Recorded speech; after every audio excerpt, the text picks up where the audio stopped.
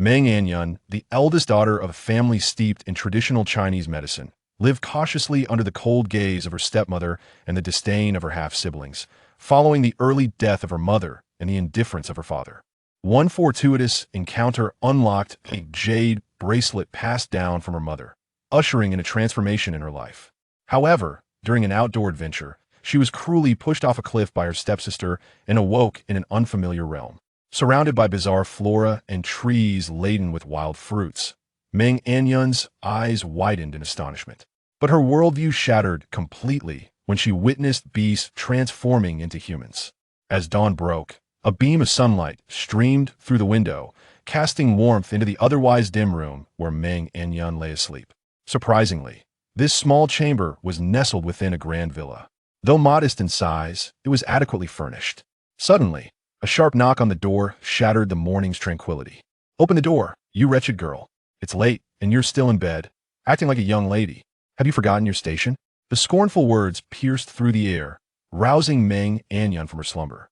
"Aunt, I was tidying up late last night, hence my late rise," she replied, attempting to placate the old witch, while inwardly cursing her 100 times over. "Humph. One day, I shall trample these people beneath my feet." Before she could indulge in further fantasies, her stepmother's grip on her ear interrupted her thoughts. "You insolent girl, are you accusing me of mistreating you? Go prepare breakfast at once." With that, she turned and left. Reluctantly, Meng Anyan complied, knowing that any resistance would only invite harsher punishment. She recalled a time in her childhood when she had rebelled, only to find her father observing coldly, offering no more than a few indifferent words before storming out. His lack of concern only emboldened her stepmother, who unleashed her wrath upon Meng Anyan. It became painfully clear that her father cared only for the children of her stepmother, and she had long ceased to harbor any expectations of him. As she hastened to prepare breakfast, the enticing aroma soon filled the dining room. "Father, this summer, I wish to go on an outdoor adventure. Many of my classmates are going," Meng Anshi pleaded, leaning against her father, Meng Zhenhai. Before he could respond, Zhang Hui, her stepmother, interjected anxiously. "Why would you want to go on an adventure? It's far too dangerous. Why not concentrate on your studies instead?" Her tone was laden with concern. "Your mother is right. Look at your sister. She consistently ranks at the top of her class. Stay home, and when I have the time, I will take you both on a trip." Although his words were chiding, the gentle tone and affectionate gaze with which Meng Zhenhai spoke made it hard to perceive as reprimand. Meng Anshi shot a fierce glare at Meng Anyan before continuing, "But Dad, didn't you mention that traditional medicine is in decline? Our family has long since fallen from grace. You told me to socialize with the daughters of wealthy families. This is a chance to meet them, and we're not heading to any perilous places besides. There will be bodyguards."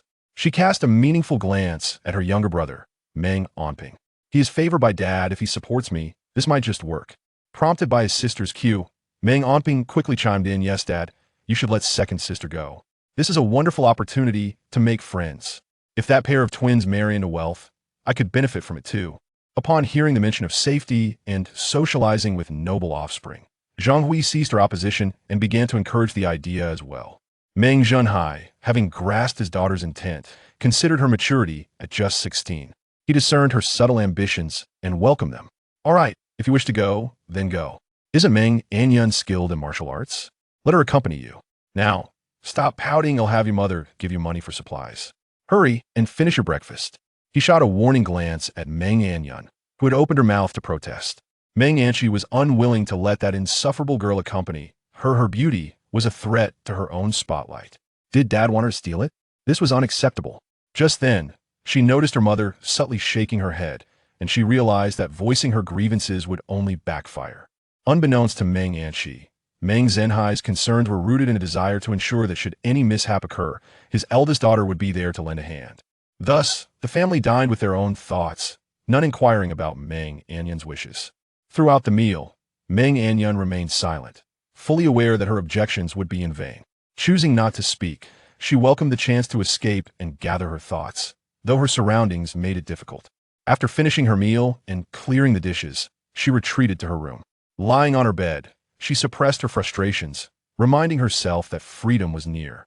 She was turning 18 this year, and soon she would graduate from university, secure a job, and finally move out, free from the scornful gazes of those around her. Yes, 18. Those twins were merely 2 years her junior. Her mother had passed away when she was 5, which suggested an affair on her father's part. How ironic. Her mother had believed that man to be a good husband, even entrusting him with her inheritance, hoping he would care for her. Care for her? Meng Anyan gazed at the ceiling. Mother, do you see this? This is the man you loved, the man you trusted. Unbeknownst to her, tears welled in her eyes, not for others, but for the injustice done to her mother. She reached up to wipe her tears, but her hand paused as she caught sight of the jade bracelet on her wrist, the very one her mother had entrusted to her before her death, claiming it was a treasure from her grandfather and urging her to safeguard it. Years prior, she had survived a catastrophic car accident, saved by a kind stranger. The bracelet had become stained with her blood during that incident, unlocking the hidden space within it. This space was vast, approximately 500 square meters, but it could not accommodate living beings. Only by placing the bracelet on her forehead could she access its wonders. The space preserved items. If a cup of hot tea were placed within, it would remain steaming indefinitely. Though it served solely as a storage facility, Meng Anyan was profoundly content with it. She had exchanged some gold from the space for cash, a decision she had not taken lightly, for those gold pieces were heirlooms of her ancestors. Yet, when the kind stranger who had saved her fell ill and lacked funds for treatment, her compassion compelled her to act, as asking her father for help was out of the question.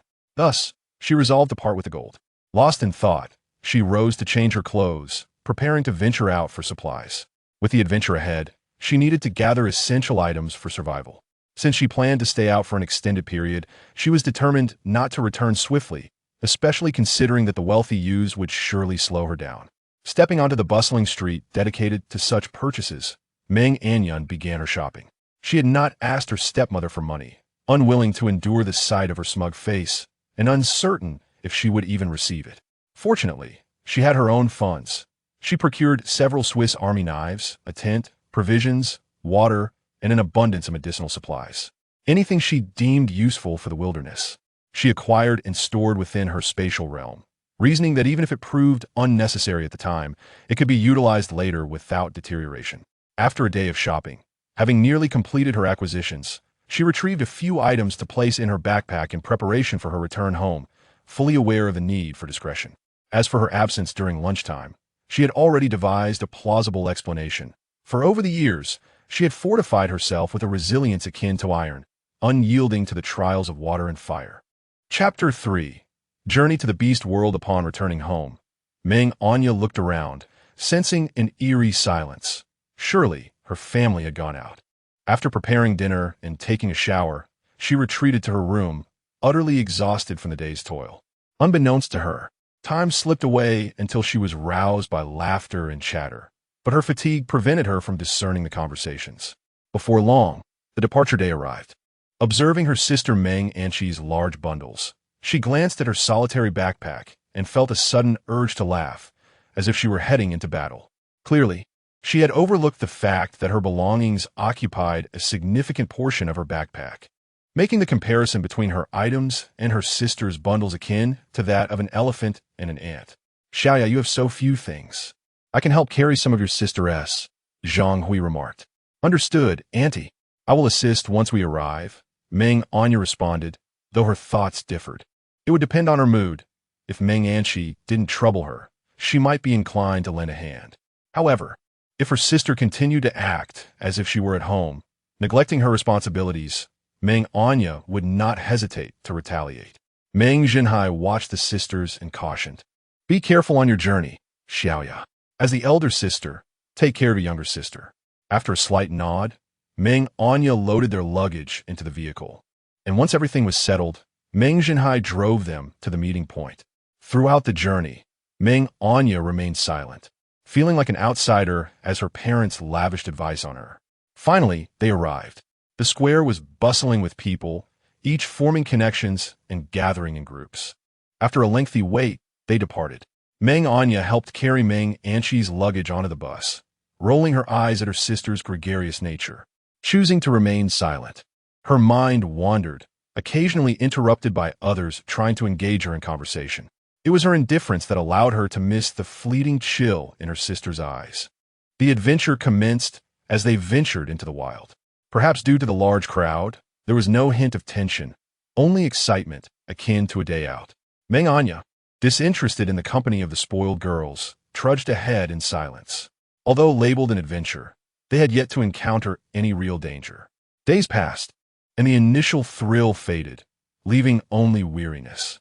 Surprisingly, Meng Anyan did not cause any trouble. Instead, she sought attention among the boys, and Meng Anyan relished her freedom. Feeling thirsty, Meng Anyan was greeted by a bottle of water, with Meng Anyan's beaming face presenting it. "Sister, are you thirsty? Here you go." "Thank you," Meng Anyan replied, drinking without suspicion. If her sister wished to put on a show, she would play along. Upon reaching the mountain's summit, a wave of dizziness struck her, prompting her to step aside for fresh air. However, as she shifted, someone pushed her from behind, and she plummeted downwards. In that moment, she heard screams and calls for help. The sensation of rapid descent consumed her until she collided with the rocky cliff, and everything went dark. In the skies above the beast world, the sun hung low, casting a golden hue through the mottled leaves of the forest. Amidst the flora, a young woman lay, her delicate features accentuated by long, curled lashes and slightly parted, enticing lips. Her blood-stained attire rendered her particularly vulnerable. Anyone witnessing her plight would find it hard to ignore. Chapter 4. A strange world. The evening light bathed the forest, transforming the beast world into a realm of golden splendor. On the ground, a pair of eyelashes fluttered as Meng Anyan gradually regained consciousness. The moment her eyes opened, pain surged through her body, as if she had been shattered. Struggling to rise, fragmented memories flooded back. "Meng Anyan, do you wish for my demise? Yet here I am, alive and well. One day, I shall make you suffer, you wretched girl." Her furious words echoed into the sky, startling a flock of birds into flight. Suppressing her anger, she realized it was not the time for fury. Nightfall approached, and she needed to set up a tent to avoid sleeping outdoors. Slowly, she rose, noticing two large bundles nearby, likely the items she had clutched in her fall, though they belonged to someone else. As she stumbled forward and touched the bundle, it vanished. Surveying her surroundings, she was taken aback. Towering trees, including larch and birch, loomed overhead, exuding an ancient atmosphere. The trees were closely packed, with numerous shrubs bearing an array of unknown fruits. Reds, greens, and blues adorned the spiky clusters. If she dared to pluck a fruit, she risked injury from the thorns. Moreover, various unfamiliar plants surrounded her, reflecting on her fall into the blooms. She shuddered at the thought of landing in a thicket of thorns instead. "What is that?" she mused, approaching a fruit-laden tree. The fruits resembled apples, but were the size of basketballs. Nearby, she spotted what appeared to be hawthorns, astonishingly large. And what about those jujubes? They were only slightly smaller than the hawthorns. Such a bounty of fruit threatened to snap the branches. Meng Anyan stood in awe, struggling to comprehend the scene before her. Her gaze fell upon several herbs on the ground, prompting her to crouch down for closer inspection. To her astonishment, she discovered that these herbs were centuries old, with some nearing a millennium. As the eldest daughter of a family of traditional Chinese medicine practitioners, she possessed a rudimentary understanding of herbal identification, thanks to her grandfather's teachings. Unable to resist the urge, she began to dig them up. As dusk settled, she searched for a suitable spot to pitch her tent. Noticing a long, narrow stream ahead, she chose an open area to set up her shelter, acutely aware that she could not venture further. On her way, she had encountered many bizarre creatures, including mosquitoes the size of infant fists and spiders as large as adult hands. Who knew what other monsters lurked ahead? Moreover, with night approaching, she could not risk encountering wild beasts. Her fragile heart could hardly bear the fright. Having swiftly erected her tent, she scattered herbs around to ward off insects. Once everything was prepared, she wiped the sweat from her brow, feeling her anxious heart begin to relax. Yet, she soon realized her body was sore and sticky. Her wounds were soaked with sweat, causing her to wince in discomfort.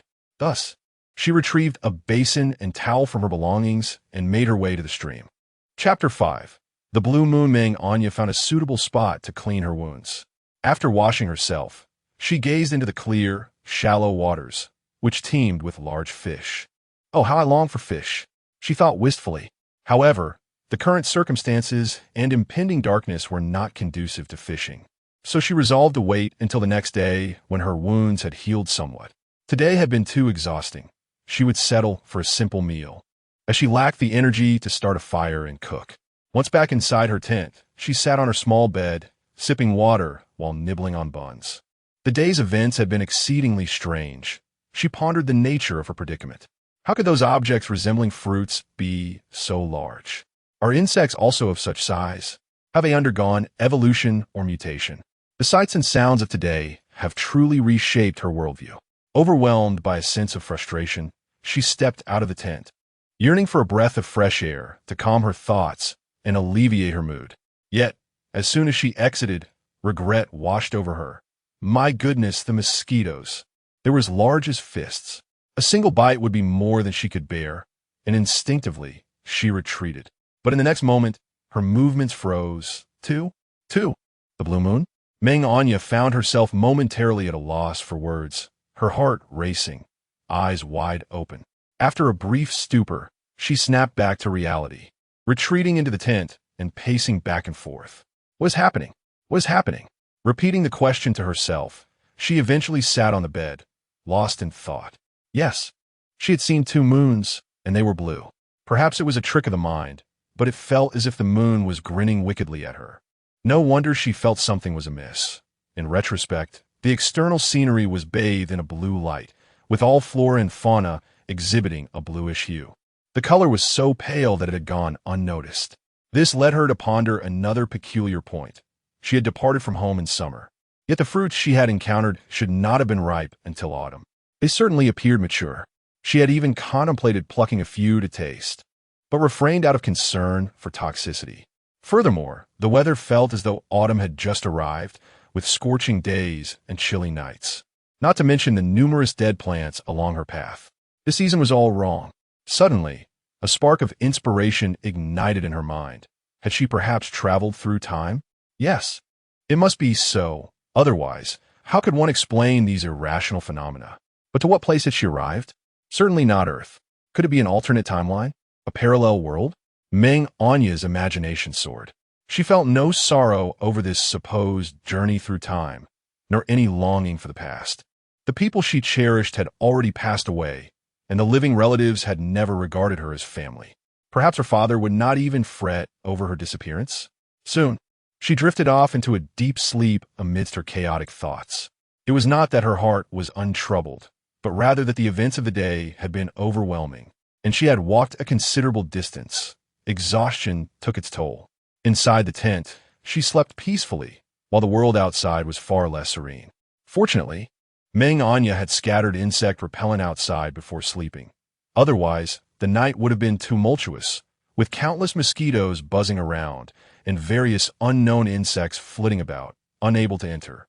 Clearly deterred by the repellent.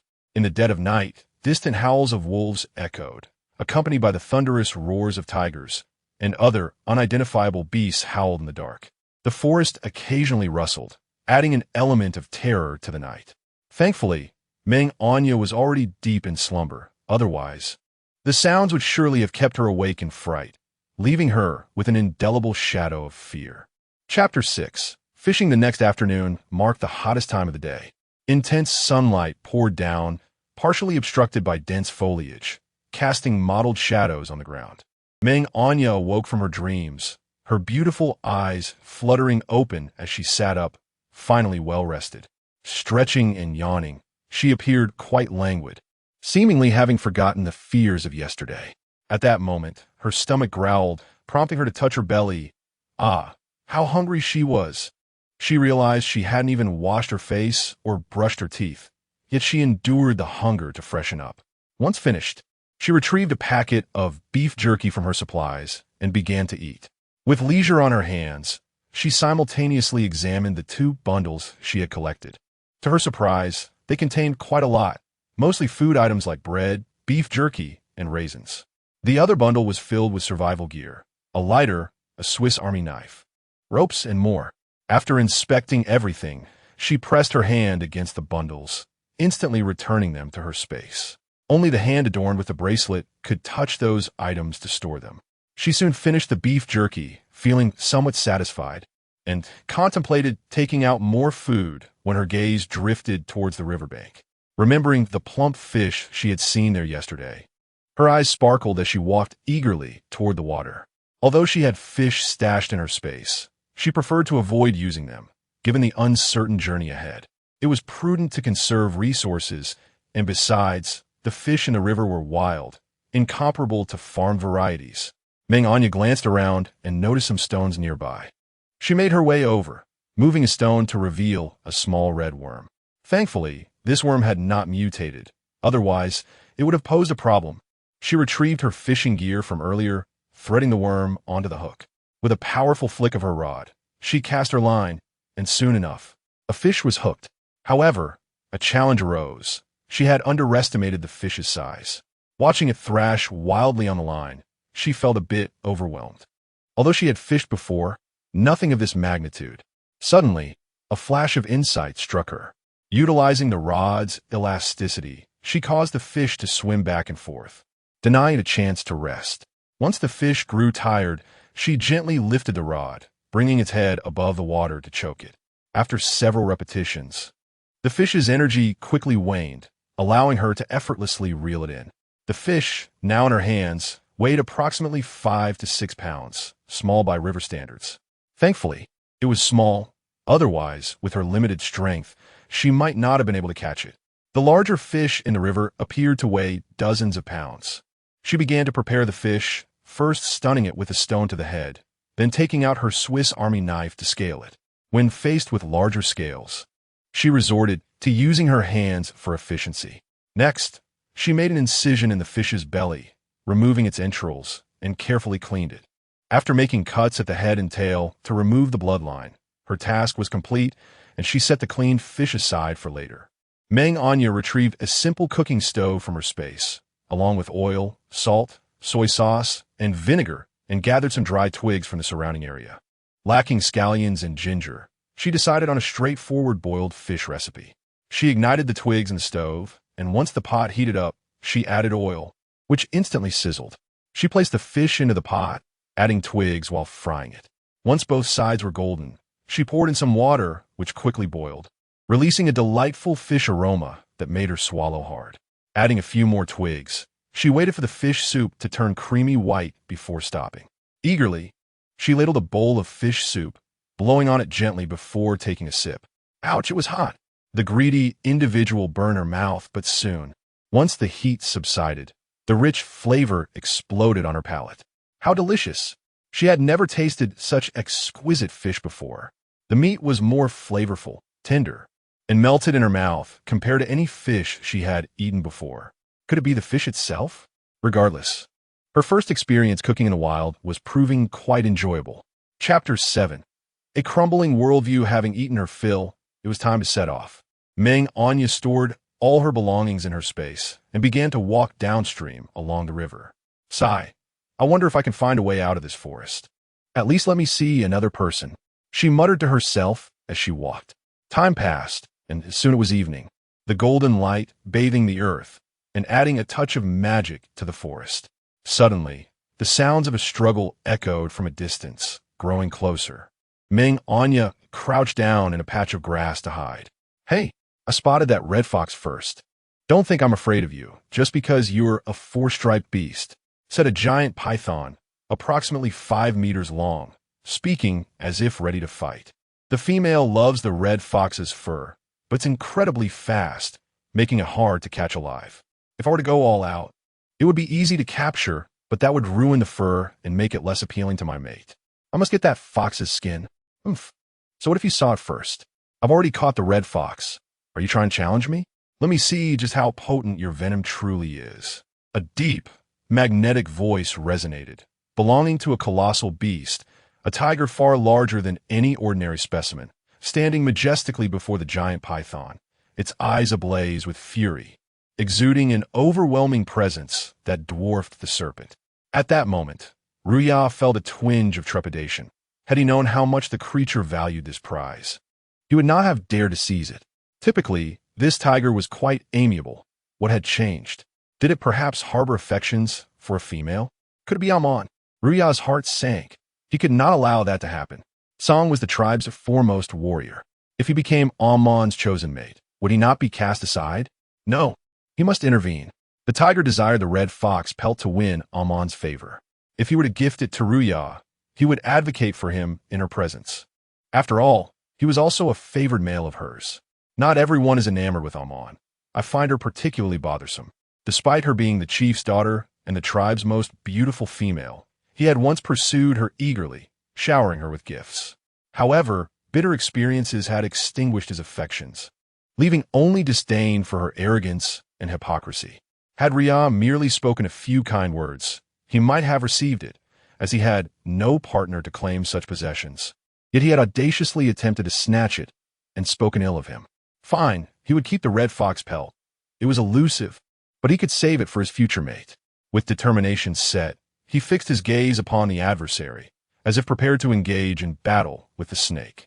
Suddenly, he inhaled deeply, catching a delightful scent.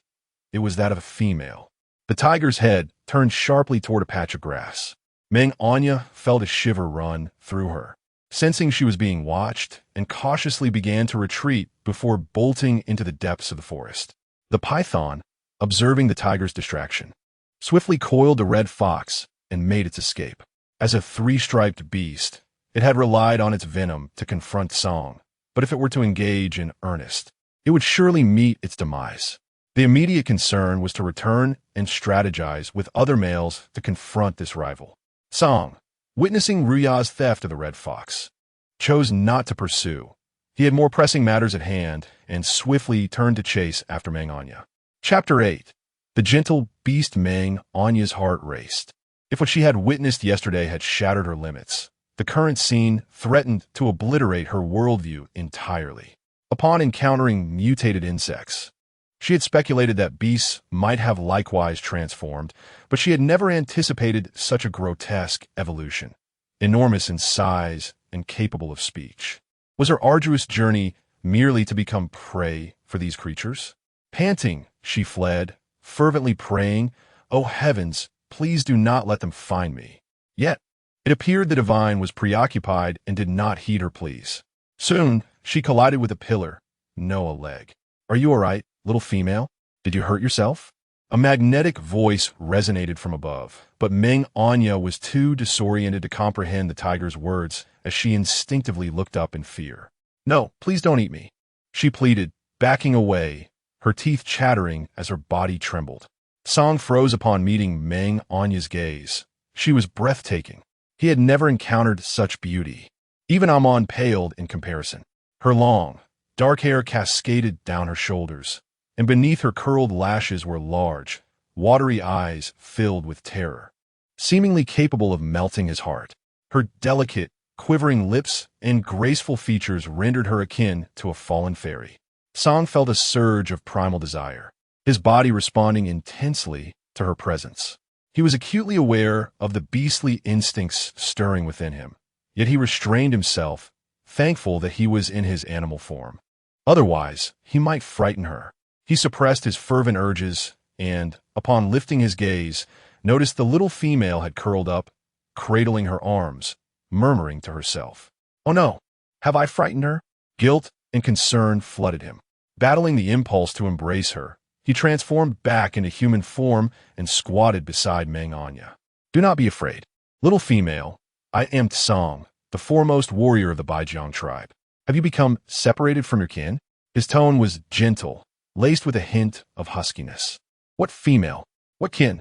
Meng Anyan was bewildered, raising her head to behold a ruggedly handsome man. "Where's the tiger?"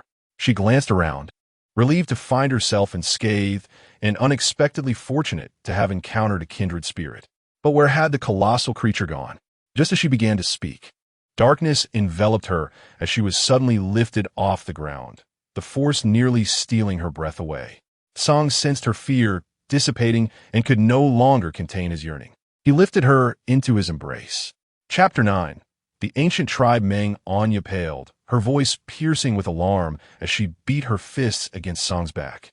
"Put me down. What are you doing? I can walk honestly." The audacity of this man baffled her. He had the audacity to accost her in such a manner. Yet his back was surprisingly firm, making her hands ache. Hearing her cries, Song reluctantly lowered her, feeling an emptiness, as if he had lost something vital. Though he released her, his gaze remained fixated upon her, apprehensive that she might vanish at any moment. The scent of her maidenly fragrance drove him to the brink of madness.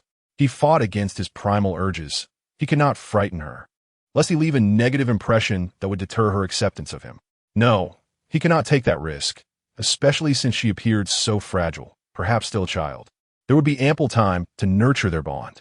As soon as her feet touched the ground, Meng Anyan instinctively recoiled, lifting her gaze to chastise him. You, why are you not wearing clothes? Are you some kind of exhibitionist? The sight of the bear man before her shocked her, and as his physique expanded before her eyes, she felt a rush of embarrassment and anger, hastily shutting her eyes. But how could he be so tall? Had humanity undergone mutations as well? She examined Song's chiseled features. His fierce brows, piercing eyes, and sun-kissed skin radiated a wild allure, adorned with rippling muscles and tiger tattoos, rendering him undeniably captivating. Even accustomed to handsome men, she found herself swallowing hard. I emerged in my beast form, devoid of any skin. If you disapprove, I could revert, he spoke, his voice rich and magnetic. Did the little female not appreciate his human form? Yet she had been so frightened of his beastly visage. Panic welled within him. What beast form? Meng Anyan was utterly perplexed. Was this man not entirely sane? He stood before her, naked, speaking in riddles that left her baffled. Alas, what a waste of such a handsome face. In the next moment, her mind cleared, and she began to grasp the meaning behind his words. The wild man before her transformed at a visible speed into a magnificent tiger. Wait, wasn't he the same tiger she had just seen? He was indeed that very tiger. Meng Anyan stood in shock, her mouth agape and her eyes wide open, taking a moment to collect her thoughts. She had initially thought the tiger had vanished, presuming it to be a beast owned by the man, which had wandered off upon seeing its master. To her astonishment, the creature was none other than the man himself. Was this a sign of a beast evolving into a human? But how could he shift forms so effortlessly? The only explanation was that she had entered a fantastical realm. Her fear began to be overshadowed by curiosity. After all, if he could transform into a human and claim not to wish her harm, he was not as frightening as she had initially thought. Countless thoughts raced through her mind, even though only a brief moment had passed. Do not be afraid. I am not a villain. Where's your tribe? Allow me to escort you back. It is perilous to be alone deep within the apocalypse forest, he spoke soothingly. Yet, deep down, he had no intention of returning her home. He longed to forcibly take this little female back to mate with her. However, he knew he could not act on those desires, for she might become enraged and abandon him. But as the king of beasts, a tiger by nature and the foremost warrior of his tribe, he was certain he would win her over. Upon noticing her gaze, which no longer reflected fear, his masculine instincts surged within him, creating an overwhelming desire. At that moment, Meng Anyan began to decipher some of the meaning behind his words. However, she had no tribe to speak of. Should she claim to hail from another world? The very thought sent a shiver down her spine. Chapter 10. The ancient tribe too, she certainly could not admit that, so she followed his lead. Yes. I became separated from my tribe during our migration, and I do not know their whereabouts now. Then come my tribe. The beastmen, they are amicable and respect females. You will be better protected, and I shall protect you. I am a four-striped beast. With me around, no beastman will dare to bully you. He coaxed her like a wolf in sheep's clothing. In his heart, he considered that if she refused, he would have no choice but to take her by force. Whoever found her would claim her. Resolute, he gazed intently at her, as if ready to pull her back at any moment. Meng Anyan, oblivious to the tiger's determined gaze, pondered whether to accompany him to the tribe. She was reluctant to join a tribe of beasts that could transform into humans at will. What if one day they succumbed to their primal instincts and devoured her? Yet, this forest was fraught with danger, leaving her in a dilemma. Wandering beasts lurked everywhere. If they spotted her, they might drag her back to their dens, forcing her to mate with them and bear offspring. Sensing her reluctance, he pressed further. Well, it seems there is no other option. When he heard her melodious voice, His heart soared with joy at the thought of her living with him. All right, let us depart now. We can return to the tribe before nightfall. He joyfully crouched down, allowing Meng Anyan to climb onto his back and set off toward the tribe. As they journeyed, Meng Anyan felt a surge of pride riding upon the back of Tiger. If she were to return to the modern world, who would believe such a tale? My name is Meng Anyan. Please do not call me little female. It sounds quite unappealing. Upon hearing her introduce herself, his face lit up with delight. Then I shall call you Aya. You may refer to me as Tsang. Aya, have you reached maturity? You carry the scent of an adult female. But why are you so small? His voice, deep yet slightly magnetic, sought to maintain a gentle tone, fearing he might startle her. Meanwhile, Meng Anyan was perplexed by his mention of scent. What scent could she possibly have? Lowering her head to sniff herself, she found nothing. I do not smell at all. Who knew you were so skilled at charming girls? She remarked, thinking he was merely trying to amuse her.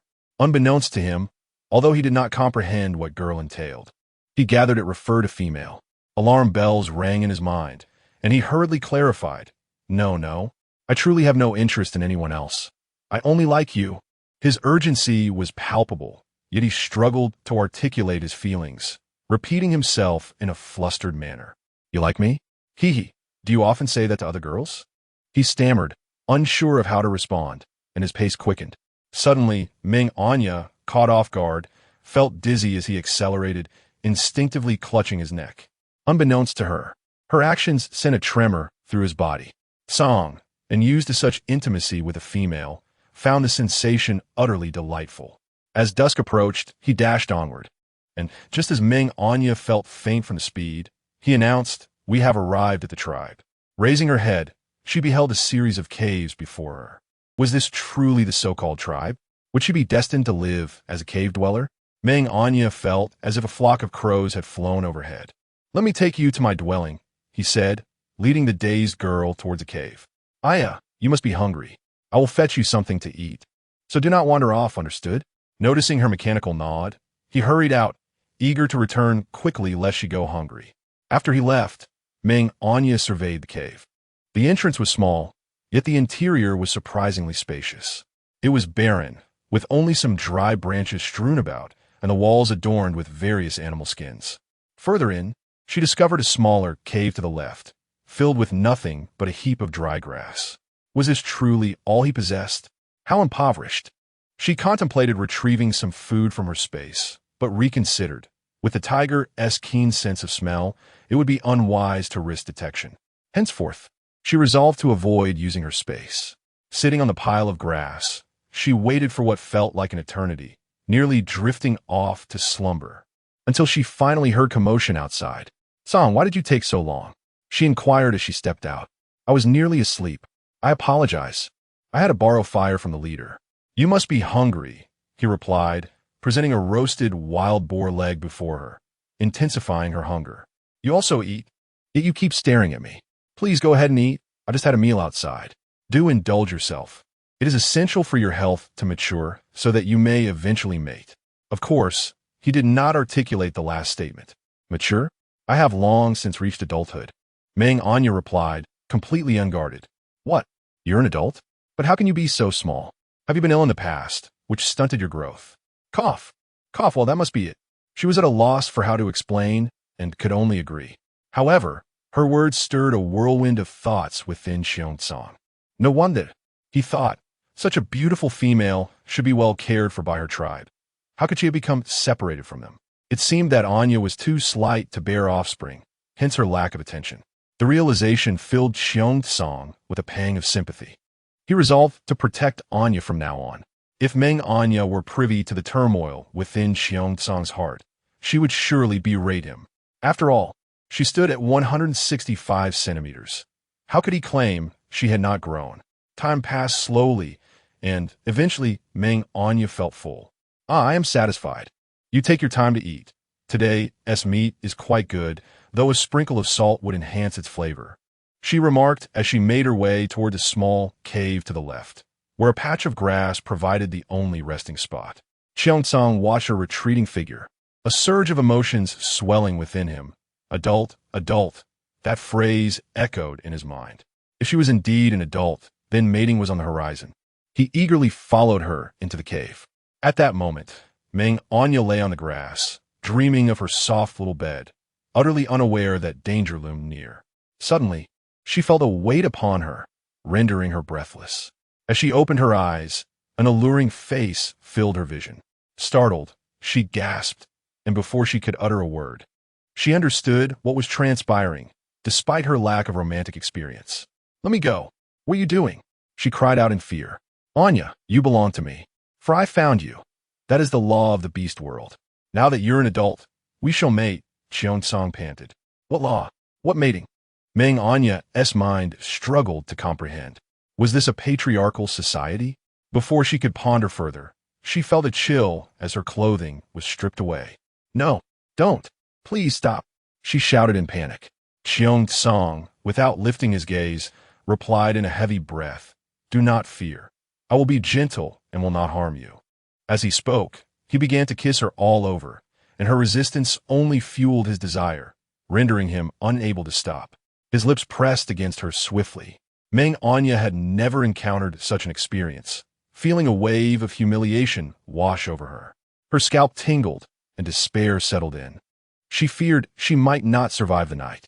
Tears streamed down her face, as if to release all her grievances. Suddenly, realization struck her. Damn it, what is he doing? Cheongsong had nearly forced himself upon her. Using immense self-control, he suppressed his desire, preventing himself from succumbing to his instincts. "I'm sorry, I didn't control myself well," he said, rising and cradling Meng Anyan, wiping her tears away. "Hit me. Please hit me," she insisted, pulling her hand toward his body. He was at a complete loss, anxiety flooding him. He wished to explain, but found himself at a loss for words. Meng Anyan stared at him, perplexed by his sudden change in demeanor until the pain in her hand snapped her back to reality. "Ouch, your skin is so hard. It feels like hitting a rock," she exclaimed. "What does it hurt?" Cheongsong, hearing her cry of pain, became alarmed and began to examine her body, fearing he had accidentally harmed her in his fervor. At that moment, Meng Anyan was still reeling from the shock, her mind clouded with fear, and she mechanically raised her hand. Upon seeing her once pure hands now reddened, he gently took her hand and blew softly upon it, guilt swelling in his heart. Meanwhile, Meng Anyan's thoughts spiraled. She had been careless, failing to see the tiger's intentions. What should she do next? Leaving was one thing, but how would she face the beasts outside? The thought filled her with dread. The only option was to keep him calm and take things one step at a time. A deep, slightly raspy voice broke the silence. "I know I frightened you.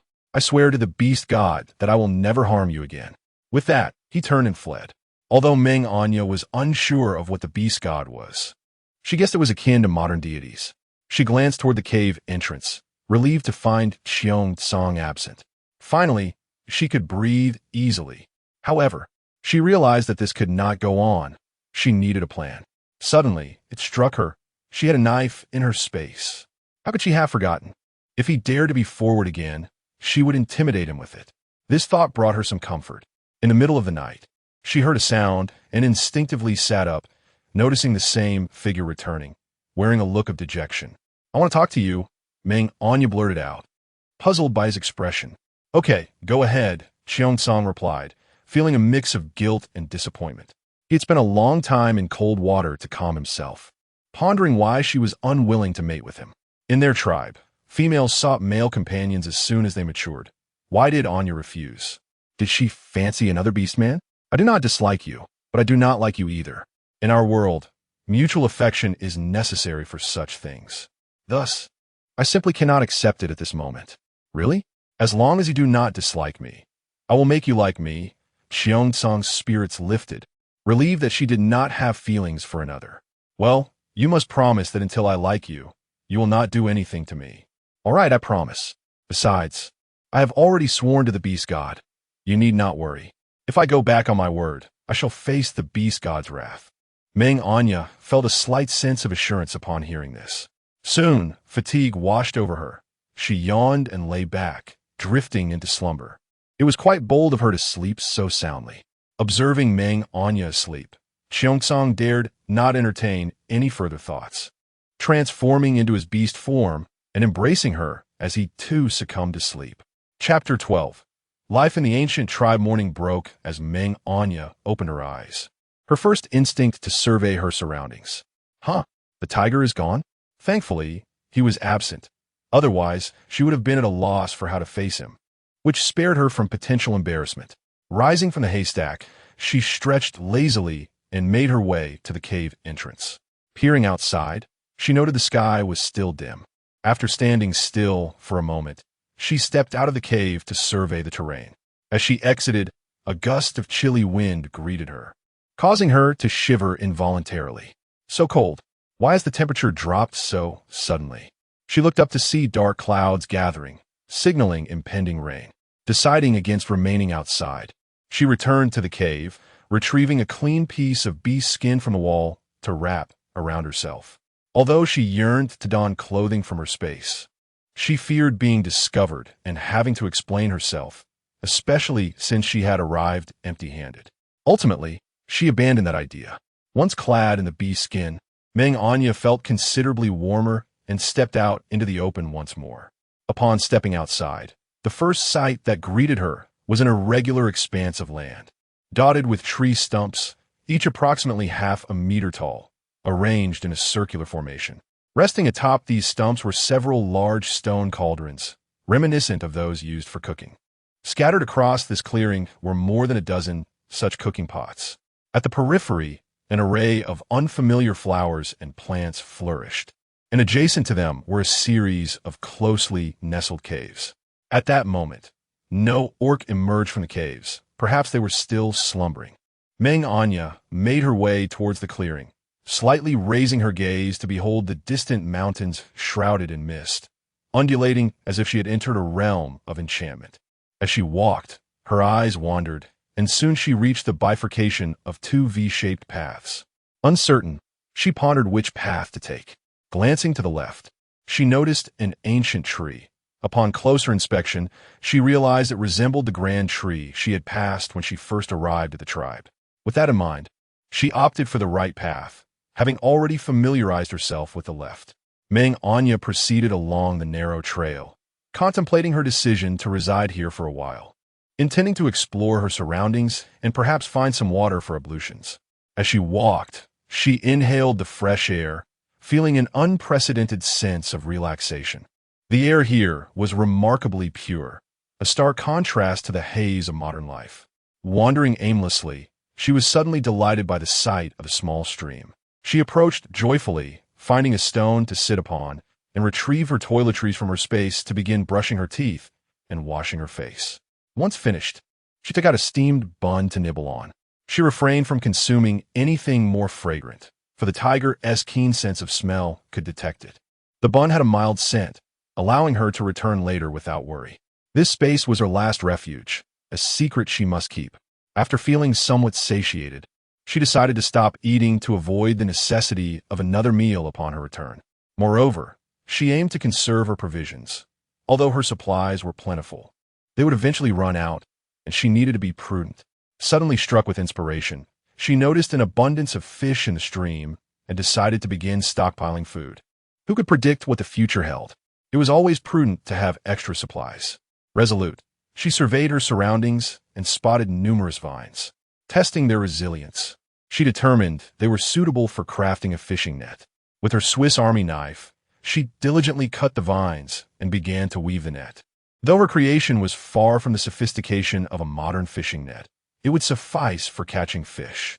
Meanwhile, a group of over 50 orcs, led by Chong, was out hunting in the apocalyptic forest. Today was his turn to hunt, and he was reluctant to leave Anya behind. However, if he did not hunt, she would go hungry, and as a male, he could not allow his mate to suffer. He had originally intended to swap shifts with someone, but the chieftain had refused, leaving him no choice but to venture out. Transforming into a tiger, he moved swiftly, dispatching his prey with decisive efficiency. Another wild boar fell victim to his jaws. He was eager to finish the hunt, so he could return to the beautiful female. Chong, you've been quite the formidable hunter today, taking down 5 beasts. While I've only managed 2, remarked a jealous leopard, the tribe's second warrior, who was envious of Chong's prowess. Despite his own limitations, He harbored a growing sense of insecurity upon hearing rumors that Chang had feelings for the chieftain's daughter, Amon. Indeed, Amon will surely choose you as her mate. Another orc chimed in, dripping with envy. Amon had yet to even acknowledge him, and he had not caught a single prey, watching enviously as 5 animals were hunted before him. Chang was well aware of the dynamics among the orcs, and coolly replied, "You're simply lacking in capability. We are of the same age. Why have you made no progress?" He directed his gaze at the jealous leopard before turning his fierce stare towards a wolf orc. "I already have a mate, as of yesterday, so refrain from uttering such words again. My mate would be displeased, and I will not hesitate to bite you if you do." With that, he glared fiercely at the wolf before shifting his gaze to another orc nearby, his threat palpable. He exuded an air of authority, a stark contrast to his previously amiable demeanor. In the past, he was easygoing, rarely angered, which led some orcs to forget his rank and even attempt to pilfer from him. Now, however, he was a mated orc, and if he continued to be overly accommodating, it could undermine his status and embolden others to covet Anya, especially in a world where females were scarce and males often outnumbered them. As Chang observed the fear he instilled in the others, he felt a sense of satisfaction and inadvertently noticed a leopard carrying a red fox. Although the fox's fur was slightly damaged, it was still valuable, and he wondered if Anya would like it. "I will trade you 3 beasts for that red fox." The orc with the fox was thrilled. The fox was of little use to him, having scant meat and damaged fur, and he had been anxious about how to justify his cash. Eagerly, he handed over the fox. After the exchange, the group resumed their hunt, returning with a bountiful catch just before noon. Chang's heart raced with anticipation. He had missed Anya dearly, even though it had only been a morning. Would she be hungry? Would she be frightened? He hastened back to the cave, his mind racing with concern. Upon reaching the clearing, he deposited his catch and rushed into the cave, leaving behind a group of bewildered orcs. Chang's demeanor had changed since finding a mate. He appeared more assertive, disregarding the food he had just caught. Although food was communal, the skins belonged to individuals, and he was unafraid of losing his share.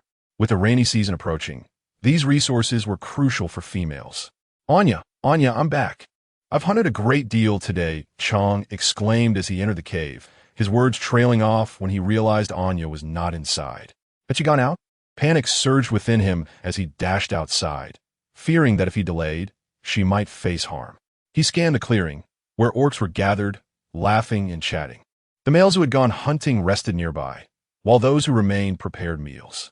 He searched frantically, but found no trace of her. Quickly, he made his way to the chieftain. "Chieftain, do you know where my female has gone?"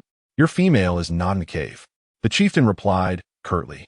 "I have not seen your female. Why do you seek me?" Her tone was unkind. Chang's arrogance frustrated her. She had once hoped to pair him with her daughter due to his formidable skills, only to be rejected, which had irked her. As the chieftain, she felt her daughter, the most beautiful female in the tribe, deserved better. From that moment on, she regarded Chang with disdain, and had it not been for his prowess in hunting, she would have banished him long ago. The vast sky discerned the discontent etched on the chieftain's face, yet in his fervent quest to locate Aya, he cast aside his concerns. "You promised this morning that as long as I went hunting, you would look after Aya. But where is she now? Who else should I seek if not you?" The fury within Xiong Tsang ignited as he gazed upon the frail, elderly woman before him. The chieftain had given her word earlier, yet now she feigned ignorance. It was imperative that he embark on the search alone. Aya was in unfamiliar territory, and what if she encountered peril? Without uttering another word, he turned on his heel and dashed out. "It was your turn to hunt today. Why do you shirk your duty? Besides, you have a mate, and so do others.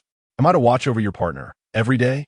The chieftain's voice trailed after him, her words unheeded as Xiong Tsang vanished from sight. Enraged, she swept the stone bowls from the table, scattering them across the ground. Simultaneously, her resentment toward Meng Anyan burgeoned, for it was this female who had incited Xiong Tsang's rebellion.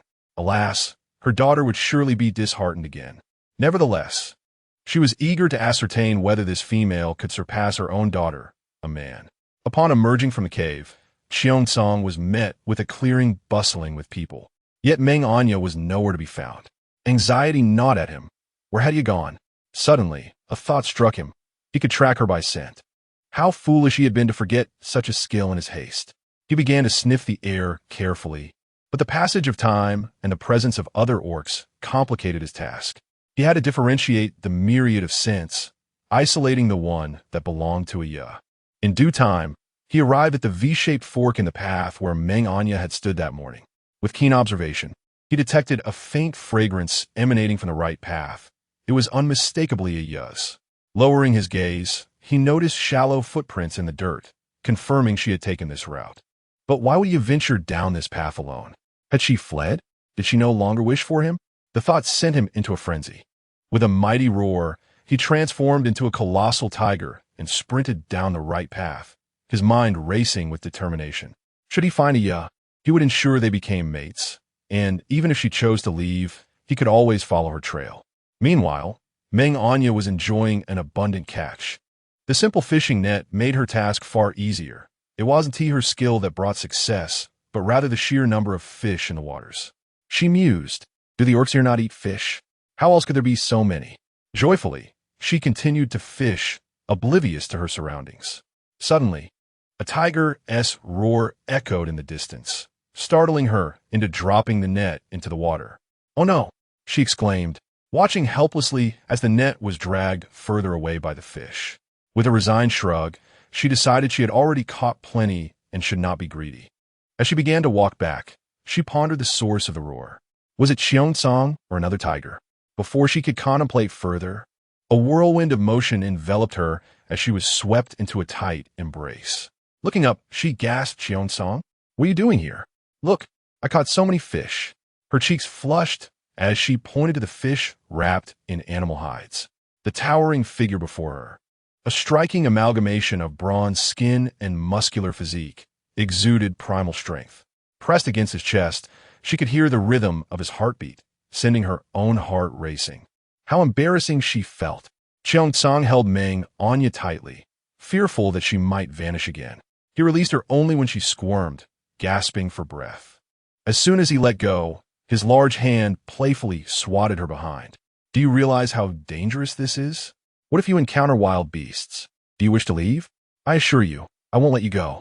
Though her departure had ignited his anger, the moment he glimpsed her smiling face, his resolve softened. Alas, he was not ruthless enough to act on his initial impulse. The playful swat was gentle. He could not bear to hurt her. A ya's softness tempted him to playfully swat again, but he refrained, sighing as he lifted her into his arms and turned towards the tribe. Meng Anyan was momentarily stunned. Had she really just been swatted on the backside? The absurdity of it made her want to retaliate. Yet upon meeting his stern expression, her bravado faltered. As they walked, Xiangsong maintained his human form, reluctant to relinquish the comfort of holding the fragrant, soft female. He wished the journey would stretch on indefinitely. However, even as he slowed his pace, they reached the tribe before lunch. From a distance, Meng Anyan noticed the once empty space was now filled with people, causing her to leap from Xiangsong's embrace and step back in alarm. Overcome with shyness, her hands fidgeted with her clothing, and her once smooth complexion was now flushed with embarrassment. If Xiangsong had felt displeased by Meng Anyan's sudden departure, his spirits soared at the sight of her bashfulness. Was it because of him? Lost in his thoughts, he approached her, eager to embrace the little one, only to find she recoiled. What are you doing? There are so many people here, Meng Anyan exclaimed, glancing nervously at the crowd, fearful of being seen. Her gaze revealed the imposing figures surrounding them, each tall and handsome, with sun-kissed skin and powerful physiques, clad only in animal skins. Wow, they're all so handsome, she marveled, her eyes widening. Though modern society boasted its share of attractive men, none compared to the raw magnetism of these orcs. Is it true that all orcs possess such extraordinary looks? She pondered, yet a moment of insecurity struck her. If these men were so striking, did that not render her the least attractive? A wave of discontent washed over her. Who would not wish to be perceived as beautiful? Despite her indifference to appearances, she was still a woman, and she once held the title of beauty, only to find herself overshadowed here. Unbeknownst to Xiangsong, who remained oblivious to Meng Anyan's inner turmoil, he sensed her gaze lingering on the other males, and his expression darkened. Since meeting her, his emotions had become more volatile than ever. He strode in front of her, blocking her view, and spoke gravely, "You are mine. You cannot harbor feelings for other orcs. Otherwise, I shall deal with them." His demeanor was brooding, aware that his possessiveness was irrational. He understood Iya could not belong solely to him, yet he was powerless to suppress his instincts. Meng Anyan stared at him, bemused by his intensity. She had merely glanced at a handsome man, yet his jealousy seemed excessive. Strangely, she found herself not angered by it. Regardless of her feelings, she knew she could not appear weak. Otherwise, she would remain at a disadvantage, though she often found herself in that very position. As she opened her mouth to retort, a booming voice interrupted her. "Haha, Cheongsong, you finally have a female. Now I can rest easy knowing those females' gazes are no longer on you. Those of us orcs without females finally have a chance." Abu laughed heartily. "Indeed, but you must keep a keen eye this time. Do not let anyone else get ahead of you, as they did last time. Speaking of which, where is that female? Why don't we get a glimpse of her appearance? All that matters to Cheongsong is being the first male for the female. He doesn't care what she looks like. Was Tiamon just?" The orc beside Abu stopped mid-sentence upon seeing Meng Anyan emerge from behind Cheongsong. She was breathtaking. He had never seen such a beautiful female. Was she a messenger sent by the beast god? Goodness, if only he could be her mate. Even if just for a day, he would gladly accept death. Naturally, all the orcs who laid eyes on her shared the same sentiment. "Who is Amon?" Meng Anyan asked, smiling at the speaker, her lips slightly parted. From what these orcs said, it seemed Cheongsong had some romantic debts here. It made sense. A man with a magnetic presence like him would surely have one or two women pursuing him. With this thought, she cast a mischievous glance at the individual beside her. Hearing this, Cheongsong felt a pang of anxiety. He dreaded that Anya would misunderstand him, yet he was at a loss for words. Seeing the enthralled expressions of those gazing at his little female, he could only shoot them a fierce glare, wishing he could devour them all. The orc who had just spoken was oblivious to that murderous gaze, entirely captivated by her stunning visage. When he heard her melodious voice, his heart melted. Did she just smile at him? Could it be that she had taken a liking to him? "Are you a messenger sent by the beast god? You are so beautiful. May I be your mate?" With that, he unveiled his beast hide, revealing his impressive endowment. Soon after, several other orcs followed suit. "What?" Meng Anyan jumped back, hastily closing her eyes. What was happening? Why were they exposing themselves like that? "Get away from me," she shouted in anger, but no orc heeded her command. They continued to gaze at her with fervent eyes. "Step aside. I must see what sort of female has captured Cheongsong's attention. Could she be more beautiful than Amon?"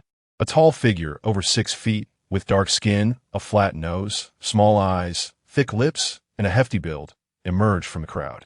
Meng Anyan squinted in disbelief. Was this a man? Yet the voice was distinctly female. This individual was truly unattractive. "Ula, you speak the truth. She is indeed beautiful. I have never seen such a stunning female." A jealous female, orc in the front, remarked. As soon as she spoke, Ula pushed forward and beheld the gorgeous female. Her mouth agape in astonishment, a surge of jealousy and insecurity bubbling within her. Unfortunately, Amon was far away, trading salt with the tribe, and would not return soon. When he did, he would surely make her suffer. By then, this little female would be easier to deal with. After all, Amon was full of tricks and was the next clan leader.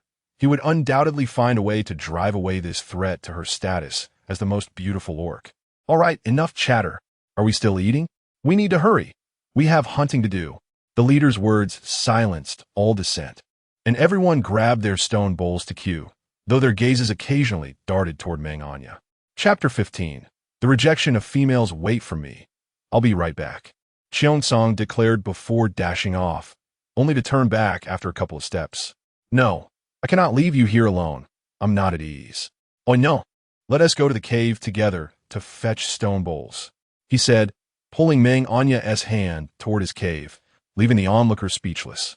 Although she had never seen any stone bowls in the cave, she did not wish to be alone there, especially with those stairs that felt like they could consume her.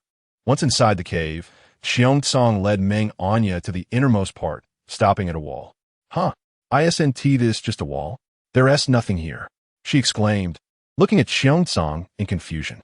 He touched the wall, then pushed against a seam, revealing a door large enough for one person to pass through. Goodness, Xiongtsang. I never expected you had such a trick up your sleeve. This cave is truly a treasure. As she stepped inside, her eyes widened with curiosity. The space was about 50 square meters, but it held little of value. Plenty of beast hides that might be worth something, but only 2 stone jars aside from that. Look at that. She pointed to the jars as Xiongtsang indicated them. Meng Anyan skeptically approached the jars, finding them filled with white crystals the size of peanuts. Is this what you wanted me to see? She asked, turning to the pleased Xiongtsang. These are salt crystals, traded from far away by our tribe. And I stashed these when I exchanged for them. You love to eat, right?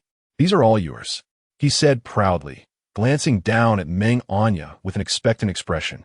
Seeing the usually stoic Xiongtsang behaving like a playful puppy, trying to please its owner, made her chuckle. Upon witnessing her smile, Xiongtsang felt a warmth fill his heart, scratching the back of his head and grinning foolishly. Anya, rest assured, when my tribe goes to exchange for salt crystals next year, I'll bring you more. But you mustn't tell anyone else. This salt is incredibly precious. Distributed by the tribe. Since salt is so precious, it must be quite difficult to keep it secret, right? Meng Anyan smiled, contemplating the value of salt in this world. Does that make me a wealthy person? She mused, aware that salt was essential. Without it, one could feel weak, dizzy, or even faint. If this place truly lacks salt, it could be a valuable bargaining chip for her in the future. Hey, this is all I have saved up over decades. Decades? And you've only saved this much? She lifted the 2 jars, weighing them in her hands, estimating they were about 3 pounds. Decades? Meng Anyan suddenly recalled something and cautiously asked, how old are you? Xiongtsang seemed to realize he had slipped up, stammering, maybe possibly over 40? What? Over 40? Meng Anyan stepped back in shock. I know you're quite young, but I'm a 4-pattern beast and can live to over 500 years. I'm still very young, especially since my beast rank will continue to rise. Xiongtsang hurriedly explained. Live to over 500? At that moment, she felt her mind was overwhelmed. All she could do was exclaim, what a powerful orc world. Oh dear, it's getting late. Let us hurry, or else the meat will be gone, he said, taking a pea-sized salt crystal from one jar, grabbing 2 stone bowls, and leading the way out of the hidden chamber. Upon reaching the open area, they found that everyone had nearly finished distributing the food. Xiongtsang took Meng Anyan's hand and moved forward. Hey, why were you in there for so long? Were you mating? TSK, with your small frame, how could you handle that? Ula remarked, intentionally glancing at Meng Anyan's body, causing her to feel a surge of embarrassment and anger. Ula, is it? I haven't done anything to offend you. Yet why do you persist in bothering me? Meng Anyan inquired, glancing at Xiongtsang beside her. Since Ula is against me, I need not show her any kindness. What did you call me? Say that again. A shrill voice rang out as Ula lunged toward Meng Anyan. However, not only did she fail to tackle him, but her excessive force also caused her to lose her footing, resulting in her sprawling on the ground, much to the amusement of the onlookers. Ula, her companion, helped her up and shot a fierce glare at Meng Anyan. Don't get too pleased with yourself. Let's see how long you can keep that smile. You're so frail that if you can't bear offspring, you might as well prepare for abandonment, Ula remarked ominously. The gazes of those around Meng Anyan shifted, as despite her striking beauty, her inability to conceive rendered her seemingly worthless. After all, offspring were the foundation of the tribe's prosperity. Well, are we going to eat or not? After the meal, the females need to gather sweet fruits and sew animal hides, while the males must hunt. The rainy season is upon us. Do you still have the heart to quarrel? The chieftain's voice brooked no dissent, and no one dared to defy him. Besides, there was little need to focus on a female who could not produce offspring. It was indeed a pity, for she was so lovely. As the orcs began to disperse, the chieftain's authoritative yet slightly irate voice rang out once more. You, female, how dare you stir trouble upon your arrival? If you cannot bear offspring, then you should stay in your place, or else leave the tribe. The chieftain's declaration of cannot bear offspring solidified Meng Anyan's position and extinguished any lingering hope among the onlooking orcs. At that moment, Meng Anyan realized that the chieftain harbored disdain for her, But what had she done to deserve it? Qing Tsang, witnessing the bullying directed at his beloved Anya, could hardly contain his indignation. If you force Anya to leave, then I shall leave with her. Regardless of whether she can bear offspring, I will not abandon her. Without waiting for the chieftain's reaction, he took Meng Anyan's hand and headed toward the large cauldron. Aside from the two of them, the other orcs had already finished their portions. At that moment, Lisa, who was responsible for distributing the meat, approached with a large bowl of fatty meat. "This is your share," she said, offering Meng Anyan a warm smile. "Thank you," Meng Anyan replied politely. She watched as Qing Tsang poured the meat into her stone bowl and returned the large bowl to Lisa. The aroma of the meat made Meng Anyan's stomach growl, and just as she was about to eat, she noticed Qing Tsang adding more fatty meat to his bowl. "What are you doing? I don't want this fatty meat. Eat more. You need to gain some weight. Don't you like fatty meat?" "Everyone loves it," Qing Tsang replied, puzzled. "That's you, not me. I absolutely detest fatty meat." She used her chopsticks to push the fatty pieces aside. Chapter 16. The Approaching Rainy Season. At this moment, Qing Tsang glanced around to ensure no one was paying attention. As everyone was busy eating, and quickly sprinkled salt from his palm into Meng Anyan's bowl. "Eat up. I've added salt to your bowl," he whispered in her ear. Meng Anyan felt a ticklish warmth by her ear, accompanied by a rush of masculine scent that made her heart race, prompting her to shift slightly away. Breathe deeply. I must not succumb to his charm, she thought to herself, casting a fierce glare at the person beside her. Seeing her blush and move away, Qing Tsang found her adorable, wishing he could embrace her right then and there. Yet he understood he must not let Anya feel any resistance. He needed to take his time. Suppressing his impulses, a faint smile graced his lips as he noticed Anya's heartbeat quickening. Perhaps the little female harbored feelings for him after all. "By the way, what did you just say? What do you mean by even if I cannot bear offspring?" "Who said I can't? I'm a normal person," Meng Anyan retorted, simmering with indignation while chewing on the lean meat in her bowl. Qing Tsang leaned closer, whispering softly, "If they find out you can bear offspring, they will pester you daily. What if one day I'm not attentive and they force you into a mating bond? So, keep this a secret. Let them think you cannot bear offspring. It's for your own good. Those who truly care for you won't mind such things." Though he spoke in a manner meant to frighten her, his heart brimmed with joy. He had never expected Anya could conceive. This secret must not reach the other orcs, or else he would face a multitude of adversaries. Meng Anyan was taken aback. Were the orcs truly this fearsome? Were children, no, offspring, so crucial here? Qing Tsang seized upon her focus, ready to inquire further when a voice interrupted. "Has everyone finished eating? Now listen up. The rainy season is approaching. All male orcs are to go hunting to gather food. If you haven't eaten well, do so while hunting. Now let us go. Females, follow me to gather fruits. We shall set off immediately," the chieftain proclaimed loudly, observing that most had finished their meals. Meng Anyan watched as everyone prepared with utmost seriousness, feeling bewildered. What was the significance of this rainy season? Why was everyone so grave? Regardless of her thoughts, she kept her inquiries to herself and, mimicking the serious expressions around her, quickly finished the lean meat in her stone bowl, glancing at Qing Tsang, who had yet to eat. "Are you not hungry? Why aren't you eating? I worry you won't have enough, so you should eat from this bowl too. Don't concern yourself with me. We can eat while hunting." "I won't go hungry," he insisted, pushing his bowl toward Meng Anyan, who was worried about you. "Hurry and finish your meal. I can't even finish what's in my own bowl. Do you want me to burst from overeating?"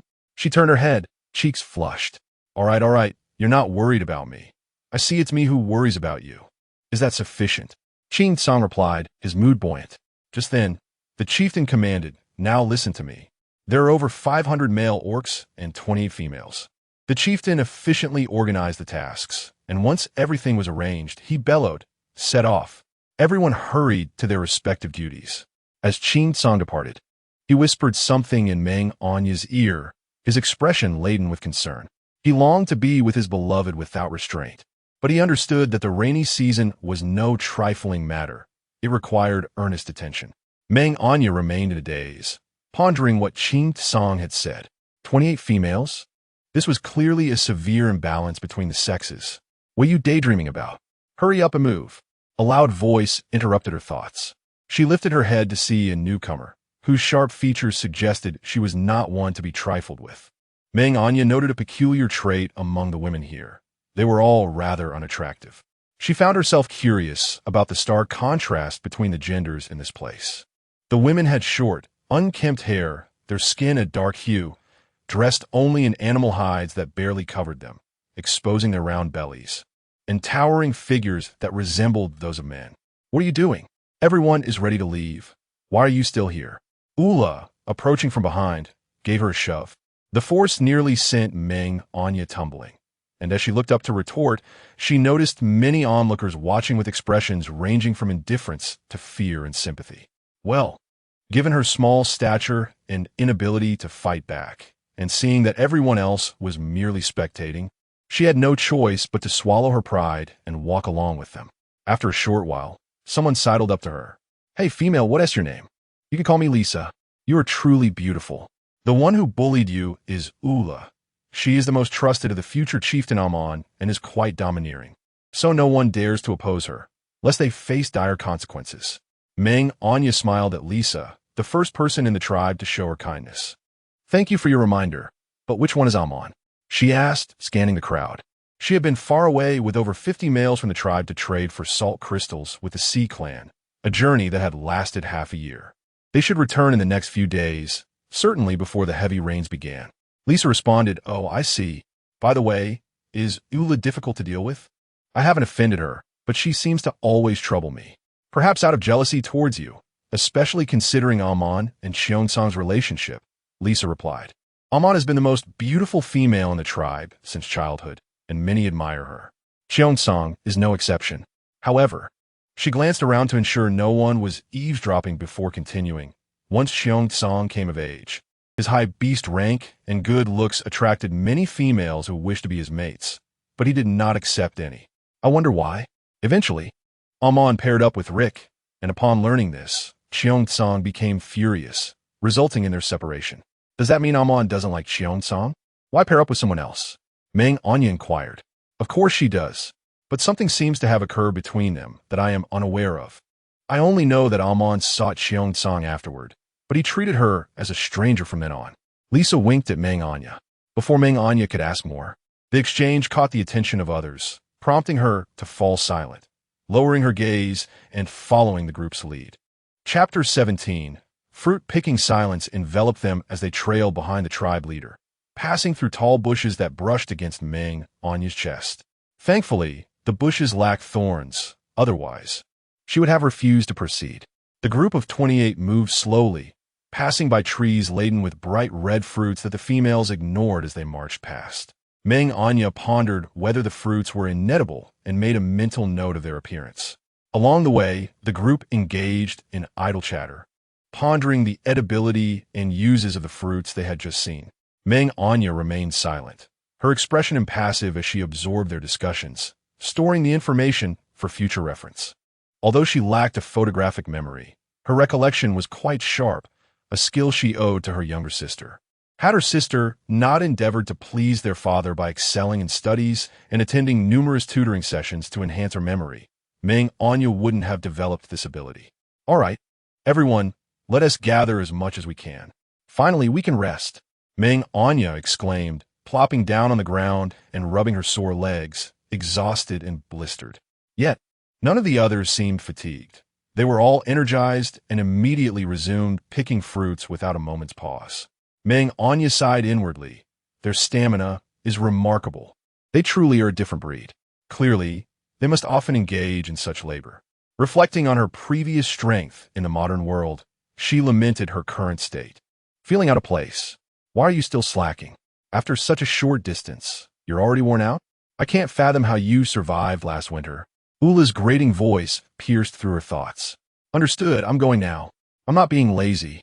I just wanted to observe which fruits are edible, so I can learn by example."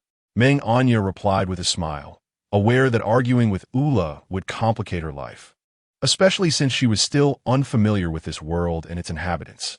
As she began to examine the nearby fruit trees, laden with unfamiliar fruits, she realized she recognized many smaller fruits, but was unsure about their larger counterparts. "Have you never picked fruits in your previous tribe? Who would believe that you don't recognize them?" Ula scoffed, turning to another female nearby, exchanging knowing glances. Just as the other female was about to make a cutting remark, the tribe leader's loud reprimand startled her into silence, forcing her to obediently continue picking fruits. Hurry and work. If we don't gather enough food before the rainy season arrives, our tribe will starve. If you have grievances, settle them later. Is this the time for quarrels? The tribe leader admonished, thinking to herself how foolish Ula was to cause trouble at such a critical moment. Why does Amon prefer her company? Meanwhile, Meng Anyan diligently followed the other's example, picking fruits and noting which were edible. Completely engrossed in her task, she remained oblivious to Ula's lingering gaze. She primarily harvested large fruits resembling apples, alongside various others, placing them on the animal skins as the others did. Standing on her tiptoes atop a stone, she reached high above her head to pluck a massive fruit from a branch. After ensuring no one was watching, she secretly stored it in her space, planning to stockpile food for potential future needs, as her storage had no limitations. Once she finished with that tree, she moved to another, yearning to climb to reach the vibrant, tempting fruits above. However, noticing that no one else attempted to climb, she remained grounded and continued picking. All right, a few females will stay here to keep picking, while the rest will transport the fruits back, the tribe leader announced, dividing the tasks. Due to her petite stature and unfamiliarity with the area, Meng Anyan was assigned to continue picking with Lisa and Ula. As Meng Anyan picked, she observed the strong females around her, who placed their freshly harvested fruits into unstitched animal skins, appearing as if they had been directly taken from the beasts. Pondering this, she wondered if they were unaware of how to sew. Once the group transporting fruits departed, Meng Anyan glanced around, noting only 6 individuals remained, Lisa and Ula among them, while the other 3 were strangers. Noticing their serious demeanor, she understood that conversation was not on the agenda and focused intently on her task, occasionally slipping a few fruits into her hidden space. After a while, the fruit carriers returned, briefly resting before resuming their work. After several rounds, they found themselves unable to reach the fruits hanging high in the trees. Tribe leader, we've picked all the fruits beneath the trees. What should we do now? There aren't enough for everyone. Shall we venture further to gather more? One of the females suggested, no, it's getting late. If we venture out to another area, it could be perilous. We females are inherently delicate. Should we encounter wild beasts or stray animals, we would be utterly defenseless. What would become of us then? Our tribe would face extinction, Lisa stated solemnly. But if we do not act, what are our options? We cannot starve during the rainy season, can we? Another female chimed in. Soon, several others voiced their differing opinions, and a spirited debate ensued. Ula, sensing that this impasse could lead to futility, raised her voice. Neither of these options is viable. Why don't we return first and ask the males to come tomorrow and climb the trees to gather fruit? As soon as Ula's words fell, the arguing ceased, and everyone turned their attention towards the tribe leader. At that moment, Ula felt a surge of pride, knowing that her thoughts had garnered respect and acknowledgement from the others. This signified her influence among them. With this in mind, she cast a challenging glance towards Meng Anyan, clearly seeking to assert her dominance. The leader, upon hearing Ula's suggestion, sighed in exasperation, unsure of how to respond.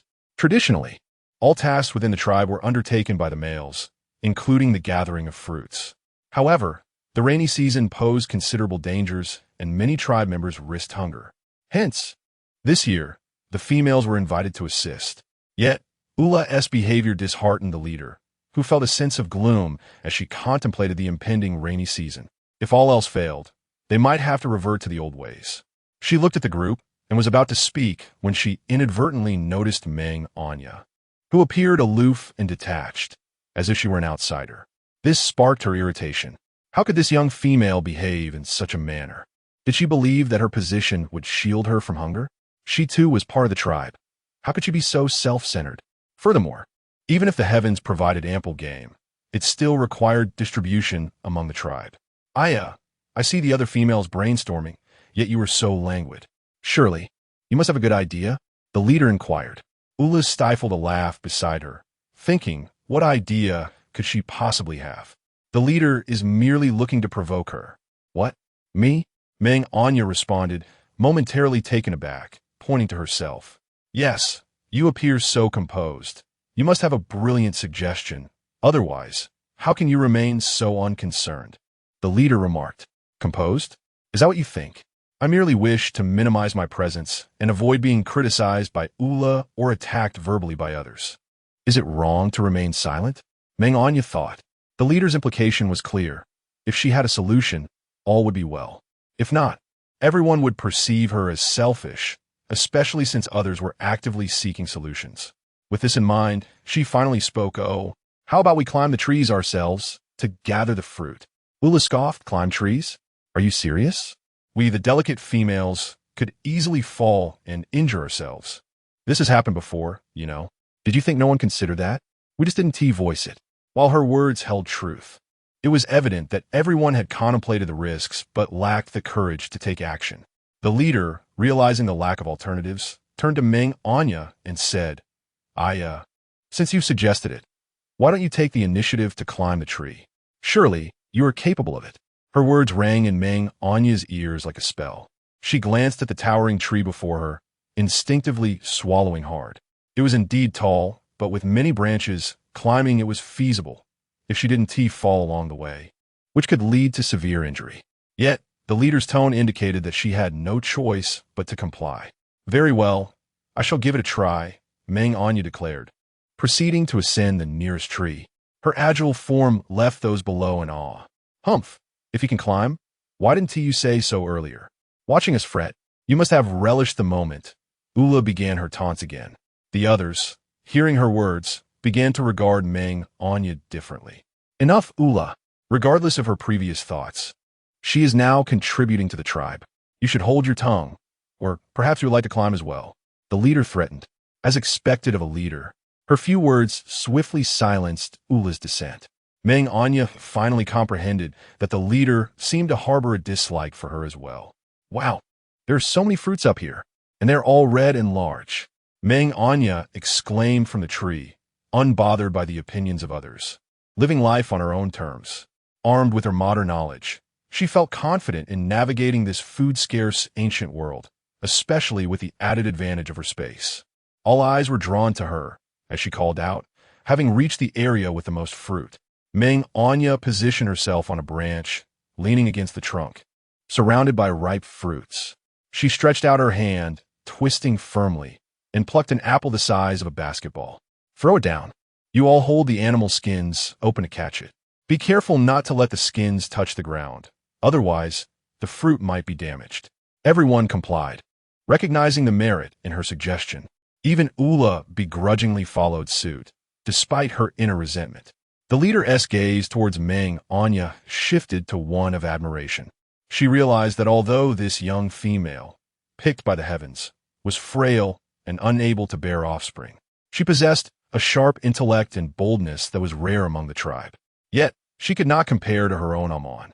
Thus, the day's harvest proved to be bountiful. Observing the ample fruit gathered, the leader instructed Meng Anya to cease her picking.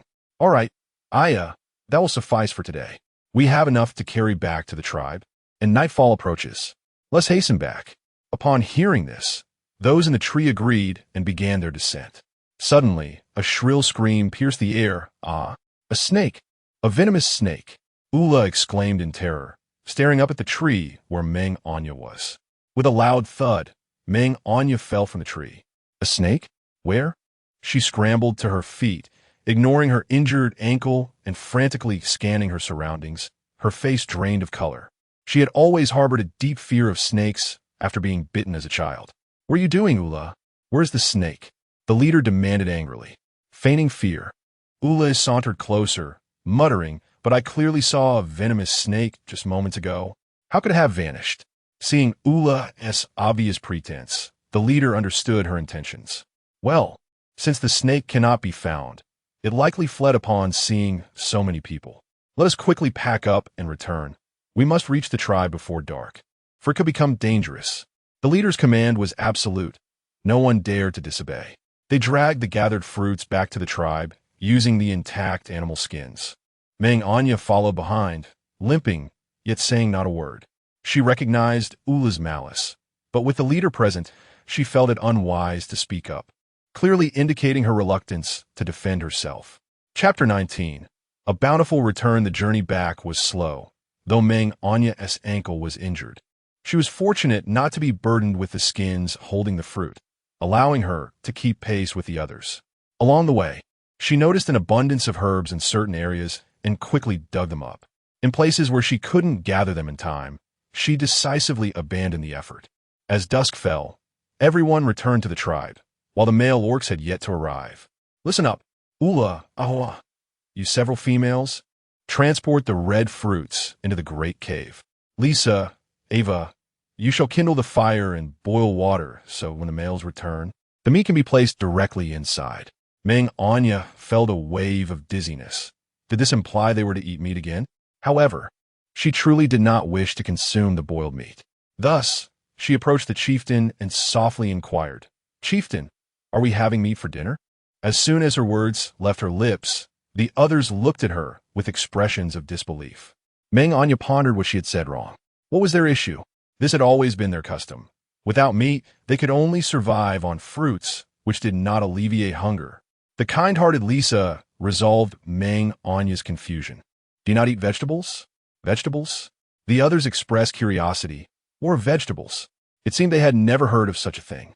Glancing at one another, they realized that their diet consisted solely of meat and fruits, with nothing referred to as vegetables. Have you ever eaten them? The chieftain asked, intrigued, thinking perhaps this clever female might lead them to discover new food sources. Vegetables are things that grow in the ground, similar to grass, Meng Anyan explained, limping toward a V-shaped fork in the path. Her head bowed as she searched for something. Oh, I remember seeing it here this morning. Where did it go? Found it, she exclaimed, stopping to pick a wild plant she had seen before but could not name, presenting it to the chieftain with pride. Initially, the chieftain had been intrigued by the idea of this so-called vegetable, but upon seeing it, disappointment washed over her. Just as she was about to speak, Ula interrupted with a mocking tone, "Isn't this just grass? You mean to say your former tribe was so pitiful they even ate grass?" Meng Anyan was at a loss for words. Your tribe is the one that is backward. Your entire family is uncultured. They simply lack vision, she thought to herself. Eating this is beneficial for the body, and besides, before she could finish, the chieftain cut her off. Well then, Meng Anyan shrugged, resigned. If they wouldn't eat it, she would, and she would not concern herself with their opinions. "Ahaya, I'm back." A jubilant voice rang out, and Meng Anyan turned to see the returning hunters.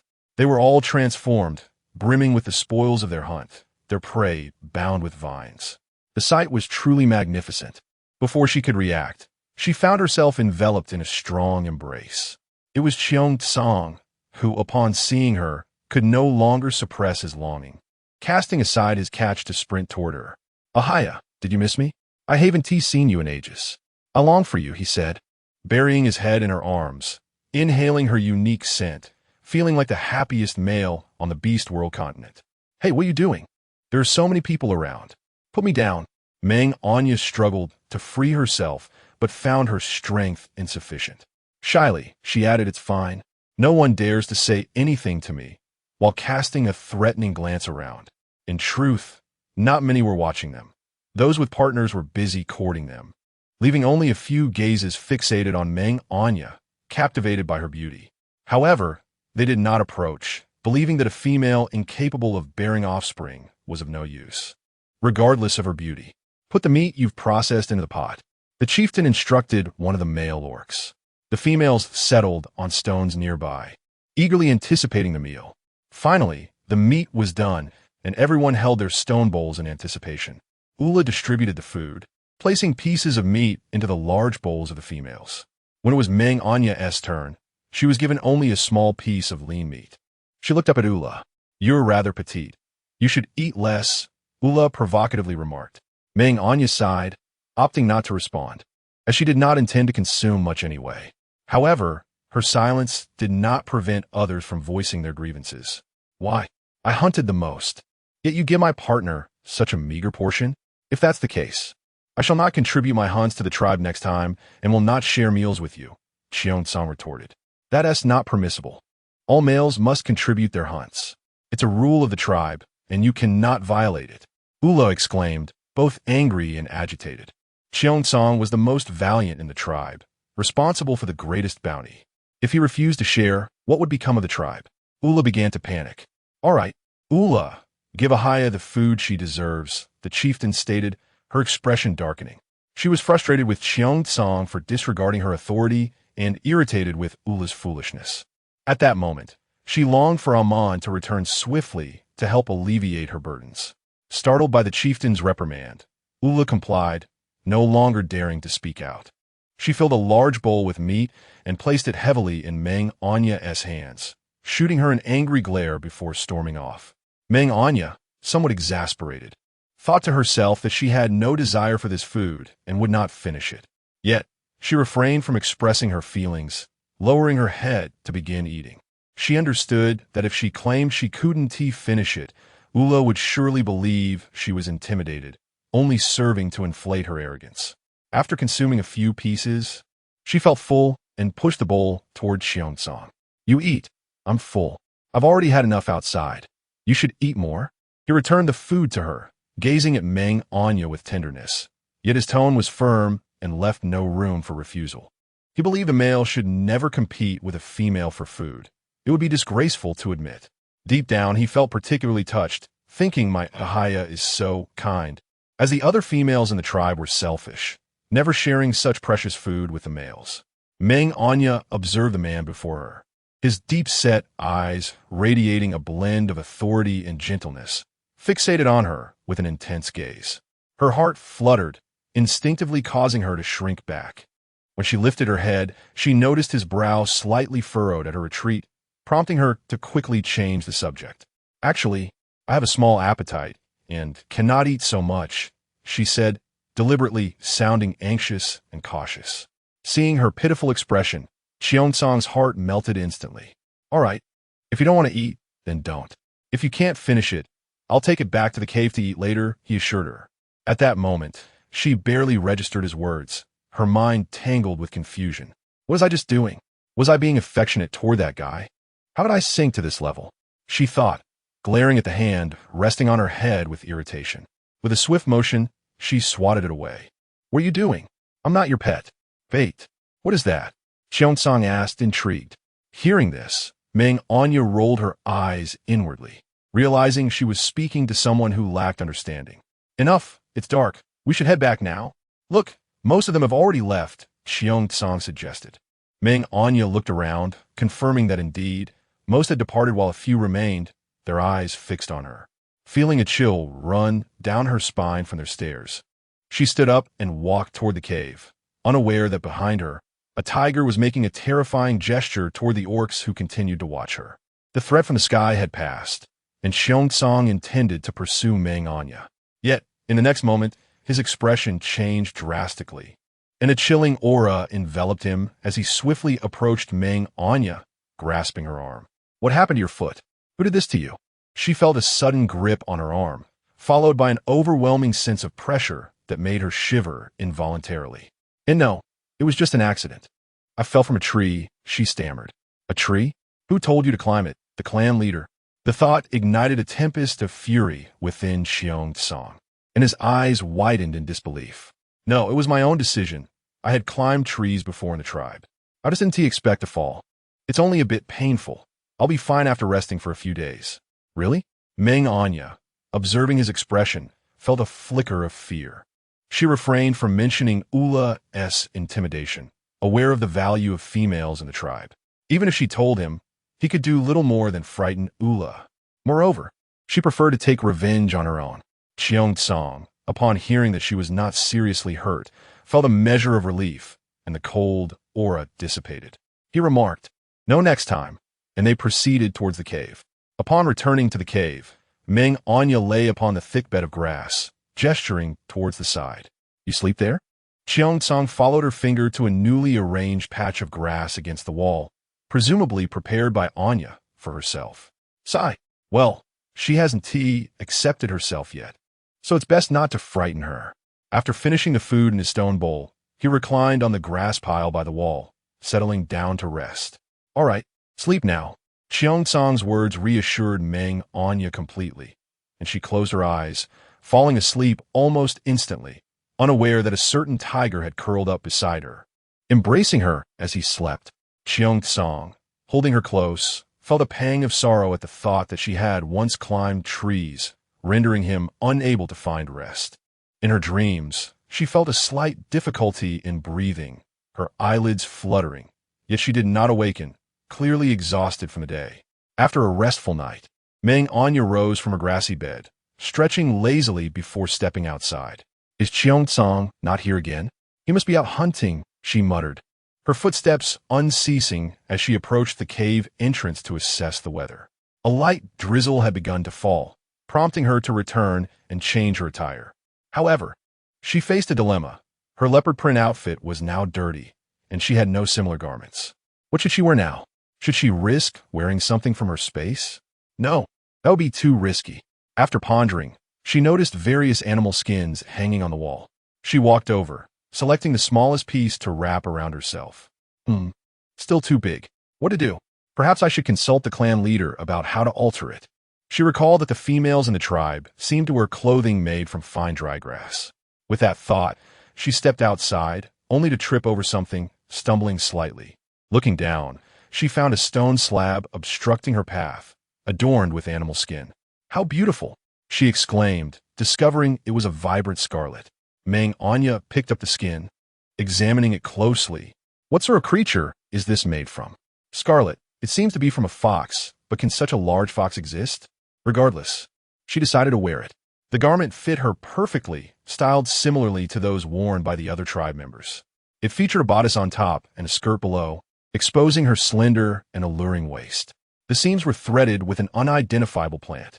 After changing, she twirled around, suddenly spotting Cheongsong standing at the cave entrance, gazing at her with intense admiration. Startled, she exclaimed, "When did you arrive? Did you see? I just got here, saw nothing at all. But that red fox skin looks exquisite on you." Cheongsong replied, his eyes ablaze. In truth, he had seen everything while she changed, yet he could not admit it. Suppressing his desires with formidable self-control, he approached her. "You must be hungry. I brought you roasted meat. Eat it while it's hot." He offered her the freshly cooked meat. "Aren't you eating?" she inquired. "I've already eaten outside. You should enjoy it," he insisted. Cheongsong felt touched by her concern, even though he suspected it was merely a polite gesture. "Oh, all right," she replied, accepting the roasted meat and beginning to eat. She pondered, why does he always say he has eaten? Did he manage to eat while hunting? But hunting is perilous. Can one truly roast meat while hunting? Soon, Meng Anya consumed half of the meat and extended the remainder towards Cheongsong. "I'm full, you eat." Reluctantly, he accepted the food, feeling a pang of worry. What will this frail Anya do when winter arrives? Unaware of Cheongsong's thoughts, Meng Anya merely stared at him, thinking his eating manner is so graceful, like that of a nobleman. "Why didn't you go hunting today?" she asked. "I did. I returned after hunting early today, bringing back a good amount to share with you. I must leave again shortly," he replied gently. "Are you storing so much meat? And what about those fruits from yesterday? Shouldn't they be stored as well? But won't those fruits spoil?" Cheongsong swallowed hard, gazing at her animated lips, wishing to kiss her. Hey, what are you daydreaming about?" Meng Anya nudged his shoulder. "And no, nothing," he stammered. "The rainy season is quite dangerous. It will rain for several months. We store food and fruits deep in the cave to prevent spoilage," he explained, shrugging. Thus, the two engaged in casual conversation until someone called for him to hunt, prompting a reluctant departure. He knew he had to leave. If he lingered, others might intrude and discover his precious female. After Cheongsong's departure, Meng Anya remained in the cave, lost in thought. She pondered why, if fruits spoil quickly, they didn't pick unripe or half-ripe ones. This way they could last longer, albeit with less appealing taste. With that in mind, she donned the animal skin she had changed out of and hurried towards the clan leader's residence. Chapter 21. Amon returns. Unripe fruits are sour and astringent. No beastman would willingly eat them. They would rather starve. The clan leader's words silenced Meng Anya, his impatient gaze dismissing her. "Enough. If you're fine, return." It started to rain today. You females are too delicate to be out gathering fruits. Before she could finish her sentence, the clan leader interrupted her. Fine, she shrugged, leaving with a sense of resignation.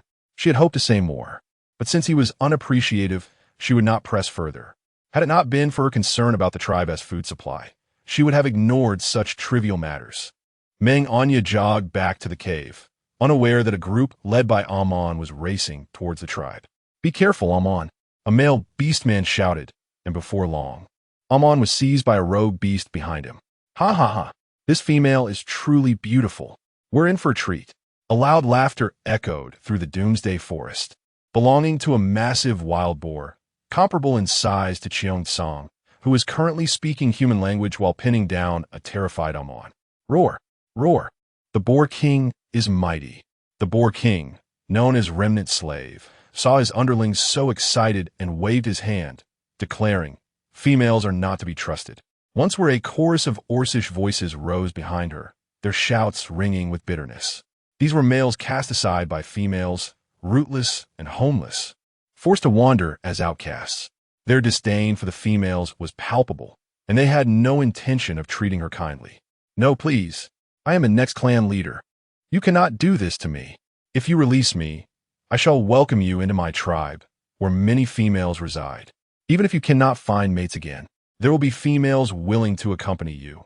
Amon pleaded, tears streaming down her face, fear gripping her heart. At this moment, she was beyond caring. She could not die. She had yet to experience life fully, nor had she bonded with Song. The eyes of her kin reflected skepticism, yet they refrained from voicing their doubts. For she was the future leader, and it was possible she was merely deceiving the outcasts. Upon hearing her words, the outcasts displayed expressions of longing. They pondered if such a promise could indeed offer them a sense of belonging. Do not heed this female's words. Have you forgotten? Females are cunning orcs. Should you trust her, you may find yourselves hunted as food upon reaching the tribe.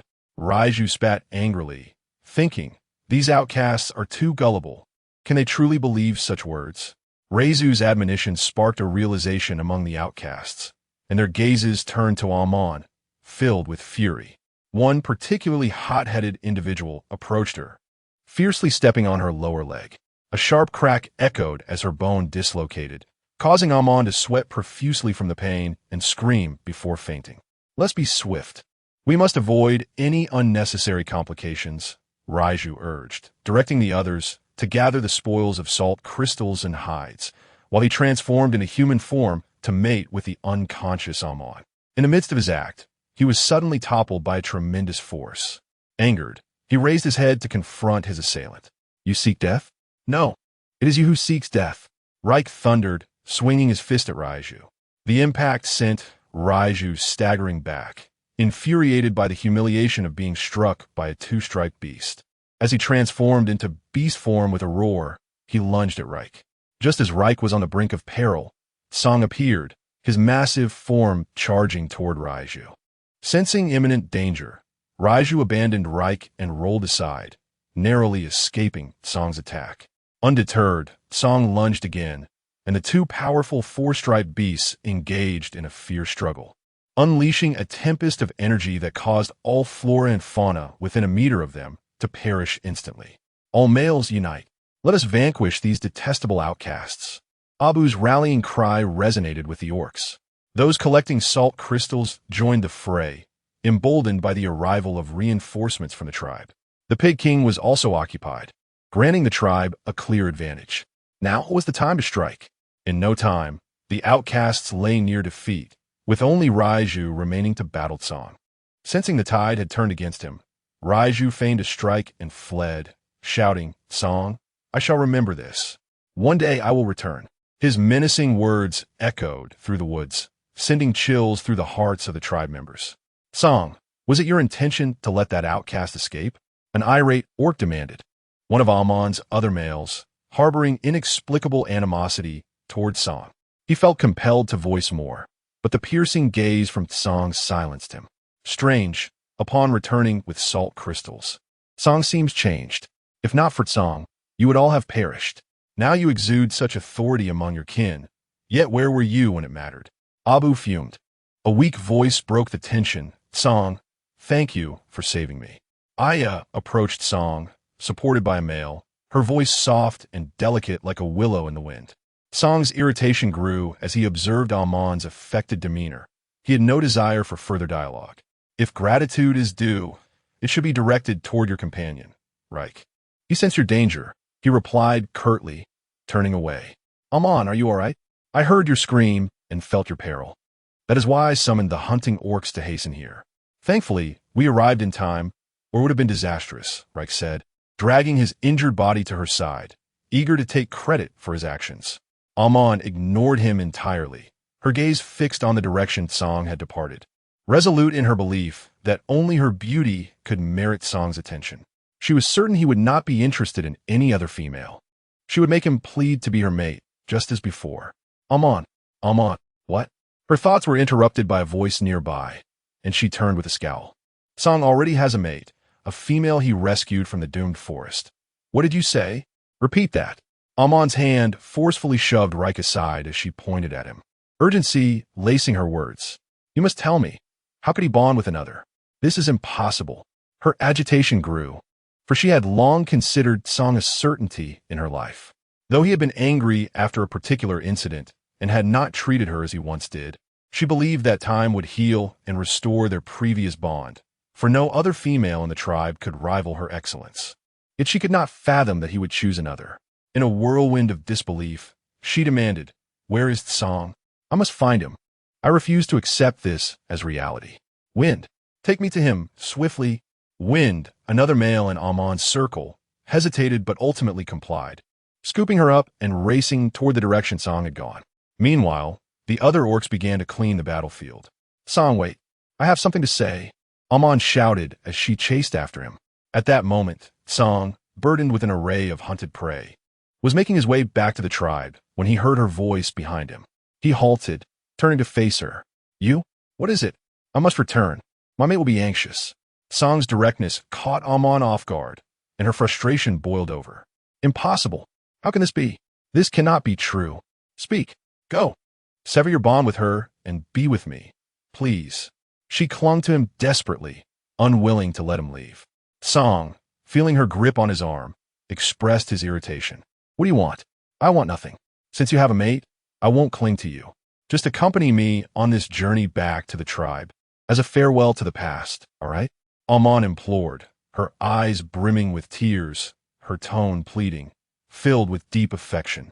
As the vast sky beheld the sight of Amon, a moment of tenderness enveloped him, evoking memories of the past.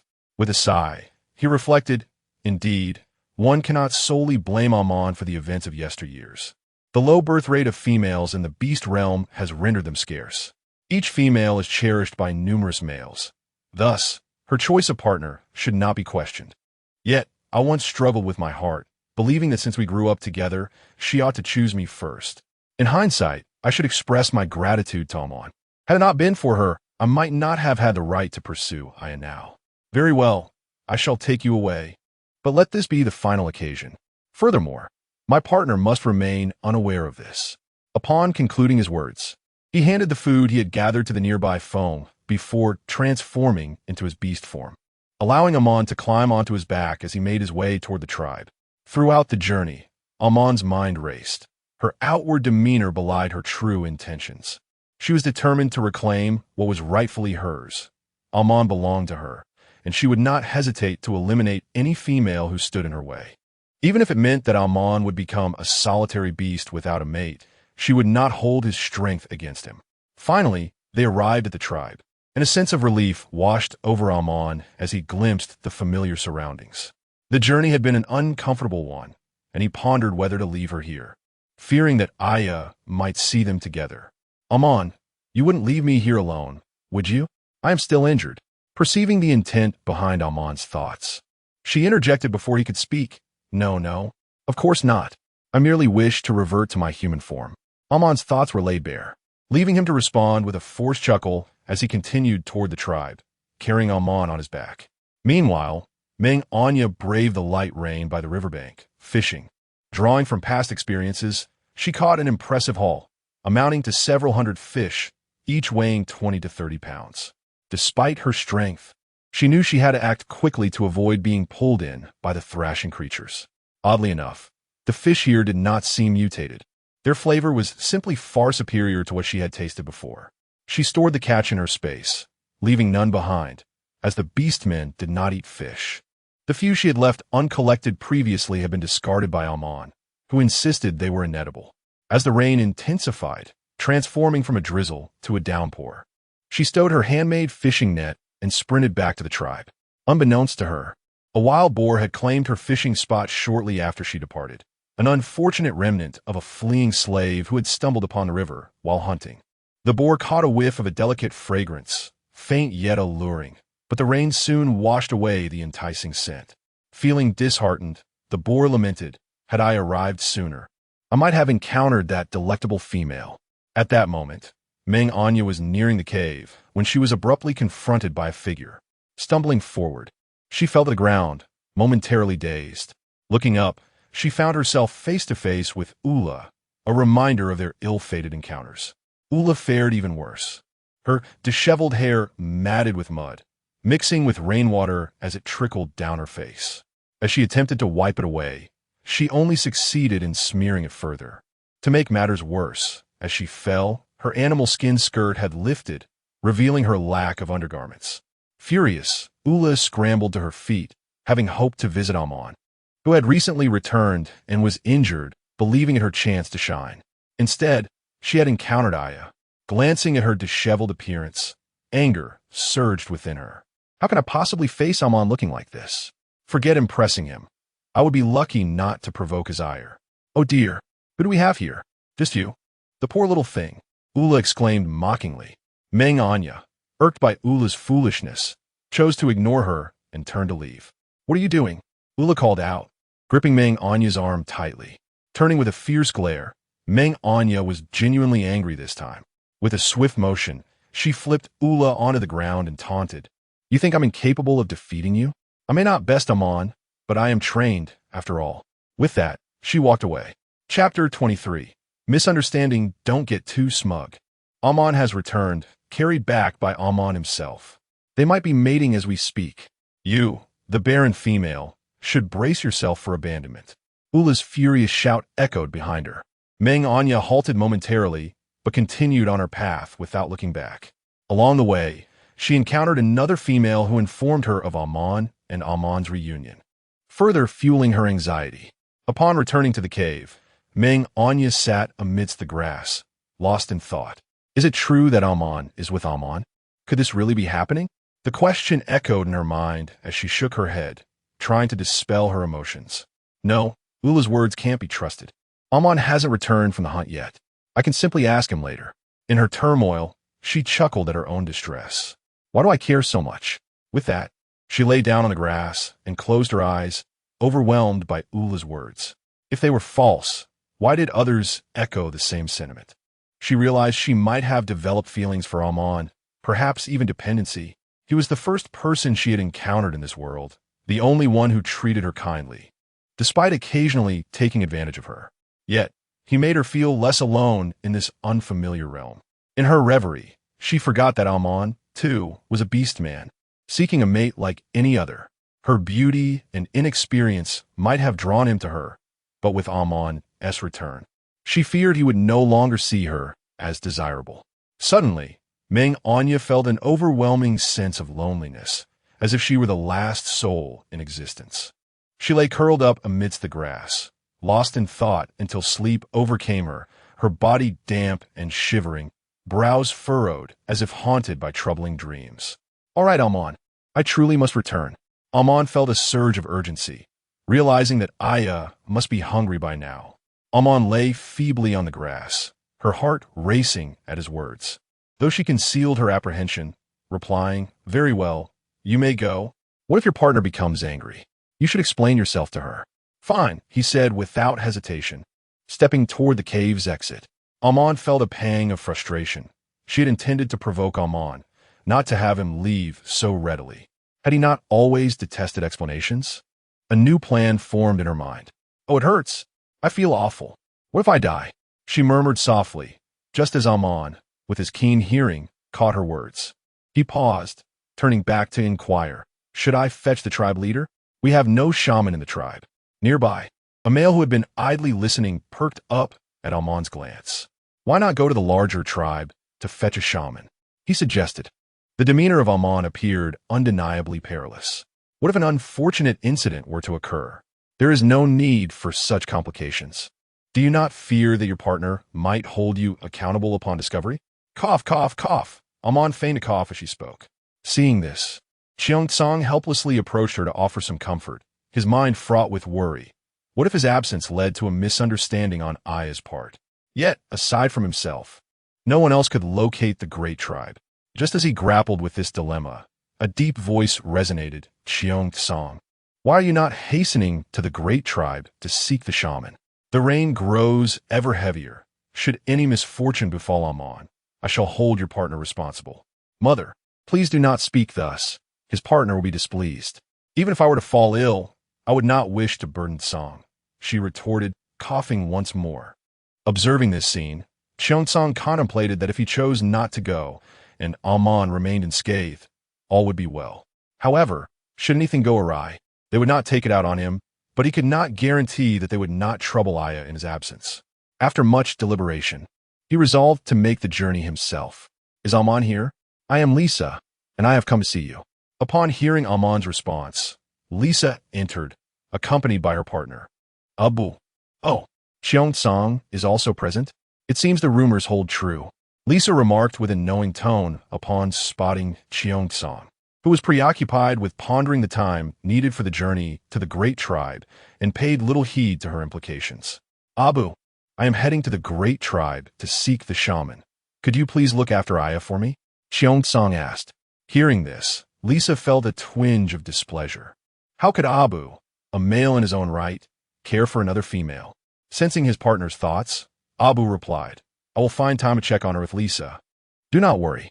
Cheongsong recognized that this request might be a burden, yet he could not place his trust in the chieftain. Before he could voice any further thoughts, the chieftain interjected, "Very well, you should go and return swiftly. There is no need for you to visit Aya. I should make arrangements for her. The food will be prepared and sent over. She shall not go hungry. You should accompany Song. It is wise to have company on the road." With a glance towards the chieftain's intentions became apparent. Realized the chieftain wished for him to keep Cheongsong occupied on the journey, preventing him from visiting that enchanting maiden beforehand.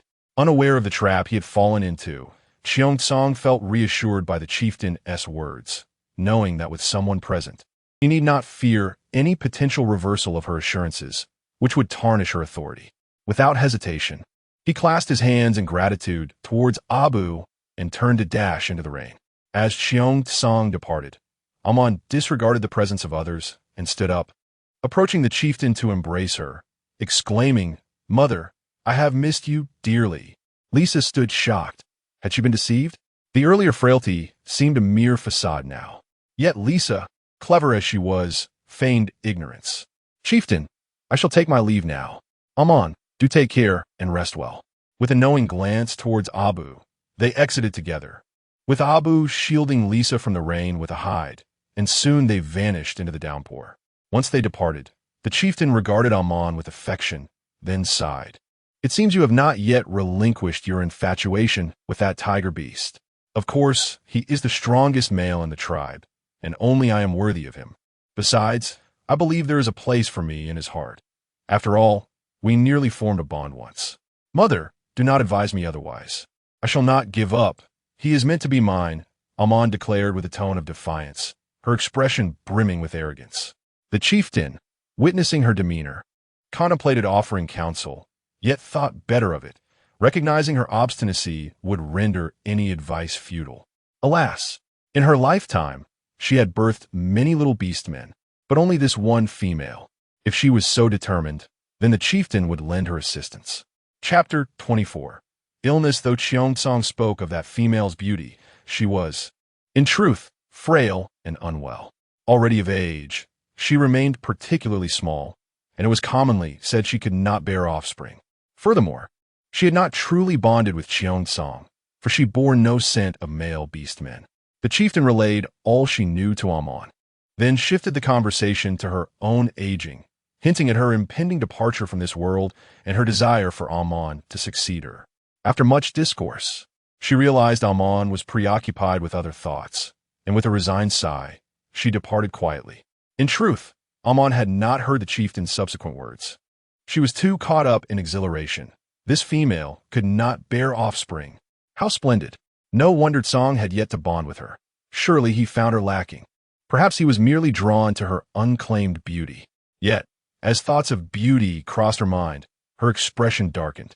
She resolved to seek out that fabled female, rumored to be even more stunning than herself. Perhaps, if fortune favored her, she could mar that maiden's visage, rendering her incapable of captivating any males. Lost in her fantasies, she gave no thought to the possibility of winning Cheongsong's heart. Would events unfold as she envisioned? Lisa and Abu returned to their dwelling. Abu, I'm feeling somewhat fatigued today. Let's postpone our visit to Aya until tomorrow.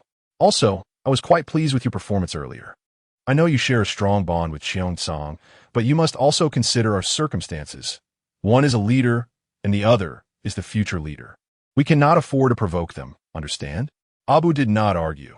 He recognized that as a male with a female and offspring, he could no longer act recklessly. Lowering his head, he placed firewood against the wall. I understand everything you've said.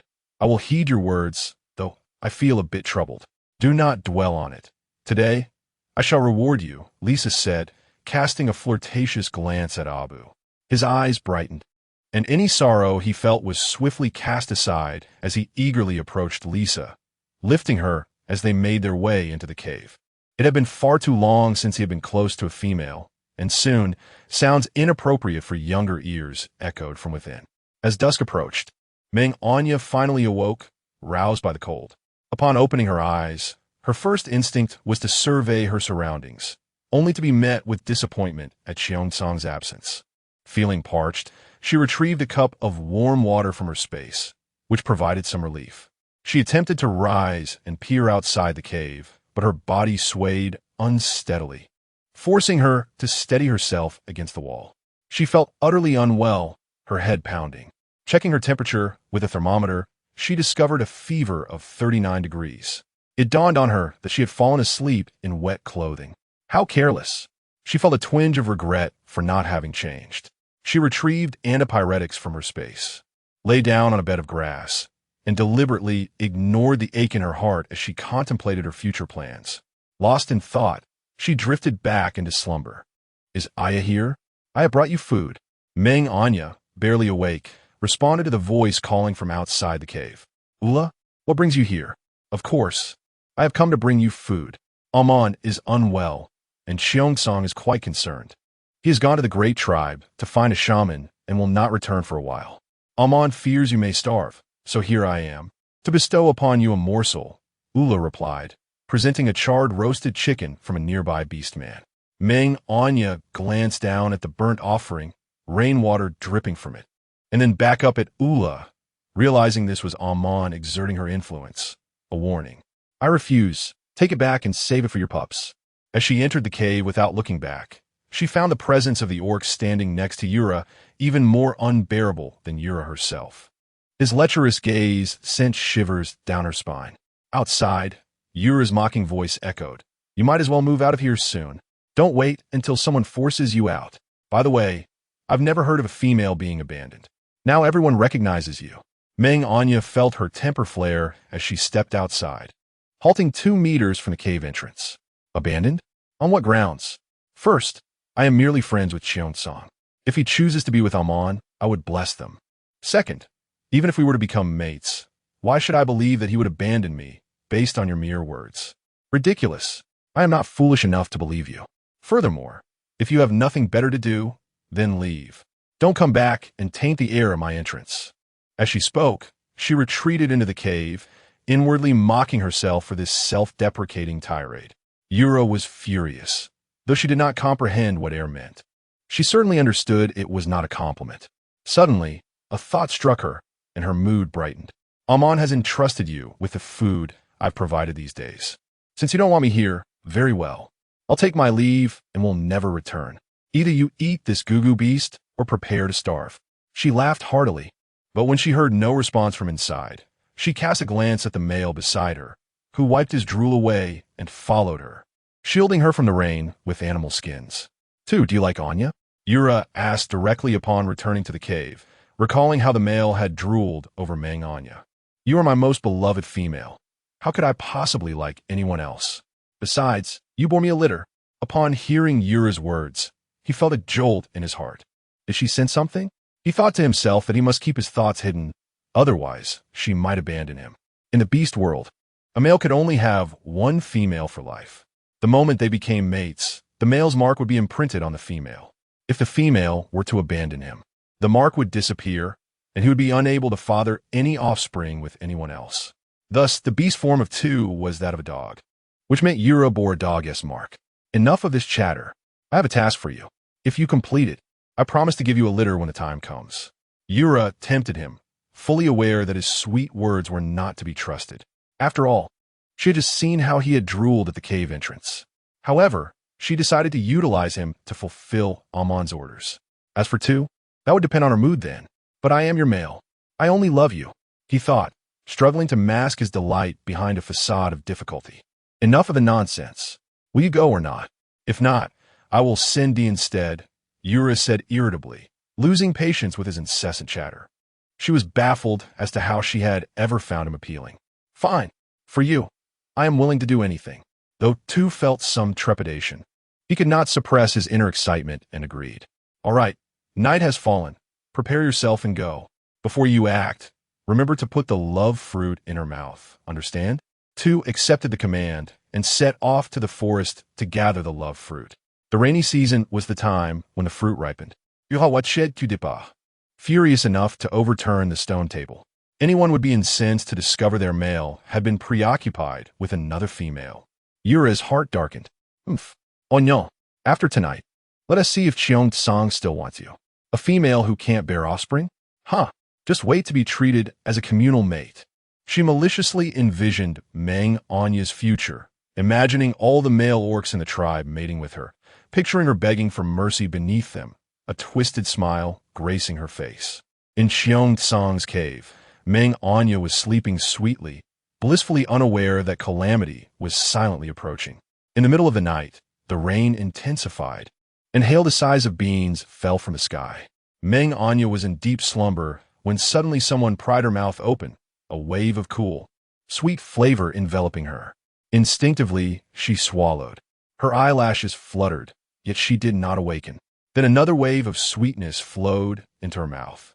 Meng Anya opened her bleary eyes to see a magnified, handsome face leering at her. Startled, she tried to sit up, but the person pressed her back down, heavy breaths filling her ears.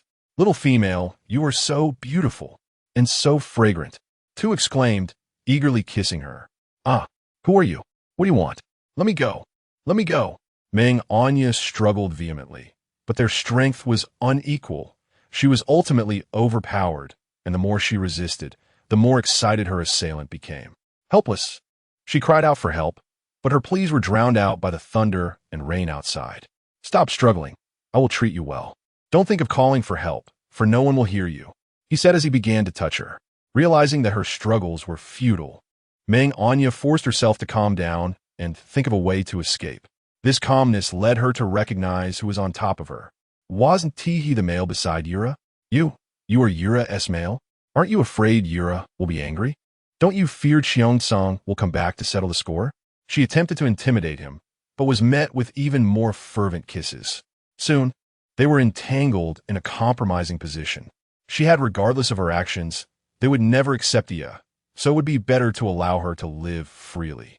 The mere thought of Ia prompted him to slap himself resolutely, realizing that if he were to delay any longer, his little female would be bullied by others. And a molten rage surged within him. He wished to rend the orc before him to shreds. With that thought, he transformed into his beastly form, baring his fangs. The sound of earth was only half uttered before being swallowed by that terrifying maw. Meng Anya, in a daze, heard the cries and wished to know who had saved her, but she lacked the strength to open her eyes. After a while, the screams faded, and she felt herself being lifted again, followed by a wave of coolness that alleviated her feverish heat. Earlier, Cheongsong had seen the unconsumed fruits of passion on the ground, and his previously darkened face twisted with a terrifying expression, yearning to kill. Forcing himself to calm down, he placed Meng Anyan into a stone vat filled with cold water, hoping that this time Ayu would also recover, as it had worked for him in the past. In truth, Cheongsong wished to resolve her troubles himself, but he refrained, thinking that if he did, he would be no different from Tuesday. In the morning, Meng Anyan abruptly opened her eyes to find herself lying in cold water, her head throbbing, and she felt feverish again. Fearful and helpless, she glanced around, and upon seeing Cheongsong sleeping by the vat, she instinctively shrank back in the water, crossing her arms defensively, her eyes filled with unfamiliarity and wariness. Had he found the shaman? Cheongsong, who slept lightly, lifted his head upon hearing a faint rustle. Their gazes met, and he noticed the apprehension in Meng Anyan's eyes. He sighed, realizing she must have been frightened. "Yeah, you're awake? It's all right. I've driven the bad guys away." Saying this, he pulled Meng Anyan from the water, suppressing his urge to look around. He carried her to a pile of grass and covered her with animal skin. "Are you hungry? May I get you something to eat?" Chapter 26. Fever and fainting. Just as he turned to leave, his wrist was grasped, and he looked down in confusion at Meng Anyan. "Alman has returned?" She weakly inquired, harboring feelings for Cheongsong, wanting to hear his answer, regardless of what others said. If his reply mirrored theirs, she would have nothing left to say. "Yes, what about it?" he asked, puzzled, his lips moving as if to explain why he and T returned the previous day. Yet he couldn't find the words. He and T considered that the details of his affair with Alman had long since been embellished and relayed to Meng Anyan's ears. "I heard she was injured. Is she all right? Did you call for the shaman?" Meng Anyan inquired cautiously, her heart racing, fearing he would utter the answer she dreaded. "Oh, she's fine," Cheongsong interrupted, frowning, not wishing to elaborate further. His impatient tone only solidified Meng Anyan's suspicions. Lacking the courage to inquire any further, she closed her eyes in heartache. She had always believed her feelings for Cheongsong were mere affection and dependence, not realizing she had fallen in love with him long ago, only to have this love declared over before it had begun. A sudden wave of anguish washed over her. Seeing Meng Anyan's eyes shut, Cheongsong assumed she was merely fatigued. "Rest a while. I'll fetch you something to eat. I'll be back shortly." As soon as his figure disappeared, she opened her eyes, staring blankly at his retreating back. She had heard whispers that Cheongsong and Alman were once a recognized couple in the tribe. Although he hadn't directly confirmed it, his reaction spoke volumes. Meng Anyan pondered, perhaps it was time for her to leave. She rose unsteadily, exiting the ear cave, and sat down 2 meters from the entrance, observing the heavy rain and hail. She reconsidered her decision. Perhaps it was prudent to wait for the rain to cease before departing. Watching the downpour only worsened her headache, and she sought rest against the stone wall. Yet, before she could reach it, darkness enveloped her, and she lost consciousness. In her dreams, she saw her mother smiling and beckoning her, but as she approached, her mother vanished, only to reappear behind her, calling her name. She chased desperately, yet no matter how hard she tried, she could not reach her. Soon, the world around her darkened, leaving her alone, curled up in a corner. Yeah, please wake up. I beg you awaken." A gentle, yet resonant voice reached her ears, laced with a heavy nasal tone. The surrounding clamor continued to escalate. It was unbearable. "Enough already. Can't anyone let me sleep?" Meng Anyan shouted, only to find herself bewildered. Where is she? Why were there so many people? Why did they all look at her as if they had seen a ghost? Upon seeing Meng Anyan sit up, Cheongsong felt an overwhelming joy. These past days had truly frightened him. His typically cold and resolute demeanor now bore a trace of fear. Heaven knew how he felt when he heard others say could no longer live. He wished he could perish alongside her. Now, she had returned to life, and the usually stoic Cheongsong could not help but weep tears of joy. Rushing forward to embrace Meng Anyan tightly, the elation of their reunion spilling forth. "Cough, cough! Almost died from your hug," Cheongsong exclaimed, immediately releasing her and checking her over, fearful that he had squeezed her too hard. I'm so sorry. I was just too excited." I didn't mean to. His joy left him at a loss for words. Meng Anya found his reaction curious. Hadn't he been with Amon? Why was he so concerned for her? Did he not fear Amon would misunderstand? Yeah, you're finally awake. Do you know how terrifying Cheongsong is? He nearly destroyed our tribe. Ula's words were cut off by Cheongsong's fierce glare. She stumbled back, lowering her head, too frightened to speak further. Meng Anya was intrigued. Ula had never seemed afraid of Cheongsong before. What had happened during her unconsciousness? Before she could contemplate further, a growl interrupted her thoughts. Her stomach rumbled, and she looked up at Cheongsong, somewhat embarrassed. I'm hungry, she lamented, regretting her apparent vulnerability. Oh dear, why did she reveal such a pitiful side to him?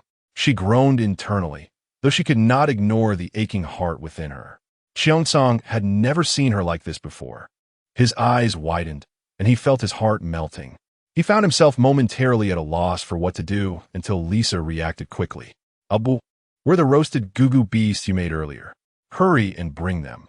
Aya hasn't eaten in days. Abu, hearing Lisa's words, nodded and dashed towards their dwelling. Meanwhile, Cheongsong, immersed in joy, felt a pang of regret for not noticing that his little female was hungry sooner. Meng Anya finally raised her head, taking in the scene. Goodness, so many people, most of whom she did not recognize. Wait, isn't this Cheongsong's cave? She surveyed her surroundings. The cave was spacious, adorned with numerous ear holes, and well-equipped with stone furniture like tables, bowls, and chairs. Everything she had seen since arriving here had been crafted from stone. How had they managed to do this? Yeah, you're finally awake. If you hadn't Cheongsong would have blamed me, Amon said, wiping her eyes, her voice tinged with a hint of tears. Yet, internally, her jealousy threatened to consume her. Meng Anya gazed oddly at the person speaking, pondering, do I not know you? Why should I concern myself with your awakening? Ah, perhaps you do not recognize me yet? I am Amon. What? She is the legendary Amon? But, to be honest, her appearance is not much better than those in the tribe. Meng Anya couldn't help but question the aesthetic standards of the heavens. They seemed to exist on entirely different levels. Or perhaps it was the inner beauty of this Amon that compelled her to act so recklessly. Before her stood a person with disheveled hair, small eyes, and thick lips. Well, the nose was decent, but her figure was somewhat plump, adorned in garments akin to those of the tribe. Animal skins wrapped around her chest, and a skirt that reached just above her knees.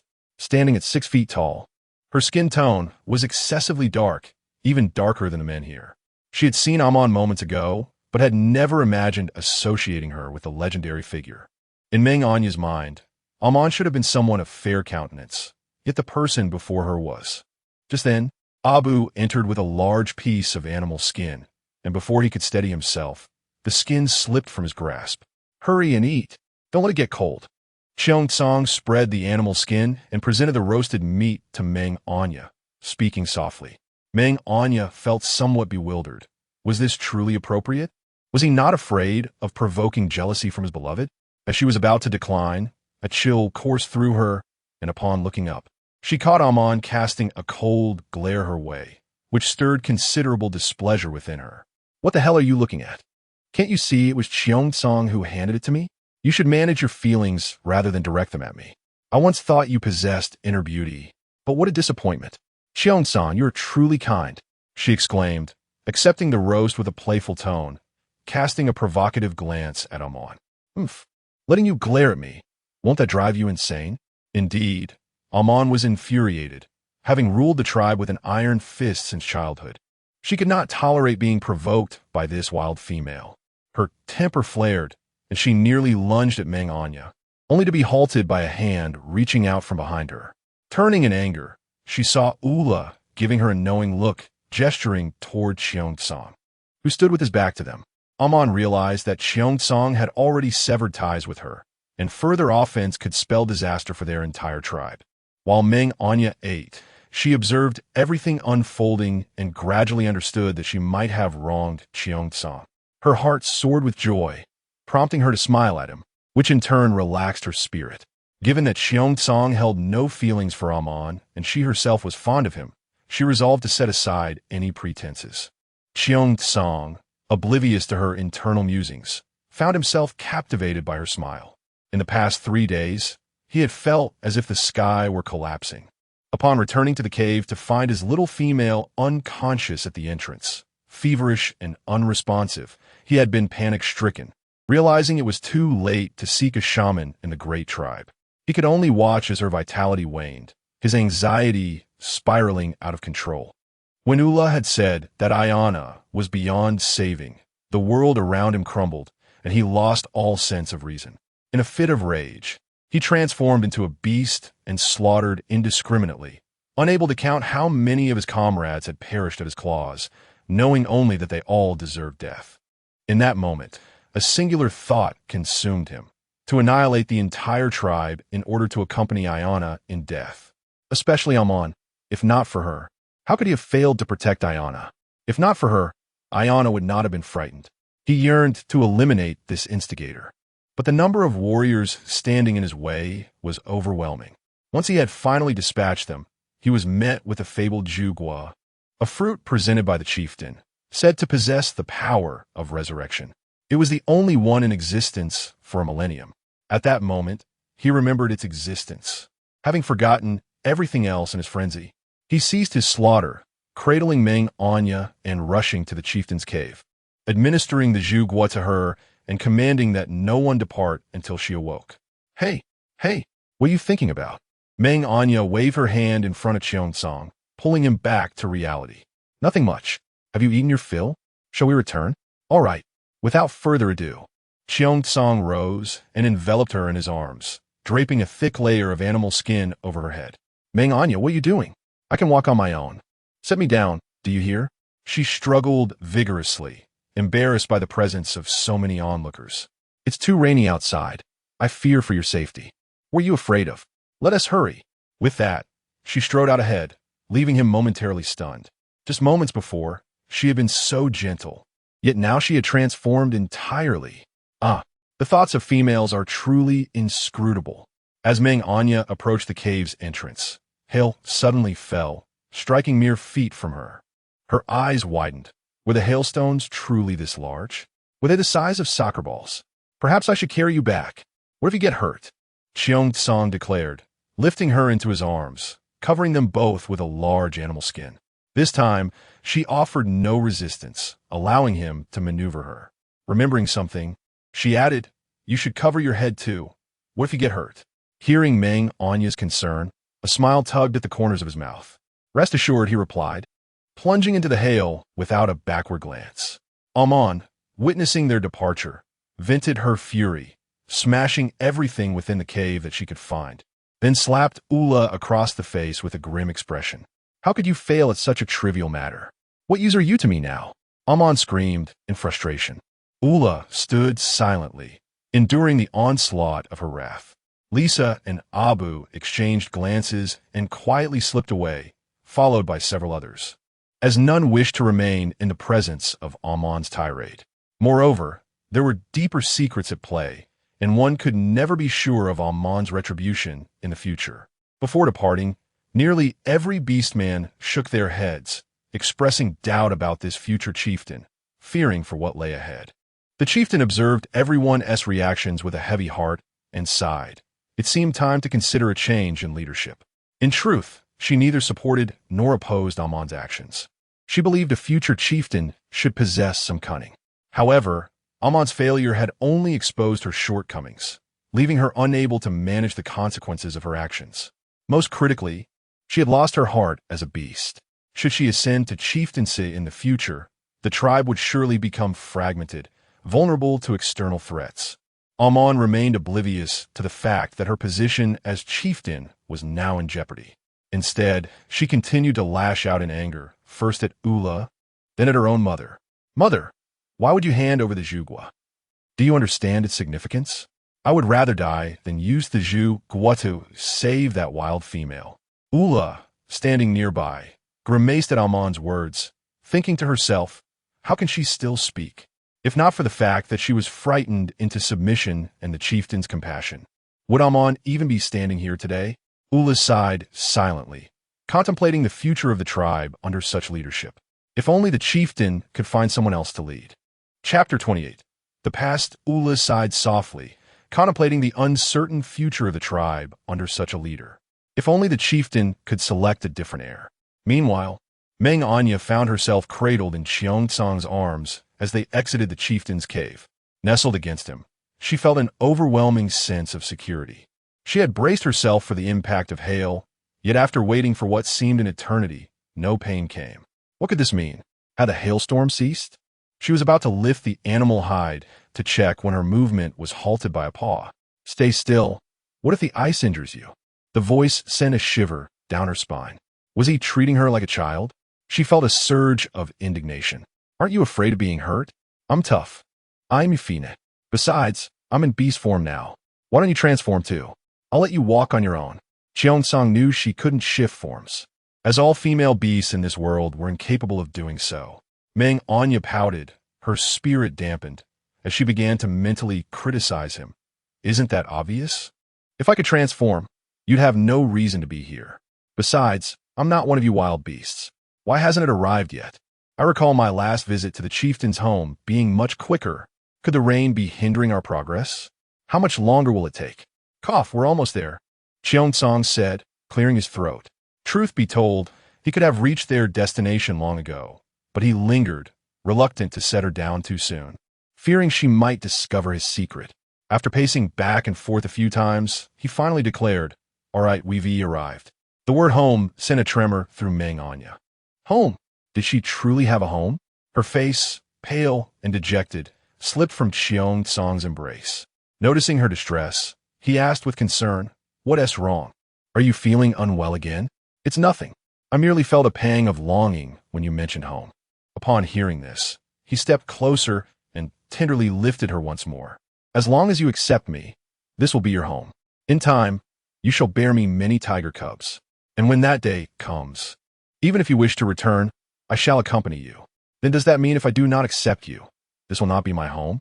You won't send me back? Meng Anyan deliberately misinterpreted his meaning, subtly escaping his embrace. This fellow had grown accustomed to taking advantage of her. No, that is not what I meant. I was saying, his flustered attempts to clarify only served to fuel Meng Anyan's amusement. She laughed heartily, realizing that she had managed to tease him.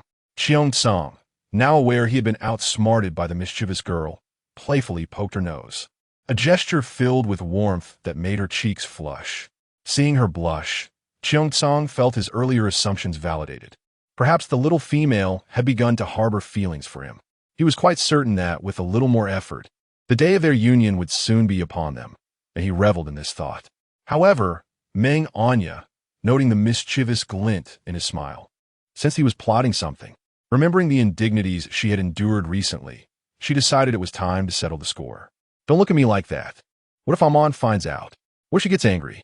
I do not wish to be ensnared in her schemes again. Before she could finish her sarcastic remark, she was abruptly pulled back into his embrace. Hey, what are you doing? Must you always take advantage of me? Xiongtsang feigned innocence, winking at her. Indeed, he was being deliberate. How could this little female provoke him and not expect retaliation? Yet, it appeared she had misconstrued his intentions, and he felt compelled to clarify. It was crucial that she heard his side of the story regarding Amon before she learned it from someone else. I wish to explain my relationship with Amon. Would you like to hear? Go on. Seeing her acquiescence, Xiongtsang understood that she was indeed bothered by his past with Amon. My father left the tribe when I was very young. Wait, why did your father leave the tribe? The curious girl interjected. Can you let me finish before you start asking questions? He replied, exasperated.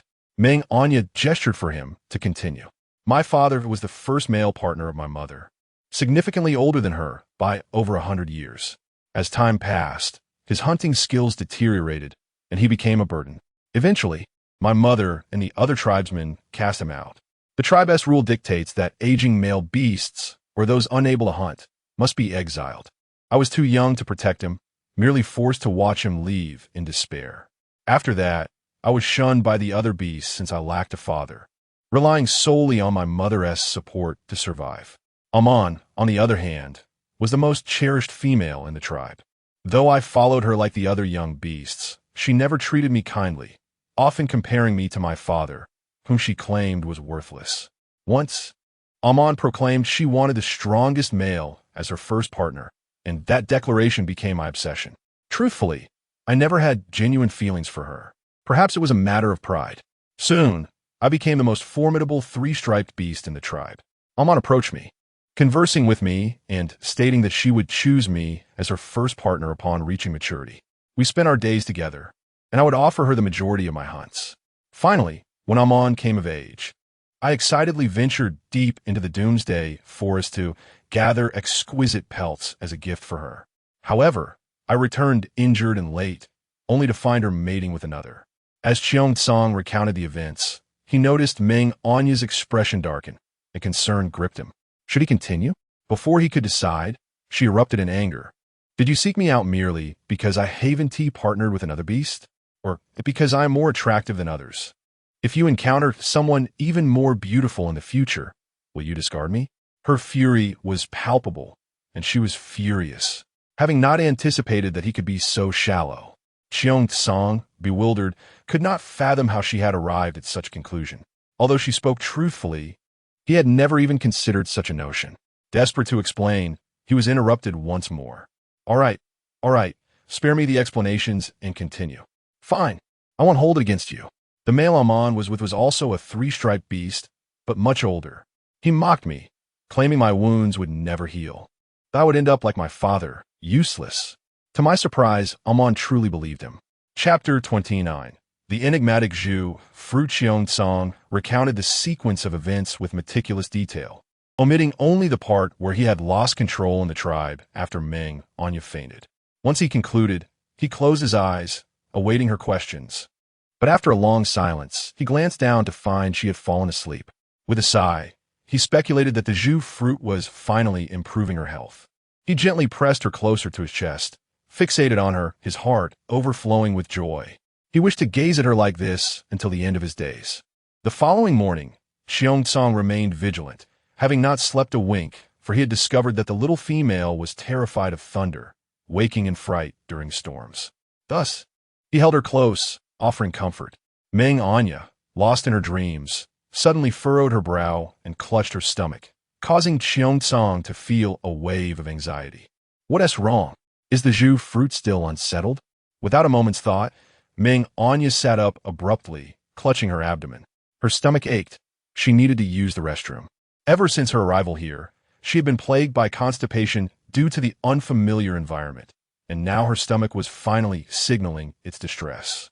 However, a problem arose. The torrential rain outside, accompanied by hail. What should she do? What was she to do? Cheongsong observed her anxious movements, growing increasingly concerned. Logically, the Zhugwa should have posed no issues. It not only improved one's constitution and revived the dying, but also promised longevity. Yet, what was happening now? What could be done? Her discomfort was evident as she hesitated, feeling a flush of embarrassment. How could she articulate her predicament? Unable to endure any longer, she blurted out, I need to relieve myself. Cheongsong finally comprehended her urgency and hurriedly brought a stone basin before her. Surely this cannot be my only option, she thought, looking up to meet his gaze and seeing him nod. After a moment's hesitation, she pushed him into the earthen hole, unable to hold back any longer. Inside, Cheongsong heard her muffled protests and, with a faint smile, complied with her wishes, knowing she was merely shy. He longed to witness her flustered expression, but obeyed nonetheless. After a considerable time, Meng Anyan resolved her physiological dilemma and attempted to pull the basin out, yet it remained stubbornly in place, unyielding to her efforts. Inside, Cheongsong heard the commotion and prepared to check on her when he was met with her out-of-breath voice. Don't come out. I can manage. She strained, pushing the basin repeatedly, but to no avail. Exhausted, she grew increasingly frustrated, unable to remain inside any longer. Cheongsong stepped away from the mat and squatted down to lift the basin out himself, leaving a bewildered Meng Anyan in his wake. Is he really carrying that? And looking at it too? Doesn't he fear the smell? Meng Anyan's embarrassment overwhelmed her, and she buried herself among the grass in the earthen hole, refusing to emerge. When Cheongsong returned, he was surprised to find her so bashful. To him, this was commonplace in their world. He leaned against the entrance, peering inside, and suddenly remembered that she hadn't eaten. Are you hungry?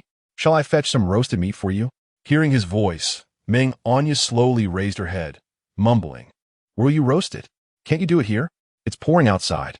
Just as she spoke, an enlarged, handsome face appeared before her, causing her to instinctively retreat. Her heart raced, and her cheeks flushed crimson. Why are you so close? Are you shy? Cheongsong seemed to have discovered a new curiosity, studying her face intently, which only deepened her blush as she lowered her gaze, feeling flustered. Suddenly, he shifted his weight, pinning her beneath him, his face close to her neck as he breathed heavily. Meng Anyan realized the precariousness of her situation and hastily changed the subject. I'm so hungry. Please go give me something to eat. As she spoke, she pushed him away. After a long, scrutinizing look, he finally replied, I will fetch fire from the chieftain. We shall roast meat here. With that, he departed. Fire? What does the fire look like? Is it like ancient flint? Or by drilling wood? She pondered. After a lengthy wait with no sign of him, she grew curious about his prolonged absence. Was a visit to the chieftain truly so time-consuming? Just as she thought this, he appeared at the entrance, soaked to the bone. Speak of the devil, she thought, having just mentioned him. The chieftain has died. Before she could respond, he dropped a bombshell. What? How could this be? Was he fine this morning? You need not worry. The new chieftain is not Amon, but her brother, who is Lisa's mate.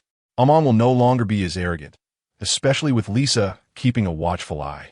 Moreover, I heard that the chieftain was driven to death by Amon's actions. As Cheongsong continued, Meng Anyan felt her worries ease. Amon's malevolent gaze had worried her. Had he become chieftain, she would have to consider her escape. After all, living under the watchful eye of a chieftain who viewed her as a thorn would be unbearable. Time slipped away, and she shifted topics. What about the fire? Have you brought it? I'd like to see what it looks like. As she spoke, she noticed Cheongsong pointing to the ground. Following his gesture, she gasped. What did you start a fire? I meant the source of the fire. How did you ignite it? Her curiosity was piqued. Cheongsong misunderstood her inquiry. This is heavenly fire bestowed by the beast god. We preserve it to prevent its extinguishment. It is essential for the survival of the delicate females during winter, allowing them to avoid raw meat. He raised his hands above his head, bowing to the air. Meng Anyan, slightly dazed by his words, connected the dots and deduced the fire's origin. Simultaneously, she couldn't help but think.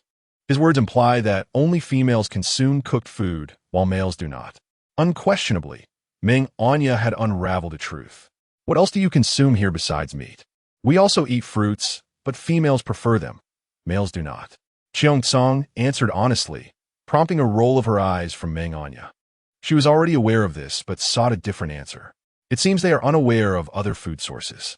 I must rely on myself. Looking outside at the gloomy sky, she felt a twinge of melancholy. When will this rain cease? I must go to find food. Or should I reveal the existence of my space to him? Meng Anyan wrestled with her thoughts, torn between her desire for different sustenance and the fear of exposing herself to potential danger. What should she do? Cheongsong, noticing her gaze, felt a shiver run down his spine. He glanced at himself, ensuring he was clean. Did she think his face was dirty? While he inspected himself, Meng Anyan conceived a clever idea. The people here seemed to hold a deep reverence for the beast god, almost to the point of blind faith. Why not exploit this? Can I share a secret with you? She spoke softly, her tone measured. Cheongsong, thrilled to hear her share a secret, nodded eagerly. Previously, I was an envoy beside the beast god. I was sent here as punishment for my errors. She paused, noticing Cheongsong's furrowed brow, as if he were wary of something. He even glanced up as if seeking divine insight. What was he doing? Meng Anyan pondered, but decided to continue. I have a marvelous. Before she could finish, a large hand covered her mouth. Cheongsong, serious and stern, warned her, such words cannot be spoken lightly. If you anger the beast god, dire consequences may follow. I can bear the knowledge, but if another beast hears you, you might be offered as a sacrifice. Of course, he would never allow her to be taken. Meng Anyan felt a chill run down her spine at his words. It turns out there really are living sacrifices here. Initially, I intended to utilize the beast god once, hoping to lend some legitimacy to my space without being regarded as a monster by the heavens. Alas, it appears I cannot proceed. Noticing her discontent, Cheongsong comforted her. I believe in you. Every word you utter is trustworthy. Just don't speak of it outside. Observing his incredulous expression, she felt a twinge of despondency. Very well. If that is the case, I must devise another plan. Thus, she changed the subject. I'm hungry, but I don't wish to consume meat. What should I do? She said in a subdued tone. How about this? I will fetch some fruits for you. Just wait a moment. I shall return shortly. Meng Anyan nodded, wondering if he would take as long as before. This time, however, he was back in no more than 2 minutes. I'm back. You must be famished. Hurry and eat. If it's insufficient, I shall go get more. 5 enormous fruits suddenly appeared beside her. How absurd. Did he think she was a pig? And more if it wasn't tea enough. Without uttering a word, she quietly accepted a red fruit resembling an apple but the size of a football and began to eat, allowing her mind to wander. Last night, it seemed you mentioned that elderly or incapable beastmen are expelled from the tribe. Is that true? Why? She mused aloud. No wonder I always felt something was amiss. Now I realize it's because there are no old beastmen. While eating, Meng Anyan continued to inquire, suddenly recalling something. If we remain here until we grow old, will we be expelled too? Upon hearing this, Cheongsong's brow furrowed once more. The elderly or useless beastmen are expelled to conserve food for the females and young, ensuring their health and the prosperity of the tribe. But rest assured, I am still young. My beast rank can still rise. As for the future, who can say? She rolled her eyes at him in exasperation. What kind of talk is that? You can elevate your beast rank, but I cannot. What if I grow old and unattractive? Would you then disdain me and cast me aside? Cheongsong found her words amusing. Her lifespan far exceeded his. While you were unconscious, I fed you the jus guo passed down in the tribe. It enhances one's constitution and can extend life by a millennium. Upon hearing this, Meng Anyan accidentally spat her fruit out, hitting him right in the face. She quickly stood up, flustered, and began to wipe his face, muttering, I'm sorry. I didn't mean to. Why did you make that joke? I almost took it seriously. Seeing Cheongsong's disheveled state, with juice and pulp smeared across his face, she nearly burst out laughing but restrained herself, fervently apologizing as she feared his wrath. Cheongsong, noticing her struggle between laughter and restraint, felt a flutter in his heart. He swiftly cleaned his mouth with a few licks and then, taking Meng Anyan in his arms, hurried towards the ear cave. Meng Anyan remained in shock. He had actually licked that off. Did he not find it disgusting? By the time she regained her composure, her body was already pinned down. Hey, you can talk, but why are you being so hands-on? Besides, I haven't even bathed yet. Please promise me. He panted in her ear. But I haven't bathed in ages. I must smell. How about we wash first? Meng Anyan thought, having confirmed her feelings, she shouldn't be overly coy. It would be undesirable to push him toward someone else. Thus, she lowered her head, blushing, and agreed. Her words excited Cheongsong profoundly. He had not anticipated her acquiescence. All right. I'll fetch water right away. Just wait, he exclaimed before darting off. His eagerness was a stark contrast to his usual regal demeanor. If she had known he was rolling around outside, she would have been even more amused. After about half an hour, Cheongsong emerged from the rain, carrying a large pot. This is the hot water I just boiled. Hurry and wash. Upon delivering his message, he stood there, motionless. Why aren't you leaving? Do you intend to watch me? I just want to stand guard for you. I'll step outside to keep watch. He had barely finished his sentence when he caught her displeased expression and quickly changed the subject before exiting. Ridiculous. He certainly didn't want the little female to be angry. What if she became so frustrated that she refused to mate with him? Inside, Meng Anyan, assured he wouldn't return, swiftly shed her fox fur clothing and slipped into the water. Ah, how delightful! She involuntarily exclaimed. The water's temperature was just perfect, as if Cheongsong had tested it.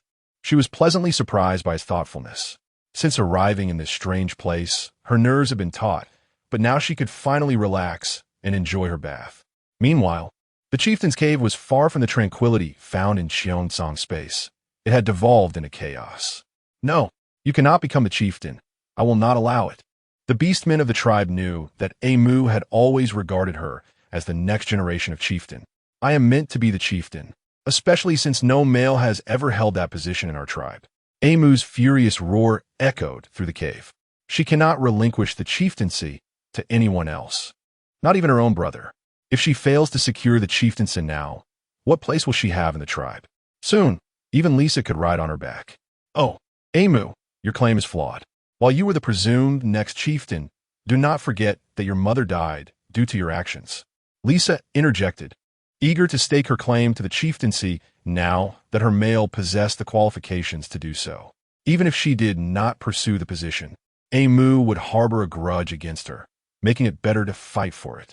Perhaps this way, she could avoid living under the tyrannical Amu's thumb.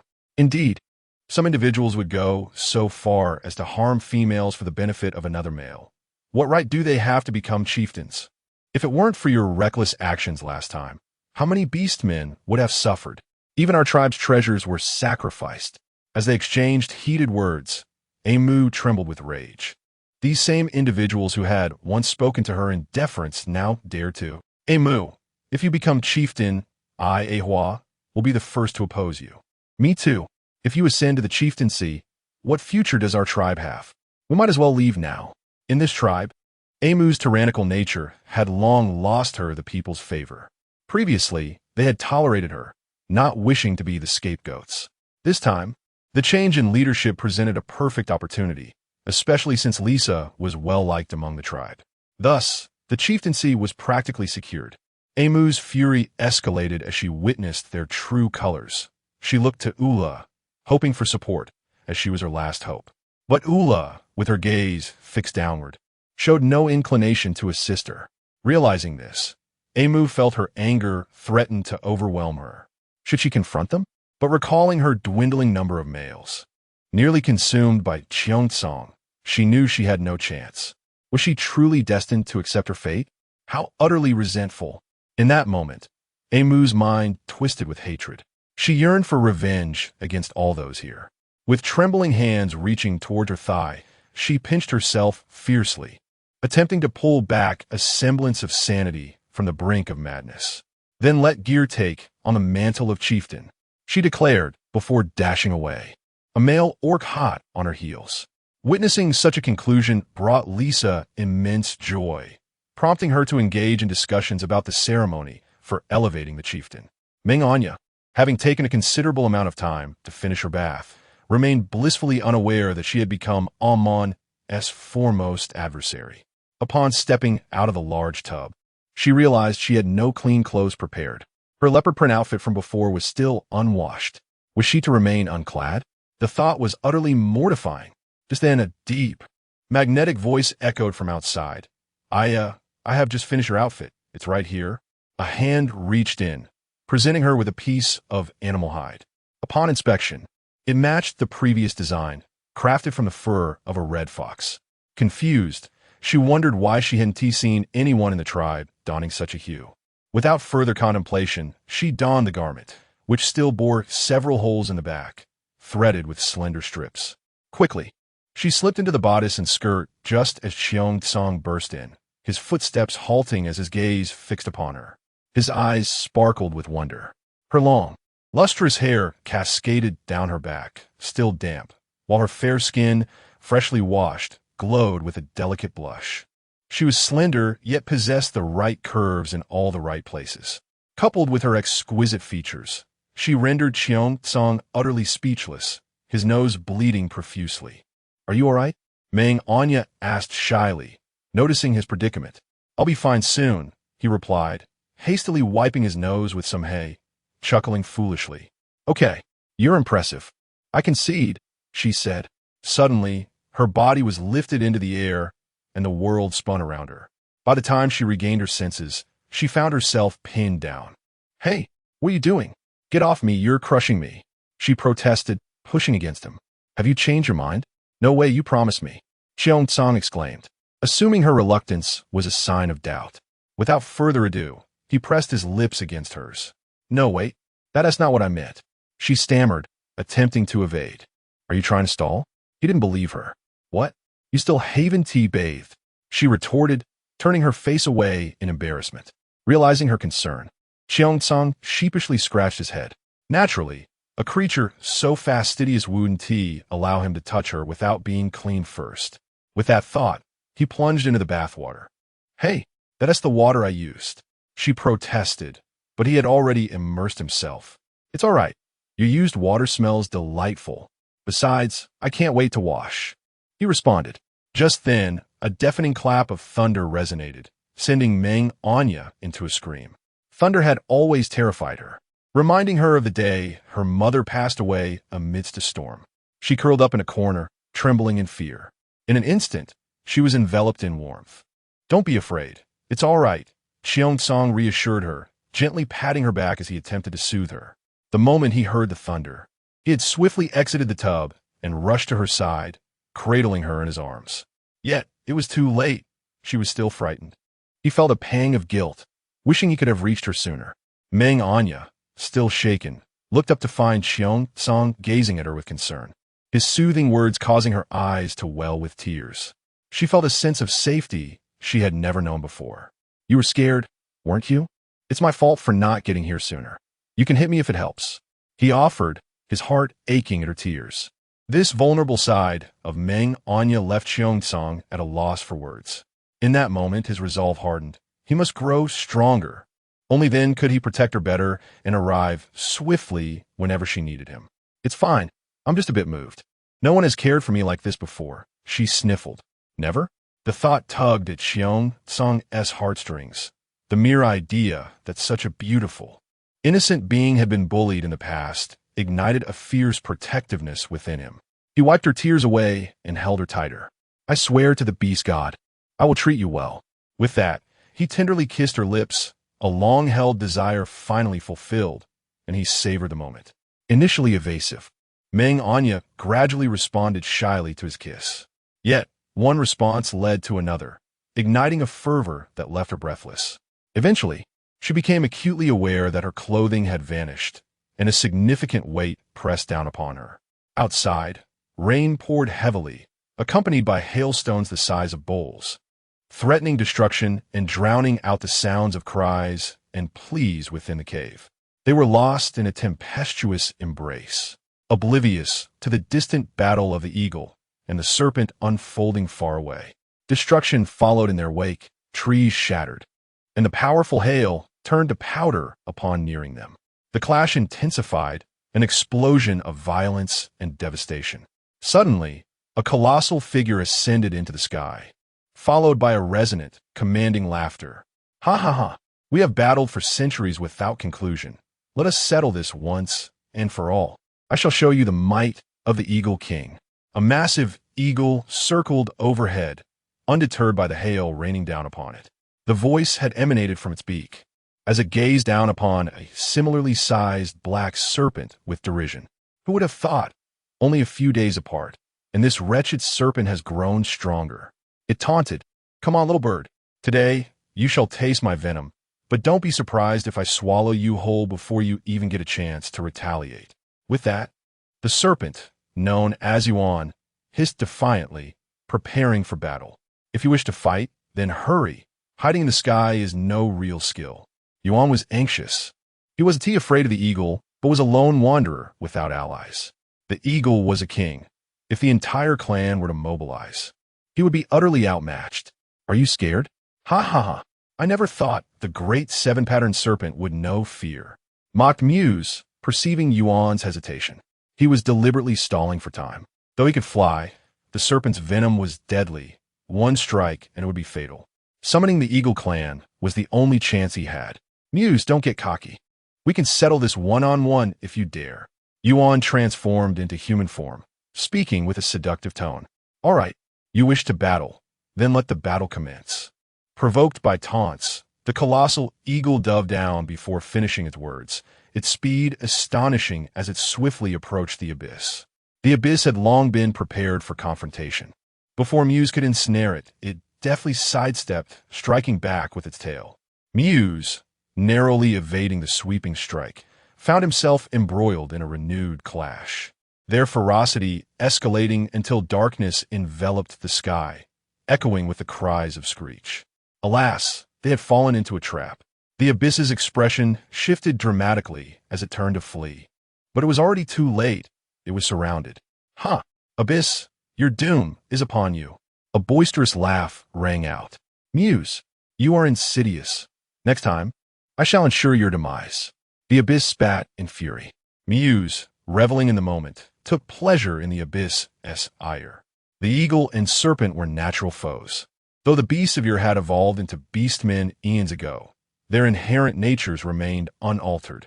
When they encountered one another, they would exchange barbs until the situation escalated into violence. Insidious? Is that not a trait reserved for your serpent kin? I would never presume to claim such a title. As for next time? Let's see if there's a next time indeed. With a commanding tone, Muse declared all eagle kin heed my call. Charge! With that, he surged toward the Abyss. The air reverberated with explosive sounds as the battle raged through the night, the eagle kin suffering devastating casualties. The Abyss, blinded by fury, unleashed poison upon any that dared approach. Muse, equally enraged upon witnessing his kin fall victim to the serpent's venom, steeled his resolve. He had calculated every move, but had not anticipated the serpent's abundant venom. He ordered his kin to retreat 100 paces, preparing to unleash his ultimate technique. Sensing an opportunity during the retreat, the Abyss seized the moment to escape. With its venom nearly depleted and relying solely on brute strength against so many beastmen, it knew it stood at a disadvantage, particularly with Muse lurking nearby. Gathering its remaining strength, the Abyss feigned a desperate stance, and Muse hesitated, wary of the serpent's sudden ferocity. Seizing the moment, the Abyss darted away toward the dense, desolate forest in the east. Mus intenset poursuit relentlessly. Yet, upon soaring into the sky, the serpent's figure had vanished, leaving only thick foliage, raging winds, and hail in its wake. As dawn broke, Muse returned to the tribe, seething with anger and concern over the serpent's escape. Within the cave, Meng Anyan had long succumbed to unconsciousness, her cheeks stained with dried tears, her brow furrowed. Meanwhile, a beast beside her displayed no inclination for gentleness, continuing its relentless presence. Eventually, after a considerable time, it bellowed and lay motionless atop Meng Anyan. Chapter 33. If you do not depart, I shall not abandon you finally. After what felt like an eternity, it let out a roar and settled upon Meng Anyan. Remaining still, outside, the tempest continued to rage, intensifying rather than abating. Suddenly, a thunderclap split the sky. "Mother!" Meng Anyan screamed in terror, only to be embraced tightly by a figure whose large hand gently patted her back. "Do not fear. I am here. I shall protect you." The comforting voice of Cheongsong reassured her, hastily lifting her and offering solace. In the dead of night, he had realized his small female had fainted from the overwhelming experience. He understood it was her first time, and he should have restrained himself. Yet he felt as though he were bewitched, unable to cease.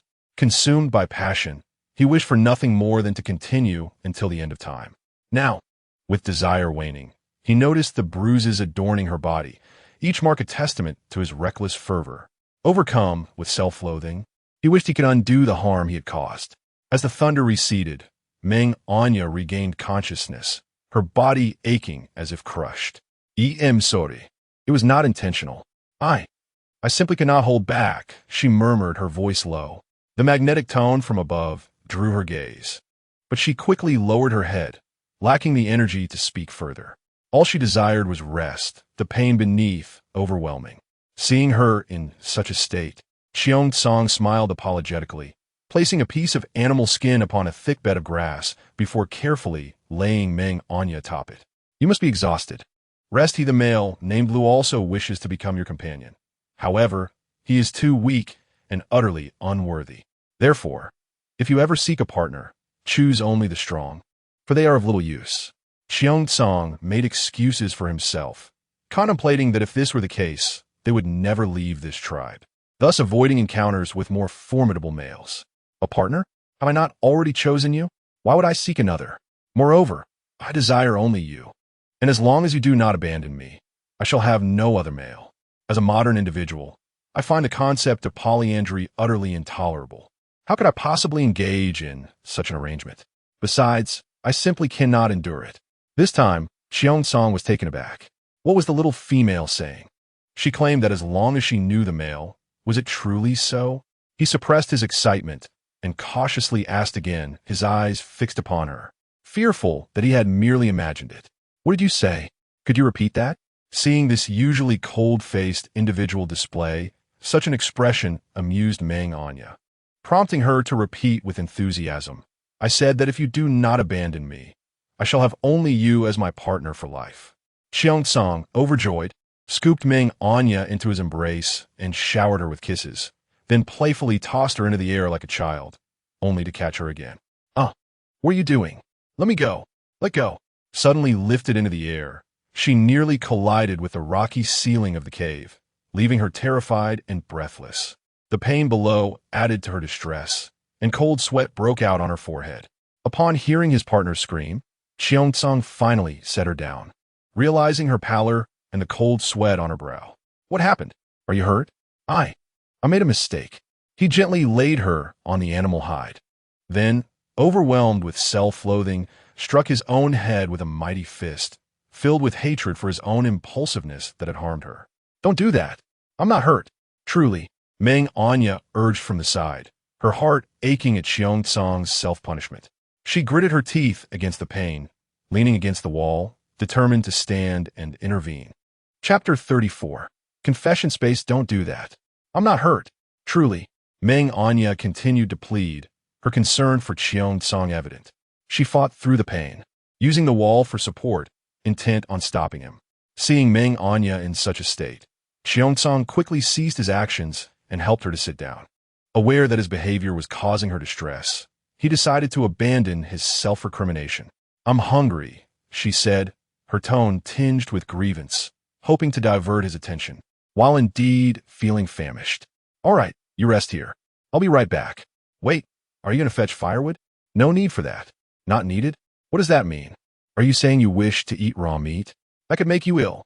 No, you cannot eat raw meat. I can provide for you. Do you understand? Many females have died from eating raw meat, so I cannot allow it. Xiong stated firmly. Meng Anyan admired his vivid imagination, as she had merely suggested not needing to fetch firewood, yet he had linked it to eating raw meat. Who would want to eat raw meat?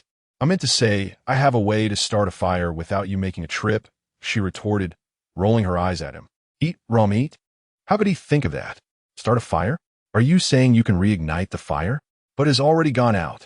Even adding more won't help. Forget it. She felt frustrated at her inability to communicate clearly. Perhaps it was time for something more tangible. She lifted her right wrist, placing the bracelet against her forehead, and suddenly, a lighter appeared in her hand. Holding it upright, she began to ignite it before him. At first, Xiong noticed the beauty of the bracelet without much thought, but when he saw the object appear in his partner's hand, he was utterly astonished. Even more so when he witnessed it spewing fire. He quickly snatched it from her and tossed it aside. Hey, what are you doing? Do you know what that is? It's extremely valuable here. What if you break it? In my space, there's only one box, probably containing around 50. I don't know how long they will last. And now I've ruined one. Xiong did not heed her words, lost in his thoughts, relieved he had acted quickly. Otherwise, that dangerous object might have harmed his little female. Where did that come from? It can spew fire. How perilous! He exclaimed, patting his chest. That is a lighter, used in our tribe to start fires. Pick it up and let me see if it's damaged. Is that firewood? But how can firewood be contained in that strange object? And it can spray fire? Upon hearing it was firewood, Xiong's fear dissipated and he retrieved it, attempting to ignite it as Meng Anyan had done. With a flick, the fire ignited, startling him, and he dropped the lighter again. What an amazing object! Despite his apprehension towards this peculiar fire, he could not suppress his curiosity and picked it up once more. Thus, he continued to ignite and extinguish it repeatedly, thoroughly enjoying himself. Is it fun? You've never played with it before, have you? An elongated voice called out, as Meng Anyan observed the large creature's astonished demeanor. Feeling quite hungry herself. Fine, if you wish to play, I shall gift it to you. Almost starving. She no longer cared about his opinion and retrieved a pack of snacks from her space, beginning to eat. What is this? Where did it come from? Xiong inquired, setting aside the lighter to lean closer. The little female was acting strangely today. How could these objects materialize from thin air? What could this possibly mean? Could she truly be a messenger sent by the beast god? Oh heavens! No wonder. No wonder she is so beautiful. How could I not have realized? When has this beastly continent ever seen a female who could rival a male? Hey, hey, hey, come back to reality. Meng Anyan waved her hand in front of Cheongsong's face. Suddenly, her hand was grasped firmly. Are you truly a messenger sent by the beast god? What? She was momentarily stunned, recalling that she had indeed made such a claim earlier. Did he now believe her because he saw her summon an object? Amused by the thought, she decided to tease him further. Yes, I am indeed a messenger sent by your beast god. If you treat me poorly, the beast god will surely punish you. She proclaimed with a serious expression. What? This is real. Cheongsong stood up straight, his gaze towards her filled with newfound respect. Ha ha ha. Cheongsong looked at her, expressionless, as he laughed heartily, realizing he had been tricked by the little female. He sighed inwardly, surprised by her playful nature. The thought that this could elicit a smile from her made him feel that being deceived was worth it. All right, you can play this trick on me, but do not share it with the other beastmen in the tribe, okay? If you anger the beast god, it would not be good. And if the other beastmen hear about it, they will surely distance themselves from you, Cheongsong said seriously. Okay, I'll only tell you. I would dare say it outside. Look at this. Not wishing to linger on that topic any longer, she produced another pack of snacks from her space, successfully capturing Cheongsong's wide-eyed attention. What is that? Where did it come from?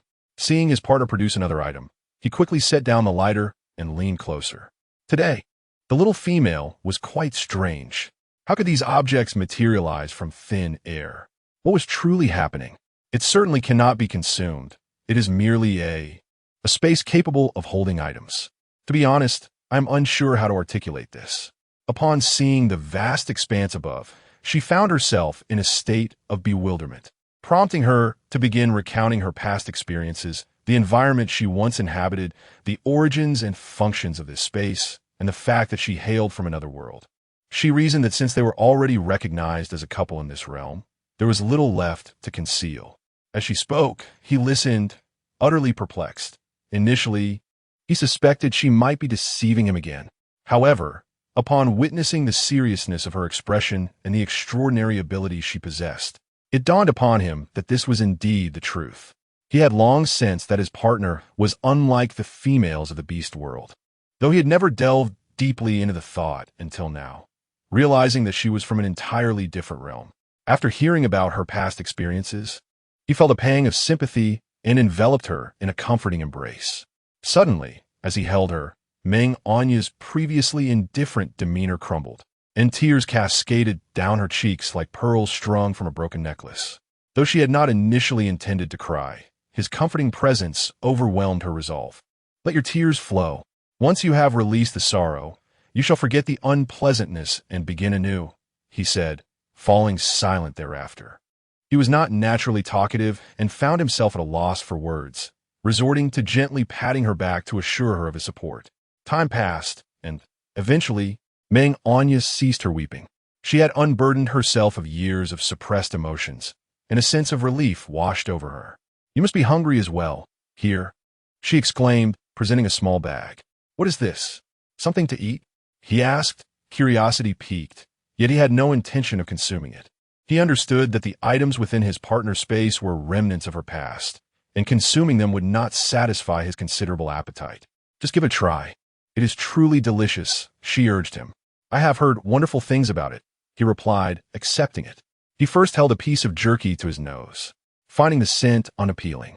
Nonetheless, he placed a piece in his mouth, chewed, and continued until it was all consumed. Well, was it good? She inquired eagerly. It tastes peculiar, he responded. Peculiar? How could that be? Could it be that the tastes of the people here differ from those of the modern world? Stay here for a while. I shall venture out to hunt and return shortly, he declared. Only after witnessing her contentment did he realize his own hunger had surfaced, prompting him to seek game. Where are you going? It would not be too late to eat first, she cautioned. He dared not reveal that he intended to hunt raw food, fearing it would terrify her. Hee hee. I simply believe there is too little food. I must procure more to store, he replied. But it is pouring rain outside. Perhaps we should wait until it lessens. She expressed concern. You are unaware. But this rainy season lasts quite long. It may not cease for several months, he patiently explained, knowing she was not from this world. If you fear the thunder, I could take you to Lisa's place and return to fetch you later. How does that sound? Realizing she could not sway him, Meng Anyan reluctantly nodded in agreement, feeling increasingly agitated at the thought of enduring such a lengthy, rainy season. Cocooned tightly in animal hides, she felt darkness envelop her before being lifted into his arms. Throughout the journey, she felt nothing strike her, leaving her puzzled and eager to lift the hides for a glimpse. Yet he firmly restrained her. Jurl, you are quite capable. Hold the ceremony for your ascension as chieftain once the rain has ceased. When the next breeding season arrives, I shall bear you a litter of wolf cubs. Lisa exclaimed joyfully, having finally reached a turning point, liberated from the oppressive presence of Amon. She beamed at Jurl, grateful for his contributions, vowing to treat him with greater kindness in the future. Abu, are you there? A loud voice called from outside the cave. Abu, who was giving Lisa a back massage, suddenly recognized the voice of Kwong. Just as he was about to respond, Lisa interjected, Yes, I am here. What is the matter? Before she could finish, Meng Anyan appeared in the cave, smiling at her. She thought to herself that Kwong was the tribe's foremost warrior and would be essential during the winter, prompting her to approach him with warmth and concern. Meng Anyan found Lisa's enthusiasm somewhat overwhelming. She had not been so familiar with her before. The truth is, I am going hunting, and since Aya is feeling lonely at home, I brought her here, he stated directly. No problem, you can go. Rest assured, Aya is safe here. Lisa replied. Abu, you and your companions go hunt for me, she instructed, gesturing to a few partners nearby. They obediently followed Kwong, knowing that only by his side could they achieve a successful hunt. Once most of the beast men had departed, Lisa guided Meng Anyan to sit upon a stone. Lisa, your home is quite well equipped. It has everything, she remarked, marveling at the spacious cave, which was several times larger than her own dwelling, with numerous adjoining chambers. There were stone tables, stone chairs, and stone bowls, all crafted from rock. How peculiar that everything here is made of stone. I wonder how they're cut. I shall ask Kwong about it later. She mused, yearning to acquire some for herself. I cannot compare to you. Your partner Kwong is truly remarkable. With just a word from you, he would immediately craft the finest for you. Lisa responded with a smile. Oh, so Kwong can also craft items. I shall have him make a few for me, Meng Anyan replied. Giggle. Aya, have you, and he made it, Lisa exclaimed, noticing the tiger tattoo adorning Meng Anyan's waist, her expression turning mischievous. How did you know? She instinctively questioned, realizing her slip too late and hastily covering her mouth, her cheeks flushing crimson. Why do you cover your mouth? I have seen it, Lisa declared, pointing at Meng Anyan's waist. Meanwhile, Jurl, who was tidying the space, occasionally glanced at them, his eyes momentarily betraying a look of infatuation before vanishing unnoticed. Meng Anyan followed Lisa's pointing finger, perplexed. What is this? She tilted her head, inspecting the sudden appearance of the tiger-shaped tattoo on her waist. She had never had a tattoo before. The tattoo, about the size of her palm, depicted a tiger with its head held high, its 4 distinct stripes visible on its forehead, and its front paws poised as though ready to pounce, exuding an aura of majesty and power. Seeing her confusion, Lisa understood that this might be Meng Anyan's first experience of bonding, and thus explained, upon forming a bond. Each female and male leave a beast mark on the female's body. Since Kwong is a tiger beast, your mark is that of a tiger. Look at mine. After Lisa pointed to her own waist, Meng Anyan recalled having noticed that many females in the tribe bore beast marks, some even adorned with them all over their bodies. Initially, she had refrained from asking, fearing it might raise suspicion, believing it to be a popular form of tattoo among them. Observing the multitude of beast marks on Lisa's exposed skin, her mouth fell agape, and she instinctively stood. Do you have so many males? She inquired, astonished. Can you handle so many men? As she pondered this, Meng Anyan rested her chin on one hand, her eyes scanning the towering figure before her. Sensing her thoughts, Lisa was unfazed. After all, this was the norm not just for their tribe, but throughout the entirety of the beast world. Why are you so surprised, Aya? Isn't this rather ordinary? She exclaimed, her tone light and teasing. Ah, yes, indeed, it is quite ordinary. I was merely admiring the beastly markings on your skin. She chuckled awkwardly, her heart silently protesting. Not at all ordinary, quite extraordinary, in fact. Come now, why are you standing again?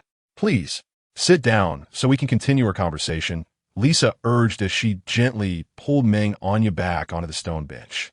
She also called for Ger to bring 2 fruits. Meng Anyan felt a twinge of embarrassment at Lisa's kindness. Oh no, it's quite all right. Food is so scarce right now. You should keep it for yourself. Please, don't be so polite. I insist you eat. You don't think of me as a stranger, do you? I have already deemed you my friend, Lisa interjected. Her intentions clear. She had plans of her own in offering such precious food. This female had no friends, and her mate was the tribe's foremost warrior. Bringing her to her side would undoubtedly benefit Ger's position as chief. Besides, with her own partner now a chief, she would have the power to allocate food within the tribe. What was 1 fruit, after all? Thank you for your generosity. I will not refuse, Meng Anyan replied. Feeling a bit bashful, she accepted the large, red fruit from Ger, inadvertently brushing against his hand as she did so, though she paid it little mind.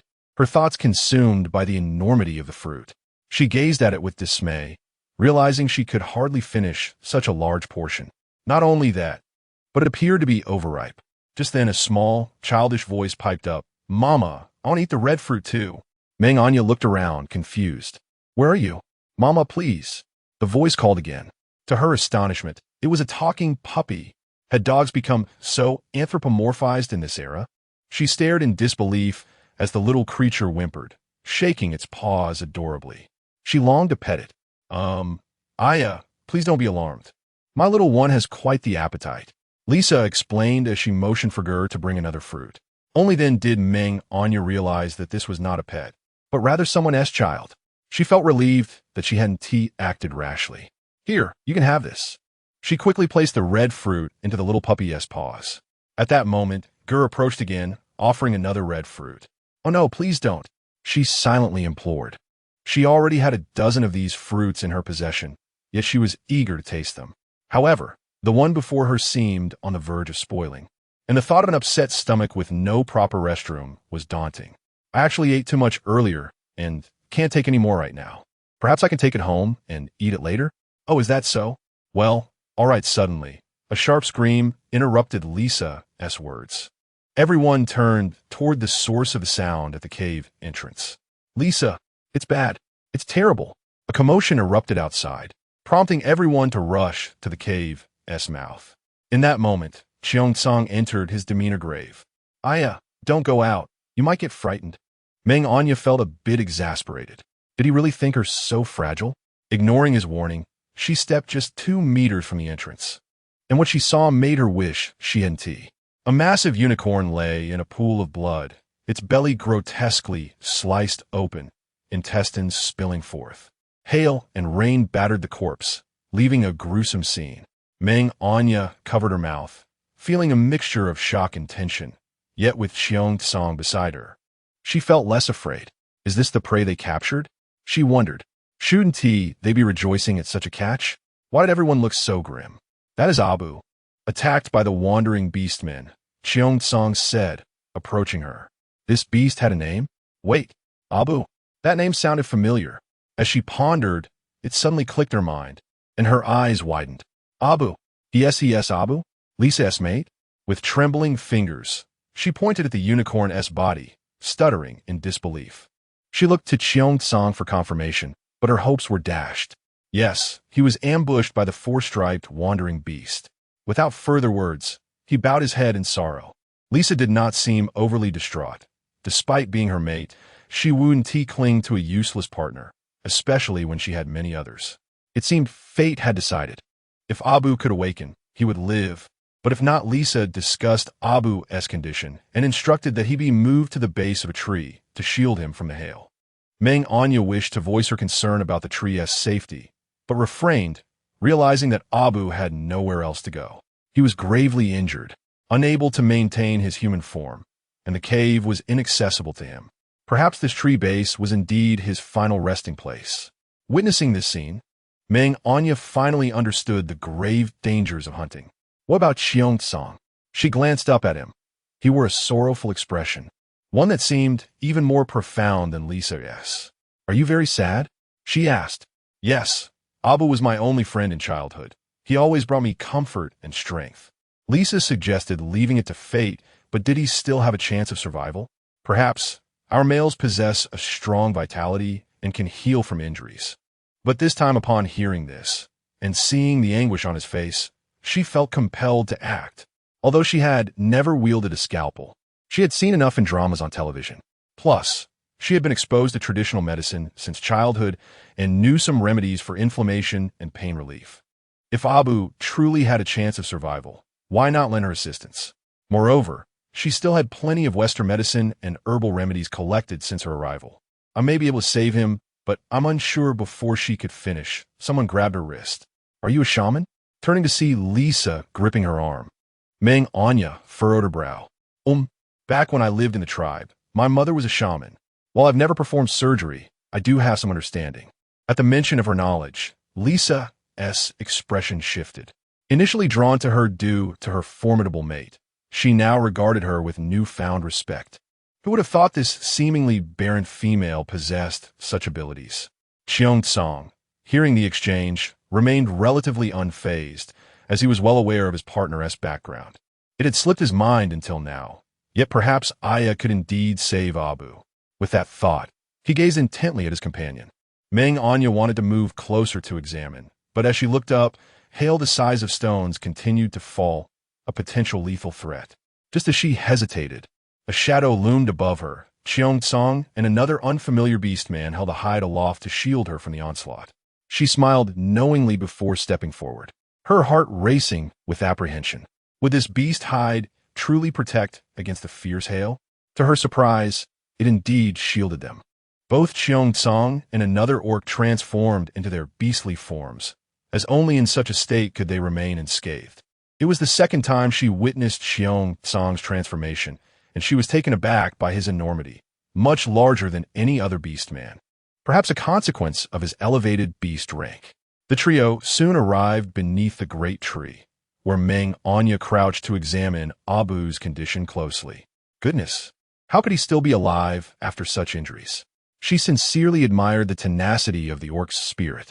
Gently, she checked Abu's breath, astonished. Seizing the moment while the orc holding the beast hide was distracted, she swiftly retrieved needles, thread, alcohol, cotton swabs, and gauze from her space. She felt fortunate to have been wrapped in a large beast hide today. Otherwise, she would have had to feign a return for supplies. Nearby, Xiong-song frowned slightly. Oh no, how could you be so careless? You mustn't be so reckless outside. What if you were discovered? He would never admit his own jealousy, unwilling to let a third party uncover the secret shared between him and his partner. Meanwhile, Meng Anyan was not idle. She carefully shaved the fur around Abu's abdomen with a blade, then disinfected the area. Next, she shouted toward the cave's direction, calling for a few males to join her. Upon hearing her voice, Lisa quickly summoned her partner. You four hold Abu's head. You restrain his body. Do not let him move. Noticing the number of beastmen arriving, Meng Anyan directed them according to her plan. The group cooperated, and soon Abu was firmly restrained. All right, as you hold him, ensure he remains still, she instructed before taking out the alcohol to disinfect the wound. Abu winced at the pain, his body convulsing, but he kept his eyes shut. This is a crucial moment. You must hold him steady, Meng Anyan reiterated, then began threading the needle, preparing to suture the wound. She closed her eyes to gather her focus, breathing deeply until her hands steadied enough to commence stitching. Suddenly, Abu opened his blood-red eyes wide with agony, thrashing uncontrollably as several individuals lost their grip. Hold him down. Do not let him move. Meng Anyan shouted. With combined strength, they managed to restrain Abu once more, who continued to convulse. Minutes ticked by as sweat beaded on her forehead. At last, she completed the long suture, releasing a breath of relief and wiping her brow with the beast hide. as she prepared to bandage the wound. She realized the gauze was insufficient for such a vast injury. In a moment of desperation, she laid the gauze over the wound and secured it with tape. Turning to Lisa, she requested a large beast hide to cover the injury and prevent it from getting wet. Is there a large cave nearby where we can shelter Abu? He cannot be exposed to the rain. Meng Anyan wiped her bloodied hands on the beast hide and stood to inquire among the orcs. They exchanged glances, shaking their heads in unison. No, this complicates matters. She sighed with concern. We can dig one now, Cheongsong suggested. We must create a cave before nightfall. However, the group hesitated, reluctant to agree. Really? Digging a cave requires significant effort. Our food supplies are already low. What will we do if we become hungry? Besides, Abu isn't female. If he dies, he dies. Meng Anyan was taken aback by Cheongsong's words. Could they truly excavate a cave in such short time? She had her doubts, but trusted Cheongsong. He must have his reasons. You may choose not to dig, but hunting is perilous, and no one can guarantee they won't be injured as well. If there is no alternative, that great tree may become the final resting place for any wounded beastman, she declared, her voice firm yet low. The male orcs, with their keen hearing, caught her words. When they heard her final statement, coupled with her gesture toward the tree, a shiver ran through them. Indeed, what if it were one of us who were injured? It's only the beginning of the rainy season. If it were winter, we would be doomed. One orc finally responded, spurred into action. He began to dig. With one leading the charge, others soon followed, joining the first orc in their excavation efforts. Lisa, however, was not pleased. She recognized Meng Anyan's ability to sway the hearts of the masses. If she were to contend for the position of leader, with her partner by her side, I would have no chance, she thought anxiously, having long considered the chieftaincy her birthright. Forgotten in her thoughts was her dying partner. Power, indeed, was a formidable force. Those who tasted its allure often became ensnared by it. With a series of resounding crashes, the males dug fervently, transforming into their beast forms, their claws scraping against the stone walls with a speed rivaling dynamite. Meng Anyan stood in awe, witnessing the scene, a multitude of beasts, wolves, bears, lions, all working together. Their claws, unlike modern animals, were extraordinarily potent, effortlessly creating indentations in the hard stone. Her mouth agape and eyes wide. She thought, if only this could be captured on film, it would astonish everyone back in the modern world. Finally, she understood how the stone bowls and tables found within the cave had come to be. They were excavated by these very claws. Realizing she still had unfinished business, she turned to those who had not joined in the digging. You must shield Abu from the rain, ensuring his wounds remain dry. I need to prepare medicine. With a glance at Cheongsong, she made her way back to her dwelling. Chapter 38. In heat as she walked, Cheongsong silently followed, his heart a tumult of conflicting emotions. Who would have thought that this little female was a healer? Though he wished for Abu's survival, he feared it as well. It would only enhance her brilliance. In this beastly realm, many males held higher ranks, even those with 7 or 8 stripes. He worried that her radiance would attract the attention of more powerful beasts, fearing he might be unable to protect her from being taken away. He was not afraid of losing his life, but rather the thought of failing to safeguard his partner filled him with dread. After a lengthy and arduous journey, Meng Anyan finally reached the cave entrance, the hail pelting down mercilessly. Exhausted, she sank onto a pile of grass within the cave, rubbing her sore legs. She noticed Cheongsong standing outside, still frowning, and assumed he was worried about their friend Abu. If you're so concerned, why not help him? Make me a small stove. I need to brew medicine. About this size, and don't forget a lid.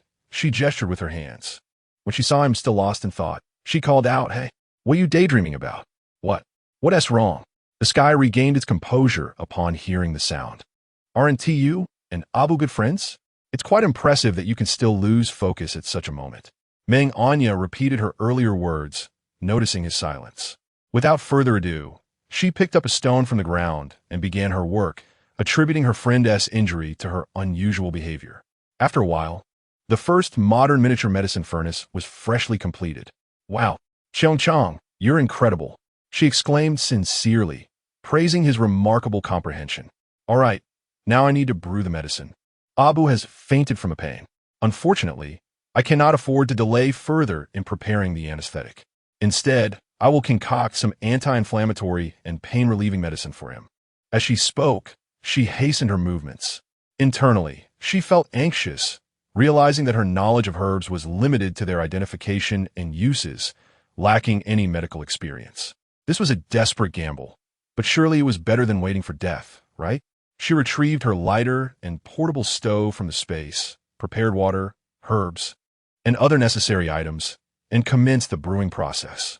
"Anya, please refrain from taking items from the space in public. What if someone discovers it?"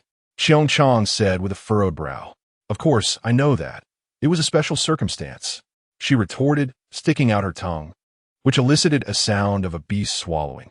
He recognized that this was not the time for further action, so he merely gazed intently at the delicious concoction before them.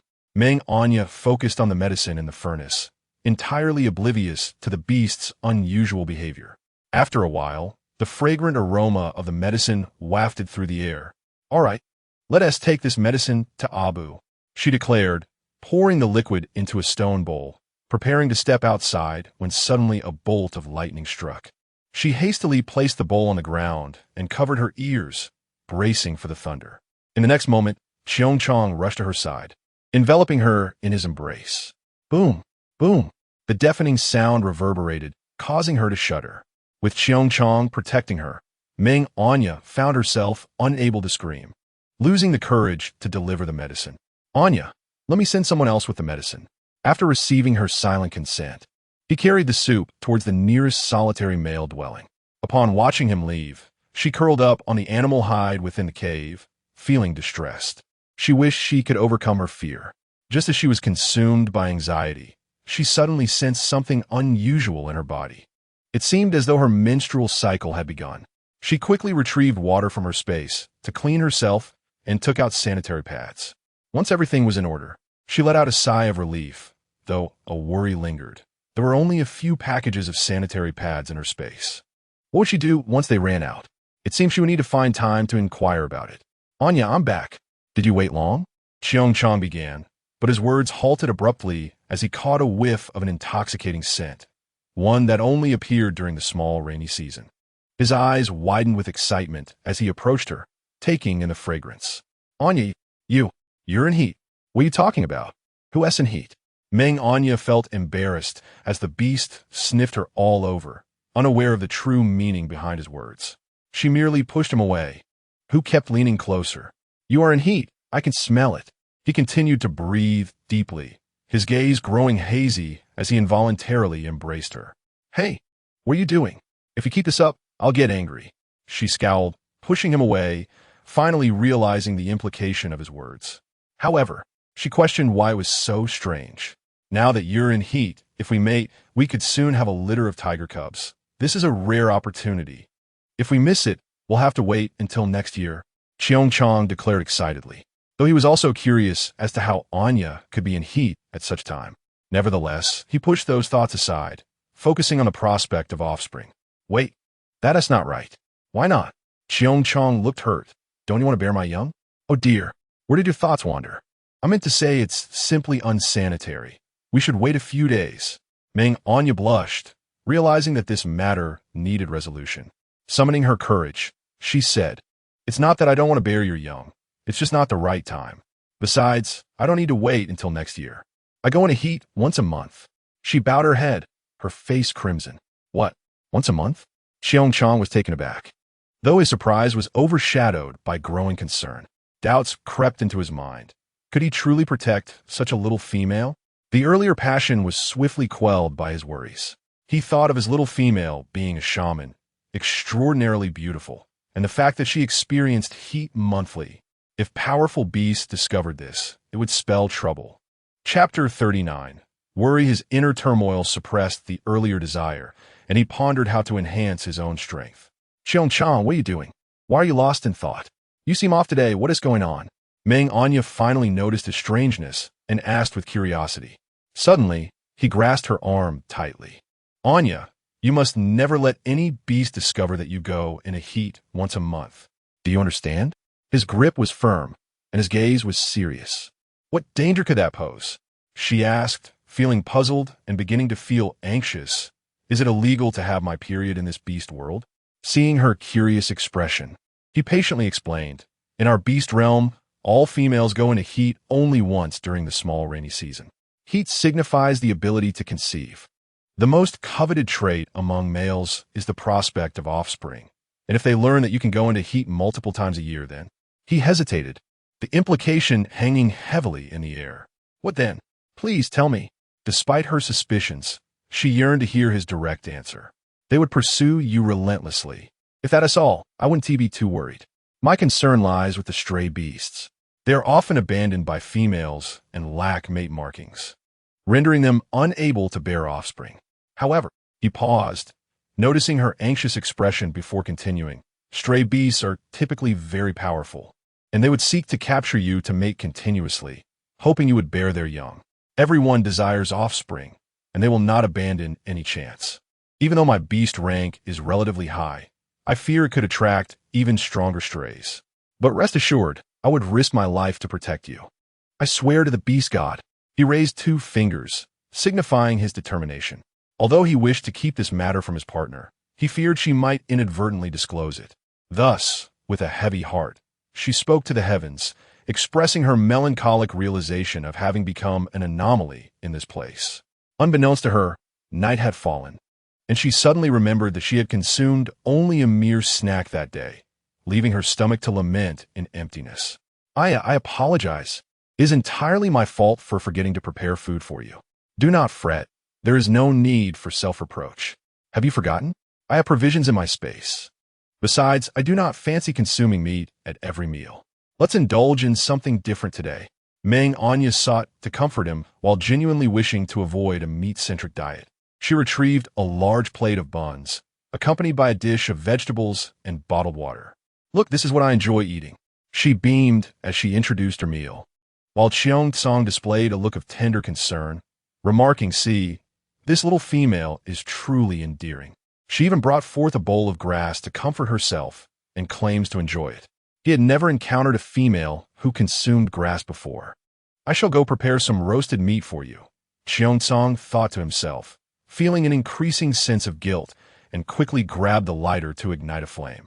Wait, let's agree that once the meat is roasted, you must consume it yourself, for I have no desire to eat roasted meat again. Besides, overindulgence may lead to constipation. Meng Anyan discerned his intentions and knew he doubted the palatability of her food. Thus, she firmly stated, "You should give it a try. It is indeed quite delectable. In fact, you orcs ought to incorporate more vegetarian options into your diet for a balanced nutritional intake." Cheongsong listened in confusion, puzzled by his partner's talk of combinations and constipation, which he found utterly incomprehensible. However, he grasped one notion. The dish was not unpleasant. Taking a deep breath, he remarked, "It does smell quite delightful. What are you dawdling for? Why the hesitation? This is not like you." Upon hearing his partner's comment about his indecisiveness, Cheongsong felt compelled to uphold his image. He resolved to sample the dish that was reputedly delicious. Observing Cheongsong's expression, as if he were being coerced into a punishment, Meng Anyan could not suppress her laughter. This is too amusing. Is it just a plate of vegetables? How is it? Is it not delightful?" As he placed a leaf of the vegetable into his mouth, she eagerly inquired, "How is it?" "It's tolerable, but you are quite wasteful to place such precious salt crystals in this grass." He frowned, speaking earnestly. Internally, he pondered why something that smelled so fragrant could taste so unappetizing. Meng Anyan was left speechless by his words. "That is not the point. You should also try this bun. It is filled with meat." Cheongsong had little desire to eat after the unpleasant experience with the grass, but he knew he could not defy his partner's command. With a forced smile, he picked up a bun and brought it to his nose. Though it appeared odd, it emanated a delightful aroma. However, recalling his previous experience, he cautiously took a small bite. This is truly delicious. It is the most delectable thing I have ever tasted." He quickly consumed one bun, unable to resist taking a second. And it was only when only 2 remained that he remembered his little female had yet to eat. Suddenly, his expression darkened. "I still have some left. Do not worry." Meng Anyan reassured him with a smile, producing another bun to accompany her vegetables. I am full. In truth, it was improbable that such a small amount could satiate him. He merely wished to reassure his little female. He pressed his lips together. I would like to eat more. However, I cannot, for if I were to indulge, I fear there would not be enough provisions left for future meals. He was quite self-aware. Moreover, male orcs typically consumed one meal to sustain them for 3 days. They adopted human forms to conserve food, as their beast forms required greater sustenance. Thus, they hunted in beast form but lived in human form. Having just consumed his partner's food, he noticed the abundance of salt crystals within, a precious commodity that would be wasteful for him to consume. Are you truly full? Do you require more? Although the buns are gone, there are still other foods available. Chapter 40. The consequences of mating season. Are you truly full? Do you require more? Although the buns are gone, there are still other foods available. Meng Anyan said while eating, I am genuinely full. You should eat. I shall fetch you some water to wash your feet. Oh, there's no need for that. It is dark now. Let us manage for tonight and address it in the morning. Meng Anyan was touched by Qiong-sang's kindness, but regardless of her feelings, she believed she should handle her own affairs. It would be unfair to rely on him for everything. All right, I'm also full now, so let us retire for the night. After speaking, she made her way to the earthen hole, retrieving a small bed from her space and placing it in the corner before lying down.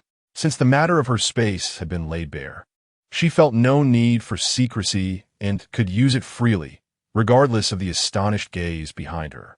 What is this? A magnetic voice, tinged with curiosity, echoed from behind her. Ah, I am so sleepy. You may indulge your curiosity while I sleep. I shall provide answers in the morning. Be good. She yawned and closed her eyes, surrendering to slumber.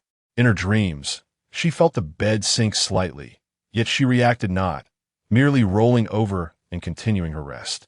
In the darkness, a pair of luminous eyes remained fixated upon her, lingering without fading. Qiong-sang held Meng Anyan close, sighing, this mischievous little sprite. Does she not comprehend the profound allure her estrus hold for males? How can she sleep so peacefully? Reflecting on her trust in him brought him joy, and as he inhaled her delightful scent, he resolved to address his physical needs. Outside, the storm raged on relentlessly, although dawn should have arrived. The world remained shrouded in darkness, with only faint outlines discernible. Ah, this sleep is truly delightful. Within the cave, Meng Anyan had yet to open her eyes when she stretched languidly, feeling utterly comfortable. Since her arrival here, she had mostly slept on piles of grass, and now her bones felt achy. Have you awakened? Are you hungry? I have prepared some roasted meat for you, and I included salt crystals. Qiong-sang entered, his gaze filled with adoration. Noticing her frown, he quickly added, I realize you do not wish to eat, but I am unaware of which grass is edible. So once the rain ceases, I shall take you to find some edible greens, all right? Meng Anyan was somewhat exasperated. That is not grass. It is vegetables. Green vegetables. How could he not differentiate? Little did she know, to carnivorous orcs, those greens and grass appeared nearly identical. All right, I understand. It is not that I refuse meat. Rather, I cannot eat it at every meal. Besides, do I not have plenty of food in my space? What kind of meat are you roasting? It smells wonderful. She inhaled deeply, wishing to uplift Qiong-sang's spirits. As she accepted the roasted meat, she took a bite. Oh, this flavor is rather pleasant. Delicious. Today's meat is different from before, as the previous meats were nearly inedible. What? Inedible? I shall be more attentive in the future. I will ensure to find you the tenderest cuts. Qiong-sang felt guilty, realizing that his little female was so delicate that she struggled to chew tough meat, and he had failed to notice. Well, look at your expression. I am perfectly fine. There is plenty of stock in my space. In the future, I shall only provide you with the finest food. You need not worry about going hungry, so please conserve the items in your space. They may come in handy later. In the present day, sustenance can still be found. Yet as winter approaches, there will be an extended period devoid of food, marking a time when the mortality rate among females peaks. Young females with access to food need not fear starvation during this period. Just then, a voice filled with excitement echoed from the cave entrance, and an orc stepped inside. Get out. The orc had barely taken a few steps when a loud shout startled him backward. Still shaken, he beheld Xiong Tsang striding out with an angry demeanor. And with a swift motion, he lifted the orc off the ground. What do you want? I demand to see the esteemed shaman. I have something to discuss. The orc's face reddened with frustration, yet he was powerless against Xiong Tsang's strength. Before long, he was unceremoniously tossed out of the cave. He looked up in anger. On what grounds do you obstruct me? Aren't you afraid of inciting the wrath of the esteemed shaman? She is still asleep. Do you not fear waking her? If you anger her, do not expect my assistance. What? The esteemed shaman is not awake yet. The orc realized he had nearly caused a calamity. I just came to inform you that Abu has awakened. There is nothing to worry about, and he will be leaving soon. With that, the orc hurriedly departed, primarily fearing the ire of the esteemed shaman. It is known that shamans are sacred beings, a rarity in most tribes. Even in large tribes, shamans are scarce, holding a status that could surpass that of the chieftain. However, he thought he had caught a whiff of a female in heat. Was it merely his imagination? The rainy season was indeed the time for female estrus. He shook his head, dismissing the notion. Perhaps he had misinterpreted the scent. It was simply impossible. As he pondered, he ran off into the distance. What's wrong? Why are you so upset? Meng Anyan inquired, puzzled by his sudden fury. You see, we males possess an acute sense of smell. Had I not intervened, he would have discovered your condition long ago. He likely harbors some suspicion now. Xiong Tsang expressed his concern, relieved that the heavy rains had washed away all traces of scent. But what will happen once the rainy season ends? If word reaches the wandering beasts? After much contemplation, he concluded he would have to leave if the situation became dire. What? What should we do? Meng Anyan was filled with anxiety. She had never anticipated that her monthly cycle could bring such turmoil. Do not fret. You are a shaman. The tribe cannot thrive without you. Even if they discover your condition, they will go to great lengths to conceal it. If this information leaks, many orcs will attack the tribe in a frenzy to claim you. That will be detrimental for everyone. He feigned nonchalance, and only after seeing the color return to her face did he feel a sense of relief. Yet, internally, he bore a grave burden, though I say this. With so many orcs in the tribe, who can guarantee that each one is benevolent? I will refrain from going out for the next few days. You can prepare the medicine for Abu, as I instructed you yesterday. The herbs are right there. With a heavy heart, he returned to his small bed to rest. All right, take a moment to rest. I will prepare the medicine now. He headed in the direction Meng Anyan indicated and began to brew the potion. In truth, he was reluctant to disclose these matters to the young female. But what if she carelessly revealed her condition while he was out hunting? Soon, the aroma of the potion filled the entire cave. Chapter 41. Time by the Moonlight. As the fragrance wafted through the cave, Xiong Tsang observed that the potion was ready. He poured it into a stone bowl.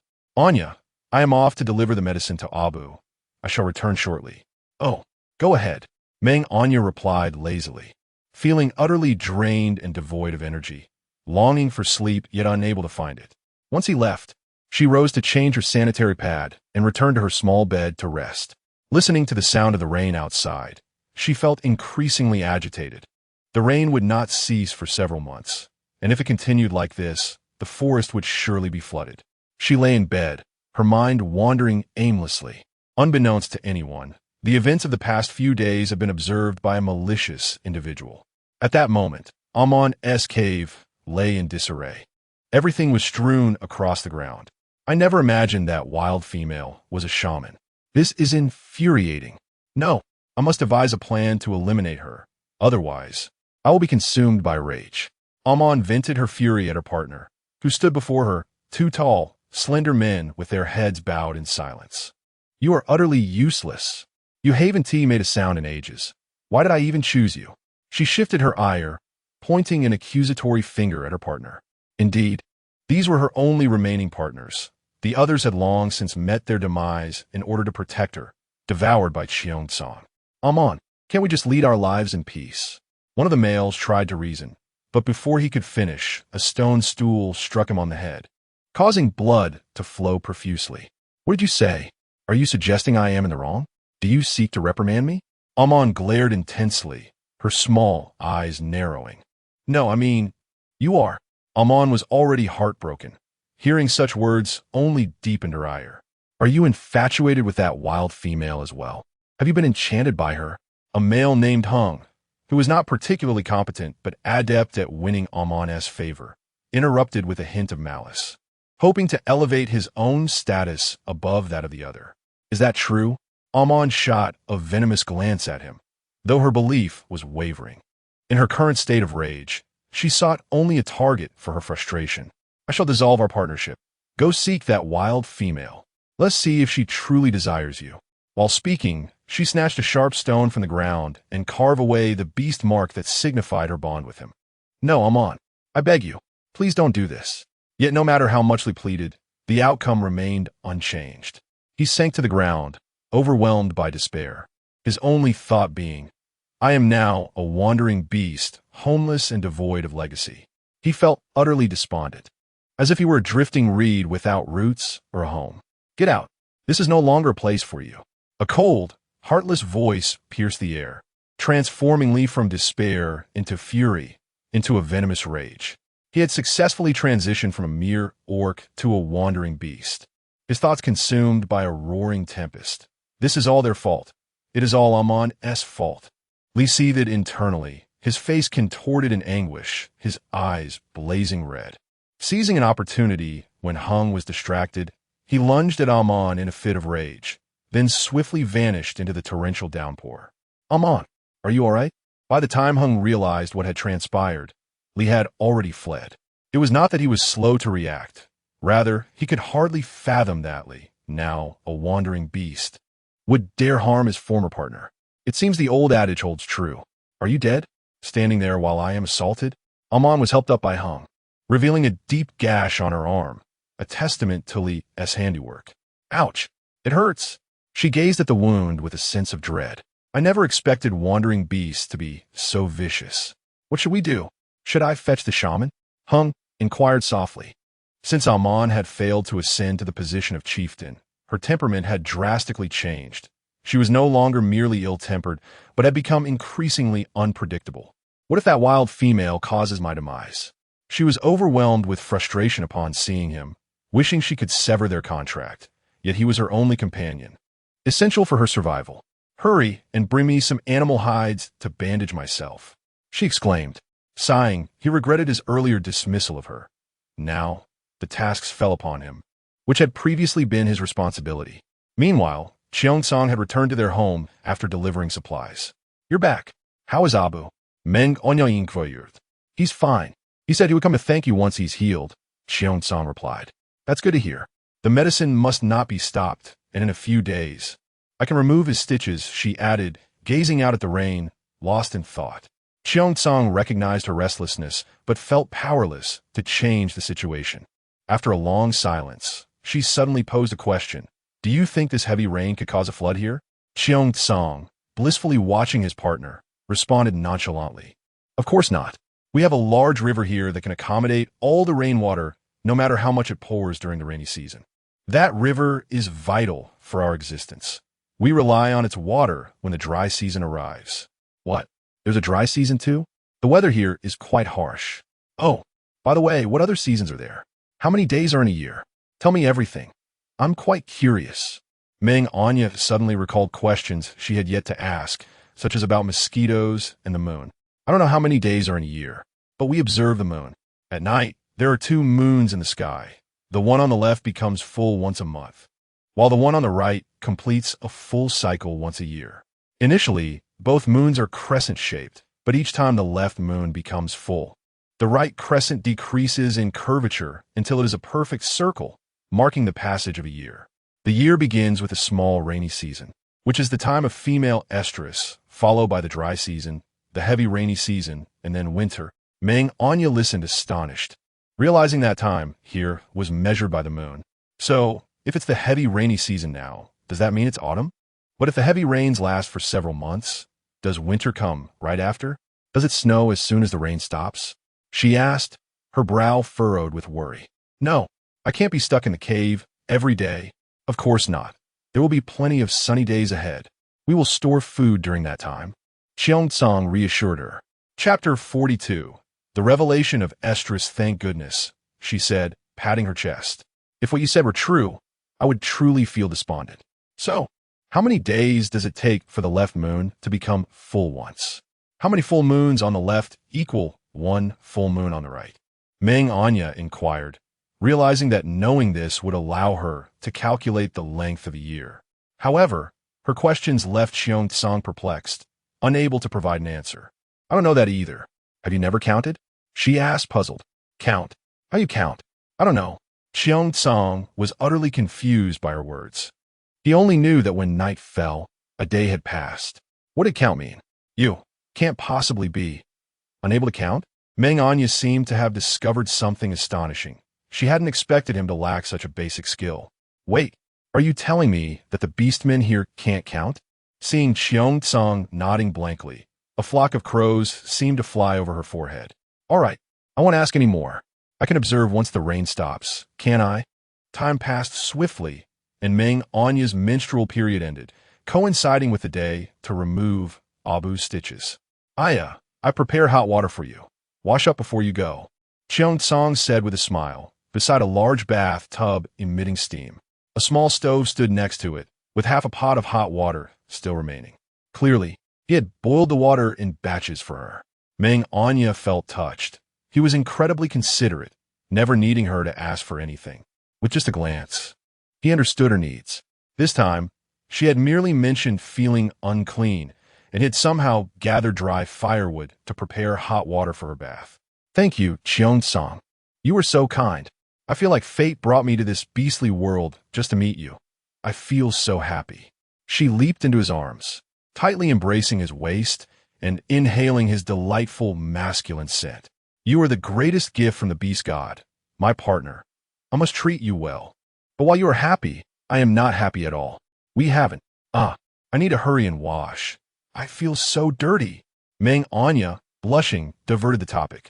Knowing what he was about to say, Xiong raised an eyebrow at her words, a plan forming in his mind. It is indeed time for a wash. But I also haven't bathed in quite a while. We can do it together. The stone tub is large enough for two. Don't. Before Meng Anyan could protest, he silenced her with a kiss and carried her towards the bath. He hadn't indulged in meat for a long time. This opportunity was not to be easily discarded. A few hours later, Abu, you're back?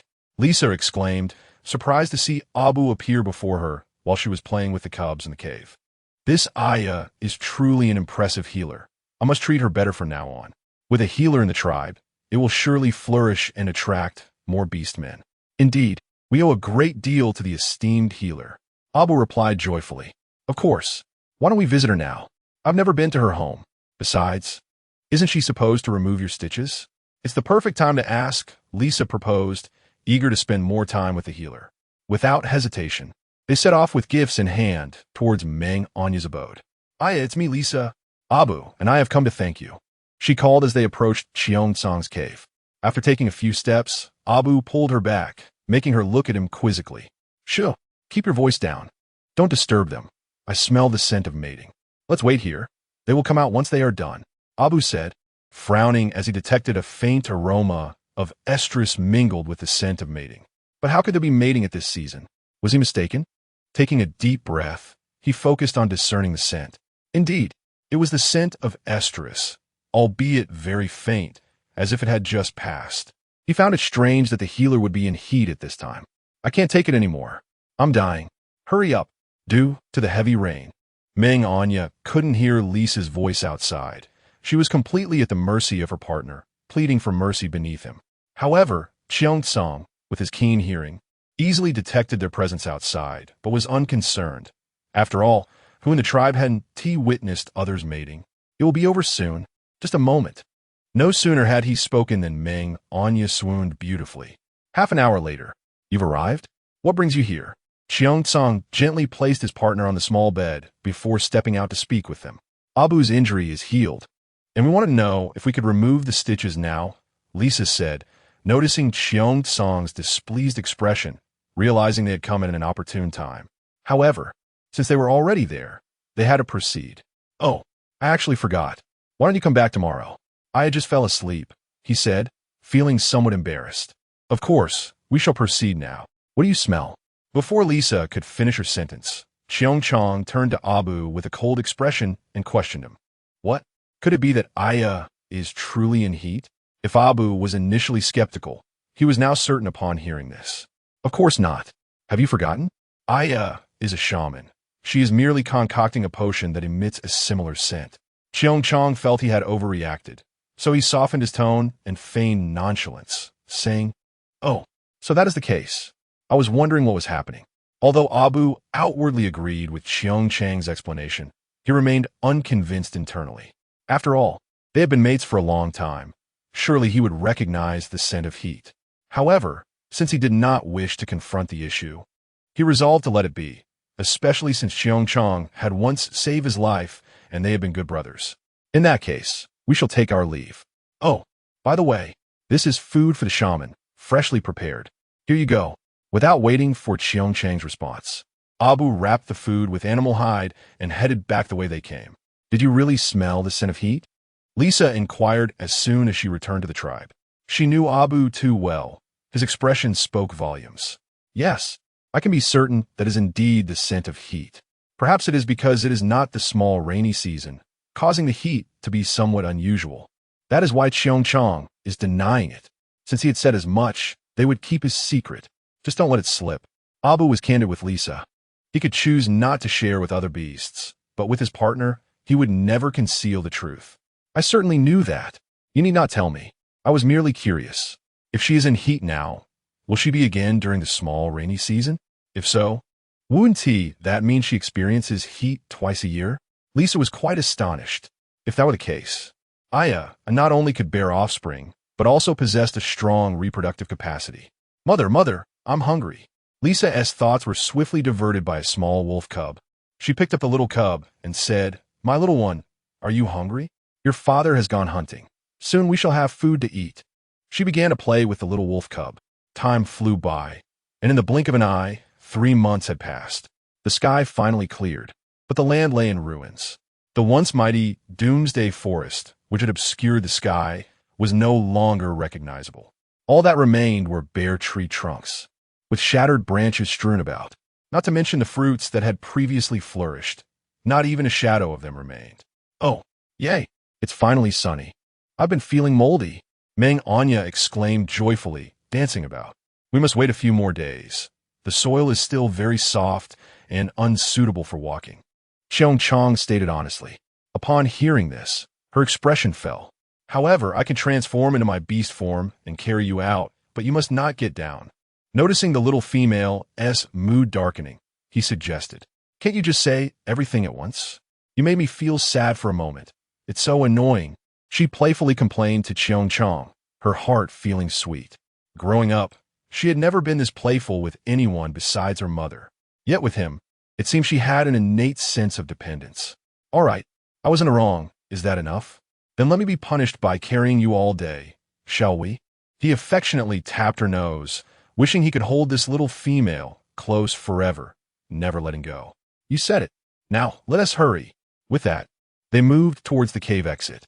As Cheong Chong stepped outside, he transformed into a magnificent, powerful tiger. This was the 3rd time Meng Anyan had witnessed him change into his beast form, and she was still in awe. His deep black tiger eyes were fixed on her, filled with tenderness. "Climb on," Cheong Chong said, lowering himself to the ground, allowing her to ascend. "All right, let us go. Hold on tight." He stood and began to walk out of the tribe, each step leaving a massive footprint in the ground. In truth, venturing out now was perilous, as all animals were hunting after the rainy season, making encounters with danger likely. Yet seeing his partner so eager, he could not bear to refuse. Meng Anyan, seated on the tiger's back, hummed a little tune, feeling quite content. "Cheong Chong, do you know? The first time I sat on your back, I was so frightened. I was afraid you would eat me." She suddenly recalled her initial days here and smiled slightly. "How could I possibly eat you, even if you didn't eat?" "Wow, Cheong Chong, look, this place has changed completely," she exclaimed, startled by the scene before her. "Hail, what is that?" he asked, somewhat perplexed, having never heard of such a thing. "You don't know? It's the stuff that falls with the rain." Meng Anyan tilted her head in inquiry. "So you're referring to ice chunks?" "Yes, it's quite formidable. Typically, Only beasts in their forms can withstand it. Even a first-level beast form cannot endure too many hits without the hide breaking. Moreover, many herbivorous beasts that do not dwell in caves are often killed by it during this season. What do they dwell in if not caves? Do they build houses? Upon hearing this, Cheongchong felt his partner was exceptionally clever. Indeed, since they cannot dig caves, they construct houses from wood, which are not sturdy at all. How delightful! So there are indeed people living in houses here. She was thrilled to discover that there were others with lifestyles somewhat akin to hers. By the way, since they are herbivorous beasts, does that mean my vegetables might have a chance? Where do these herbivorous beasts reside? Can I go see? Of course. But you must wait until the small rainy season is over before I can take you there. It's too far. And I fear we won't make it back before winter sets in, Cheongchong replied. Meng Anyan beamed at this news, content with the prospect of going.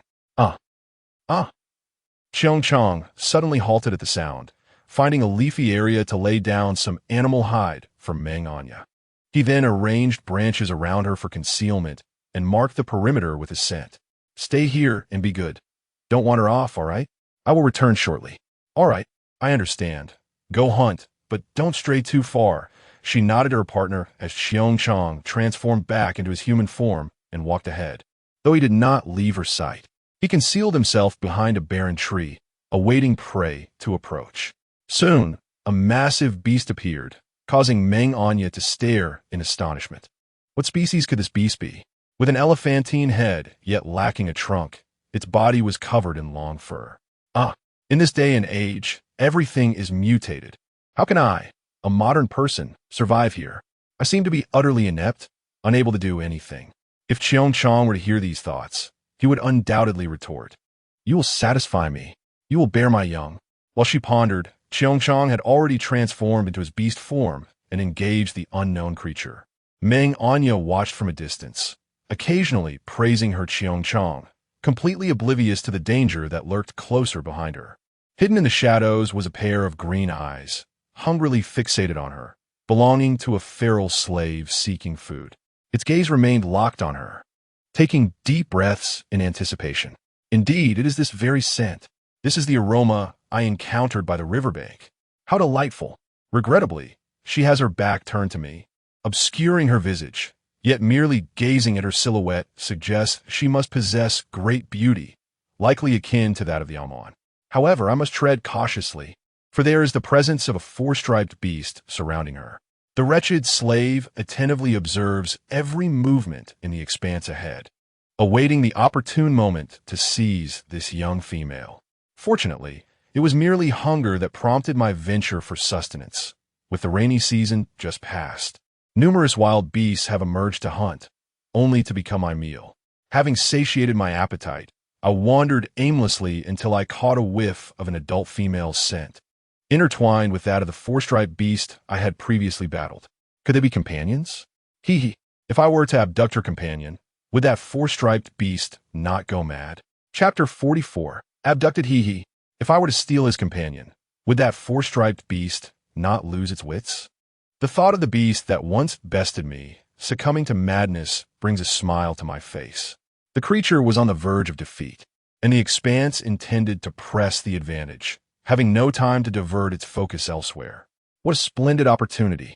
The wretched slave swiftly darted from the thicket, closing the distance to her side, covering her mouth with a large hand, and swiftly whisking her away into the distance. He sensed the four-striped beast could no longer hear. So he halted, lowered his hand, and transformed into his beast form, swiftly vanishing into the doomsday forest. Help! Ether! Save me! Save me! As the wretched slave released her grip, she hurriedly called for aid while fleeing, only to be seized by a large beast moments later. Her cries for help proved futile, as many animals observed the wretched slave and retreated in fear of this malevolent force. Soon, her voice grew hoarse, and recognizing the futility of her efforts, she closed her mouth to conserve her strength. The frantic running left Meng Anyan dizzy and battered, her body adorned with several scratches, and her abdomen ached uncomfortably. Ugh! Finally, she could no longer contain herself and vomited. After several heaves, her body felt as if it were falling apart. It was unclear how much time passed, but as dusk approached, he finally set her down. Phew, phew. She gasped for breath, her heart racing. King, you have returned. A rather ordinary-looking, tall orc approached the wretched slave, eager to please, only to spot a petite female standing there with her head lowered, continuously retching, ignoring the stench of vomit. He was captivated by the mature female scent wafting from her. He had never encountered such an alluring aroma before. Unable to restrain his desire, he exclaimed, King, once you're finished playing, may I have my turn? He gazed at the wretched slave with a pleading expression.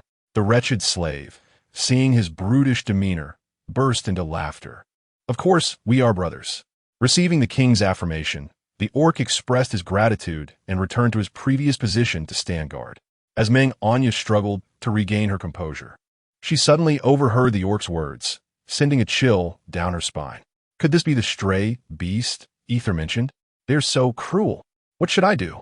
While contemplating her predicament, someone grasped her chin, forcing her head up. I shall let that four-striped beast taste the bitterness of having his companion. The voice of the wretched slave faltered upon encountering a breathtaking female, and in that instant, he felt an overwhelming affection for her. Previously, he believed Amon to be the epitome of beauty, yet now he realized Amon was unworthy to carry her shoes. You don't act recklessly. My companion is a four-striped beast. He will not spare you. Meng Anyan weakly threatened. Oh, lovely little female, you are truly beautiful. Though I am a forsaken stray, I genuinely adore you. Will you be my companion? The wretched slave professed his infatuation to Meng Anyan, while the previously mentioned orc found this behavior perplexing. What is happening to the king? These strays are typically abandoned and do not trust females. They only seek to ravage and harm them, as the esteemed king has taught them. Yet now he speaks such words. What could this mean? Driven by curiosity, the stray orc inched closer to Meng Anyan, his eyes widening in disbelief. Goodness, what a stunning female! Though her face bears some scratches, and her hair is tousled and caked with dirt, her beauty remains unblemished. Beautiful female, are you a messenger sent by the beast god? Enchanted by her allure, he forgot the presence of the king, and in a tragic turn of fate, he was unceremoniously kicked against a rocky wall, losing consciousness without a struggle. Look at that. He was just proclaiming brotherhood. I considered you a brother, yet you dare to gaze upon my companion that way. You sought your own demise. The wretched slave growled, already envisioning Meng Anyan as his own. Witnessing the scene, Meng Anyan was struck with horror. A living being had perished so abruptly. Guilt washed over her, for it was her presence that had led to this outcome. Simultaneously, she felt an intensified apprehension towards this so-called king. Little female, are you frightened? Fear not. You shall grow accustomed to it in time. Come, we shall mate, the wretched slave declared, moving to embrace Meng Anyan. Get away. I'm not your companion. If you dare harm me, Ether will not spare you. She disregarded everything else, swiftly retrieving a Swiss Army knife from her belongings, brandishing it before her. Do you think that pitiful trinket can affect me? The wretched slave scoffed at the sight of the sharp knife, curiosity piquing about its origin, for it had not been visible moments ago. It appeared quite sharp, yet surely it could not pose a threat to him. If he feared such a thing, how could he claim to be a king? Thus, he stepped forward toward the knife. You don't come closer. Meng Anyan's hand trembled as she held the knife, her voice a stammering mess. Under the wretched slave's advancing presence, she retreated step by step. Suddenly, he lunged forward, the knife's tip pressing against his abdomen. Without an ounce of fear, he merely smiled at her, leaning in even closer. To her astonishment, the blade failed to pierce his skin. Meng Anyan exerted all her strength, attempting to stab him, yet, not only did it not penetrate, but it barely grazed his skin at all. A wave of despair washed over her. What sins have I committed in my past life? Why does fate conspire against me? This world is too chaotic. I cannot endure this. In a state of panic, as the wretched slave's sinister grin drew nearer, she had no choice but to raise the sharp knife against her own neck. You don't come any closer. If you do, I will end my life. She threatened, feeling utterly helpless. This was her only recourse, for she did not wish to betray Ether or allow any blemish upon their bond. Do you truly intend to commit suicide? I find that hard to believe. It was not entirely unreasonable for the wretched slave to doubt her. Historically, females have often been selfish, timid, and greedy. Would they truly take their own lives for the sake of avoiding mating with a single male? What a preposterous notion. However, this female bore only the scent of the four-striped beast. How curious indeed. Could it be that her standards were too high to consider other beasts? Chapter 45. The Stray Beast's Compromise, however. This female bore only the scent of the four-striped beast. How curious indeed. Could it be that her standards were too high to consider other beasts? Reflecting on it, how could such a beautiful female easily accept an unworthy orc? This certainly seems advantageous for oneself. Meng Anyan, noticing the skeptical gaze of the wandering beast, felt a surge of anxiety. Don't come any closer, she cried out in a fit of agitation as he took a step forward, tightening her grip around her neck. Her feet instinctively retreated, her heart racing as she perceived the beast's hand nearing her. With a decisive resolve, she shut her eyes, pressing down forcefully, only to feel a sharp pain at her neck as his hand suddenly grasped hers. Opening her eyes, she was met with the astonished and furious expression of the wandering beast. Do you truly wish to avoid mating with me? I am a four-striped beast, as formidable as your partner, perhaps even more so. The beast, residual slave, felt a surge of anger at being so despised. Was she truly willing to take her own life rather than accept him? He yearned to dominate her, as he did with other females. Yet the sight of her pained expression rendered him incapable of such actions. Instead, he aspired for this exquisite female to willingly accept him. Very well. I shall not coerce you. I will earn your willingness to embrace me, proving I am far more powerful than your companion. Residual slave brimmed with confidence. For in this beastly realm, one's rank was paramount, and he was the mightiest of the region. Although he had previously bonded with a partner, that contract had been annulled, yet the continent's laws permitted a wandering beast to remain by a female's side, without formal ties if she consented, albeit such instances were rare. He believed himself distinct from other wanderers, superior to those orcs, capable of sourcing food even in the harshest winters. Really? You won't force me? Meng Anyan sighed with relief, albeit still skeptical. Of course, I desire your voluntary companionship, Residual Slave declared, leading Meng Anyan to a cave. This is my dwelling, and now it is yours. I shall reside nearby. Call for me if you need anything. By the way, I am Residual Slave. With that, he cast a lingering glance at her before departing.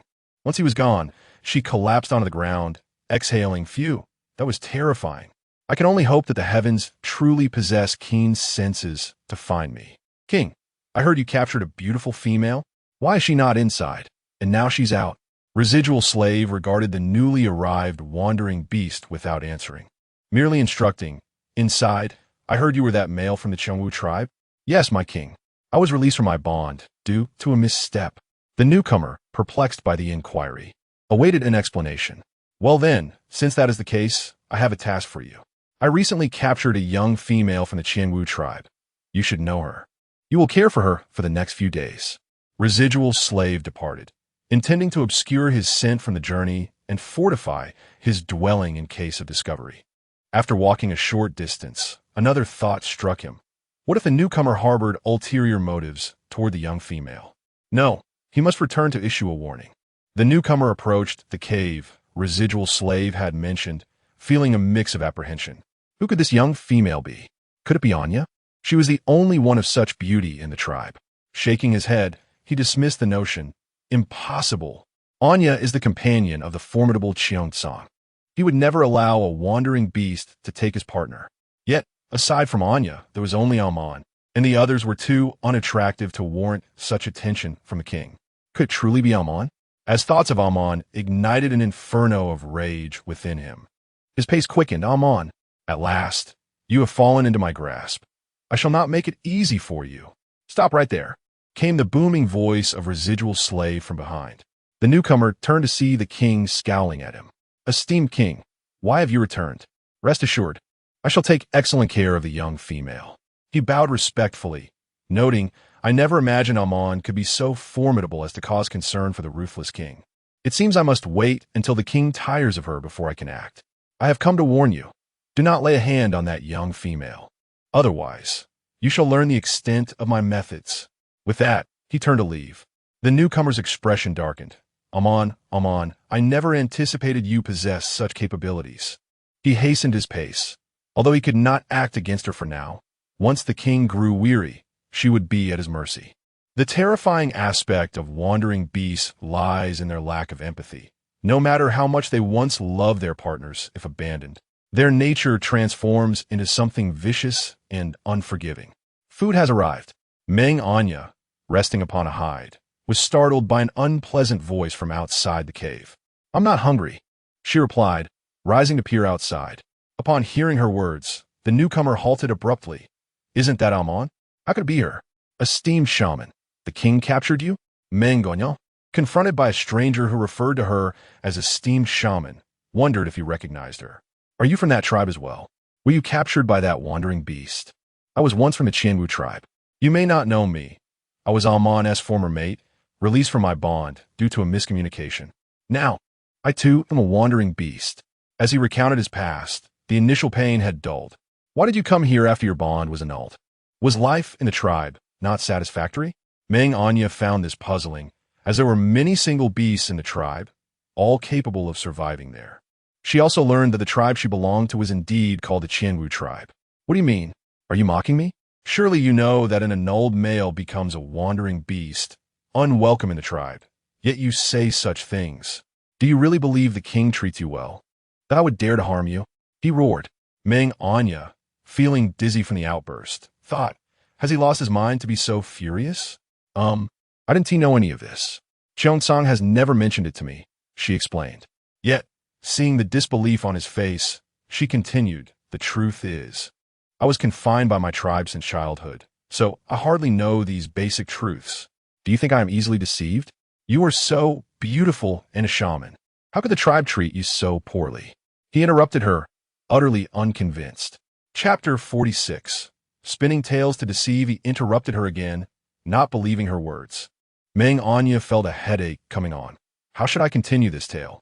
I was so preoccupied with crafting lies that I failed to plan my escape. One should never tell lies, for one falsehood requires 10 more to cover it. And here I am, ensnared. How could she convince him of her sincerity? This dilemma weighed on her. In the past, she would not have needed to explain herself, regardless of whether the beast believed her. However, the stakes were different now. If Cheongsong failed to find her, this beast might serve as a crucial ally. I have it. The truth is, I have been unhealthy since childhood. Short and frail, unable to bear offspring, which is why no males pursued me. My beauty incited jealousy among the females in the tribe, leading to my ostracization. Meng Anyan paused, covertly observing the stranger's reaction. Noticing a flicker of belief, she continued, "My beauty brought considerable trouble to the tribe, attracting many outsiders who desire to seize me without understanding the reasons. My mother is a shaman, and they fear offending her, so they dare not hand me over. Yet, they also worry that my beauty may bring misfortune to the tribe, which is why they have confined me." Alas! As she spoke, her hand stealthily pinched her thigh, and tears immediately welled up in her eyes. Ouch! That really hurts. Upon seeing her cry, I couldn't help but believe her words a bit more. Meng Anyan felt that her fabricated tale was effective, and thus, she began to weep more fervently. She sobbed incessantly, thinking to herself, if this were modern times, surely I would win an award for my acting. Gradually, as my mother aged, she feared that after her passing, no one would protect me, which is why she taught me the ways of a shaman. Alas, my poor mother passed away before she could fully impart her knowledge to me, leaving me all alone and desolate, abandoned by the tribe during their migration. Now that I have finally found a companion, I have been captured by a stray beast. Woe is me! Why is my fate so cruel? Meng Anyan wept bitterly, yet within her heart, she scoffed. Bah! Beauty, you say? What a thick skin. In modern times, I would barely be considered fair. In truth, she underestimated herself. Even in modern standards, her beauty was above average, let alone in this beastly world. Upon witnessing her tearful and pitiful appearance, they instantly believed her, feeling a sense of indignation. What tribe did you belong to? How could they so boldly violate the laws of the beastly realm? Do they not fear the wrath of the beast god? What? Is this a violation? Meng Anyan was somewhat bewildered. Or had the transgression occurred? She was oblivious. The next moment, someone answered her query. The female birth rate in this beastly continent was already low, and now it was dwindling further. Even if you cannot bear offspring, you are still a female. And such a beautiful one at that. Being a public companion would not be so bad. Public companion? What is that? Please do not let it be taken literally. You do not know? It means all males in the tribe can mate with you. And there will be no beast mark left behind. He spoke as if it were the most natural thing in the world. Isn't that akin to the courtesans of ancient China? Damn it, you are the public companion. Your entire family is a public companion. Upon hearing this, Meng Anyan felt as if her lungs might burst from rage. Yet, she had to maintain a facade of compliance. Is it not said that females are under the protection of the beast god? With such treatment towards females, do you not fear divine punishment? You hear? He seized upon the key phrase, eyeing her with suspicion. Oh no, I misspoke again. Smack. She chastised herself internally. Ah, what I meant was your tribe. Hearing this, his doubts quickly dissipated. He had not thought too deeply about it, merely curious. We cannot discuss this further. It is already dark, and I must return. He left without addressing her previous question. Hey, don't go. I still have not finished asking. Before she could complete her sentence, the stray beast had vanished from sight. In the dim light, she picked up the roasted meat and took a bite. Yuck, yuck, yuck. This is terrible, lacking even a pinch of salt. Quite stingy indeed. In her space, she retrieved a steamed bun to eat, tossing the roasted meat aside. Then, she lay down on the animal hide and fell asleep. As dawn broke, warm sunlight streamed through the cave entrance, illuminating Meng Anyan. She furrowed her brows, rolled over, and continued to sleep. Qiangwu tribe, Qiansong, are you out hunting this early? Where are the prey? A beastman stationed at the tribe questioned. I stood guard here last night. How did I not see him leave? However, his expression was rather frightening, so it was best not to speak. Qiansong did not respond to the guard's inquiry and ran straight into the tribe. His blood-red eyes were fierce, and he emanated a terrifying aura. All the other beastmen parted ways for him, not daring to utter a word. Gear! Gear!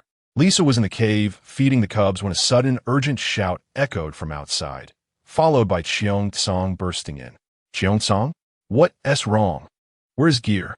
Before Lisa could finish her sentence, she was interrupted. Gear has gone hunting. What is the matter with you? You look terrifying. Quickly, gather all the males in the tribe. He has been taken by a stray beast. Hurry! Lisa was stunned by Qiansong's roar. What is he saying? He has been captured by a stray beast? How is that possible? Before she could gather her thoughts, a loud shout nearly deafened her. Hurry! Did you hear me? Qiansong's eyes were bloodshot, as if he might devour Lisa. Oh, all right. I will go right away. Qiansong is frightening. The aura of a four-striped beast is indeed different. It is best for me to leave quickly.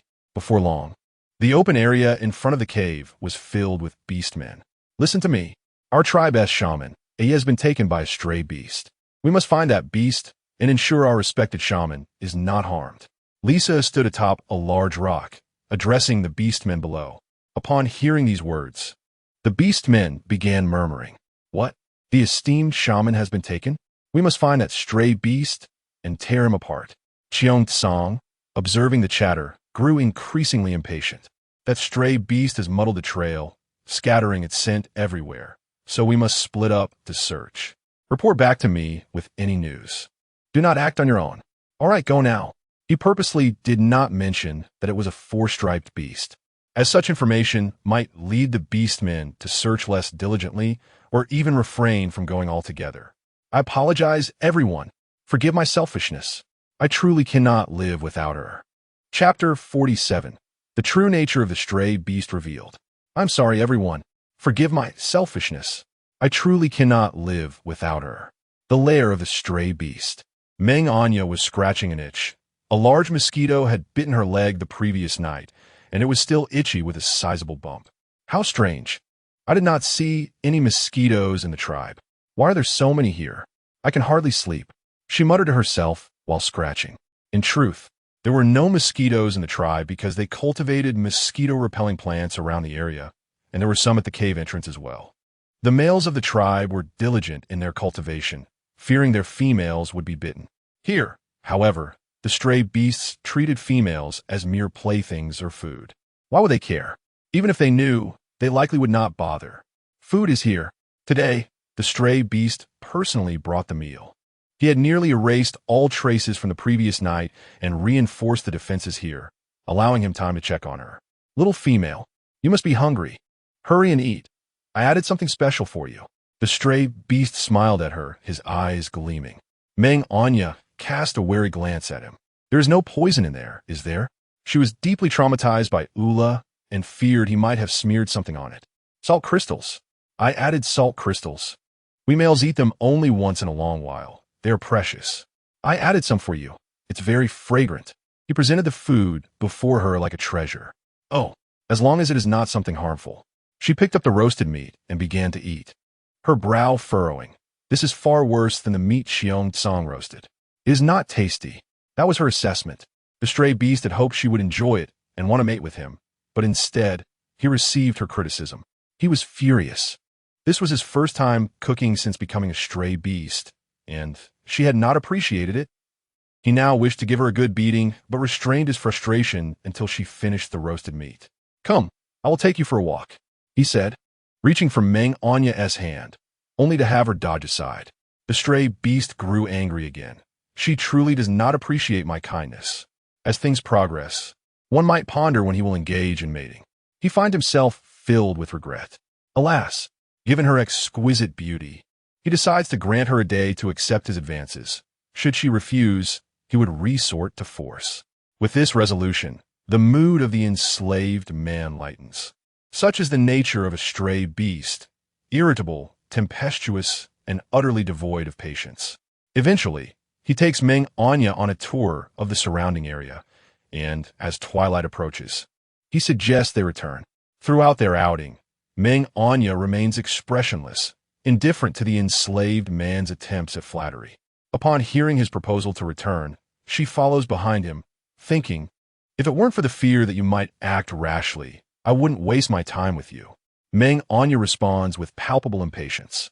Noticing her continued disdain, the enslaved man can no longer contain himself. I tell you, should you agree to mate with me, I shall treat you well. If you refuse, I will take you by force, but by then. Upon entering the cave, he threatens Meng Anyan. Could you give me a little more time? Aye. Before she can finish her sentence, the enslaved man picks her up. I am a shaman. You cannot treat me this way. She cries out. What? You are a shaman? The enslaved man pauses at this revelation. Truly, she is the female he has set his sights on. Impressive indeed, but even this cannot deter his intentions. Seizing the moment of distraction, Meng Anyan pulls out a knife from her space and presses it against her throat. Where did that come from? I didn't see it earlier. Oomph. I am an envoy of the beast god. Do you not fear his wrath for treating me thus? She forgets the warning from the heavens, speaking without restraint in hopes of escaping her dire predicament. Tell me, if I were to share your words with the orcs of the Qiangwu tribe, do you think they would not make you a sacrifice? Would they not punish you for your blasphemy against the beast god? The enslaved man is entirely skeptical of her claims. Regardless, if you attempt to force me, I shall not yield, even unto death. Meng Anyan brandishes the Swiss Army knife at her throat, resolute in her decision that if she cannot draw the heavens for aid, death is her only escape. I wonder how long you can maintain this defiance. Come in. The enslaved man, infuriated, yet unwilling to see her perish, decides to teach the disobedient female a lesson. Outside the cave, the subordinate, holding today's roasted meat, is caught eavesdropping when the king's command to come and startles him, causing him to drop the meat. He scurries into the cave, pale and trembling, addressing the king respectfully. I have come to deliver food. Lock this female up with the others. An angry voice echoes from above. The subordinate, prostrating himself, utters no further words, simply nodding in compliance. Unbeknownst to Meng Anyan, she is well aware of the king's cruel methods. The enslaved man is pleased with the subordinate's reaction, then turns to Meng Anyan, narrowing his eyes dangerously as he forcefully lifts her chin, his tone filled with determination. I await your change of heart, eager for you to beg me for mating. Laughing maniacally, Meng Anya, with her head lowered, suddenly feels her chin grasped and lifted, a face, handsome yet lecherous, drawing near, spewing forth declarations. She refrains from retorting, feeling a wave of nausea at the sight of him. Very well. Perhaps such words will distance me from him. As for his earlier statements, I shall treat them as mere nonsense. Upon hearing the enslaved man's command, the subordinate swiftly rises from the ground and leads Meng Anya away. Once they depart, the enslaved man, furious, smashes the stone table in the cave in half. Why do you refuse to mate with the king? That way, you could avoid suffering. Would it not be beneficial to have a powerful stray beast to protect you? The subordinate, perplexed by Meng Anya's actions, exclaims, are not females typically overbearing, greedy, selfish, and fearful of death? Why is this one so different from the others? I understand your confusion, Meng Anya asserts with conviction. I believe that love is mutual. Cheongsong loves me dearly and is my mate. Thus, I shall have him alone for my lifetime, and no other male shall enter my heart. The subordinate stands in shock, his eyes wide as he processes her words. You mean to say that Cheongsong is your soul partner? How can that be? Are not females inclined to have multiple males for protection? Moreover, if other male orcs learn of this, it will create great difficulty for Cheongsong. Females are already scarce, and one beast's claim over a female could spell disaster for the others. Though he speaks these words, envy and resentment toward Cheongsong swell within him. Why has he not encountered such a kind and beautiful female? Chapter 48. The agreement despite his words. The subordinate is filled with jealousy toward Cheongsong, pondering why he has not met such a benevolent and lovely female. He recalls Amon, a surge of hatred and sorrow washing over him. This, I have not considered. However, given Cheongsong's strength, there should be no problem, right? All right, we have arrived. Arrived? Meng Anya glances around, observing a large cave roughly 3 meters in height and width. Aside from the narrow path where she stands, the rest is overgrown with weeds. The cave is dark, its depths obscured, and faint cries echo from within. She shudders involuntarily. This cannot be a place reminiscent of ancient dungeons, could it? Are they being tortured inside? Or, it cannot be. There are no ghosts in this world. Enter. The icy voice startles her, sending a chill down her spine. Her heart races, and her steps falter, quickly falling behind the subordinate. Lacking the courage to proceed, she clutches his arm. I'm a bit afraid. Could you go inform Cheongsong of my whereabouts? I beg you. No matter how resolutely Meng Anya had previously acted, she is still a girl, and the terrifying place invokes fear within her. No way. I will not agree. Do not forget, I'm also a stray beast. I will be torn to shreds by him. The subordinate's anger flares at her words. Moments ago, he had thought her beautiful and kind, yet now he sees her selfishness. Should he venture forth, Cheongsong would surely rend him apart. Meng Anya, stunned by his outburst, stands frozen, forgetting her fear. What is this situation? Why is he angry again? Her unfinished words hang in the air. Truly, stray beasts possess volatile tempers. Could you wait for me to finish speaking? She drags him out of the cave, while speaking. Noticing the unfriendly expression on his face, she forces a smile and explains, You see, I possess salt crystals. If you go inform Cheongsong of my whereabouts, I will reward you with a great quantity of salt crystals. Meng Anya attempts to entice him. She is well aware that salt is a rare commodity in this region, essential to the orcs, thus she holds considerable wealth. What? You have salt crystals? The subordinate regards her skeptically. Surely this female is not attempting to deceive me. Even if she possesses salt crystals, how could she have them on her person? Do you think I would be fooled? Even if she has salt crystals, they would undoubtedly be in her tribe. Once I complete my task, your mate will surely have me killed. He glares at her with malice. Meng Anya rolls her eyes, muttering beneath her breath, How dull. You figure that out. Yet truly, I hadn't considered it. If you agree, I could give you salt crystals right now. What? You have some on you? Where? The subordinate begins to search her eagerly, desperate to uncover what she claims to possess. Hey, what are you doing? Don't get too close. Be careful, or I will tell the cruel slave that you wish to mate with me. Hearing this, Li froze instantly, hastily lowering his hands, overwhelmed by fear. If the king learned of this, his fate would be sealed. We did not do anything. You cannot. If you heed my words, I shall give you salt crystals. If not, I shall inform the cruel slave of your intentions. Meng Anyan threatened, desperate for her life, willing to forsake her dignity. You cunning female, Li roared in anger, the sound nearly deafening Meng Anyan. Well, it is not all in vain for you. Simply tell Cheongsong I sent you, and he will not harm you. Besides, you will receive precious salt crystals. Do you truly possess salt crystals? Since he did not trust her, she decided to provide tangible proof. Pretending to search through her fur cloak, she discreetly placed the bracelet on her forehead and retrieved some salt crystals that Cheongsong had allowed her to keep. Fortunately, she had sewn small pouches during the rain, which proved useful now. Here, this is half. Once I successfully escape, I shall give you another pouch. Seeing the delighted expression on Li's face as he held the pouch, she knew her plan had succeeded. Indeed, Li had agreed. He shook the pouch, realizing it contained a substantial amount of salt, enough to last him for half a year. Just as he was reveling in his good fortune, he heard Meng Anyan mention a second pouch, which only heightened his eagerness.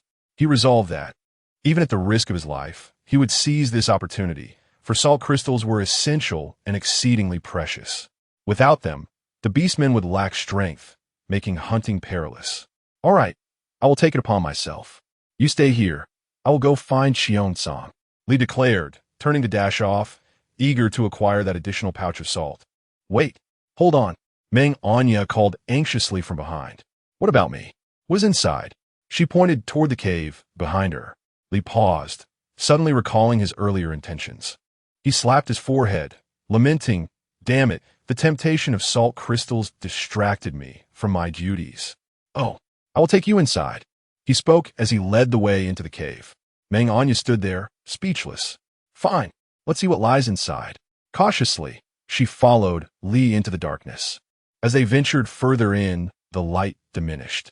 Fortunately, she had adapted to the dimness, allowing her eyes to discern shapes.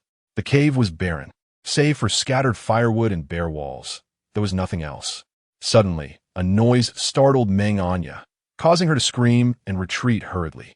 Li, lost in thoughts of the salt crystals, turned at her cry, seeing her hand clutching her chest, her large eyes filled with fear. He swallowed hard, forcing his gaze away from her face as his heart raced. No, I must resist. She is the king's chosen female, Cheongsong's partner, not someone I can entangle with. Are you all right? He asked. I'm fine. I just stepped on a branch and got startled. Let's continue, Meng Anyan replied, regaining her composure and proceeding cautiously.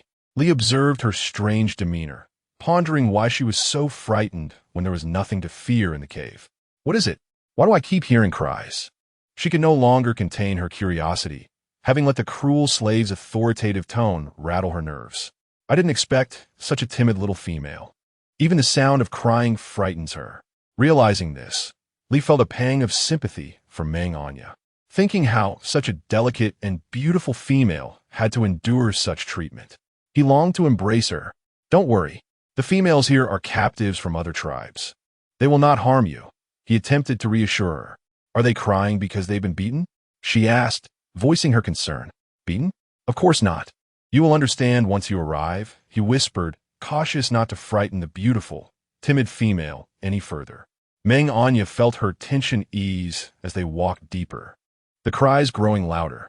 After what felt like an eternity, they reached their destination. All right, we are here, Li announced, then turned to whisper something to a burly beast man who was eyeing Meng Anyan with drool pooling at his mouth. After a brief nod, Li gestured toward the interior and left without another word. The guard, initially excited by the arrival of such a beautiful female, felt a wave of disappointment wash over him upon learning she was the king's choice. What luck! Such beauty, yet she is unattainable. He could only watch. Meanwhile, Meng Anyan felt a chill run down her spine from his unwavering gaze. She reminded herself, it's fine, deliberately avoiding eye contact while continuing to walk forward. As she passed the drooling beast man, she exhaled in relief. Phew, I made it past. But her relief was short-lived as she encountered a group of beast men with wild, brown hair, resembling the females from the Qiangwu tribe. They sat huddled in a corner, their heads bowed, weeping quietly, their faces obscured by dirt. Meng Anya said nothing and chose an empty spot to sit, her eyes darting around. The cave was devoid of any superfluous items. Only the cold walls and thick piles of straw remained, with the females weeping softly. This crying is quite piercing, giving me a headache. Suddenly, a cold voice echoed from afar. Food is here. It was the same lecherous beast man who had been drooling over her. He entered, locking eyes with Meng Anya, his gaze fixated on her, forgetting to distribute the food. The other females, hearing of food, quickly lifted their heads, their stomachs growling in unison. Yet none dared to utter a sound, fixated on the food in the guard's hands, swallowing nervously. Unbeknownst to them, Meng Anya squirmed uncomfortably under the beastman's relentless stare. Though she knew his gaze would cost her flesh, it was exceedingly unsettling. May we eat now? Meng Anya mustered her courage and softly inquired. Upon hearing her melodious voice, Carl became even more entranced. What a delightful sound! It is the most enchanting voice I have ever encountered in my life.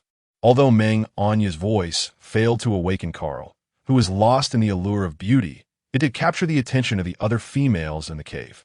Initially, their expressions were filled with delight and schadenfreude, followed by jealousy, and then anger and hostility, before they eventually returned to a stoic silence. Meng Anya felt a bit bewildered. Did she misinterpret their reactions? What did their conflicted expressions signify? She shrugged innocently. Unlike Meng Anya's confusion, the other females harbored a mindset eager for amusement. Since being captured by these stray beasts, they had endured considerable suffering, subjected to cruel treatment as communal companions for all the stray males. Naturally, the arrival of such a beautiful female would attract all the males, bringing them joy as it signified a momentary respite for themselves. Simultaneously, they harbored a strong dislike for her, longing to witness her suffer. There was no rationale, only the innate jealousy among women. Such is the nature of females in the beast world, living up to the negative portrayals by the stray beasts. After a prolonged moment, Carl wiped the drool from his mouth and remembered that food had yet to be distributed. Instinctively, he approached Meng Anya first, presenting her with the largest piece of roasted meat before distributing food to the other females. Yours, yours, yours. Carl swiftly finished distributing the food, lingering by the wall, reluctant to depart. The other tribal females devoured their portions ravenously, fearing that if they hesitated, others would snatch their food away. They were exceedingly famished, as the stray beasts only provided them with one meal a day, while continuously demanding to satisfy the male's desires. Meng Anya stared at the enormous piece of roasted meat in her hands, feeling a bit dazed, realizing that she could not possibly finish it in a single day. However, when she glanced at the ravenous female beastmen nearby, she pondered, how many days has it been since they last ate? With a sudden flash of insight, she wondered if they were starving. It seemed prudent to save what she could not consume. Resolving this, she began to eat at a leisurely pace. Before long, she felt satiated, and as night fell, she placed the remaining 2/3 of the roasted meat on the hay behind her. Suddenly, a shrill scream pierced the air, causing all the beastmen to turn towards the sound. Meng Anya felt a twinge of embarrassment as she noticed the green glow in the eyes of the drooling beastman across from her, which was rather frightening at first glance. What are you screaming about? One of the females, who had long regarded Meng Anya with disdain, began to lash out. Witnessing the guard beastman grant the largest piece of roasted meat to the newcomer filled her with rage. Previously, the largest portions had always been reserved for her. How could she swallow this insult now? However, her confrontation was destined to fail, for before Meng Anya's arrival, she had been the most beautiful female present and had served the guard beastman Carl well, so he would often turn a blind eye to her antics, even assisting her at times. But now, Carl furrowed his brow tightly at the female's arrogance, realizing he had been too lenient with her, allowing her to become so brazen. Anna, are you seeking death? Carl gritted his teeth as he approached Anna, seizing her hair and flinging her against the wall. She crashed to the ground, motionless, blood trickling from her mouth. This display horrified Meng Anya, causing her to shrink back. Though she wanted to plead for Anna, She was no saint, and with her own safety at stake, how could she concern herself with others? Moreover, Anna had just targeted her. Did you see that? This is her fate. Don't think that just because you have served me for a few days, you can act without restraint. Just look at your repulsive appearance. Carl growled menacingly at the other females before casting a glance at Meng Anyan. Yet, she remained oblivious, her head bowed in silence. At that moment, all the females understood they must not offend this new, beautiful female. Well, since we are all full, let us rest quickly. Jean, step forward, Carl commanded, pointing at one of the females before striding out. Jean trembled as she followed him outside. The others exchanged knowing glances, puzzled by Carl's behavior. Shouldn't he have called the most beautiful female out instead? Just moments ago, his gaze had seemed as if he wished to devour her. Now, how could it be? All the females, except Meng Anyan, comprehended the unspoken meaning in each other's eyes and unconsciously turned their attention toward her. Perhaps they had gazed for too long. As it finally drew Meng Anyan's notice, feeling a prickling sensation at the back of her head, she lifted her gaze slightly in the dim light and saw them all staring at her. Is there something you need? She asked, initially thinking her face might be dirty and wiping it with her hand, only to realize that there were no clean individuals here, which led her to voice her confusion. Receiving no answer, she observed the females exchanging glances once more. Hi. Hello. My name is Jasmine. What is yours? You are truly beautiful, a robust female, resembling a man in both stature and demeanor, approached Meng Anyan, initiating conversation. I'm Meng Anyan.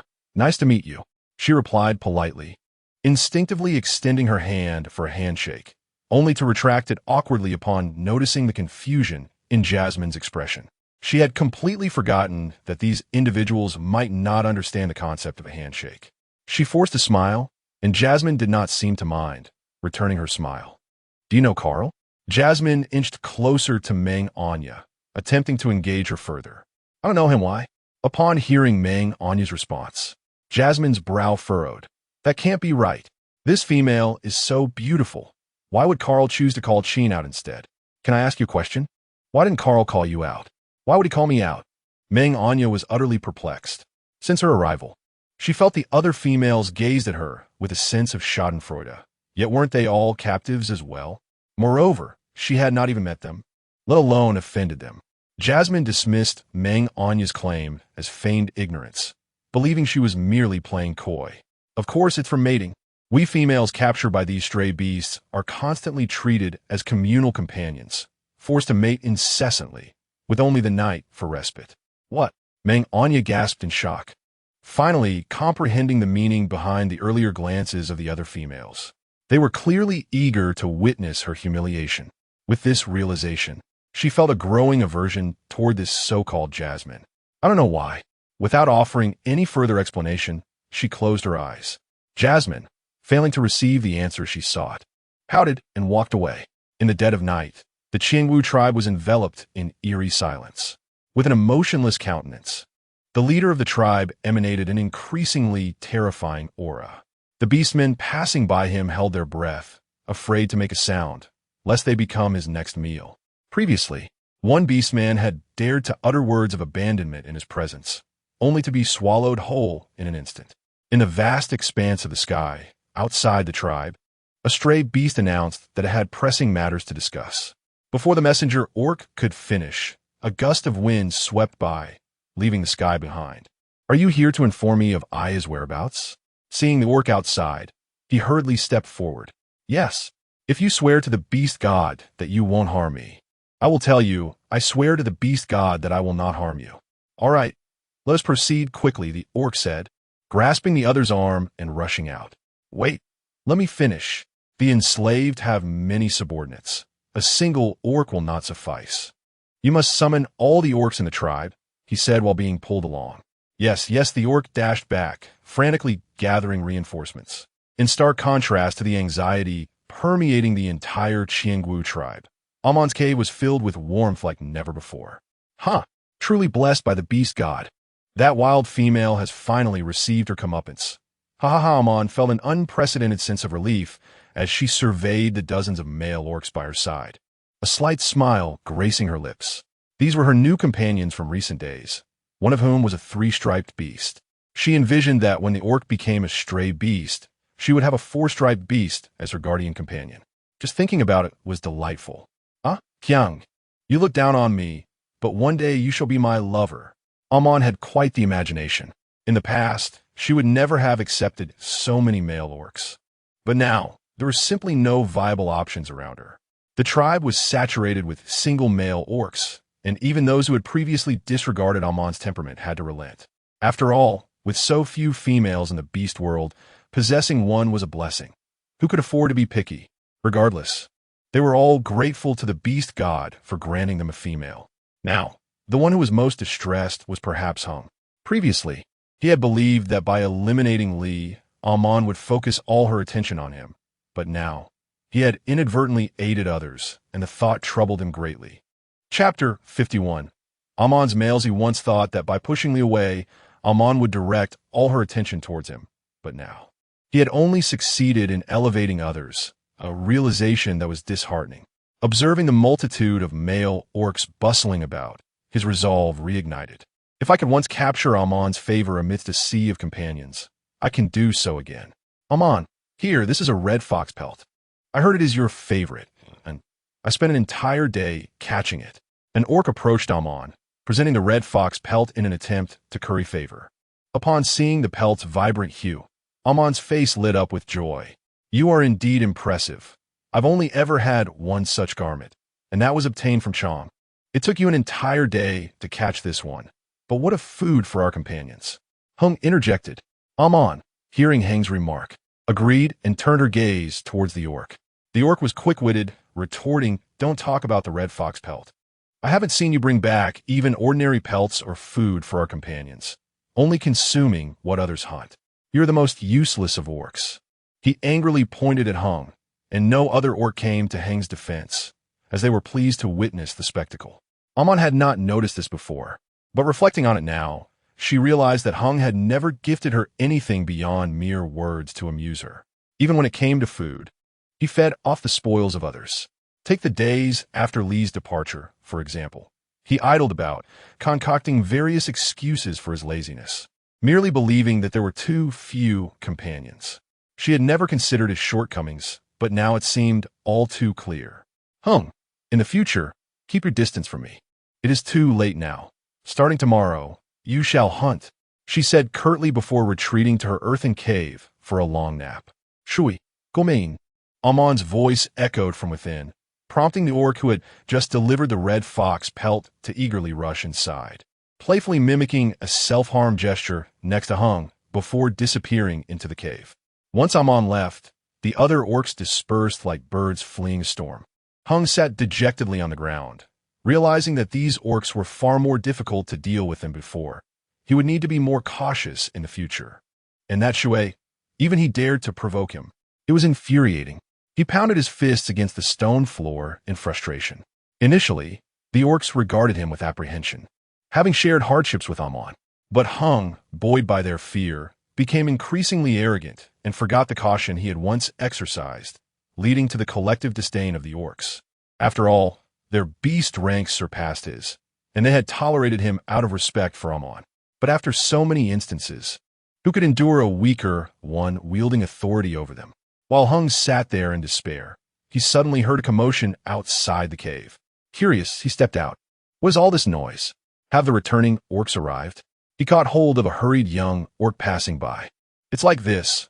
A stray beast came to report that the shaman has been located. The chief is gathering a team to mount a rescue. The young orc exclaimed before darting away. Li, I never expected you to become a stray beast and still be so restless, he muttered darkly to himself. Turning, he adopted another expression. Oh no, this is bad, he shouted as he walked back into the cave. Hung felt the news was timely. Amon's current activities likely involved mating. If he interrupted, would Shui? Just thinking about it filled him with glee. Indeed, Hang's speculation was accurate. They were in the throes of mating. At a crucial moment, Shui heard the loud shouting, furrowing his brow but choosing to ignore it, continuing with his actions. Amon, upon hearing the noise, was equally enraged. Losing her mood for mating entirely, her expression darkened. Hung knows very well what I am doing, yet he shouts so loudly. Does he have a death wish? With that thought, she forcefully pushed Shui aside, standing up just as Hung barged in. Hung, do you seek death? Amon pointed a finger at him, her expression one of pure fury. Shui, having been shoved aside, took a moment to react, only to find Hung standing before him, his golden eyes blazing with fury, pupils narrowing in anger as he lunged forward, and the two beasts began to grapple. Although Amon had pushed Shui away, he would not blame her. His ire was directed solely at Hung, the instigator. Enough! Is this not over yet? Get out! Amon bellowed, her voice hoarse from the exertion. Nevertheless, it proved effective. The two combatants halted their actions immediately, their eyes sparking with animosity as they glared at each other. Let us settle this outside, Shui challenged Hung. Were it not for the fear of destroying the cave, I would have shifted forms and torn you apart. Fine, bring it on. I fear you not, Hung replied, steeling himself for Shui's challenge. Although he was aware this would be a battle he could not win, he would rather face death than appear cowardly before his companion. Otherwise, he would lose all standing in Amon's eyes. How would you do this? I used to think you were quite decent, she shouted in fury. If I don't teach him a lesson today, won't the other partners follow suit? How will I manage then? Consumed by anger, she sought out a bone knife. No. Please, Amon, I beg you. I promise I won't do it again. Just spare me this once. Upon hearing that his partner intended to dissolve their contract, Hang's legs weakened with fear. At that moment, a familiar scene flashed through his mind, the day he was cast away. Am I destined to become the nextly? And is Shui the embodiment of my former self? Suddenly, he remembered, I didn't mean to intrude. I have vital news to share. What could possibly be so important? Can it wait until tomorrow? Why must you disturb Amon's rest now? It seems intentional, Shui interrupted, cutting him off before he could finish. Knowing Shui would not grant him the opportunity to speak, Hung wasted no time and declared, They have located the shaman. What did you say? Repeat that, Amon exclaimed, her voice rising in shock. Is that true? I heard a commotion outside and feared they might disturb your rest, so I went to check. A small beast man mentioned that they found a shaman, and now the sky and the chief are gathering the beast men to mount a rescue. Hung relayed the information in one breath, hoping to shift Amon's focus. What? That wild female is returning again? Amon said head, kicking aside all the furs and hay on the ground. As she vented her anger, she cursed, Meng Anyan, when will you finally disappear? Why don't you just die? She wreaked havoc in the cave, resembling a madwoman, while none of the beastmen dared to intervene, even though they thought the shaman was quite valuable. As Amon raged, her plump body quivered uncontrollably, and Hung could not help but swallow hard. In this beastly world, these male beastmen were so naive. In modern times, with Amon's physique, looks, and temperament, she would undoubtedly be undesirable. What are you looking at? Get out there and gather information. Come back swiftly with any news. Hung felt as though he had been granted a reprieve, scrambling out of the cave. Shui realized Hung had narrowly escaped this ordeal. Though reluctant, there was nothing she could do. Amon, I still want to. What do you want? Just leave. Amon snapped, her mind preoccupied with how to deal with that wild female, leaving no room for romantic thoughts. After Shui departed, Amon sat amidst the chaos, muttering to herself, The slave is utterly useless, calling himself a four-mark beast. He can't even manage his own subordinates, allowing Li to seize the opportunity. Something terrible has happened. A shriek pierced the air within the cave where the rogue beast had confined the females. What do we do? Anna seems to be dead. A nearby female trembled as she spoke. Earlier, she had gone out for a brief moment and found Anna unresponsive. In a panic, she had checked for breath and discovered there was none, prompting her scream. What? Anna is dead? The cry awakened all the females, and in the dim blue moonlight, they looked towards Anna's direction, faces filled with terror. Together, they began to weep, retreating against the wall until they huddled together. Meng Anyan felt as though she might go mad, with their incessant crying and screaming occupying her space. Stop crying. What are you crying about? It's so annoying, she growled, rising to Anna's side to check for breath. After her outburst, silence fell behind her, and the females stared in astonishment at this small female who defied expectations of fragility. She's not dead, She merely fainted, Meng Anyan announced after checking Anna's breath.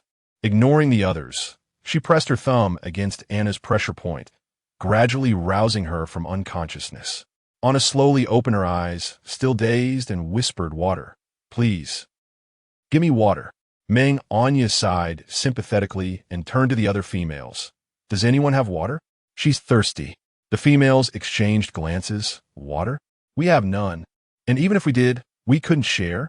Since their capture by the rogue beast, they had lacked food and water, forced to toil continuously. Realizing she could not procure water from them, Meng Anyan felt troubled. Though her space contained water, she could not retrieve it openly. After a moment's thought, she decided against risking it, standing up and taking a few steps outside. "Is anyone there?" "Hello." "Shut up. Are you seeking death?" "Kalwalet, irritated." He had long since grown impatient with the cacophony of screams. Only because he was too tired to respond did he remain silent. He sprang up, ready to teach these females a lesson for treating this place as their own tribe. "You," Carl began, only to be met with the sight of the newcomer standing at the forefront, her innocent gaze extinguishing his anger in an instant. "What happened? Is there something you need?" Anna fainted and is very thirsty. "Could you spare some water?" Meng Anyan mustered her courage to explain. Having seen Carl's fierce demeanor, her heart raced, but his expression softened upon seeing her. She was no fool. She recognized the subtle shift in his attitude towards her. "Oh, you need water? Wait here, I'll fetch some." He turned and hurried away. As he passed the sleeping area, he kicked the slumbering Chin. "Get back." "Ouch," she yelped, nursing her sore back as she hurried away, not daring to utter another word. Meng Anyan waited patiently, and soon Carl returned with a large stone bowl. "Here, this is water." He placed the bowl in Meng Anyan's hands and stood by, unwilling to leave. "Water is here. Let me help you," Meng Anyan offered, trying to lift Anna's upper body to lean against her. However, the bowl was too heavy to maneuver with one hand, and she struggled. "I'll handle it." Carl took the bowl from her grasp, their hands brushing against each other. "So smooth. I have never touched such a smooth hand before." He suppressed his surging emotions to water Anna, then stood up and walked away.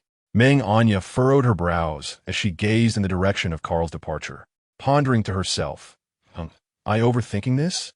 Was it merely a coincidence? Chapter 53. Jasmine's betrayal. Meng Anyan frowned again, her thoughts echoing. Am I overthinking this? Was it merely a coincidence? "You're quite impressive. Did you really not know Carl before?" He seems to Jasmine's voice came from behind her. She turned around. "We don't know each other." But Jasmine felt reluctant and wanted to press further. "If you have any questions, just ask him." "I don't know." Meng Anyan interrupted Jasmine's inquiry and turned back to care for Anna. She felt somewhat impatient. Jasmine was someone she could hardly bring herself to like. Yet, she and T lied to her. She truly didn't know. Jasmine, dissatisfied with the lack of answers, harbored a secret resentment. "Just wait. When I return to the tribe, I'll have my father send a beast man to gouge out your beautiful eyes. You're an eyesore, humph." Unaware of Jasmine's inner thoughts, Meng Anyan would have merely laughed it off if she did. At most, she would have said, "Let us see if you live to tell the tale." She sat down beside Anna, noticing that her spirit had improved significantly, although her complexion still appeared haggard. "You're all right now, right? Did you eat anything? Are you hungry?" she asked with concern. "I'm fine. Thank you for saving me. You truly are a kind-hearted female." "I'm sorry for what happened earlier," Anna replied gratefully. Meng Anyan smiled faintly and shook her head dismissively. "It's nothing. I would have saved anyone. You must be hungry, right? The food that fell earlier was taken by others. I have a little bit left. Let me get it for you." She glanced at Jasmine and then walked over to the hay by the wall, retrieving the roasted meat she had hidden earlier. Amid the hungry stares of all the females, she delivered it to Anna's side. Only Jasmine didn't fixate on the roast, for it was she who had devoured Anna's portion, and she wasn't hungry at the moment. Anna looked at the food in her hands, deeply moved. "You gave me all your food. Aren't you hungry?" "It's fine, I've eaten." "You should eat," Meng Anyan replied before returning to her previous spot and beginning to meditate.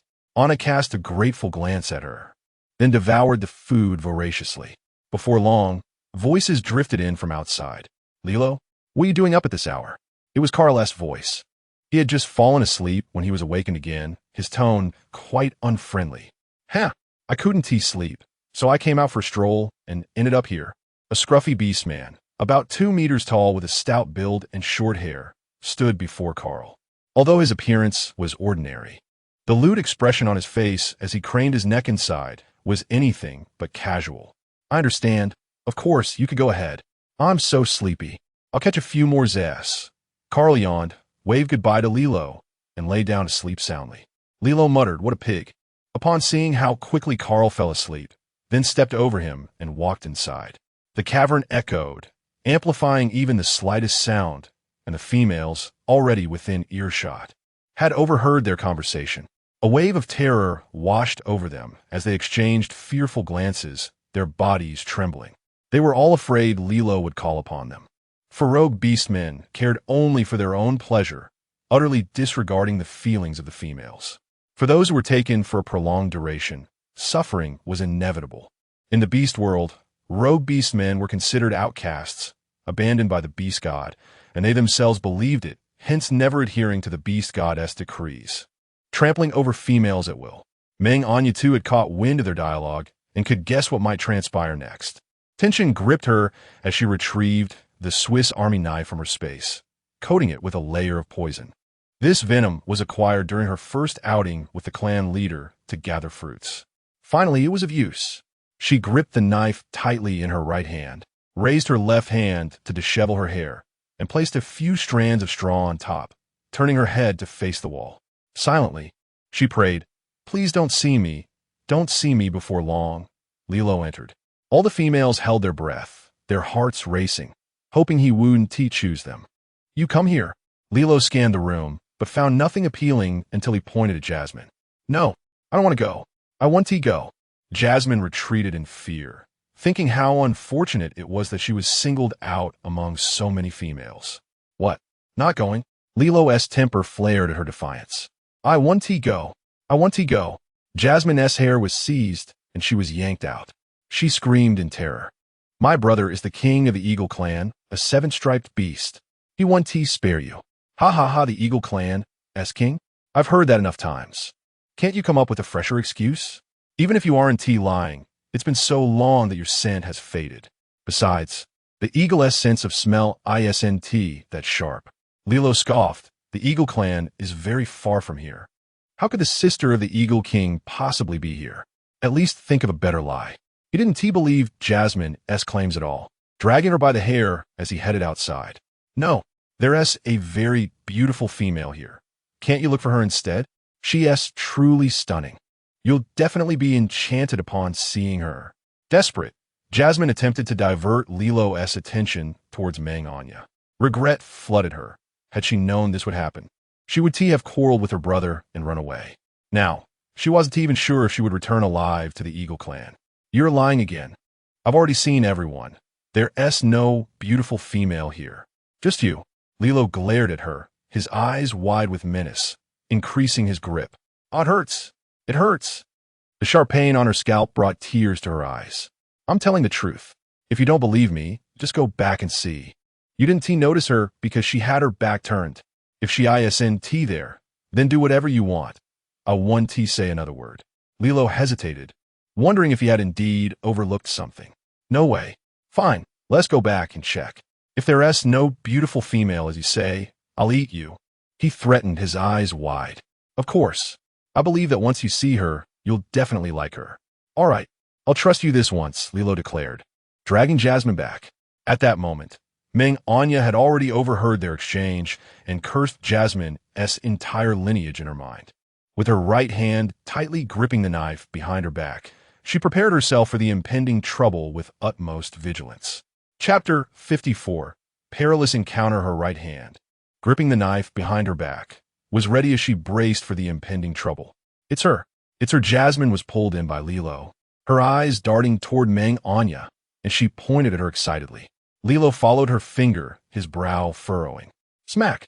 Jasmine covered the spot where she was struck, looking at Lilo with a face full of grievance, confused about why he had hit her. "You wretched girl! You dared to deceive me again!" Lilo exclaimed, striking her once more. "Does she think I'm blind? She can't even tell if a female is beautiful or not." The female, seated on the ground, exhibited unkempt hair and an oversized beast hide, unmistakably a hefty figure. At that moment, Meng Anya had her back turned to them, her ample beast hide tightly enveloping her. Unlike the other females who donned bras and skirts, with their hair deliberately tousled, thus evading Liro's notice. Jasmine, having just received a slap, cried out in anguish. "This is true, truly." She ran to Meng Anya's side, grasping her hair with one hand while pulling at her body with the other, desperately trying to drag her away. "Enough!" Meng Anya shouted in fury, feeling the grip from behind. Realizing her fate was sealed and would soon be discovered, she chose to act on her own terms. In retaliation, she delivered a vicious kick to Jasmine's abdomen, a means of venting her frustration. While she could empathize with Jasmine's actions, she would never condone or forgive them. Jasmine's scream intensified. She had not anticipated that this petite female possessed such strength. The excruciating pain emanating from her belly caused beads of cold sweat to trickle down her brow. So beautiful! Liro was captivated the moment he laid eyes on Meng Anya. Where did this exquisite female come from? He found himself transfixed, rooted in place, momentarily forgetting his intentions. Meng Anya, observing his gaze, tightened her grip on the Swiss Army knife concealed beneath her beast hide. Liro approached her step by step, drawing nearer and nearer, making her heart race to the point of threatening to leap from her throat, while her feet instinctively retreated, realizing there was nowhere left to escape. "Huh! You truly excel at hiding, little female. You nearly made me miss out on such a delectable prize," he wickedly remarked. How delightful. How did I fail to notice before? Oh, why do you only carry the scent of a single male? Do you have but one mate? How splendid!" Liro exclaimed joyfully, enveloping Meng Anya in his arms, burying his face in her scent. Meng Anya remained silent, fixated on the beast before her, refraining from any hasty actions. This was her singular opportunity, and she must bide her time. Just as Liro lifted her in a princess carry, preparing to exit, she acted. Her hand, hidden within the beast hide, stealthily emerged. With a swift thrust, the Swiss Army knife sank into Liro's back, embedding itself deeply into his skeletal structure. With a violent motion, Meng Anya was flung aside, landing on the ground, motionless, a trickle of blood escaping her lips. Success! The wretched slave spoke the truth. This knife is exceptionally sharp, capable of penetrating even the lower-tier beastmen. "You vile creature, I shall kill you." Liro's eyes bulged with rage as he attempted to lunge at the detestable female. But his body betrayed him, collapsing to the ground, unable to rise. He could only stare at her venomously before finally succumbing to unconsciousness. Meng Anya, witnessing his stillness, exhaled a sigh of relief. In truth, she had no knowledge of the poison she had applied to the blade. She merely collected it after hearing the chieftain mention its potency, ensuring she was prepared for any eventuality. As it turned out, the toxin was indeed formidable. Crawling to Liro's side, she sought to check his breath. He was still alive. A jolt of fear gripped her heart. Could he truly survive this? She contemplated delivering another strike, yet courage eluded her. What is happening? Will we not be allowed to rest? Carl's voice approached, weary from the day, but the commotion prevented any semblance of peace. His curse abruptly halted upon witnessing the scene before him. Carl rubbed his eyes, convinced he must be dreaming, yet the tableau remained unchanged. "Liro, what has happened to you?" He rushed forward, calling Liro's name repeatedly while shaking him. "Little female, what have you done?" When Carl looked up, he saw Meng Anya also lying motionless on the ground, and his anxiety surged. Leaving Liro behind, he swiftly moved to her side, shaking her fervently. Panic filled him. If this little female were to perish, how would he explain such a calamity to the king? Even if Liro was the instigator, the responsibility for Meng Anya lay with him. "What has transpired? Speak, otherwise I shall end you." He glared at the cluster of females huddled against the wall. Though he harbored suspicions, he found it hard to believe that this little female could harm a male. He desired to hear their accounts. If his fears were validated, escape would be his only recourse. It is Liro," Chin stammered, pushed forward by the other females, trembling in fear. "It hurts."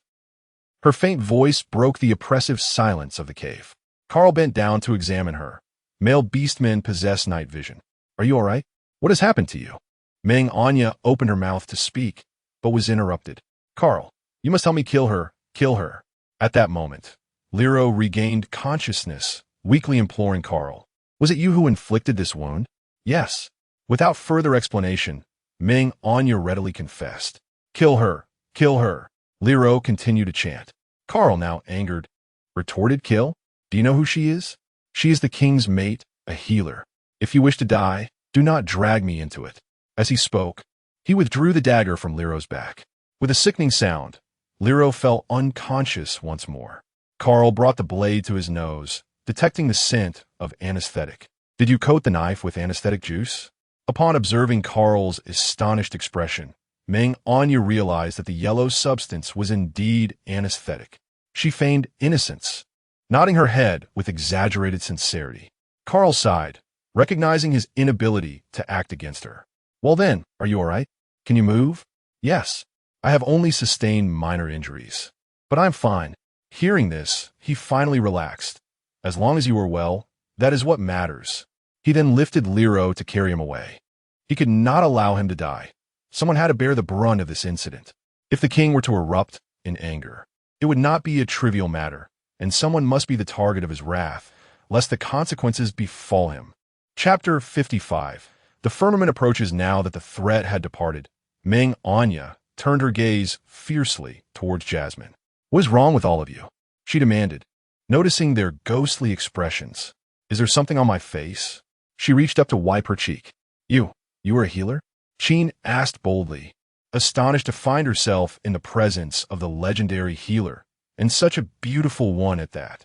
Well, sort of, Meng Anya replied, feeling bashful at the exaggerated reactions of the females. In truth, she only possessed superficial knowledge. What of it? My tribe has a healer as well. A remarkably skilled one named Dosen, who can. You must be joking, little liar. If your tribe has a healer, then my tribe boasts the messenger of the beast god. Anna scoffed, mockingly gesturing with her hands. Laughter erupted among the females, fueled by Anna's antics. Anna had long held disdain for Jasmine.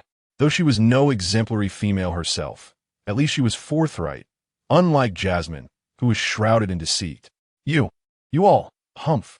Jasmine huffed, turning away in frustration, unable to comprehend why none of the wandering beasts or females believed her, despite her truthfulness. Meng Anya found herself amused by Anna's antics, and her spirits lifted considerably. Come, let me assist you.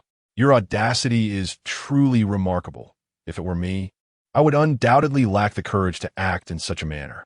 Qin approached Meng Anya, assisting her to her feet, and they gradually made their way to the haystack against the wall to take a seat. Thank you. It's nothing. I was coerced as well. Who knows if Lero will survive? Surely not, right? Although the poppy is toxic, it cannot kill an orc. The males possess formidable self-healing abilities, Qin continued, echoing Meng Anya's sentiments. Indeed, I have only heard that the poppy can render orcs utterly powerless, and even the gravest of injuries would not elicit any sensation. However, it only lasts for a brief period before they regain their strength.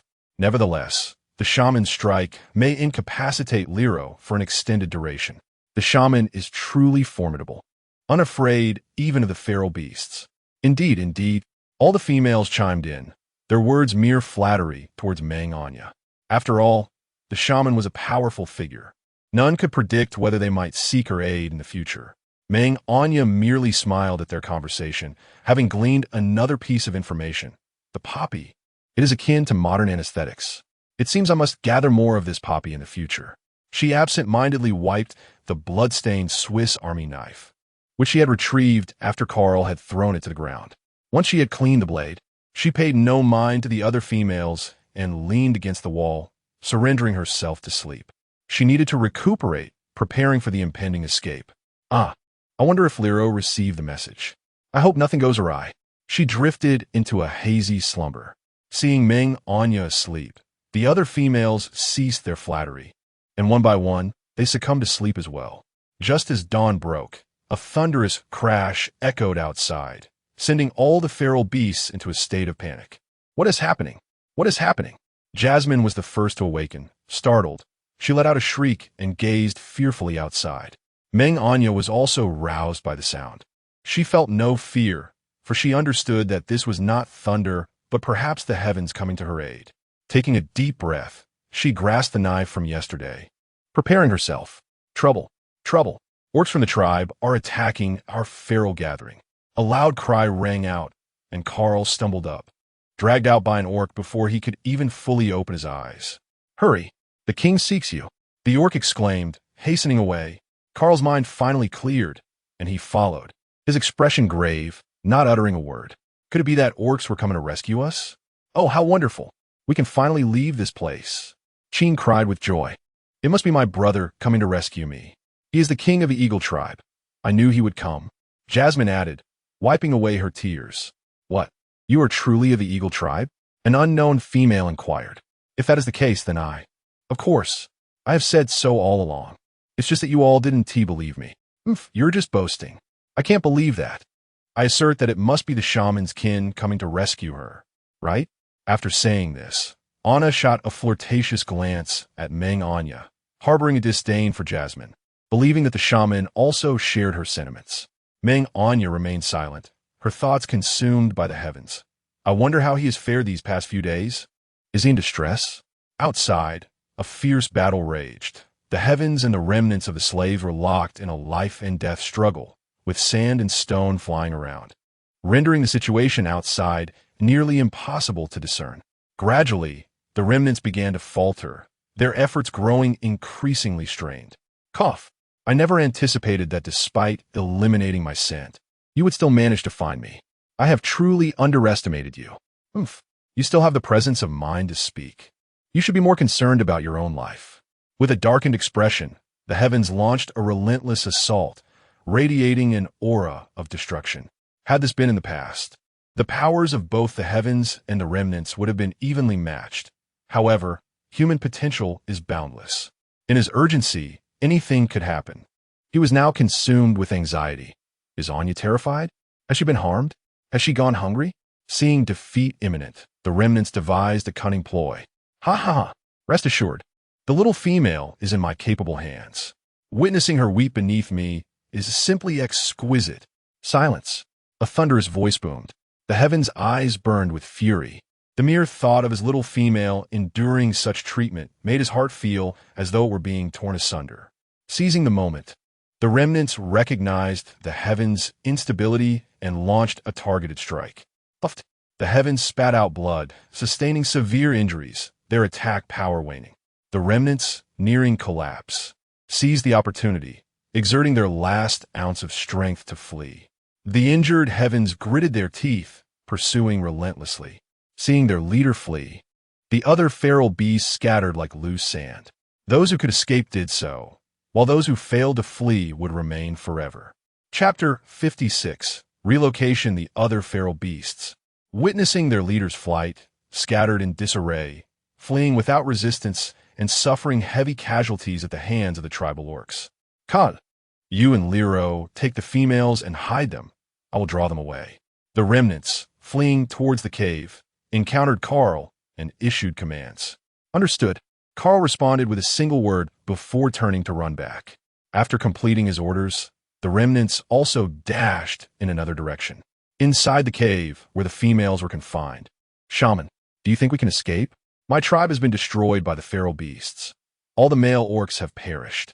If we manage to escape, can I join your tribe? Queen implored Meng Anyan. Though she could seek refuge in another tribe, how many would have a shaman in their midst? Of course, our tribe's leader would surely welcome you. Sheen, are you planning to join her tribe? Well then, if my brother arrives, you will not be included in our departure. Jasmine said angrily. Sheen was terrified upon hearing this. What if Jasmine's kin truly arrived? Sheen, don't listen to her. Even if her tribe comes, I refuse to believe that they would lack females to spare you. Anna's voice pierced through the worries of all the females. Indeed, we are females under the protection of the beast god. How could those orcs heed only Jasmine? Even if they did, the Eagle King would never consent. Furthermore, Jasmine must first be a female of the Eagle tribe. Yet, her words hold little credibility. You, just wait. Jasmine seethed. Why does she always have to be involved in everything? She's truly my nemesis. Everyone, follow me. Quickly. Carl's voice drew near, soon appearing before them, followed closely by Liro. Upon seeing the orc standing firmly on the ground, Meng Anyan's mind raced. It was he from last night. Although the lighting had been dim, she could still discern his features. Not only his appearance, but also the fierce gaze he directed at her. Is the self-healing ability of the orcs truly this formidable? How bizarre. Hurry, hurry, Carl urged. Before long, all the females were compelled to leave the place that had held them captive for so long. Wow, I can finally see the sun again. One female exclaimed joyfully. Silence. Follow me, Liro commanded the chatterbox. Their group departed via an alternate route. Meng Anyan was in a state of acute anxiety, pondering what would become of her. Can the sky find herself? As she walked, she pondered. Suddenly, a brilliant idea struck her. She could secretly drop things from the space around her. But what should she drop? She had never seen anything in this space before. Meng Anyan seized the opportunity to toss a small pouch onto the ground. She had stitched it during the rainy season out of boredom, and there were plenty more in the space. She had curiously admired it for quite a while back then. What are you doing? Stop dawdling, Lilu exclaimed, startled. As he hurried to catch up, his gaze was predominantly fixed on Meng Anyan, and the fact that he, a second-tier beast, had been injured by a mere female infuriated him. After the battle, Wang must be severely weakened, as long as he could persuade Carl. This little female would be at his mercy. He envisioned a future where he could possess many females. Lost in thought, Li Luo chuckled. My stomach hurts, Meng Anyan said, crouching down and clutching her belly, seeking to delay their progress as much as possible. Otherwise, we'll continue walking. There's no room for negotiation, Carl interjected, cutting off her impending words. Reluctantly, Meng Anyan followed, lacking the courage to relieve herself in front of so many. Soon, they arrived at a small stream. Meng Anyan squatted by the riverbank, scooping up a large handful of moist mud to smear across her face. She intended to make herself as dirty and disheveled as the other females, not wanting to attract any unwanted attention from stray beasts along the way. What are you doing? Li Luo, who had been watching her closely, found her actions perplexing. Who wouldn't want to remain clean? Yet, this little female was deliberately smearing mud on her face. Meng Anyan glanced at him, but did not respond. She simply stood and walked away. Li Luo's anger flared. Just wait. You'll regret this. Are we there yet? Is your nose not working? The Eagle King irritably questioned a large dog that was sniffing around. Ever since the fierce battle with Yuan during the rainy season, he noticed that Jasmine had grown increasingly restless, constantly blaming him for harming Yuan and making provocative remarks in front of AMU. She even left the Eagle clan for that stray beast. Had it not been for AMU's incessant crying, he truly wouldn't have wanted to search for that troublesome younger sister, especially over a male for whom she seemed willing to risk everything. He wondered what was so captivating about Yuan, a mere stray beast that had so enchanted her, especially considering how much she disliked him. The term stray beast primarily referred to abandoned beastmen, as well as snake beasts and solitary beastmen. In response to the Eagle King's concerns, I saw the stray beast abduct Jasmine in this apocalyptic forest. She was shouting that she was the Eagle King's sister. I was hiding behind a large rock and heard it clearly. I imagine the Eagle King must be quite anxious about losing his sister. Yet it's been so long that the sin has dissipated, so I have no idea where she could be now. A large dog confessed, fear evident in its voice. Regret washed over it. It had thought that by informing the Eagle clan of these events, it would gain some benefit. After all, the large tribe had many treasures. But now, without any reward, it felt its life was in jeopardy. Enough. If we can't find her, we can't. Stop making excuses. Come here, Musk commanded, pointing to a nearby eagle beast in the sky. Honorable Eagle King, what is your command? A majestic eagle beast descended, instantly transforming into a handsome young man. He bowed slightly beside the Eagle King, speaking respectfully. Go and scout the surrounding area for any tribes. Inquire if there are sightings of stray beasts. Understood. The young man replied before soaring into the sky as an eagle, vanishing from sight. Rest on the ground. Musk's command brought all the soaring eagle beasts to the ground, transforming them back into human form. King, there are many matters in the tribe that require your attention. Perhaps you should return? Leave the search for Jasmine to me, a muscular man with dark skin and bare arms suggested. Moreover, There are no formidable beastmen in this apocalyptic forest, so you need not worry, he added reassuringly. Musk sighed as he regarded his most capable subordinate. Am I not aware of that? But with AMU. Sigh. Let's find someone first, he said helplessly. In truth, Musk had no need to coddle AMU. Familial bonds in the beast world were quite tenuous. Only partners shared a close connection. Musk had a peculiar respect for his mother because she had saved his life several times when he was young, risking her own. All beastmen, listen. We shall continue forward, Musk urged, impatient. Many matters awaited his attention back in the tribe. He couldn't afford to waste time searching for Jasmine. If she remained unfound in the coming days, they would have to return. Upon hearing the Eagle King's words, the beastmen transformed into giant eagles and soared into the sky. Before long, noon arrived, the hottest part of the day. Meng Anyan managed well, but the other females were exhausted and hungry. They had always been pampered and had never walked such a distance. Jasmine plopped down on the ground, refusing to budge. I can't go on. I'm starving, and I have no strength left. Me too. I'm feeling a bit dizzy now. Sheen echoed, and soon all the females settled on the ground, unwilling to move. Fine, I'll go hunt. Liluo, keep an eye on them. I'll be back shortly. Then it's your turn, Carl said, only leaving after receiving a nod from Liluo. At that moment, Liluo sat on a large rock to rest. He hadn't eaten anything the previous day and felt quite hungry, which is why he had permitted Carl to leave. He vigilantly scanned the surroundings, fearing any creatures might emerge and snatch the females away. Unlike his exhausted females, Meng Anyan felt she could endure a bit longer. She began to observe the terrain around her. They had been descending a slope, following the river, with branches and dried grass scattered everywhere. The surrounding trees had lost their leaves, likely due to the hailstorm. Shaman, what are you doing by the water? It's dangerous, Sheen called out, seeing Meng Anyan approach the riverbank. She kindly warned her, as the water was home to fearsome crocodiles. What a hassle it would be if they encountered one. It's fine. I'm just a bit thirsty, Meng Anyan replied as she walked. I'm thirsty too. Give me some water, Jasmine commanded arrogantly. Feeling that this was insufficient, she began to threaten. My brother will come to rescue me. If you don't listen, you'll be stuck here forever. Huh, I'm not getting you any. If you want to threaten me, then wait for your brother to arrive. Meng Anyan was thoroughly annoyed with Jasmine. Her silence did not mean she was easy to bully. You fine, you set yourself. Don't come begging me later. What are you all arguing about? Are you seeking death? Liluo, tense as he surveyed the surroundings, fearing a wild beast might discover their group, felt his anger flare at the commotion caused by the females. About half an hour later, Carl returned in beast form, carrying a large animal that resembled a zebra. Finally, we can eat, Jasmine exclaimed excitedly. Liluo, I'll keep watch here. You go eat. Carl placed the enormous zebra on the ground. All right, Liluo replied before vanishing from sight. All's well. Due to the absence of fire outside, the females could only resort to consuming raw meat. Before Carl could finish his statement, he was interrupted by Jasmine. What? You want us to eat raw meat? Don't you realize that it can make females ill?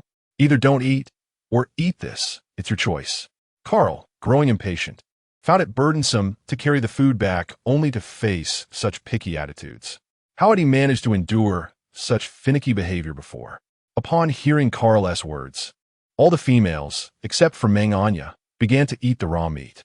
There was no alternative. They were simply too hungry, and it wasn't tea as if they hadn't consumed raw meat before.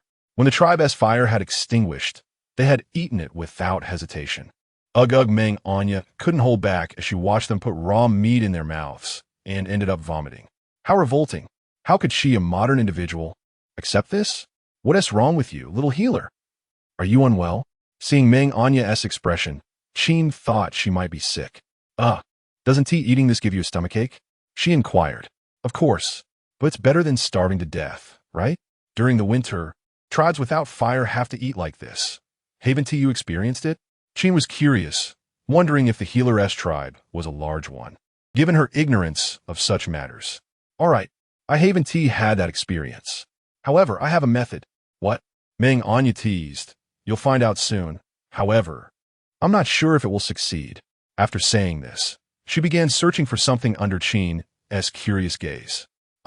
She found it. Meng Anyan used a knife to carve a small pit into a hard piece of dry wood.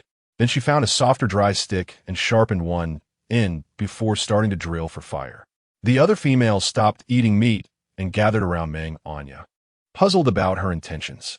As she rotated the stick, it began to emit wisps of smoke before bursting into flames. Success! Meng Anyan was overjoyed. She placed the fire onto a pile of dry grass she had prepared, and flames soared into the sky. "All right, now we can roast the meat," she exclaimed excitedly to Qin, thrilled that her first attempt at drilling for fire had succeeded so spectacularly. However, what else with you all? Why that expression? Their mouths gaped in astonishment, nearly dropping to the ground. Why you managed to conjure fire? Jasmine felt her heart racing. What had she just witnessed? This fire was a gift from the beast god to the beast world. Why was she able to create it? Are you an envoy sent by the beast god? Qin stammered. Envoy? This was something she had heard multiple times. Meng Anyan was unsure whether to affirm or deny, especially since her previous claims had yielded little impact. But how could she explain the fire otherwise? Enough of this chatter. Let us roast the meat. She swiftly redirected the conversation. All right, I'll go gather more firewood. I'll clean up the leftover meat. The group excitedly split tasks, knowing that nothing was more vital than filling their bellies. Carl and Lilo exchanged astonished glances. They were not as easily fooled as the short-sighted females. They understood how difficult it was to obtain and preserve fire. This was a treasure they had discovered. Their eyes met in silent agreement. This little female was a healer and exceptionally beautiful, but more importantly, she could summon fire from wood. If they took her to the large tribe, they could surely trade her for many valuable items. Lilo glanced at Meng Anyan and nodded at Carl, who reciprocated the gesture. Unbeknownst to Meng Anyan, her act of drilling for fire had made her the target of two predators. King, I have detected a strong scent of females, yet very few males. Look, there are signs of fire here, but it's curious how they managed to bring fire here and keep it unextinguished. Enough talk, lead the way. We'll find out soon enough. The Eagle King commanded the large dog. After such a long time, the dog had finally caught a scent. Had he not known the dog's courage, he would have suspected a trick. Eagles naturally had poor sense of smell, relying on the dog to locate others. Otherwise, he would have been at a loss. Yes, the scent is strong. It should be nearby, the large dog declared, racing downriver. To think that Carl and Lilo were foolish enough to follow the river. That would make them easy to track. Meng Anyan sensed that since lunch. Her companions had been regarding her differently, observing her secretly. Even the two wandering beasts were staring at her with glimmering eyes, as if they were treasure hunters eyeing gold and jewels. What madness was this? Could it be because of the fire? It seemed quite possible. Though she had guessed the truth, she bore no regrets. Anything was better than raw meat. Ouch! What is wrong? Carl noticed Meng Anyan had stopped and hurriedly approached, anxiously inquiring, fearing something might happen to his fortunate charm. Oh, I'm fine, just twisted my ankle. It hurts quite a bit, and I might not be able to walk, she replied. Though her ankle was indeed twisted, it wasn't too severe enough to hinder her movement. She simply wished to stall for time. At that moment, she felt a surge of anxiety. Where was Cheong? Could something have happened? Come, I'll carry you. We can't linger. We must find a cave to rest before dark.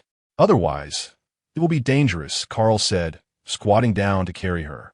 Under normal circumstances, he would have never done this for anyone else, but Meng Anyan was his fortunate charm. Wait for us. Just as they took a few steps, they heard shouts from behind, demanding them to stop. Run. They're chasing us. Lilo hadn't even seen which beast approached, but quickly transformed into his beast form, escaping with Carl while carrying Meng Anyan. They thought, as long as they had this little female, everything else was a burden. This way, carrying one female would significantly reduce their danger. Fool! Could you not wait until they were closer to shout? The Eagle King scolded the large dog. He had seen that the fleeing beast was carrying a female. Could it be Jasmine? Brother, whoa, you finally came to rescue me. When Jasmine heard sounds behind her, the two stray beasts had turned and fled like frightened rabbits. Just as she was in a daze, she spotted a familiar figure approaching, and upon recognizing him, she could no longer suppress her feelings and began to cry aloud. She lunged at Musk, wiping her tears and snot on him. Musk frowned and pushed her off, disdainfully saying, "What are you doing? You're grown up now, yet you still cling to me. I'm just so happy. I didn't think. I want to do it again next time. She lowered her head. Jasmine had always been terrified of this brother, for he only displayed kindness to their mother while remaining cold to everyone else. Truly a heartless creature. Seems you've been having a great time outside, not wanting to regarding the matter of punishment. Who would dare to mention it after witnessing Mother's heart-wrenching lament? She carried a sense of hope within her. Yet, in the next moment, a merciless voice shattered her dreams, reminding her that the punishment was one she must face herself, and she should consider how to explain herself to Mother, refraining from uttering inappropriate words in her presence. Do you understand? Huh? Oh. Upon hearing these words, Jasmine's spirits plummeted. Since her brother had spoken thus, she knew he would enforce it. Otherwise, she would face even harsher consequences. After all, they had grown up together, and she had witnessed firsthand just how cold and terrifying her brother could be. Male, I am Anna. I get lost. Before Anna could finish her sentence, Muse kicked her away, causing her to nearly lose her wits. Just as she was about to fall into the water, a giant eagle swooped down and caught her securely. Phew! Anna took several deep breaths, taking a while to regain her composure. King Muse, seeing his subordinate act thus, offered no reprimand. After all, females were a rare commodity, and such a courtship method was not without merit. Jasmine, why did you hit me? Anna exclaimed, covering her struck face in anger. In the past, she would have retaliated, but now, do you question why I struck you? My brother is the king of the Eagle tribe. How could a plain female like you ever be worthy of him? She retorted haughtily. Muse watched this farce with a headache, realizing that females were indeed exceedingly vexing creatures. He bellowed, enough. Are we leaving or not? As he spoke, he cast a knowing glance at his capable subordinate. Dorsey immediately understood and stepped forward, bowing deeply to all the females present. Greetings, beautiful females. I am Dorsey, the shaman of the Eagle tribe. On behalf of the Eagle King, I invite you to join our tribe. Will you accept? Of course we will. Sheen exclaimed excitedly, dreaming of joining the grand tribe. I wish to return to my original tribe. A female timidly replied, clutching her animal skin skirt. Dorsey glanced at her and addressed all the females. Those who wish to leave with us may do so. Those who do not, feel free. We shall return now. Upon hearing this, some females who had been hesitant realized they would not be escorted back and quickly changed their minds, as none desired to be left behind, unsure of how they might meet their end. I'll go too. Dorsey observed the females' eagerness with satisfaction. It wasn't he that they were overly domineering, but who could resist such a multitude of females? They were the very backbone of the tribe. Without them, the orc lineage would falter, leading the tribe into decline. Many tribes had engaged in fierce battles over females. Since you all wish to go, then no, wait. The shaman is still missing. She was captured by a stray beast. Sheen suddenly realized Meng Anyan's absence and shouted. Jasmine, recalling the loathsome female who had been on Carl's back, thought, no, we cannot allow her to be taken away. She must belong to the Eagle tribe. A female capable of igniting fire from wood would be coveted by any tribe. Moreover, if I contribute to the tribe, then this punishment brother, we cannot leave yet. Sheen interjected. Do you still not wish to depart? Muse narrowed his eyes dangerously, his icy tone sending a shiver down Jasmine's spine, rendering her speechless. Just now, that stray beast captured a female enough. I have no time to waste here. The Eagle tribe does not lack for this one female. Do not meddle. With that, King Muse transformed into his beast form and soared into the sky. Jasmine, seeing her brother dismiss her words and take flight, anxiously shouted into the air, that female can create fire from wood. She is a shaman. You will regret not rescuing her before Jasmine could finish. A cold, ruthless male appeared before her. Wasn't he her brother? Hadn't he just been soaring above? What did you just say? Repeat it. Although Muse never doubted his hearing, he sought confirmation to ensure he had not misheard. Fire from wood? How could that be possible? Speak quickly. What exactly is going on? Is it that you are trying to hone? Muse felt foolish for being deceived by this annoying sister, and his anger flared. No, I speak the truth. I would not dare to lie about such matters, though I detest that female and wish her demise. This concerns the strength of the tribe. Get to the point. Muse replied coldly. Oh, the female captured by the stray beast is a shaman and can indeed create fire from wood. If you don't believe me, ask them. They all witnessed it. Jasmine, seeing Muse's skeptical gaze, grew increasingly anxious, pointing to the other females. Initially, Muse doubted the claim. Fire from wood? How could that be true? However, upon observing Jasmine's earnest demeanor and the nods of the other females, he resolved to investigate. All eagle beasts will remain here to protect the females. Come with me. The Eagle King summoned the large dog, for its keen sense of smell was unmatched. Yes, the dog obeyed eagerly, sniffing diligently. Fortunately, only a few stray beasts had passed by, alleviating much potential trouble. King, they ran this way. Do not speak to me. Just keep running ahead. Do you think I cannot catch up? Mus replied frostily. The large dog, hearing the command, plunged into the dense thicket, with the Eagle King following closely behind. Hurry, hurry. Carl had carried Meng Anyan far, and Lero kept watch as they ran. Now we are far enough. They should not catch up, Carl said.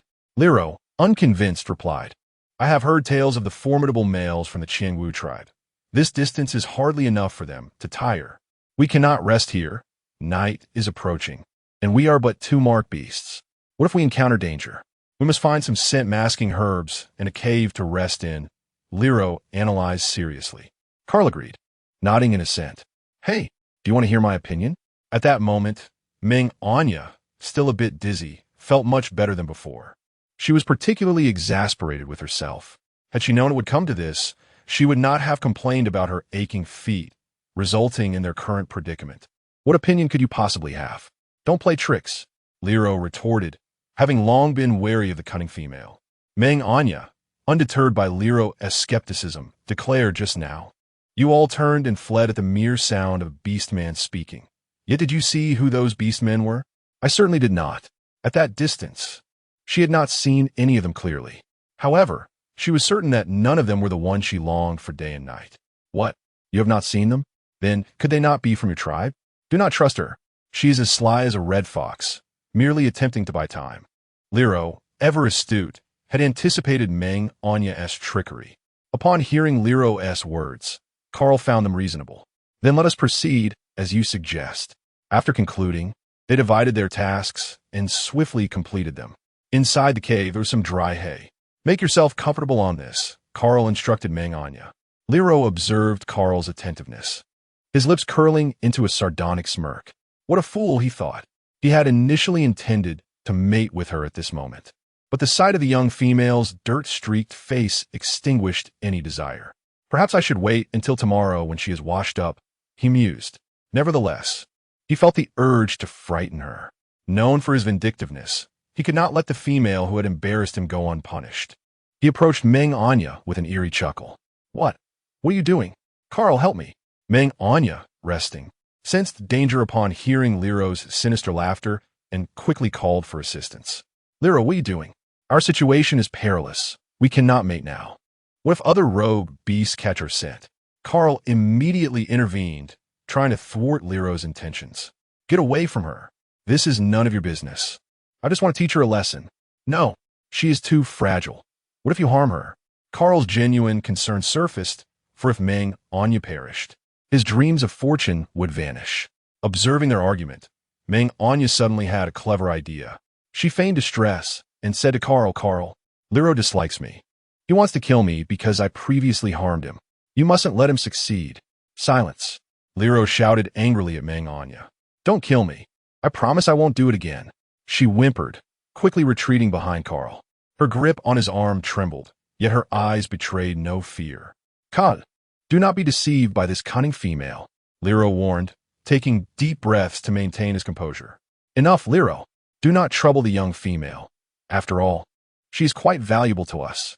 Realizing his plans would not come to fruition, Lero decided to bide his time and wait for an opportunity to strike when they reached the larger tribe. Having made up his mind, he resolved to let the young female go for now. However, just as he was about to turn away, he caught Meng Anyan's smug gaze from behind Carl. Igniting his fury, what are you looking at? Keep staring, and I'll gouge your eyes out. He barked at her.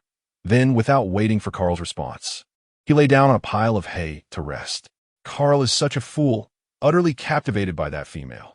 If only my injuries had healed, I wouldn't have to endure this humiliation. He thought of how easily he had subdued the young female before and wondered why he should tolerate her presence now. Meng Anyan, realizing Liro was not fooled, shrugged. This Liro is quite clever. If not for Carl's restraint, I might truly be in danger. King, there's a cave.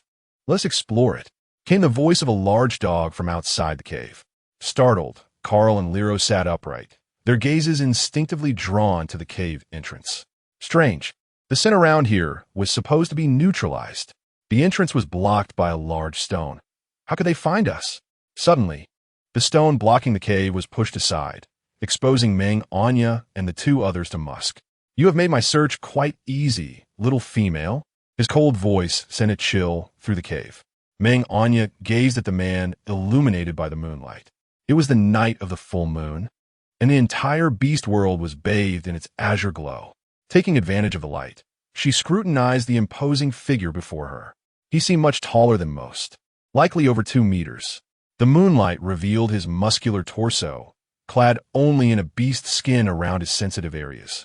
His chiseled features, combined with long black hair cascading down to his waist, gave him the appearance of an ancient war god, exuding an aura that commanded distance.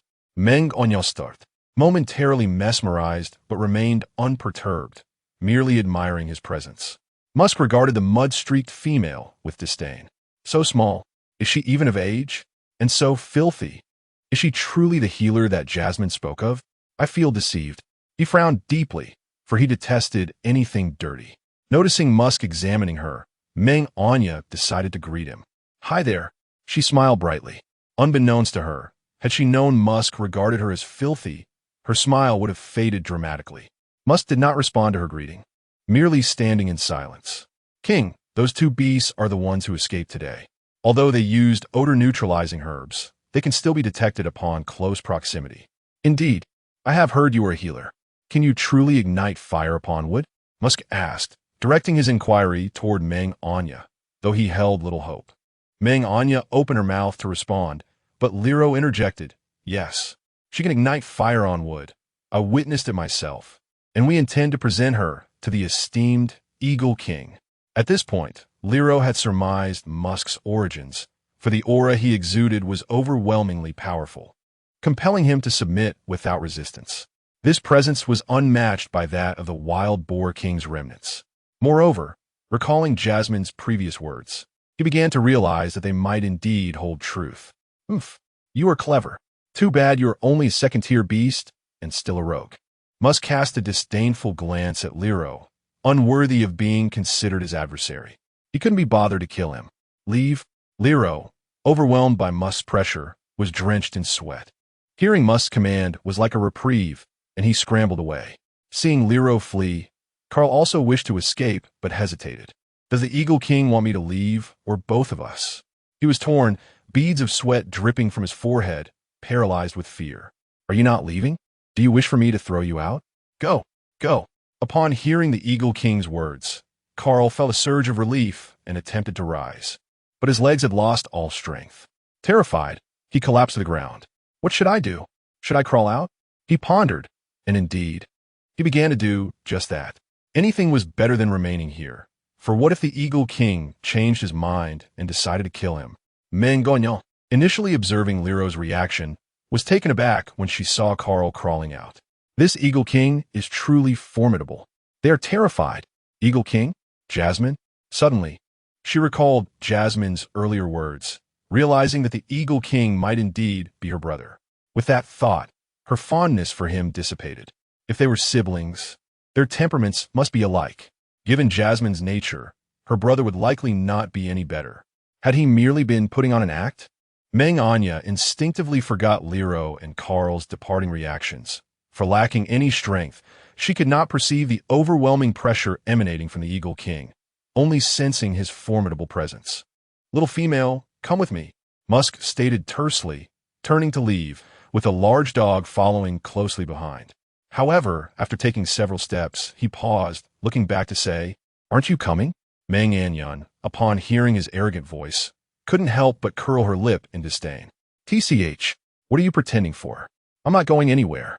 I will wait here for Cheongsong to come and pick me up. Who do you think you are to command me? She silently scoffed at Muse, yet remained seated, choosing to ignore him entirely, her hands dangling at her sides, her eyes resolutely averted from the outside. Her audacity stemmed from her knowledge of the rules of the beast world. Since Muse was not a stray beast, why should she fear him? With that conviction, she felt emboldened. However, she had grossly underestimated the temper of the Eagle King. Coupled with the grime that obscured her beauty, her otherwise decent figure appeared diminished, a sign of stunted growth in the beast world. Thus, she did not receive the same treatment she once did. Muse, naturally cold-hearted and unaccustomed to interacting with females, returned to the cave, stifling his annoyance at being disregarded by the little female who could summon fire. He was aware that he exuded an invisible pressure, and he attempted to appear more amiable, forcing a smile that was more grotesque than sorrowful. Without the protection of a male, this was a perilous situation. Stray beasts and wild animals alike posed a threat. If she lingered, she would surely become their meal. Still, Meng Anyan remained silent, internally grumbling. How is that even possible? I've lived alone in the woods before. I stayed in a tent when I first arrived, and nothing happened. She was resolute in her decision not to leave, especially since Muse was Jasmine's brother. If she got to their tribe, wouldn't Jasmine just bully her? Moreover, she was waiting for Cheongsong. What's the matter? Don't you believe me? Muse's irritation flared her evident disbelief. If it weren't for your ability to summon fire, would I have deigned to come here? And yet, you refused to leave. He felt his authority was being provoked. Just as he was about to seize her, Meng Anyan spoke up. Are you planning to capture me? Is Jasmine behind this? It seems that like sister, like brother, equally detestable. Muse halted, realizing that this little female had a history with Jasmine. I mean no harm. I merely wish to invite you to visit the Eagle tribe. Is it true that you can summon fire from wood? Ha! How can fire be summoned from wood? You must be joking. Meng Anyan laughed, utterly baffled by the ignorance of these beasts. The fire was produced by friction, yet it was absurdly described as being grown. Is it not possible? Those two strays acknowledged it. Do you wish to deny it? Meng Anyan was at a loss for words. He had the audacity to use deny in reference to her. She was not his slave and had done nothing wrong. The term was utterly misplaced. Is this the reason you sought me? Of course. Why else would I come? For this filthy, diminutive female who has yet to fully mature? Muse retorted sharply, revealing his disdain. Meng Anyan was infuriated. It was the first time anyone had spoken to her like that. Back in her modern life, she was considered a beauty, and here she was being insulted. You are the ugly one. Your entire family is ugly. She retaliated indignantly. Don't think just because you look somewhat presentable, you're a warrior. What are you pretending for? With Jasmine's personality, I certainly don't believe you to be anything special. You think you could deceive me into joining your tribe? You need to train for a few hundred more years. Sighing heavily, Meng Anyan resolved not to leave, especially since this was Jasmine's territory, and she was still waiting for Cheongsong. However, as thoughts of Cheongsong crossed her mind, her spirits sank further. It's been so long. Why hasn't he come yet? Isn't his sense of smell supposed to be sharp? What if something has happened? I am indeed a warrior, no pretense involved, and I am not a bird, but an eagle beast. I have trained for hundreds of years. Muse replied with utmost seriousness. Stop pretending. I'm not falling for your act. Meng Anyan shot back, misinterpreting his earnestness for foolishness. Muse, perplexed by her words, wondered when he had ever acted foolishly. This little female was quite a handful. My king, may I leave? The large dog, trembling, spoke to Muse. He could no longer remain here. Who knew what this audacious female would say next? She would emerge unscathed while he would undoubtedly suffer the consequences. The Eagle King's authority was not to be trifled with. The fate of anyone who dared to cross him was grim. Wait! A simple command sent the large dog into a panic, causing him to kneel, feeling the ground beneath him dampen. Here is a pouch of salt crystals. Take it. Muse tossed a bee-skin bag beside the dog. Suddenly, his nose twitched as an unpleasant odor wafted in. He disdainfully regarded the large dog.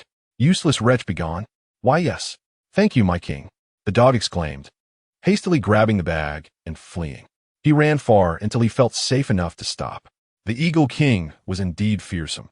He had nearly lost his life. He vowed never to engage in such antics again. Muttering to himself, he untied the beast's skin with trembling hands. Wow, this is truly a great tribe. Their generosity is remarkable. It seems my trip was worthwhile. The large dog could hardly contain his excitement at the sight of the sizable salt crystals. If Meng Anyan had witnessed this, she would have surely scoffed at his lack of perspective. Have you made your decision? Will you come? Muse's voice, tinged with irritation, echoed from the cave. Had it not been for her abilities, he would have left long ago instead of lingering here with her. He prided himself on his fiery temperament. He was not one to endure for long. Why are you in such a rush? I'm thinking it over. Are you hungry? Would you like something to eat? Meng Anyan casually picked up some leftover roasted meat and began to eat, even offering a polite gesture to Muse. However, just as she was relishing her meal, she found herself lifted off the ground. By the time she realized what was happening, she was already outside the cave. Hey, let me down. Put me down, she protested, struggling on Muse's shoulder. Smack! A sudden stinging sensation erupted on her backside. What the? Did he just spank me? She exclaimed in disbelief. Let me go, you scoundrel. Scoundrel! She yelled, her anger fueling her attempts to bite him. Yet ouch! Why is her flesh so hard? Is it made of iron? She whimpered, her voice tinged with tears.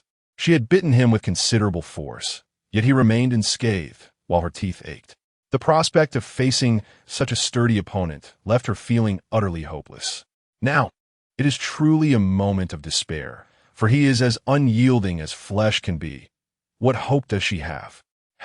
This little female, despite her somewhat unattractive appearance and rather irritable demeanor, possesses a certain charm. Muse was amused by her exaggerated words and actions, and the gloom that had previously enveloped him dissipated like mist. If the tribespeople were to witness such a rare display of laughter from their eagle king, they would undoubtedly be horrified. After all, he had never laughed before. Even if there had been a smile, it was always a cold one. And any eagle kin who might have caught a glimpse of him laughing would surely tremble in fear, for it would indicate that someone was about to face misfortune. Stop laughing. What is so funny? Meng Anyan shouted in exasperation. Upon seeing that this rogue not only continued to laugh, but did so even louder, her face flushed with indignation. Of course, Muse could not see this, as her visage was smeared with mud. What am I to do? What shall I do? Meng Anyan fretted anxiously, remembering what Jasmine had mentioned earlier about the Eagle tribe being a distant place. She feared that if she were sent there, she might never see the vast sky again. No, she could not leave. She must find a way. She must. Her mind raced in a flurry of thoughts. Oh dear. She smacked her forehead, realizing that she could have simply confided in him without all this fuss. What a thick-headed fool she was, despite her myriad of thoughts. Only a brief moment had passed. I cannot go with you. Meng Anyan shouted once more. What did you say? Muse, upon hearing this declaration again, felt a flicker of anger. This little female was utterly ungrateful. Though females were rare in the beast world, when had he, as the Eagle King, ever been so openly disrespected by one who did not greet him with smiles or trepidation? Meng Anyan sensed a chilling atmosphere enveloping her after her proclamation and instinctively shivered.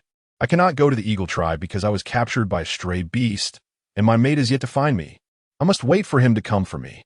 Please, have mercy and let me go, she said, swallowing hard, her voice tinged with nervousness.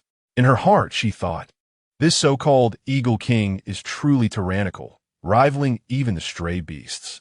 If your mate could lose you, he must be quite useless himself. Very well, I shall allow you to seek a mate among the eagles. Our males are far superior to him. And by the way, I am not old. You are the useless one. Your entire family is useless. My mate is the best in the beast world. Meng Anyan retorted in a fit of rage. Yet, in the next instant, she regained her composure. These were extraordinary times, and she could not afford to lose her temper. No, she loved her mate dearly. She could not bear to be without him. Consider this. If your mate were captured by other beastmen and forced to abandon you, would you? I would not. I have no mate. Even if I did, which stray beast would dare to steal my female? They would be courting death. Muse interrupted her, dismissing the impossibility of such scenarios. Meng Anyan was left speechless, utterly astounded by this beastman. She could hardly find the words to describe him. Communication seemed futile. Given this, she resolved to employ her final tactic. Since you insist on this, it seems I have no choice but to comply. But I am currently experiencing great discomfort in my abdomen. Might you allow me a moment of respite? She said, clutching her belly and furrowing her brow as if genuinely pained. Very well, but do not attempt any tricks or else. Muse narrowed his eyes in warning before setting her down. Ah, of course. Finally feeling the ground beneath her feet, Meng Anyan exhaled deeply, finding some solace. She took a few steps forward, glanced back to see the rogue, unresponsive, and continued to walk until she was amidst a tangle of branches. Observing the tall branches that had been battered down by hail, she pretended to crouch low to the ground. Meng Anyan knew that while the eagle beast could not see her, his trust in her presence would allow him to sense her existence. After a considerable while, she rose, placing the bracelet on her forehead.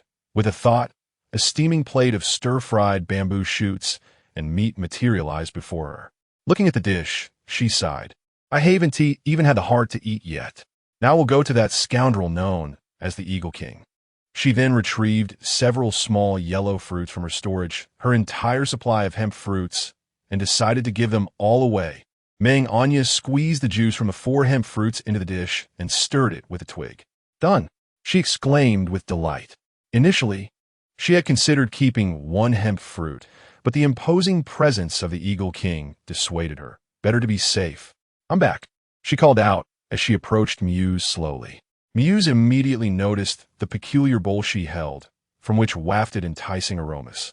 Didn't you say you were in pain? Where did this come from? He asked, intrigued. His nose involuntarily drew in the delightful scent. How fragrant. Hee. This is food I prepared earlier. It's quite delicious. You must try it. Although her reasoning was riddled with holes, she could think of no better excuse, hoping the Eagle King would remain oblivious. Did Muse remain unaware? Of course not. Yet, he chose not to question further, as the allure of the cuisine before him was too enticing. He had never encountered such a delightful aroma. Is this for me? He inquired. Indeed. Take a bite and see how my cooking compares to your eagle tribes, she urged. Seeing the Eagle King's gaze captivated by the dish, Meng Anyan felt a slight relief. Should he inquire about its origins, she would have to expend considerable effort to explain. Though Muse harbored doubts, being a creature of raw flesh, the unfamiliar aroma proved irresistible. He reached out, grasping a piece of meat, and began to chew. So fragrant. He couldn't help but glance at Meng Anyan with admiration, thinking, this little female, though seemingly dirty and unattractive, possesses remarkable skills. Furthermore, she only emanates the scent of 1 male. Does she have but a single mate? He mused. Her mate must be exceedingly fortunate. As Muse continued to eat, the plate of stir-fried bamboo shoots and meat quickly disappeared. Licking his lips, he felt unsatisfied. Was it to your liking? Meng Anyan asked with gleaming eyes, her hands clasped together in anticipation. Observing her expression, Muse assumed she hoped for praise regarding her culinary skills and replied honestly, Not bad, not bad, Meng Anyan thought, observing the sheer delight on his face. It was clearly much more than not bad. However, that was not the outcome she desired. Her eyes fixated on the Eagle King's reaction, her heart racing. Why had he not yet succumbed? All right, you're fine now, aren't you? It's time to leave, Muse declared, scooping Meng Anyan into his arms before transforming into his beast form, letting out a mighty cry, caw, and soaring high into the sky. Meng Anyan's heart raced. Could it be that his beast rank is too high and the potion has not taken effect? Or perhaps the effects are yet to manifest. But what if this Eagle King faints mid-flight? Would I fall to my doom? She felt a sense of impending doom, as if she were about to bring misfortune upon herself. Perched upon the back of the colossal eagle, she remained tense, observing his every move. Finally, fortune favored the diligent. Muse soared only about 2 meters into the air before feeling utterly drained of strength, plummeting to the ground, sending dust swirling around him. He transformed back into his human form, struggling to rise, yet found himself utterly incapacitated. What is happening? This has never occurred before. He wondered. Could it be the food? Upon contemplating the possibility, Muse raised his head, intent on questioning Meng Anyan. However, as he lifted his gaze. He was met with the sight of the small female crouching before him, a smug expression adorning her face. What more was there to say? It was undoubtedly this detestable little female who had poisoned his food. A surge of unprecedented rage ignited within Muse throughout his life. When had he ever been mocked? Especially by an underdeveloped little female. Ye wretched oh dear. What's wrong with you? Can't even articulate your words properly? Weren't you just so formidable? Meng Anyan taunted, shaking her head in a mock display of sympathy, though her eyes gleamed with malicious delight. How vile! Muse struggled to rise, but as soon as his upper body lifted slightly, he collapsed back down again. You can't even speak properly, yet you still flaunt your arrogance?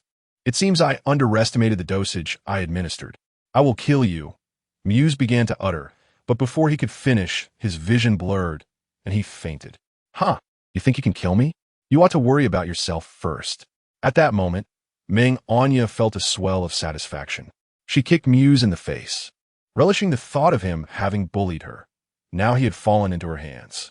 Meanwhile, at the riverbank where Meng Anyan had fled from the feral beasts, Cheongsong, bloodied and frantic, ran with a twisted expression on his once handsome face, his deep-set eyes radiating a murderous intent. He had reached the brink of madness. Previously, he had tracked the remnants of slaves alone, only to soon realize he had been deceived. Just as he was preparing to return, he was ambushed by the remnants. Though he sustained no injuries, he was splashed with the juice of the herb, rendering his sense of smell useless. Relying solely on instinct, he made his way back to the gathering of feral beasts, only to find it deserted, scattered with the corpses of the beasts. He searched frantically in every nook and cranny, yet there was no sign of his mate. In his despair, he felt like a headless fly, aimlessly flitting about. At one point, he considered returning to the tribe for assistance, but the distance to the Qiangwu tribe was too great by the time he arrived. He would likely have regained his sense of smell. Thus, he abandoned that thought. Now, the effects of the herb had nearly worn off. He could finally pick up sense again, but unexpectedly, he detected a terrifying aura along with numerous scents of both females and males, including that of his partner, Anya. Cheongsong's heart raced with turmoil. Had his Anya been taken by a powerful beastman? He dashed along the river, suddenly spotting a multitude of beastly females gathered ahead. Closing his eyes, he inhaled deeply. Indeed, there was that powerful scent along with Anya's. Without a thought for the danger, he rushed toward the group of beastmen to investigate. To his dismay, however, Anya was nowhere to be found among them. The leader, Dosin, noticed a beastman sneaking a glance from afar before approaching him. Initially wary, Cheongsong dismissed the beastman upon seeing his rank. Merely a four-striped beast, though brimming with murderous intent. It was not particularly threatening. "Excuse me, have you seen a remarkably beautiful female?" "I am her mate," Cheongsong inquired, suppressing the tremors in his voice born from his desperation.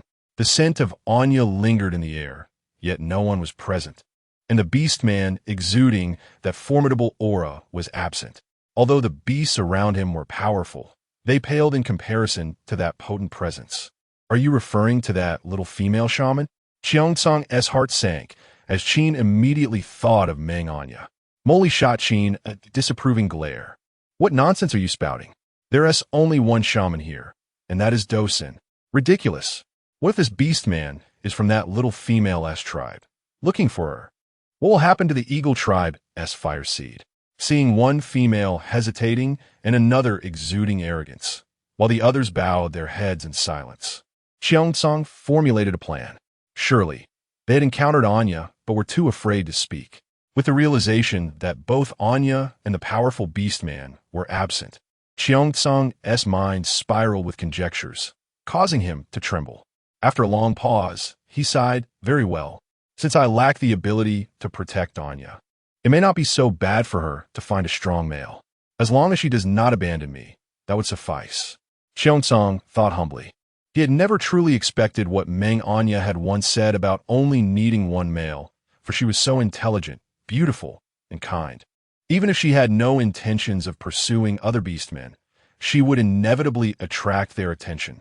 Additionally, he lacked the strength to safeguard her.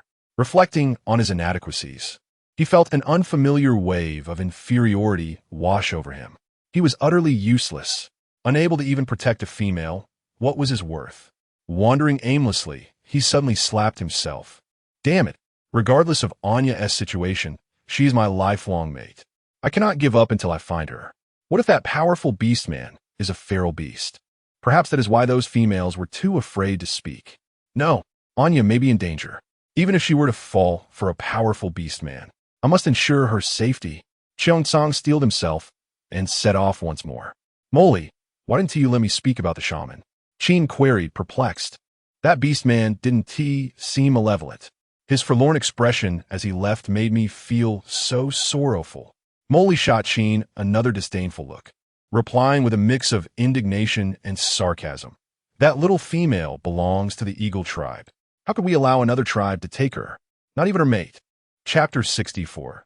The final reunion. That little female belongs to the Eagle tribe. How could she be taken by another tribe? Not even her mate. Molly was right.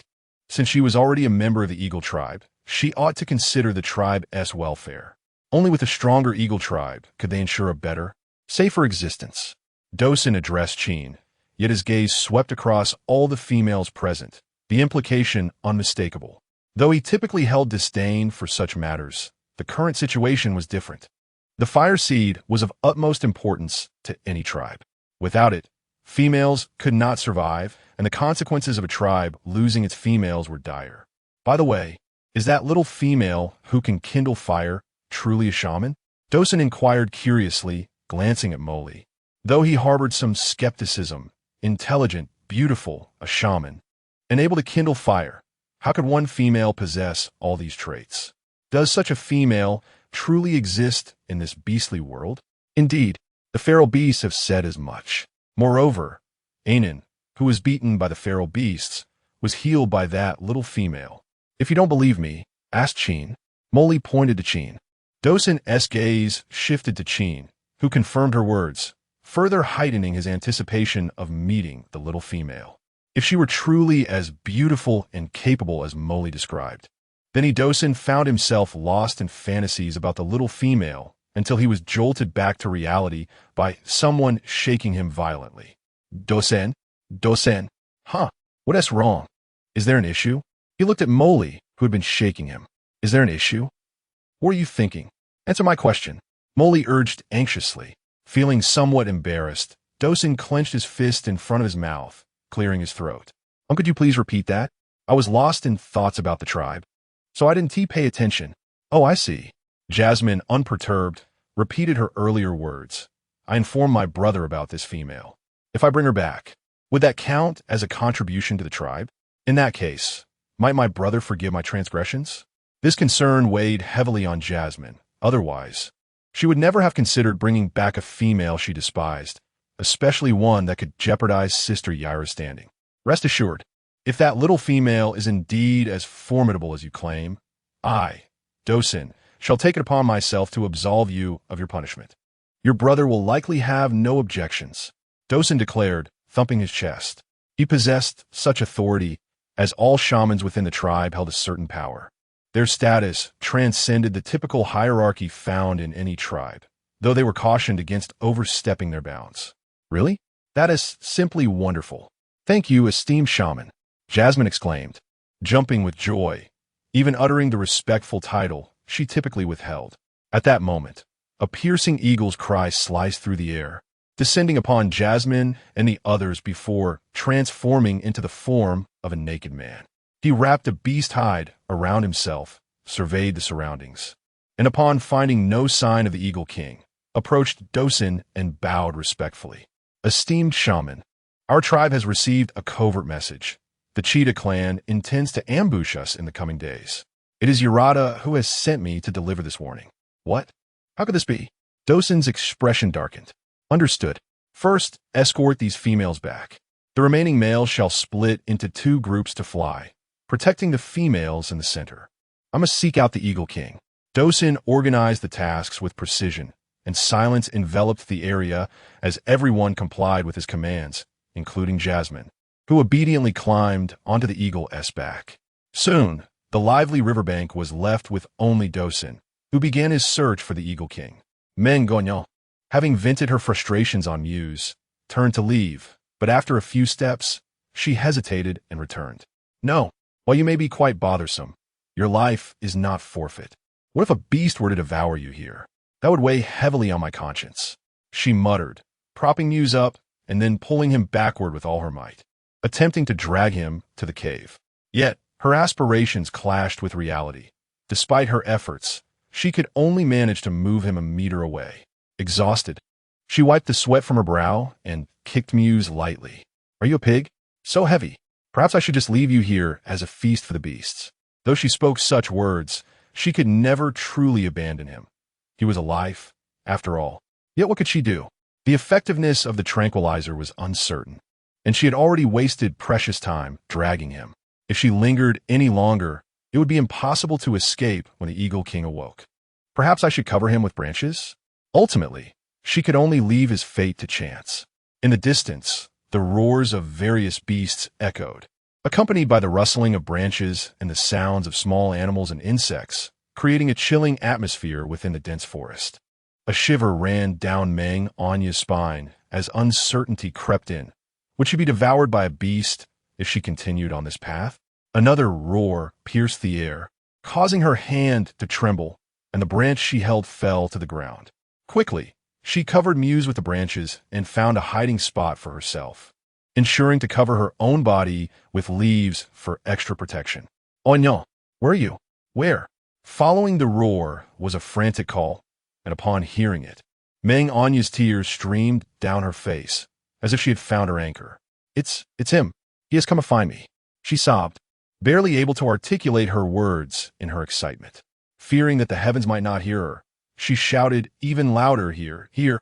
Emerging from behind the tree that concealed her, she followed the sound of his voice, responding as she went. The reason he hadn't found her earlier was due to his frantic state, which had clouded his senses. After parting from that group of beastmen, his anxious heart had finally calmed slightly, and he had slapped himself several times to regain composure. Then, relying on their faint bond, he had made his way to her. He called out Meng Anyan's name repeatedly, and suddenly his ears perked up. He thought he had heard her voice. Listening more closely, it was indeed her. Anyan! Anyan! He raced toward her location, undeterred by the obstacles in his path. Finally, he laid eyes upon the little female he had longed for day and night, and in a surge of emotion, he enveloped her in his arms. Meng Anyan burst into tears, having maintained a facade of composure for days, but upon seeing her protector, she could no longer contain her emotions. Soda. I'm so sorry. Seeing his partner in such distress, he felt a tumult of emotions and could only repeatedly apologize. Why are you apologizing? Oh my goodness. Why are you covered in so much blood? Are you hurt? Where? In her excitement, Meng Anyan had not noticed the dried blood on him until now, and her heart ached, causing fresh tears to flow. She reached out to inspect him, probing here and there. Does this hurt? How about here? Speak to me. After waiting for a response that never came, she stamped her foot in frustration and looked up at him. The sight that greeted her made her tears flow anew. He appeared utterly exhausted, his eyes bloodshot and his face unshaven, a far cry from his usual self. Yet, despite his weariness, a smile of joy broke through the weariness on his face. He did not answer her questions. At that moment, he felt like the happiest beast man in the world. Nothing could eclipse the joy of knowing his partner still cared for him. Even if it meant sacrificing his life, he would not hesitate, provided Anyan was safe. Anyan, I missed you so much. He wished to express his feelings, but struggled to find the right words. Instead, enveloping her small hand in his and placing it over his heart. Can you feel it? It beats only for you. I never expected you to be so eloquent. How sweet. Have you said such things to others before? Meng Anyan sniffed, feeling her cheeks warm at the realization that his heart raced for her. But wait, don't change the subject. Tell me how you got hurt.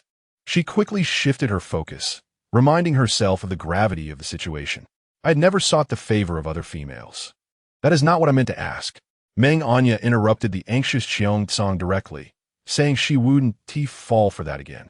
However, I believe this is far more important than your question. I had never sought to please any female. Before he could finish, he was interrupted again. Are you trying to drive me mad? Meng Anyan shouted, stamping her foot. Uncontrollable tears streamed down her face like pearls from a broken necklace. It's fine. It's fine. I am okay. This is the blood of that stray beast. Cheongsong repeated in a flurry, anxiously wiping her tears. It was all his fault for making his partner upset again. Woo-woo. Really? Of course. I'm not injured, just look, he said, pounding his fist against his body a few times to prove he was telling the truth. What are you doing? Let go. Even if you're fine, you shouldn't be so reckless. It doesn't hurt, she cried, grabbing his hand to stop him. Looking at Cheongsong, who seemed full of energy, yet could not hide the exhaustion on his face, her heart ached. Was this all because of her?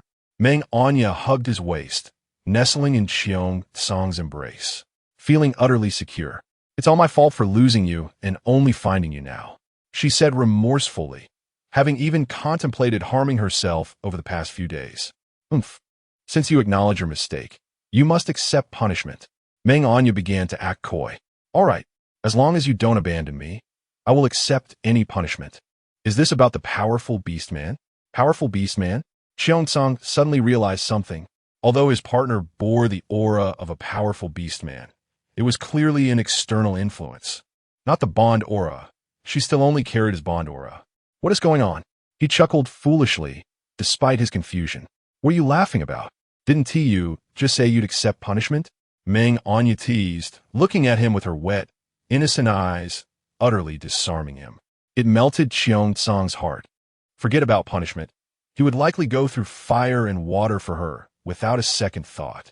Beauty misleads. All right, speak. I swear by the beast god, I shall fulfill any punishment, he declared earnestly. Truly, beauty misleads, with just a bit of her charm. He forgot all about the fear of being abandoned and swore to the beast god. Come with me, Meng Anyan said, striding forward. Cheongsong followed closely behind, his heart still racing. Here we are. This is the place. Here? Cheongsong looked around. Nothing seemed special. Suddenly, his brows furrowed tightly, his body bristling with alarm, entering a heightened state of vigilance. The powerful beast man is nearby.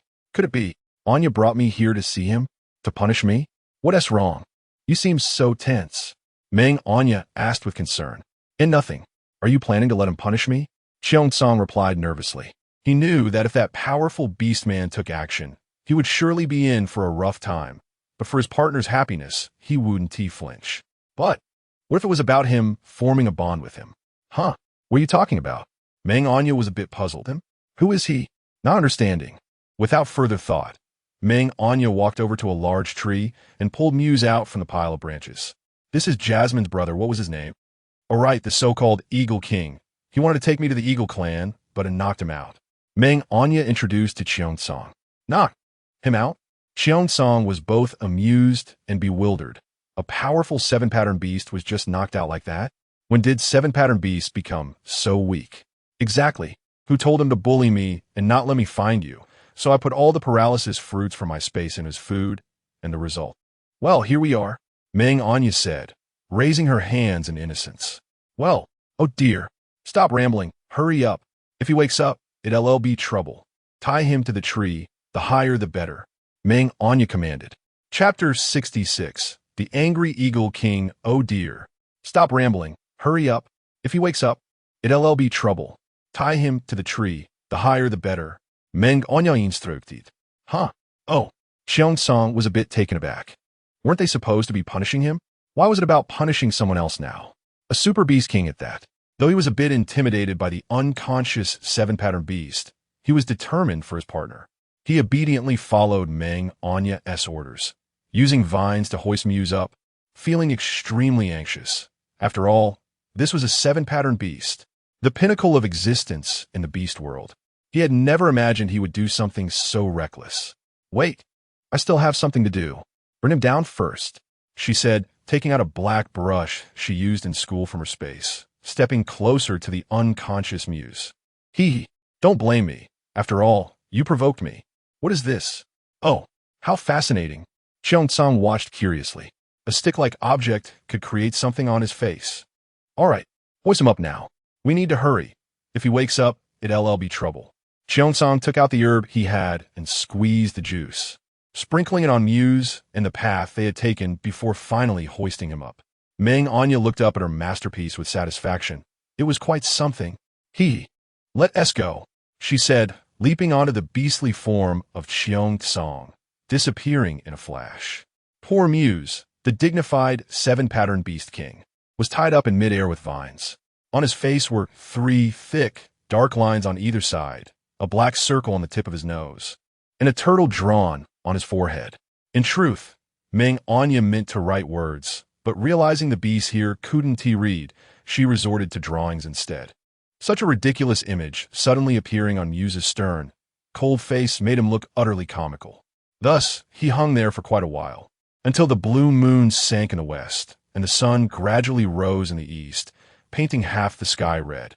The brilliant rays adding a touch of brightness to the eerie, mysterious doomsday forest. Caw! An eagle's cry shattered the silence, and Duosin flitted anxiously through the air. He spent the entire night searching for the Eagle King using the Eagle Clan's special language, yet received no response, which was incredibly frustrating. Could it be that the Leopard Clan's beasts discovered this place? But that couldn't be. Even if the Eagle King was found, there would surely be fighting sounds. After all, the struggle of the seven-pattern beasts was earth-shattering. Yet, throughout the night, apart from the roars of wild beasts, there was no significant commotion. How strange. Duosin anxiously flew through the doomsday forest, occasionally emitting long cries to attract the Eagle King's attention. Finally, he spotted a pack of wolves gathered together. Uncertain of what they were doing, he landed nearby, transforming into a tall, handsome young man, and cautiously approached them. Owo! The wolves circled the tree where Muse was. They were purebred wild beasts. Although they sensed the powerful aura emanating from Muse, being mere beasts without intellect. They were driven by hunger to do anything. What did fear matter? They raised their heads, howling, their claws scratching the tree, some even attempting to climb up in a stacking manner, slipping down repeatedly, yet persevering. The beastman hanging there stirred slightly, emitting a faint sound. Suddenly, his eyes flew open, revealing deep and piercing gaze surveying everything. In an instant, the temperature around plummeted to freezing point. The pack of wolves seemed to sense something, all raising their heads in unison. Then, as if commanded by an unseen force, they turned and fled. The wild wolf, still caught in the midst of its struggle, tumbled to the ground, its 4 legs straining to rise, yet its movements grew increasingly sluggish until it could no longer stand. Seeking death. A chilling and sinister voice reverberated, sending shivers through the nearby creatures, rendering them motionless. It was as if this voice possessed an invisible power that instilled a greater fear than that of the darkest nights in a doomsday forest. Dorson, what brings you here? At that moment, Dorson approached, his eyes widening in shock at the sight of the once mighty Eagle King now ensnared and suspended by vines from a tree. Could this be true? Had he truly witnessed such a disgrace? He closed his eyes, rubbed them with his hands, and opened them again, only to find the scene unchanged. The king was indeed a 7-pattern beast. Who could possess the strength to ensnare him so? Could it possibly be an 8-pattern beast from the Death Mountains? Yet that seemed implausible. Rumors had it that the only 8-pattern beast in the beast world had long perished. Even if it had not, what would compel it to come here to toy with the Eagle King? Mooks, feeling slightly embarrassed, cleared his throat and inquired with a frown, "What do you want?" As he spoke, he exerted a slight force with his arms, causing the vines binding him to snap apart. Emotionless, he brushed away the dirt clinging to him. Internally, he was seething with rage. As the proud leader of the Eagle Clan, the apex ruler of the beast world, when had he ever endured such humiliation? And worse, to have his subordinates witness it. How could he not be infuriated? This was all the fault of that cunning little female, if he ever found her. She would surely experience the Eagle Clan's cruel punishments, he thought with indignation. King, what happened to your face? Dorson was about to report on the tribe's affairs when he suddenly noticed peculiar markings appearing on the king's face, reminiscent of a feline beast, with a pattern on his forehead resembling a tortoise. Unable to contain himself, he erupted into laughter, but was quickly met with an overwhelming aura of menace that compelled him to cover his mouth, his face burning with embarrassment. Once he regained his composure, he turned to Mooks, his expression peculiar. Mooks, noticing Dorson's demeanor, felt a surge of anger. Had a mere night passed, and even his subordinates dared to mock him? Simultaneously, he found himself perplexed. What was wrong with his face? He felt no discomfort at all. Had that wretched little female meddled with it again? Dorson, too frightened to continue, hesitated. However, if he remained silent, more beasts in the Eagle clan would undoubtedly see it, and then the Eagle King would be even angrier. Thus, he steeled his nerves and, with a tingling scalp, spoke, "Respected king, if you go to the riverside, you will see for yourself. Oh, and the Eagle clan has reported that the Cheetah clan plans to attack soon. We must return swiftly." With that, Dorson transformed into a majestic eagle and soared away. Chapter 67. Returned to the tribe having transformed into a grand eagle. Dorson thought, "What a joke. The king is in this state. If I do not escape now, I may become the first shaman in the beast world to be killed by the wrath of the Eagle King. I will kill you." Just as Dorson had flown a short distance, a furious roar erupted from the forest, nearly causing him to lose his balance and plummet from the sky. He silently sighed in relief, grateful to have preserved his life. Meanwhile, Mooks, overwhelmed by rage, struggled to maintain his footing. Proud throughout his life, he had never cared for any female, and even though females were scarce in the beast world, his formidable beast rank had made him an object of desire for all. Yet, he had never deemed any worthy of his attention. This cunning little female, however, had brought him to his knees for the first time in his life. Mooks swore to the beast god that one day he would make that troublesome creature aware of his might. This wish would soon be realized, but at that moment, the source of his ire, Meng Anyan, lay comfortably atop Cheongsong's back, her arms wrapped around his neck, her face pressed against him, filled with bliss. Achoo! Ah! Achoo! How strange! Had she caught a chill? Ever since dawn, she had been sneezing. Or perhaps someone was thinking of her. You're right. Anya, are you unwell? Cheongsong halted, his brow furrowed with concern. Ah! Achoo! I'm fine, you. Achoo! Let's keep moving. We should return to the tribe. Despite his lingering worries, Cheongsong complied with Meng Anyan's wishes. After all, they had just escaped a perilous situation. No one knew what abilities a seven-patterned beast might possess. While his life was of little worth, he carried a partner far more precious than his own life. Although the Qiangwu tribe was distant, a direct route would take merely half a day. However, to be safe, Cheongsong took many detours, which delayed their return. Now, realizing his partner was unwell, he dared not be careless and swiftly headed directly back to the tribe. Upon their return, the tribe was deserted, undoubtedly. Everyone had gone out in search of food. Meng Anyan could hardly contain herself as she leaped from his back. A sense of belonging filled her heart, and she took a deep breath, relishing the freshness of the air. Ah, I'm finally back. Back. She opened her mouth wide, shouting joyfully at the sky, her head tilted back slightly, arms spread wide. The warm morning sun enveloped her, bestowing upon her a golden hue. Though she was covered in dirt, her features obscured, Cheongsong gazed at her in rapture. Anya, you are truly beautiful, he said, lost in admiration. Meng Anyan chuckled at his words. She approached him, standing on her tiptoes to tug at his ear, pulling his head down to her level. Beautiful? Take a good look at my face. If it weren't for my scent, would you even recognize me? I would. No matter your appearance, I would always recognize you. For in my heart, you are forever the most exquisite, Cheongsong declared, his gaze warm as he looked at her small face. Rather than feeling displeased about having his ear pulled, he found himself enjoying the moment. You're quite sweet-tongued. Hee, but I like it. Meng Anyan released his ear and embraced him, her face nuzzling against him. At that moment, an unexpected sound broke the harmony. Cheongsong yawned. Oh dear, I almost forgot. You must be exhausted after these past few days. Hurry back and get some sleep. In a flurry of energy, she grasped his hand, leading him toward their cave. Everything was changing unnoticed, even her once reserved nature blossoming into a more cheerful demeanor. But all of this was only revealed when she was with Cheongsong.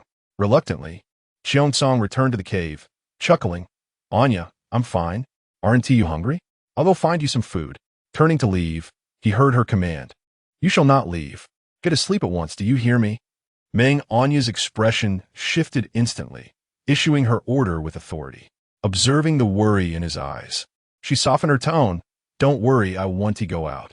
Don't you remember? There is plenty of food in the space. Besides, I'm quite tired, and I feel scared without you nearby. She employed both firmness and gentleness. Well, all right, then let us sleep together.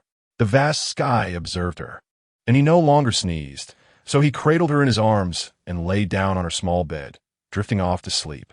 He was genuinely exhausted. Ever since Meng Anya had disappeared, he had not experienced a moment of rest. His eyes had taken on the appearance of panda eyes. Upon seeing Cheongsong fall asleep as soon as he touched the bed, Meng Anya tenderly caressed every inch of his skin, her heart aching immensely. She stealthily placed a gentle kiss on his forehead, whispering, "You must be terribly worn out these days. Sleep well." Thus, Meng Anya kept vigil over him until she too succumbed to slumber. In the early hours of the following day, while the world outside remained shrouded in darkness and the little birds chirped chaotically, the Qiangwu tribe began its new day of toil. Many beastmen ventured out early, braving the morning dew to hunt, hoping to provide their partners with warm food upon waking. "Cheongsong, you've returned? Did you find a shaman?" The beastman speaking was Abu, who was tasked with foraging for his partner that day. He had risen early to hunt, only to unexpectedly encounter Cheongsong. "I found her. She is currently asleep." Cheongsong maintained a semblance of warmth towards this former friend, though the camaraderie they once shared had waned. "Wait," Abu interjected as he approached Cheongsong, who was about to depart. "You see, when we attacked the gathering place of the wandering beasts, an unknown beastman came to inform us that our Qiangwu tribe was being invaded and the females were in danger, so we hurried back." "Invasion? Where?" Before Abu could finish, Cheongsong cut him off, striding ahead. Abu hurriedly followed, explaining it was only upon arriving at the tribe that we realized we had been deceived. There were so many beastmen at the time, their scents had mingled, and no one could discern who the messenger was. All we knew was that it was a stranger's face. As Abu spoke, he chased after Cheongsong, oblivious to the latter's sudden halt, leading to a collision. "Ouch! Is this true?" Cheongsong asked in a low voice. Although he was not particularly angry about that day's events, he certainly felt displeased. Had a beastman remained there, he wouldn't have had to navigate so many twists and turns without his sense of smell, and perhaps Anya would not have attracted the attention of that formidable beastman. Let us not speak of greed or ingratitude. If he hadn't been so capable, and if Anya were not a shaman, who in the tribe would assist? Chapter 68. Cheongsong's inner thoughts. Let us not speak of greed or ingratitude. If I were not capable, and if Anya were not a shaman, who in a tribe would help? As Anya often said, he was merely exercising his rights. "All right, I understand. I won't blame you.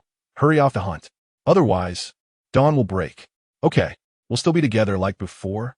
Cheongsong smiled enigmatically as he continued forward, while Abu, interpreting his silence as agreement, shamelessly followed suit. Although they exchanged no words, Cheongsong's heart was filled with calculations.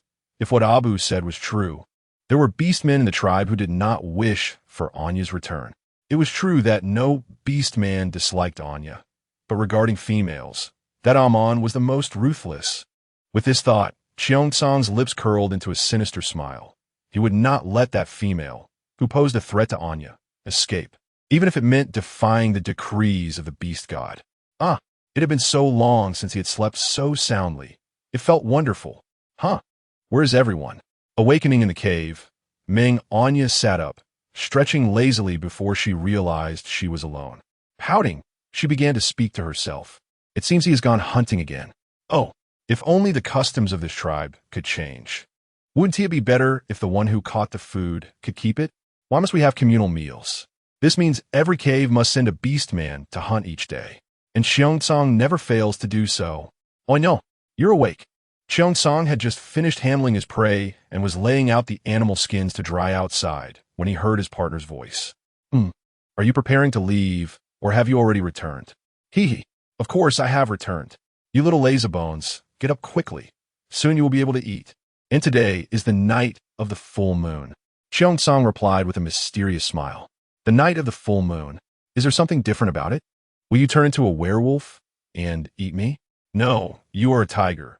If you transform, it would be into a tiger man, Meng Anya whimsically speculated, recalling how such transformations were often depicted in dramas. Hee hee, what are you talking about? On the night of the full moon, the tribe distributes salt crystals. As for werewolves or tiger men, even if I turn into a tiger man, I would never want to consume such a beautiful little female. Cheongsang teased. Meng Anya tilted her head upon hearing this, her hand unconsciously resting on her chin as she pondered. I realize you have become increasingly charming with your flattery. However, you used to be quite the reticent one. What happened? In nothing, he stammered, his face reddening as he adamantly denied it. He was taken aback that Anya noticed even this detail. He certainly could not admit it, lest she think he was useless, needing to barter food to please her. While he could use brute force to win her affection, survival here required more than mere strength. Now you dare to hide things from me. You used to say you would listen to me about everything. No secrets. Now it seems that was all a lie.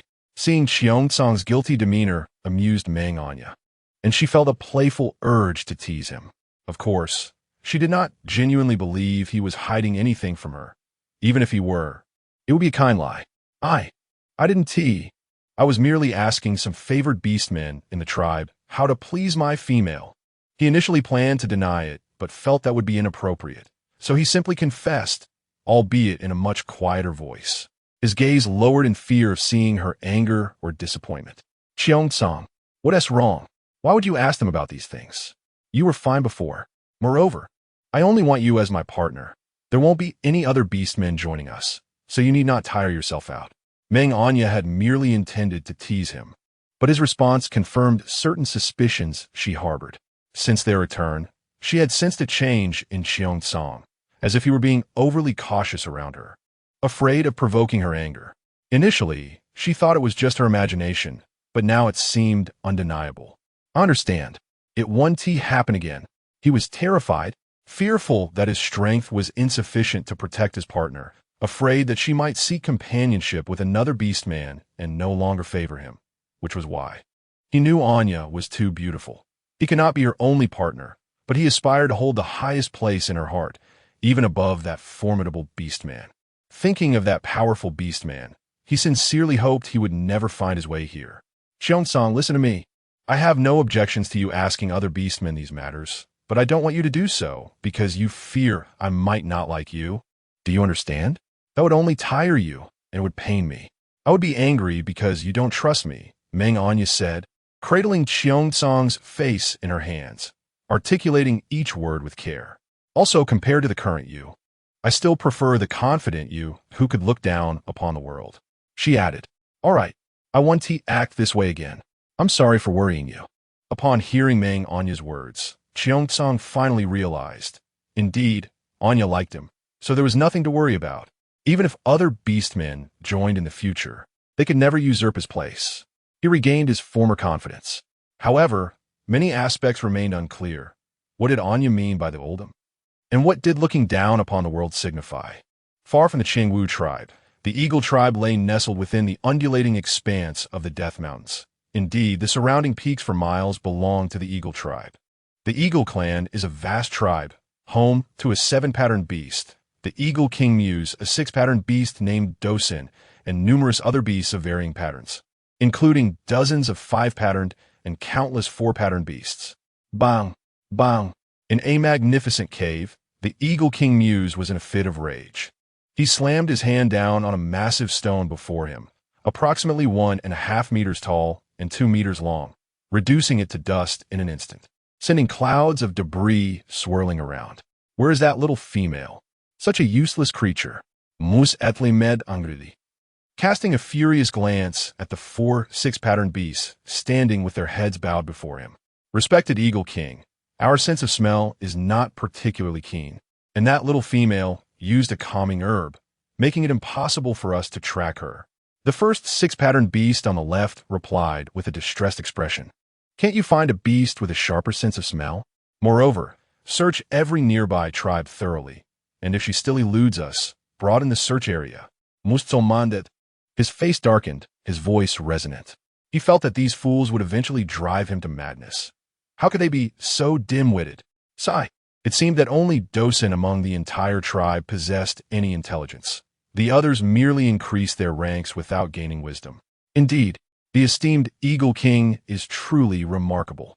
How did I not think of that? Exclaimed a rather simple-minded beast standing in the center, realization dawning upon him. Oomph! Hurry and get to it, Muse ordered. Yes, we shall go at once. The 4 6-patterned beasts chorused, retreating as if a ghost were on their heels. No, more terrifying than a ghost. After walking a considerable distance, the 4 6-patterned beasts sighed in relief, feeling they could speak without being overheard by the Eagle King. Hey, I heard that little female can cultivate fire. Is that true? I only knew that fire seeds were a divine gift from the beast god. I never knew fire could be cultivated. The first beast on the right remarked. Of course. I heard it from Melita, so it must be true. Otherwise, why would the Eagle King place such importance on her? He has never shown interest in any female before. The second beast on the left chimed in. Yes, yes. I also heard from Chin that the little female can indeed cultivate fire and is even a shaman. Chin mentioned that the Eagle King sought out that fire-growing little female. The speaking beast was none other than the simple-minded one, who had become Chin's partner since her arrival in the Eagle clan. If the king were to find her, then why didn't... Shoo, have you forgotten? The shaman Dosen warned us not to speak of the Eagle King's affairs. Otherwise, we would face dire consequences. As they continued their hushed conversation, their voices dwindled until they were inaudible. At that moment, a relatively beautiful female emerged from behind the large rock the 4 6-patterned beasts had just passed. Her eyes glinted with malice as she gazed in the direction the beasts had departed. A little female who can cultivate fire? Oomph! How could that be possible? Perhaps she is merely another suitor of the king. However, why did the shaman warn them about this? Contemplating this, her expression grew increasingly grim. Clearly, something was amiss. No, I cannot allow another female to steal the Eagle King from me. He is mine, all mine. Ira stood resolutely, her eyes ablaze with fierce determination. Atop the highest peak of the Eagle Clan's mountains, Muse transformed into his human form, surveying the world below. The meandering river shimmered like a beautiful silver ribbon. The layered mountains shrouded in mist, and the occasional eagle soared by, creating an otherworldly scene. Muse gazed at the beauty around him, reflecting on his status as the preeminent 7-patterned beast of the Beast World continent and the king of a great tribe. If only he had a beloved companion by his side to share in the splendor of the world, his life would be complete. Yet to this day, not a single female had captured his attention, not even the most beautiful Ira of the Eagle clan. At times, he pondered whether he would continue in this manner until he drew his last breath. Suddenly, an image of a sly, filthy, ugly face flashed before his eyes. He quickly shut them, shaking his head. How could he think of her? That detestable, cunning, hideous little female. Surely it was because she was the only one who did not fawn over him due to his strength and could cultivate fire that she lingered in his thoughts. Yes, that must be it. Muse continuously reassured himself of his disdain for that little female, vehemently detesting her. Yet these past few days, she occupied his mind more than anyone else. What was happening to him? Now, when he recalled her, it was no longer the biting hatred of wanting to devour her. It was merely a desire to see that face, which was undeniably ugly, yet always bore a fox-like smile. Sigh. He wondered how she was faring. Had she safely returned to her own tribe?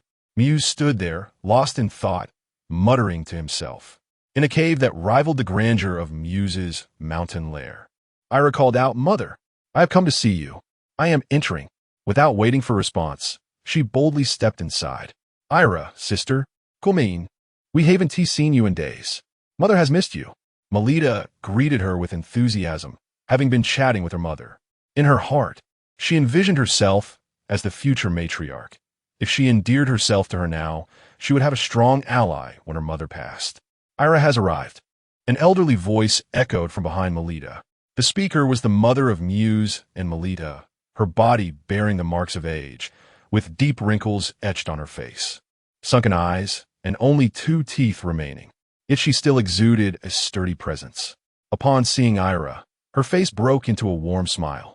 This child had lost both parents and had been raised by her. Naturally, there was a bond. "Mother, I brought you some delicious treats." Look, Ira unveiled two vibrant red fruits from the animal skin she was carrying. The rainy season had just passed, and it was indeed rare to find any fruits left. She suggested sharing them with Melita. Huh, I am old and will not compete with you youngsters for food. Though she did not eat, she felt a deep sense of contentment. What could be more gratifying than knowing that her descendants cared for her? Who says that? Mother is not old at all. In my heart, you will forever remain the youngest, Ira said, approaching her and nuzzling against her hand. No one noticed the disdain flickering in her eyes as she bowed her head. This old hag cannot die yet. She is my pillar. Without her, how could the Eagle King ever spare me a glance? Seeing Ira so close to her mother, Melita felt a surge of jealousy. After all, her mother belonged to her.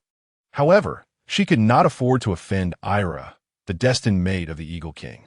Noticing the old hag was in high spirits, Ira seized the opportunity to inquire, "Mother, I heard that the Eagle King discovered a little female who can cultivate fire. Is it true?" "Who said the Eagle King discovered her?" "It was I who found her," Melita chimed in, unwilling to be outdone. "I have heard Melita talk about it many times these past few days, in all my years. It is the first time I have heard of fire being cultivated. That little female must be extraordinary, if we could bring her into our fold. The strength of our Eagle clan would surely not be far off," the old female exclaimed excitedly. Hearing this, Ira felt a surge of anger.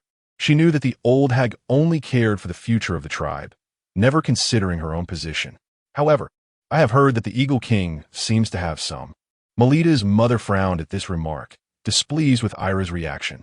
"Ira, you are destined to be the future mate of the Eagle King, and you must not be selfish. The future of a tribe is of utmost importance. Besides, what influence could a mere young female have on your status? You're the most beautiful female of the Eagle clan, and the Cheetah clan is preparing to invade to claim you." The old female spoke earnestly. Jasmine remained silent beside her, but her pursed lips conveyed everything.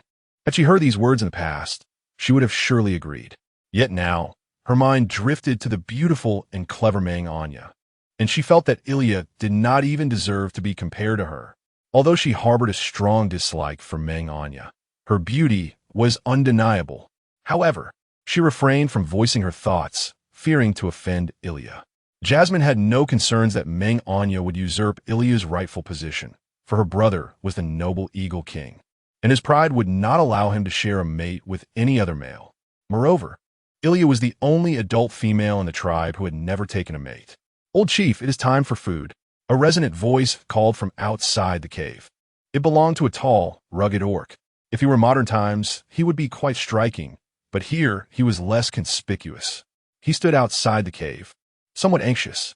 Upon hearing that Ilya had arrived, he wondered if he would be able to see the beautiful female he so longed for. "Come, hand me the food." Jasmine emerged from inside, taking the items from his hands before turning away without a glance.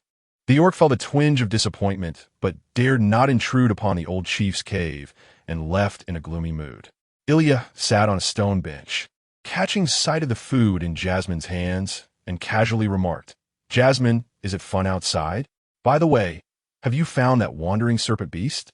Jasmine did not address Ilya's inquiry, but the old chief frowned in displeasure. "Ilya, don't you have anything else to say? Why bring up that wandering beast?" Her voice brimmed with annoyance, rising in intensity. I meant no offense, Mother. Please don't be angry. I was merely curious about the outside world." Ilya felt somewhat wronged. "All right, I'm tired now. We can discuss this another day. Everyone go back." After the old chief spoke, she lay down amidst the grass, closing her eyes to rest. Ilya, observing this, stomped her foot in frustration. She had yet to ask her questions. Jasmine, too, held a grudge against Ilya, as she had not yet received her punishment since returning to the tribe. She wished to linger here, but Ilya's presence spoiled her plans. Ultimately, both left reluctantly. In the Qiangwu tribe, all the females stood on one side, while the males stood on the other, and the young ones arranged themselves accordingly. The distribution of salt crystals was about to commence. Gel stood atop a giant rock, issuing commands. The orc females below rubbed their hands in excitement. They were finally about to receive the salt crystals. This was the most delicious substance in the beast realm and the source of the orc strength. Without it, they would lack vigor. It was one of the most precious items in the beast realm, second only to females. In this sacred moment, no orc was absent or disorderly. Everyone stood in an orderly manner, females together and males together, while the young ones huddled as well. Their numbers were astonishing.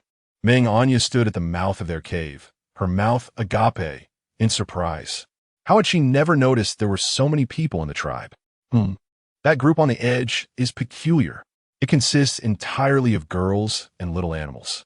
Females are born in human form, while males must reach maturity or become a pattern beast before they can transform. The nearby Cheongsong could see her thoughts and explained, "Hee, this place truly opens my eyes." Meng Anyan widened her eyes in wonder. Just as she was taking it all in, a hand grasped hers, pulling her into the crowd. "Respectful shaman is here. Everyone, make way."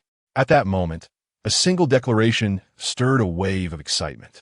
All the orc females turned in unison to gaze at her, especially the males, their eyes glistening with an intensity that seemed to devour Meng Anyan whole. Hee.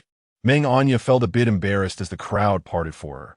She genuinely did not wish to be the center of attention and could only smile awkwardly while walking. "Anyan, you've come. Come, I will take you to collect the salt crystals." Ula suddenly emerged from the throng, taking Meng Anyan's hand and leading her forward as if they were the best of friends. Meng Anyan was bewildered. What was happening? Had Ula lost her mind? Wasn't she the one who disliked her the most? Just as she was pondering this, someone clarified her confusion. Ula leaned closer to her ear and whispered, "Anya, I was wrong before. I didn't know you were the esteemed shaman. Otherwise, I wouldn't have dared offend you even at the cost of my life. Can you forgive me? I will treat you with the same respect as the tribe leader from now on." Meng Anyan was still processing her thoughts when another female pushed Ula aside. "Esteemed shaman, my name is Ahua. You should remember me." "Esteemed shaman, I am Ui." "Esteemed." Meng Anyan looked at the crowd of females surrounding her, feeling overwhelmed. Had they all lost their minds? Ever since she arrived in this tribe, these females had either shown her outright malice or indifference. But now, what had changed? As Meng Anyan was being pulled along, a thunderous voice echoed from above.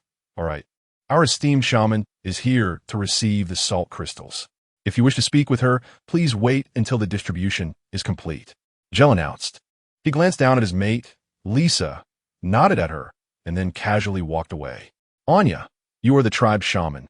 You should receive more. And Cheongsong is the tribe's foremost warrior, so he should also receive a larger share. Therefore, this salt crystal belongs to you." Lisa placed the animal hide in front of Meng Anyan with a smile. "Thank you." She accepted the light animal hide, offering Lisa a kind smile. "Well, Anya, I must go now. I will visit you later," Lisa said hurriedly before departing. Meng Anyan watched her leave, then placed the animal hide into Cheongsong's hands. With one hand, she lifted the hide, revealing, "Oh, is this what Lisa meant by extra salt crystals?" Each crystal lay quietly in Cheongsong's hands, resembling the size of peanuts, approximately 20 or so in total. Chapter 71. Mushroom picking. Each crystal lay quietly in Cheongsong's hands, resembling the size of peanuts, approximately 20 or so in total.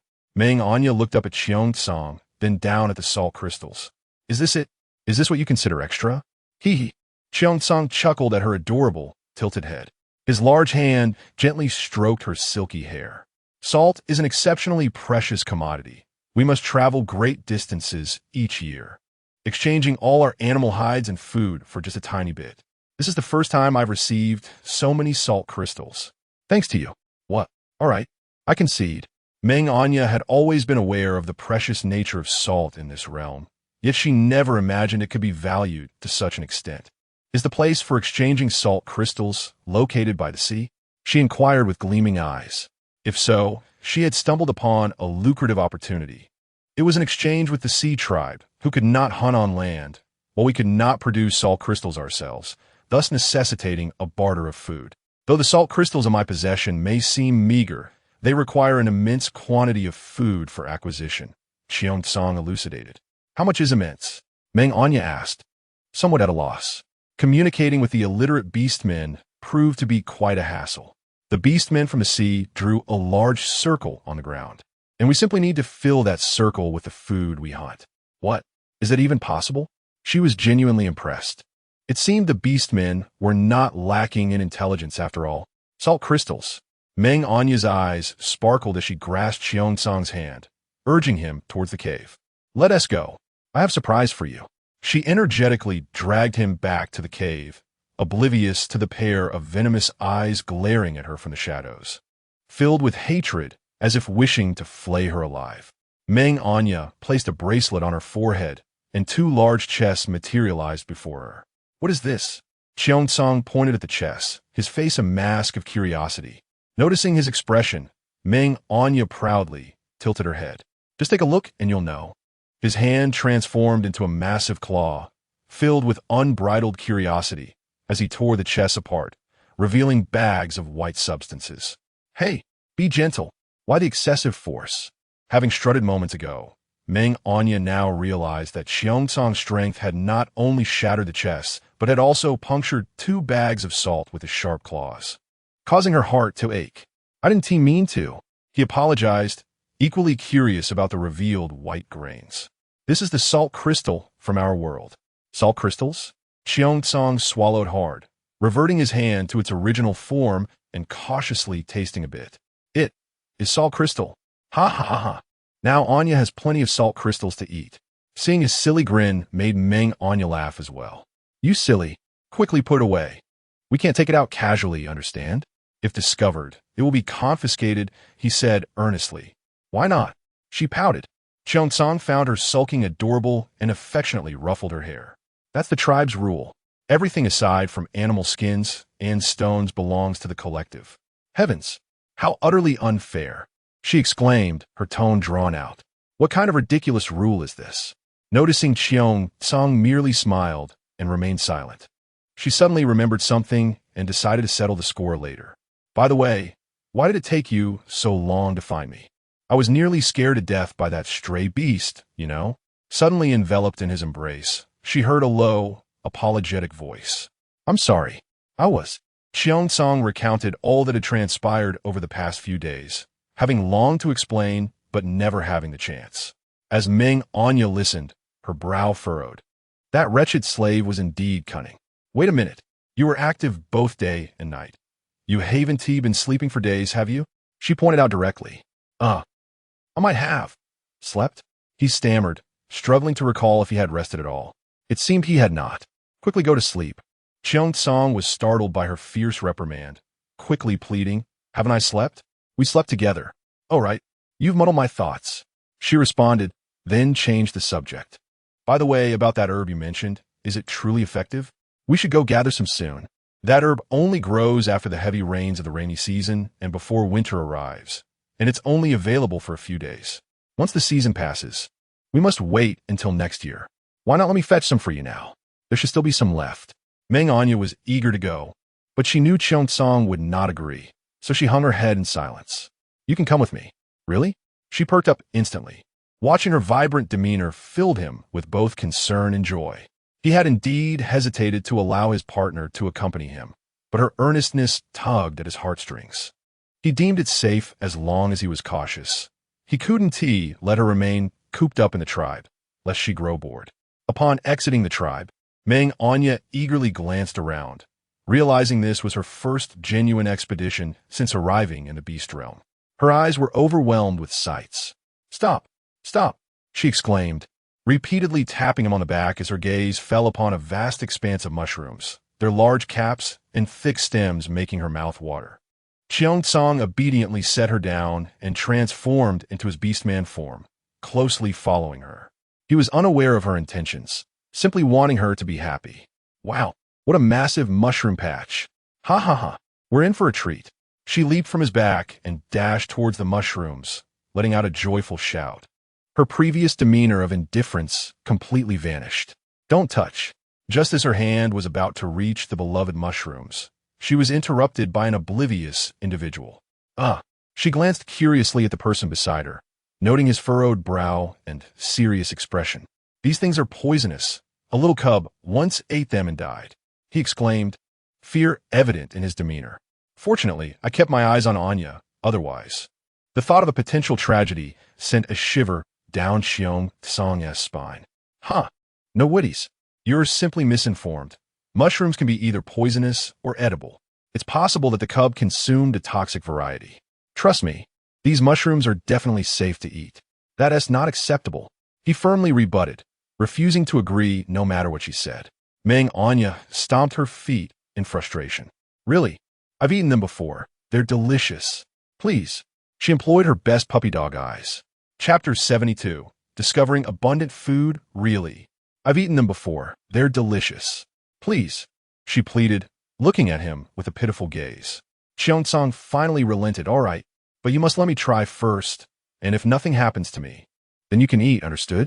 What if this is different for what you're used to? Didn't you say everything can mutate? Fine. Regardless, these mushrooms are edible. And besides, they haven't mutated. She sprang into action, harvesting every mushroom in sight before finally relenting, deciding to leave the smaller ones to grow for a few days. All right, let us keep moving. She stored the gathered mushrooms in her space, dusted off her hands, and climbed back onto the tiger's back. Stop. Hurry. After walking a short distance, she spotted something new. Lingji. What a huge Lingji. What is this? Can it be eaten? Xiongtsang instantly transformed into a curious child, inquiring about the strange-looking plant. There are many of these in the depths of the forest. If Anya likes them, I'll bring back more whenever we go hunting. This is a valuable herb. We call it Lingji, a rare medicinal material. Medicinal material? Is it something the shaman uses to heal people? He realized suddenly. Yes. So don't disturb me. I'm going to gather some herbs, Meng Anyan replied, ignoring him as she began to collect the Lingji. All right, let us continue forward. Instead of climbing back onto Xiongtsang's back, she smiled brightly and walked ahead. As she took just a few steps, she exclaimed, wow, ginseng. Excitement gleamed in her eyes as she dug for herbs. Indeed, the beast realm was splendid. The herbs flourished in abundance, yet remained unrecognized by others. A delightful boon for her. If only she could return. Hee, then I would surely strike it rich. Oh, revered beast god, forgive my greed. How could I resist such treasures? What are you mumbling about over there? Startled by the sudden voice, Meng Anyan jumped. Why did you appear out of nowhere and scare me? Ignoring the beast's response, she resumed her struggle with the herbs until every last one was secured in her possession. When she had first arrived, she had spotted numerous herbs but had only dared to collect a few due to fears of the protected zone. Reflecting on it now, she felt a pang of regret. As she wandered, she became increasingly absorbed in her surroundings, forgetting her original intent. Xiongtsang, however, remembered but chose not to dampen her joy. Ahead, Meng Anyan's enthusiasm grew as she spotted an abundance of edible items and medicinal plants. Is that sweet potato vines? She wondered, gazing at the sprawling tendrils blanketed in tender green leaves, her heart swelling with delight. To her surprise, modern foods existed here as well. No longer would she be confined to greasy meats. She felt a wave of emotion, nearly moved to tears. Xiongtsang, hurry and help me dig out these sweet potatoes. Oh, and don't discard the vines. They're edible too. With that, she sprang into action, though she had never eaten sweet potato vines. She recalled her grandfather mentioning them as a delicacy during wartime. Xiongtsang, without hesitation, followed her lead, obediently carrying out her instructions. Aya, do you only eat these herbs where you come from? How pitiful. He spat out the sweet potato vine he had just sampled, grimacing. It's terrible. Of course, it must be cooked before eating. She laughed at his adorable reaction as he scratched his head, his face flushing with embarrassment, even though he didn't fully understand what cooked meant. Why are you standing there? Hurry and help me dig. Meng Anyan pulled up the sweet potatoes along with the vines, relieved that the soil was soft. Otherwise, she would have had to toil with a shovel. Soon, through their combined efforts, they had amassed a plot of sweet potatoes, enough to fill her space. As dusk began to settle, Meng Anyan recalled tales of the dangers of the night. Despite her desire to linger, she followed Xiongtsang back to the tribe. You seem very cautious. It appears this forest is indeed perilous. Yet, I spent 2 nights alone without encountering anything terrifying. Just the eerie atmosphere and the rustling of the wind, which can be quite unsettling. Upon returning to the tribe, Meng Anyan sat on her soft little bed and inquired, "What was it like the night you arrived in the beast realm? You were so fortunate." "I cannot speak of that night, but—" Cheongsong hesitated, reluctant to mention the formidable beast. "What happened that night?" Meng Anyan tilted her head at him. "The beast I was tied to a tree with was a 7-pattern beast, among the finest in the beast realm. In the Doomsday Forest, the strongest beasts only possess 4 patterns, so when he arrived, his presence could be felt from afar. Few beasts dared to roam the area. Even the more intelligent wild creatures shied away." His voice dwindled until he lowered his head, feeling inadequate. "What presence? What do you mean? I didn't sense anything." She pondered, lost in thought. You need not envy others. I am still young. I will surely become a 7-pattern beast, perhaps even an 8-pattern beast," Cheongsong declared with confidence, as if reassuring himself. "Really? I'll be waiting. But when have I envied anyone? That Eagle King? What is there to envy about an arrogant beast? I do rather admire our Cheongsong," she said playfully, her eyes sparkling with happiness as she regarded his handsome features. Achoo! Far away in the Death Mountains, an Eagle King sneezed. "Are you all right, my king? You should rest more. You need not worry too much about the cheetah tribe." Isla entered with a stone bowl in hand. Musi glanced at her, a hint of impatience flickering across his face. "What do you want?" "I was sent by AMU to deliver this to you. She insisted on seeing you complete it before she could leave." Isla's heart raced. The bowl contained the juice of a love fruit. She had resolved to take a chance tonight. Perhaps it would lead to success. Though Musi was reluctant to drink it, he figured it would be best to dismiss this bothersome distraction quickly and brought the stone bowl to his lips. Isla's heart raced, knowing the outcome hinged on this moment. However, bam, what have you put in here? Do you take me for a fool? As the bowl neared the Eagle King's mouth, he detected something amiss. The unmistakable scent of love fruit wafted from it. Realizing Isla's intentions, his expression darkened. "My king, please spare me. I heard the cheetah tribe intends to take me as their leopard king's mate, and I was afraid." "What are you afraid of?" "Afraid that I might be too incompetent to offer you to the cheetah tribe?" His thunderous rebuke made Isla tremble and kneel, shaking in fear. She could not confess that her fears stemmed from the whispers among her tribe that the Eagle King preferred males over females, and that there were even rumors of his inadequacy in that regard. "Go face your punishment. Get out." His authoritative voice expelled Isla from the cave. She picked herself up, wiping the sweat from her brow, her expression grim. Had everything she waited for all these years been in vain? In these recent days, the Doomsday Forest buzzed with activity, as 6-pattern eagle beasts flitted about, causing unrest among the inhabitants. Naturally, this commotion caught the attention of the Eagle King Musi's century-old rival, the serpent beast Yuan, who had been recuperating in this very place. Now fully healed, he could not overlook such peculiar happenings.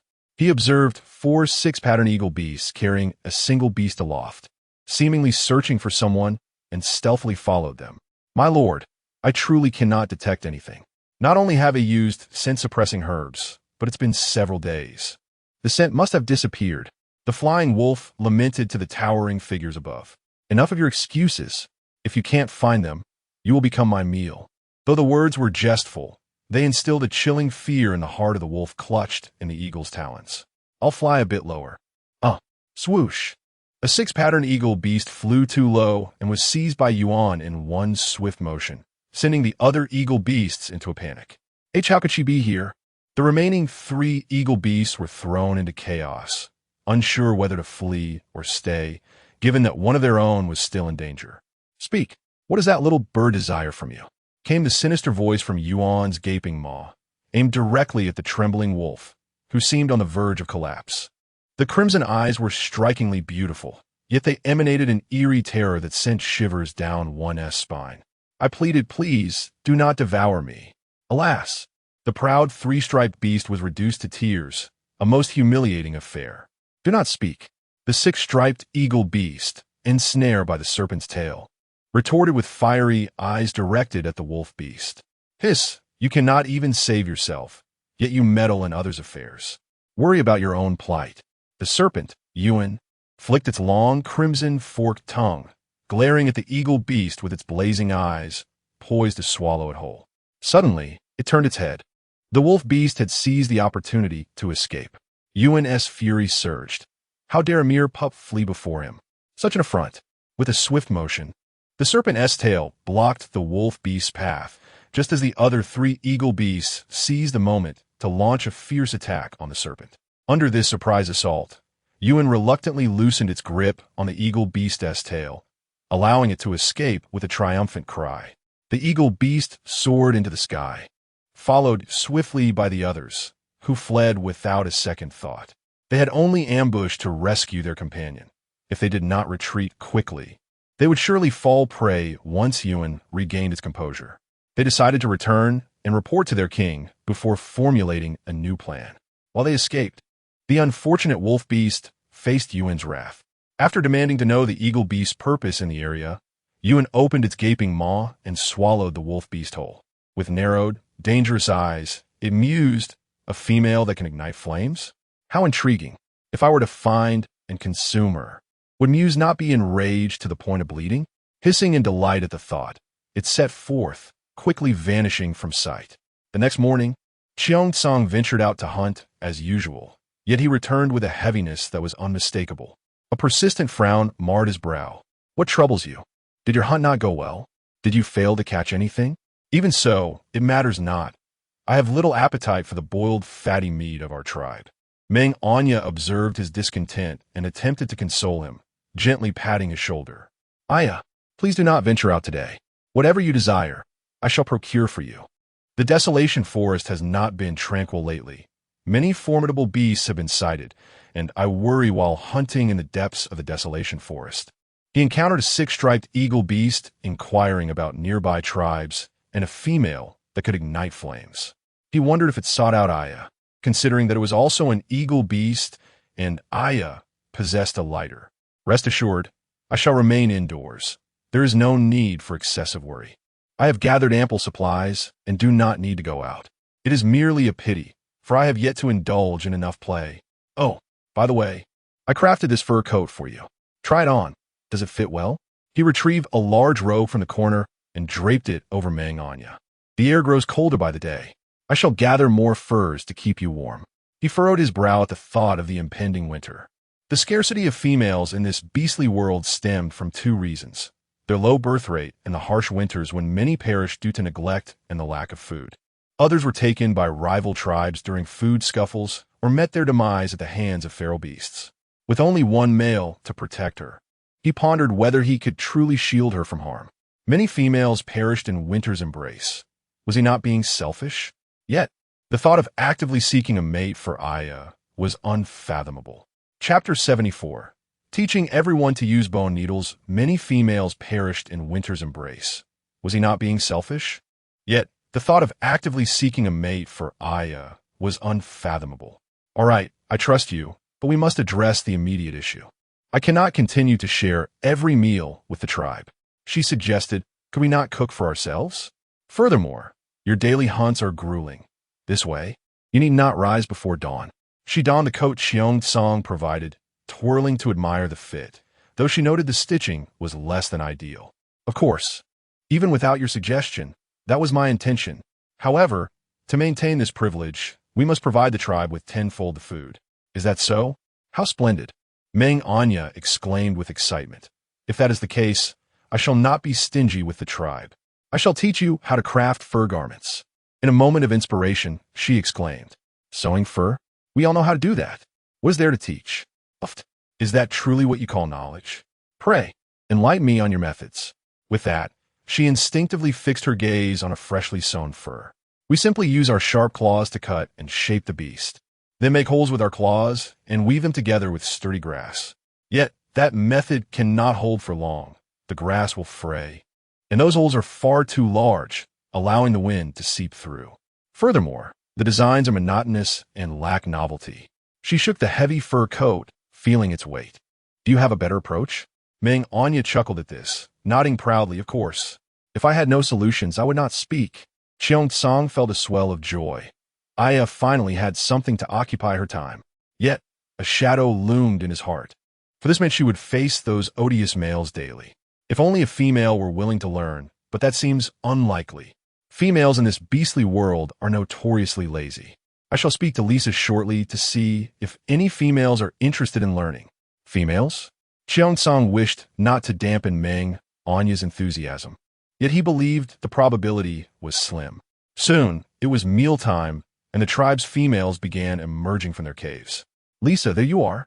I was just looking for you. Meng Anyan spotted Lisa in the open space and approached with a smile. Healer? Greetings. The meal will be ready shortly. Please wait a moment. Lisa, the tribe's sole healer, was generous with her kindness. I did not come merely to eat. I have something to discuss.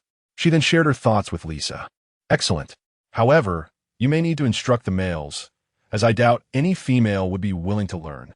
They all savor comfort and would scarcely engage in such endeavors. Nonetheless, I shall do my utmost to persuade them. Lisa regarded Meng Anyan's idea favorably, though the willingness of the females remained uncertain. Very well, I shall begin preparations. With that, she returned. Cheongsong, please create a hole in this. Meng Anyan held out a fishbone approximately the length of an adult's index finger. She had discovered that this fishbone was notably different from modern ones, possessing remarkable hardness, which sparked her idea. Once the hole was made, she used finely spun threads made from beast fur to thread through. Do not underestimate the fur of these beasts. It is incredibly resilient and long enough to make excellent thread. Done. I feel quite accomplished. This resembles the needles you previously used, though yours were more refined. Cheongsong remarked. I simply modeled it after that. Of course, it cannot. Before she could finish, a voice called from outside. Healer. Is the healer present? It is Lisa's voice. Lisa, I'm here. Come in. Meng Anyan replied as she walked outside, just as she met Lisa's smiling face. Grasping Meng Anyan's hand, she said warmly, as soon as I mentioned this matter, those females were initially reluctant, but once I said it was you who would teach them, they all agreed to come here to learn. Why? Of course, it's because you are the esteemed shaman, and everyone is eager to curry favor. Anyan, if you need anything, be sure to let me know. By the way, I discussed with Gur about holding the chieftain ceremony in the next little rainy season. What do you think? Sound good? Spring symbolizes the revival of life, a fresh start. It carries a beautiful meaning. Ha ha ha. Well said. Then it's settled. I'll take my leave now. She left happily, feeling a weight lifted from her heart. The tribe shamans had recognized Gur as the chieftain, so there was nothing left to fear. Although she couldn't quite grasp the words that followed, she felt secure. Shaman, you are truly clever and capable. With this bone needle and thread, we need not fear the lack of fur garments this winter, nor worry about not having fine grasses to sew the skins. Ula had just learned to generously express her admiration. Now that Amon had fallen from power, she had to rely entirely on herself and could not afford to offend a shaman. She needed to win her favor, hoping she would overlook past grievances. Moreover, what she said was indeed factual. The issue of winter warmth had always been a primary concern for the females. In truth, she was merely underestimating Meng Anyan's character. She had no intention of causing trouble for her. If she were to seek out someone to blame, it would be Amon, the true instigator. Anya was, after all, the shaman. Naturally, she was formidable, and Ahua was not to be outdone. She had initially come here with the intention of approaching the shaman, not caring about sewing skins. But now she genuinely desired to learn. Indeed, there were those who once foolishly attempted to bully the shaman. How embarrassing for them now. As if echoing this sentiment, the other females began to scorn Ula's actions. Ula lowered her head, too intimidated to respond. It was Meng Anyan who could no longer bear the scene and stepped in as a peacemaker. All right, let us not dwell on the past. We must look forward. Seeing the shaman's stance, the others ceased their murmurs and excitedly began learning how to cut and sew fur garments. However, there was one female who was the exception, Amon. Crash! Crash! Amon vented her fury throughout the tribe, hurling anything she could find. Meng Anyan had become her obsession, and until she was rid of her, she feared she would never find peace. Why does that wild female have such good fortune? It drives me mad. Her hoarse cries echoed from the largest cave, sending shivers down the spines of the males outside. They regretted becoming Amon's partners, for her temper had only escalated, fluctuating unpredictably, leaving them in a constant state of distress, unsure of how to appease her. Chapter 75. Amon's scheme now Her temper had grown fiercer, sometimes shifting erratically, causing her partners considerable trouble. Only one male dared to approach her. He was the most sycophantic of them all. "Anya, calm down. It's not worth it to get upset over a wild female." He spoke insincerely, but with practiced ease. "Wah, what should I do? If I don't kill her, I will never be happy." Amon suddenly began to sob, her appearance as ugly as her despair, yet it stirred deep sympathy among her partners. With a shrewd glance, he saw this as an excellent opportunity to impress his partners. "I have an idea." All the partners leaned in, eager to hear what he had to propose. But his voice was too low to discern. "All right, let us proceed with that plan. This matter is now in your hands. If you succeed, I will bear you a litter of cubs during the next little rainy season." This promise was music to his ears. He rolled with joy before rushing out. Meanwhile, inside the cave, Meng Anyan continued to teach everyone how to sew and cut fur garments, unaware that a great calamity was about to unfold around her. An unexpected incident would lay the groundwork for her and Xiongtsang's expulsion from the tribe, ultimately leading to her being seized by the serpent beast and forced into a union. "Anya, look. How does this look?" Qing eagerly asked, having just completed her first fur garment. She impatiently donned it and turned to Meng Anyan for approval. It is said that wherever there are women, they will always cherish beauty. "Wow, it's beautiful," Ula answered before anyone else could. All the females looked at Qing with envy, hastening their own efforts to craft similar garments. In truth, Qing's dress was quite common in modern times, but it stood out here simply because these females had never seen such a design before and found it fascinating. Given Meng Anyan's skills, she could only manage such a design, yet the females were pleased with it, and more importantly, it kept them warm without exposing too much skin. "Haha, I'm glad you like it." Qing felt a bit shy, knowing she had copied the design from modern influences, and didn't he find it particularly appealing herself. Overall, it was an improvement over their previous garments. Seeing Qing proudly wearing her creation, the other females grew anxious. "Anya, why can't I get this right? Can you help me?" One female, usually reserved, finally spoke up timidly. "Of course. What part are you struggling with?" "I'll teach you. Is it this part?" "Oh, have you all heard? There's a little female in the beast world who can plant fire." Qing, now wearing her completed outfit, began to chat idly. However, her words caught Meng Anyan's attention, causing her to tremble and prick her finger with the bone needle. "Ouch! Are you all right, shaman? I didn't mean to." The little female jumped up in fright, terrified that she had offended the tribe's shaman. Coupled with the fearsome first warrior, she felt her heart racing. Her natural timidity intensified, nearly bringing her to tears. Meng Anyan noticed her fear, but had no time to offer comfort. "Is that true? How do you know?" "No wonder Xiongtsang seems strange today. It all makes sense now." "Of course. You know what? Just yesterday, my partner was on guard duty in the tribe. He said a powerful beast man suddenly appeared beside him and asked if he had seen a little female who could plant fire.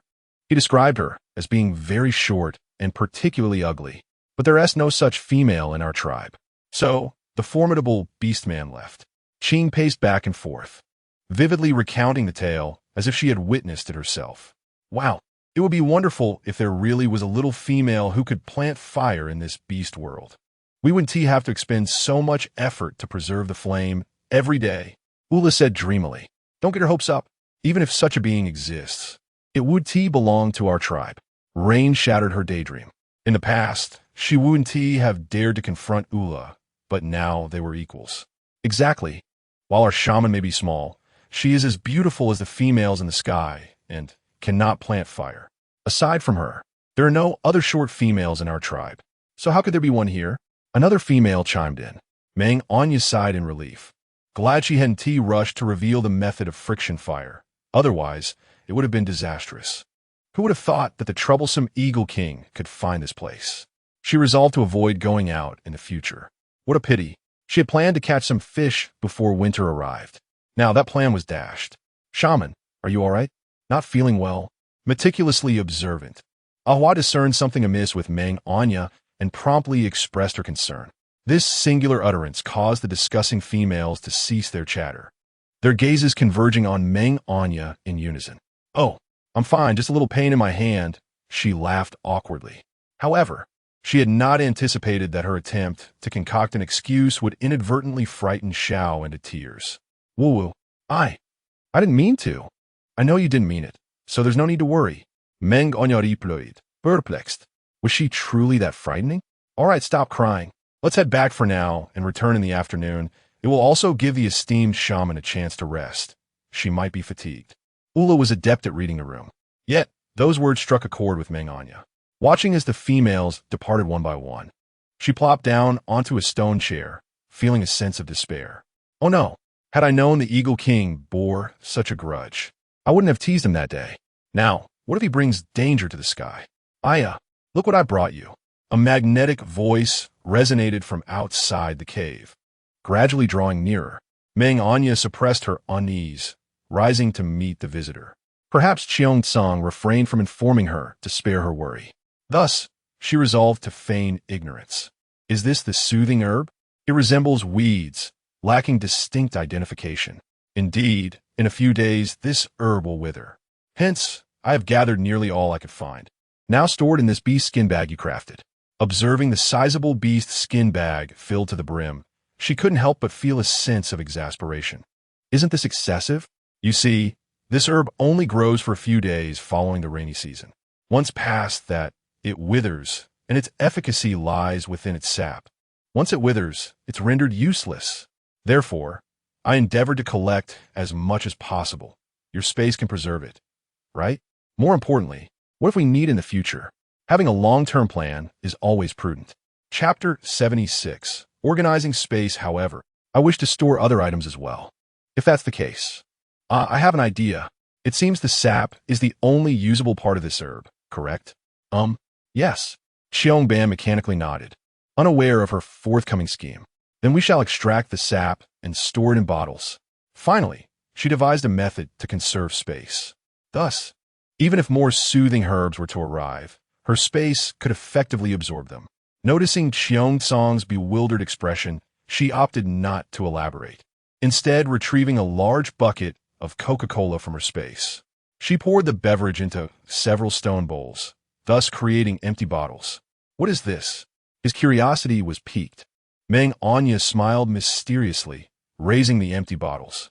These are containers from my homeland, specifically designed for beverages. Oh no, they're used to hold water. Now, let's commence.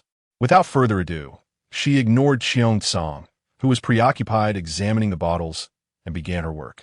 By noon, the sun remained unchanged. Yet the warmth had dissipated, replaced by a mildness devoid of the morning's biting chill.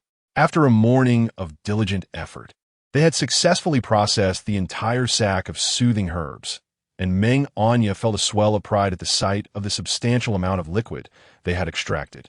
This has significantly optimized our storage space. She raised her hand, the bracelet resting against her forehead as she sensed the contents of her space. During her time in the modern world, she had occupied 2/3 of her 500 square meter space, and with the addition of the sweet potato vines and mushrooms, as well as the earlier fish, the remaining space dwindled. It was imperative to utilize it wisely. Otherwise, it would be insufficient. Gazing at the still fish within her space, an idea struck her. Since time within her space was suspended, why not extract items that could be stored long-term? Additionally, she needed to retrieve items for immediate use. Yes, that was the plan. Observing his partner lost in thought, Cheongsong refrained from interrupting, quietly tending to household chores while occasionally stealing glances at the Coca-Cola in the stone bowls. However, he couldn't help but wonder about the strange objects that had appeared. What is this? It's beautiful. Is this a stone bowl? Yet it doesn't seem so. It has flowers on it. What could this be? He scrutinized a roasting rack, occasionally tapping it with his hand. How curious. This isn't made of wood, nor is it stone. What on earth is it? What are you doing? Meng Anyan, having just finished organizing her space, found Cheongsong's face nearly pressed against the roasting rack and chuckled. What is this? Want to know? First, tidy this place up, and then I shall tell you. Cheongsong was certainly capable of cleaning, but he felt overwhelmed by the sheer volume of items cluttering the cave. Uncertain of how to organize it all. How about this? You direct me, and I'll do the work, all right? Thus, the two began their collaborative effort. Before long, The once rustic cave had undergone a remarkable transformation. In the corner, a vanity emerged, complemented by an exquisite glass table adorned with porcelain bowls, surrounded by delicate stools. The animal hides that once adorned the stone walls were replaced with vibrant floral wallpaper, and a thick layer of beast skin, culled from the largest beast Xiongtsang had hunted, now graced the floor. Beside the cave's entrance stood a shoe cabinet containing several pairs of sneakers.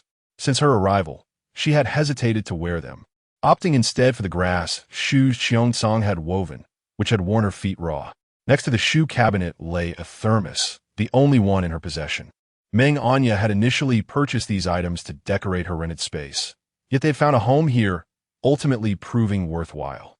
In contrast, the cave outside remained relatively unchanged, designed to prevent other beasts from detecting anything unusual. The larger items, like the roasting rack and wardrobe, were discreetly stored in the innermost cave, which Xiongtsang had previously enlarged, ensuring there was adequate space for these belongings. She surveyed the space, pleased to see that the removal of the larger items had indeed freed up considerable room. Now only rice, flour, snacks, bedding, and various condiments remained, alongside many items she deemed temporarily unnecessary, though she couldn't bring herself to discard them. After all, the majority of her supplies were food. Would you like to know what that was for earlier? Let me show you, Meng Anyan said as she retrieved sausages and skewers, grilling essentials, from her space. You go fetch the roasting rack for me, and I shall handle the charcoal. Actually, I will get the charcoal myself. Noticing Xiongtsang's confusion, she decided to take care of it. I'm preparing something delicious for you. Just you wait.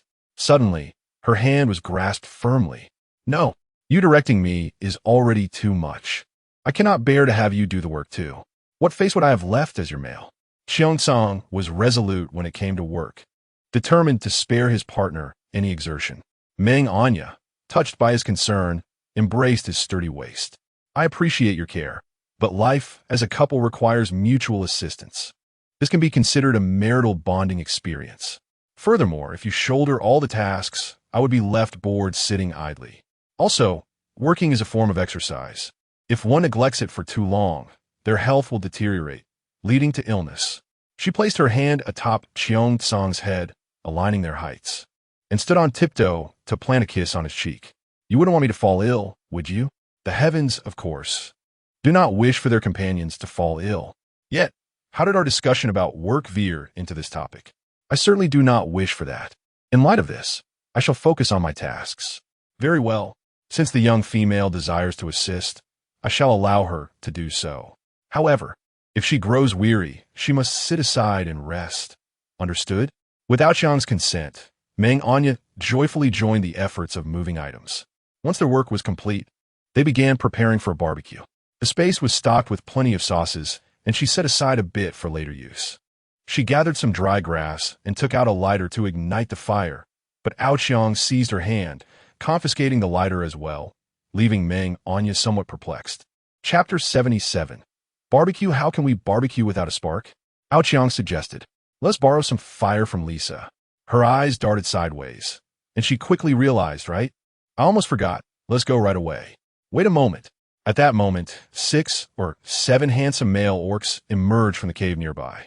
Each one gazed at Meng Anyan with longing eyes, causing her to feel somewhat bashful, and she awkwardly smiled at them. Look, the esteemed shaman smiled at me. She must like me and want to be my mate, boasted the tallest orc, his eyes sparkling with pride. She smiled at me. Another orc retorted. The shaman surely fancies me. As the orcs debated, a slightly shorter one stepped forward, boldly approaching Meng Anyan. Lifting his fur skirt, he revealed his impressive endowment. Little female, would you allow me to be your male? He asked. Get lost. Xiang interrupted before the brazen orc could finish, kicking him away with a resounding thud that echoed throughout the cave, leaving the other orcs with gritted teeth. It seems I've been too lenient these past few days, emboldening their audacity, Xiang remarked coldly. Meng Anyan was startled by the kick. What if he had harmed the orc? Yet, she found Xiang's fierce demeanor incredibly attractive. What are you doing? Do not think you can harm the orcs in the tribe, just because you are strong. Do not forget the rules of this beastly continent. The shaman is a female of the tribe, and you have no right to influence her choice of mate, one orc said, indignant, with others nodding in agreement. Ha! Aoqiang chuckled in disbelief, his lips curling slightly as his gaze shifted from rage to mockery. I may lack the right, but who is Anya? She is the most beautiful shaman. The strength of her chosen mate must surpass mine. Do you orcs think you are worthy to be her males?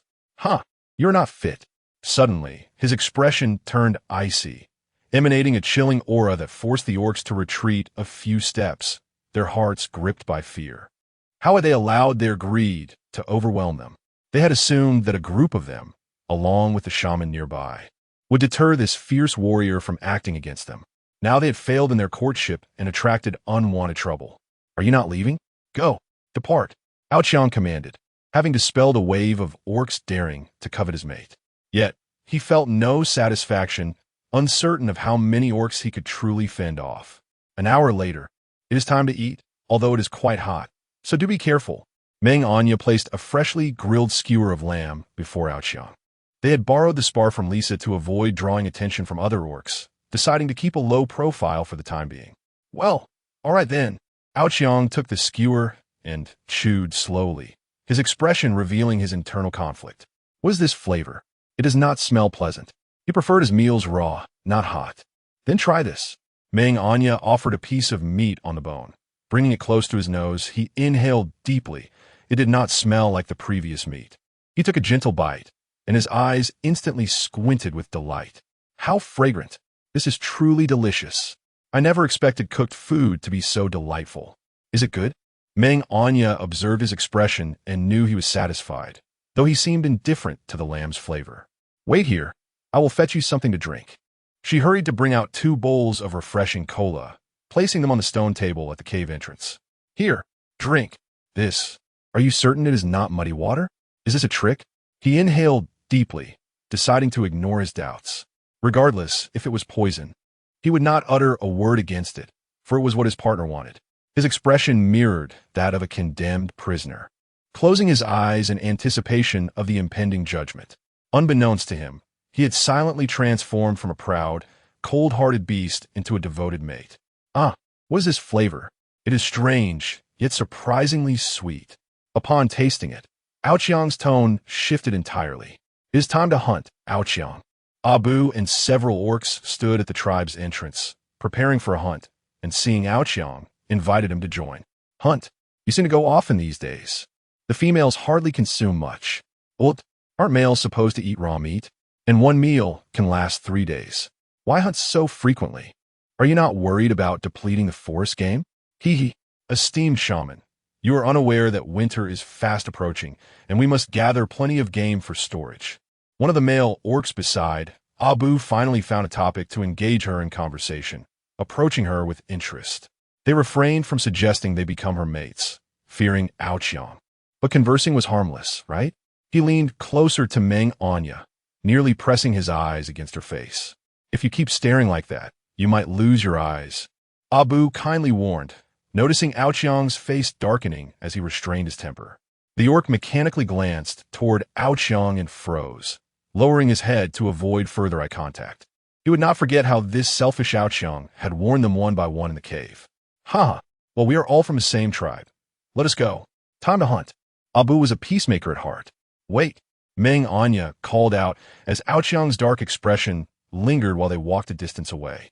Aoqiang, when you go hunting, please bring me back some live game, like the gugu creature or similar small prey, she said to the stopping Aoqiang, internally criticizing, it is just a chicken.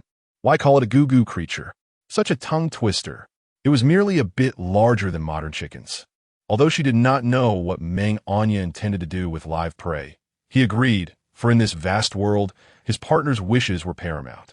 With a swish, Meng Anyan began cleaning the newly excavated cave Aoqiang had prepared for firewood in the east, laying down a thick layer of dry grass. Chapter 78. Meng Anyan's fury. Meng Anyan meticulously cleaned the cave Aoqiang had prepared for firewood in the east, then covered it with a thick layer of dry grass. Now, everything was ready, awaiting only the arrival of a favorable wind. Once Aoqiang returned with the live creatures, all that remained was to see if these wild chickens and ducks could be kept alive. No matter, she would simply try raising them. Just imagining the delicious, fragrant eggs she would be able to enjoy in the future filled her with excitement. Humming a cheerful tune, she strolled leisurely through the tribe. Stop! A discordant voice echoed from behind Meng Anyan. She paused momentarily, but did not turn around, continuing her stride. Suddenly, someone yanked her back. Since her progress was halted, she might as well confront the infamous Amon. After all, there were some scores to settle. Did you not hear me telling you to stop? Is your hearing as impaired as your fertility? Amon's sharp, caustic words spewed forth. Is it you speaking? I thought it was a dog barking behind me. But lo and behold, it's you, Meng Anyan remarked, digging her pinky into her ear. You wild female dare compare me to a dog? You're courting death. Amon, leveraging her height, reached out with her claw-like fingers toward Meng Anyan. Meanwhile, she continued her tirade. Do you believe that Xiong truly favors you? He is merely captivated by your beauty. A barren female, like you, will be cast aside eventually. Amon had calculated the timing perfectly. Xiong was undoubtedly absent from the tribe at this hour. She had come to provoke Meng Anyan, relying on her superior stature to intimidate her, convinced that even if Xiong returned, he would not intervene. Females were under the protection of the beast god. Yet, she underestimated her opponent, erroneously believing that Meng Anyan's smaller stature made her an easy target. Such a grave miscalculation. In a swift turn, Meng Anyan evaded Amon's grasp, causing her to stumble forward. As Amon attempted to regain her footing, Meng Anyan acted, delivering a powerful kick to her backside, sending her sprawling to the ground. Not yet satisfied, Meng Anyan positioned herself beside Amon and, with a long leg, mounted her. At least I possess beauty. And what about you? With a crooked face and a crooked nose, topped with sausage lips, you are utterly repugnant. I shudder to think how your partners can bear to touch you. Amon was so incensed by these words that she nearly fainted. Before Meng Anyan's arrival, she had always been regarded as the most beautiful in the tribe. Now, to hear someone call her ugly was infuriating, causing her blood to boil and nearly bring forth a mouthful of old blood. Anger fueled her, and she began to resist with renewed vigor. You think I'm a sickly cat just because I don't assert myself? I haven tea, yet settle the score with you. And now you dare to flaunt your power before me? Are you seeking death? The more Amon fought back, the more Meng Anyan intensified her assault. Meng Anyan had not forgotten the grievances Amon had caused her and had long sought an opportunity to retaliate. Now that the moment had come, she unleashed a barrage of blows while hurling insults. Amon, despite her towering height, was rendered powerless against Meng Anyan, who, though less physically imposing, had honed her skills through years of practice. Stop! You cannot hit me. I care not who you are. Not even the emperor would deter me from delivering this punishment. Meng Anyan was resolute, having longed for this moment, and now that she had the chance, she would not relent. However, fate was not on her side, as the commotion soon attracted a throng of onlookers from the tribe. They emerged, drawn by the ruckus, only to witness the astonishing sight of the frail healer overpowering the formidable Amon with sheer violence. Could their eyes be deceiving them? What are you staring at? Someone pull this wild female away. Amon shouted in indignation. The onlookers, upon hearing her plea, frowned deeply, reluctant to assist the detestable Amon. Yet, she was still a female and the second most beautiful among them. Esteemed healer, are you unharmed? A male orc, whom Meng Anyan did not recognize, helped her to her feet. Thank you. The one in need of assistance is not me, but rather the one who has been beaten. Amon's face was bruised and bloodied, her disheveled hair resembling a bird's nest. Amon attempted to voice her grievances, but could only sob, her tears speaking of Meng Anyan's brutality. Healer, what transpired here? Gur, the tribe leader, stepped forward.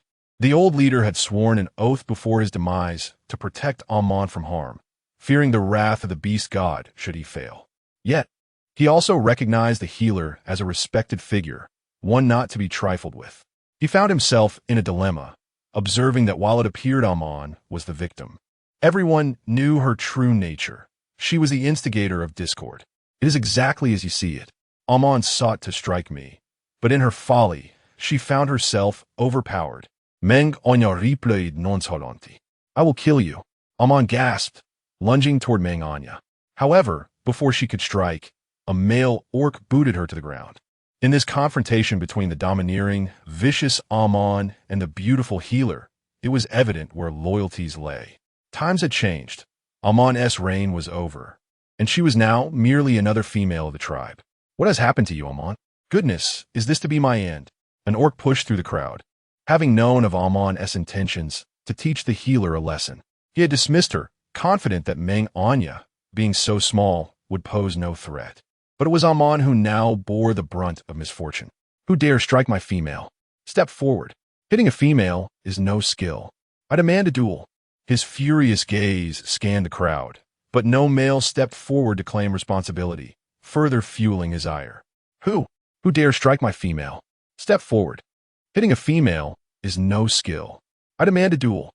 The orc's anger resonated as he surveyed the crowd, yet no male admitted to the act, leaving him exasperated. "It was I. Do you wish to duel with me?" Meng Anyan declared, a smirk on her lips. "What a jest! Who would dare harm a female? The beast god has decreed that any harm done to a female shall be met with punishment. This is why Cheongchong has refrained from dealing with Amon." Meng Anyan was well aware of this rule, granting her the confidence to stand her ground. With the title of healer and a formidable partner backing her, she felt invincible. The male orc, realizing it was Meng Anyan responsible for the altercation, quickly withdrew, humiliated as he led Amon away from the crowd. As they passed, Amon glared at Meng Anyan with bloodshot eyes, as if wishing to pierce her with daggers. Meng Anyan remained unfazed, returning Amon's glare with a mocking smile. The sight sent Amon into a furious frenzy, causing her to tremble uncontrollably. A sudden taste of blood filled her mouth, and she collapsed, fainting from the sheer rage. Her companion was utterly at a loss. He was merely a lowly beast, the most ineffectual of the Amon beastmen, which is why he'd been assigned to attend to Amon. The salt crystal was a significant matter. Without Amon's consent, "Oh dear, have you made up your mind? If you continue to refuse, I shall take my leave. Do not bother me with Amon's fate." With that, she feigned an intention to depart. "You cannot leave. I shall gather all the salt crystals for you." With that, she abandoned Amon and hurried towards their cave. The orc standing in place instinctively took a step back, silently resolving that offending anyone would be unwise, especially the shaman. For the salt crystal was the lifeblood of the orc tribe. Such a resource could vanish in an instant. Indeed, females were the most formidable creatures. Meng Anyan raised an eyebrow upon hearing this, then pretended to return to the cave, bringing forth the unfinished cola from noon. "Here, help her up." The crowd gazed into the stone bowl in her hands, filled with a dark concoction, marveling at the shaman's prowess in swiftly preparing the medicine. The color of this potion resembled that of the one Abu had consumed, suggesting that Amon's injuries were severe. Deep within the cataclysm forest, a colossal python slithered about, having traversed numerous tribes over several days, yet failing to locate the elusive female who could ignite fire. Could it be that the wolf beast knew of his impending demise and was leading him astray? He began to harbor doubts. A beast man is hunting ahead. Perhaps he could provide some information. "Hey, does your tribe have a female capable of igniting fire? She is particularly diminutive and quite unsightly. If you do, hand her over quickly. Otherwise, should I discover her, I shall annihilate your tribe." The python's inherent malevolence was unmistakable. The beast man, frightened by the python's threat, felt his legs weaken. What misfortune was this? Earlier, Cheongchong had expelled him from the hunting party, and now he faced such a terrifying beast man, leaving no room for survival. As he pondered how to respond without incurring the wrath of this formidable creature, a sinister thought suddenly crossed his mind. Since Cheongchong had shown disdain for him, he could allow Cheongchong to experience the plight of having a female snatched away by a powerful beast man. Moreover, Amon had long harbored a dislike for the shaman. Perhaps after this incident, Amon might be pleased and willingly mate during her heat. Should he divulge this? The python grew increasingly impatient. Whether or not the female existed, why must he ponder for so long? He glared with his enormous red eyes, closing the distance to the pondering beast man. I confess. The beast man, terrified by the menacing creature, let out a shriek and rushed to speak the truth. Our tribe does not possess a female capable of igniting fire, but what? None. Then why have you made me wait here? Am I a fool? The python was already irritable, and the fact that he had been kept waiting for what felt like an eternity, barely a minute, only fueled his rage. Without waiting for the beast man to finish his sentence, the furious python coiled his long tail around him, intending to crush the one who dared waste his time. Cough, cough.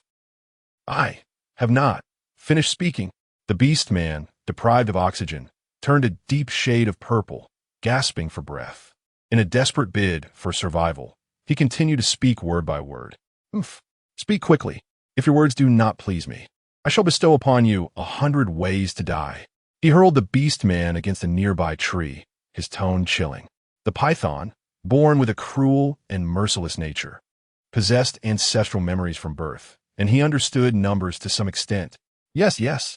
Tears welled in the beastman's eyes. He had brushed against the precipice of death. Although our tribe does not possess a female capable of igniting fire, we do have a remarkably beautiful young female, whose beauty rivals that of the divine beasts. Her voice as melodious as the larks of the forest, and her figure. Stop, stop, stop. I have lived for centuries. What manner of beauty have I not encountered? Even the most exquisite of the eagle tribe, Isla, holds no allure for me. Why would I be interested in a female from your insignificant tribe? Furthermore, your description is excessively exaggerated. How could such a female possibly exist in the beast world? Hurry, you fool. The python no longer harbored thoughts of killing him. How absurd. He had no intention of taking a mate.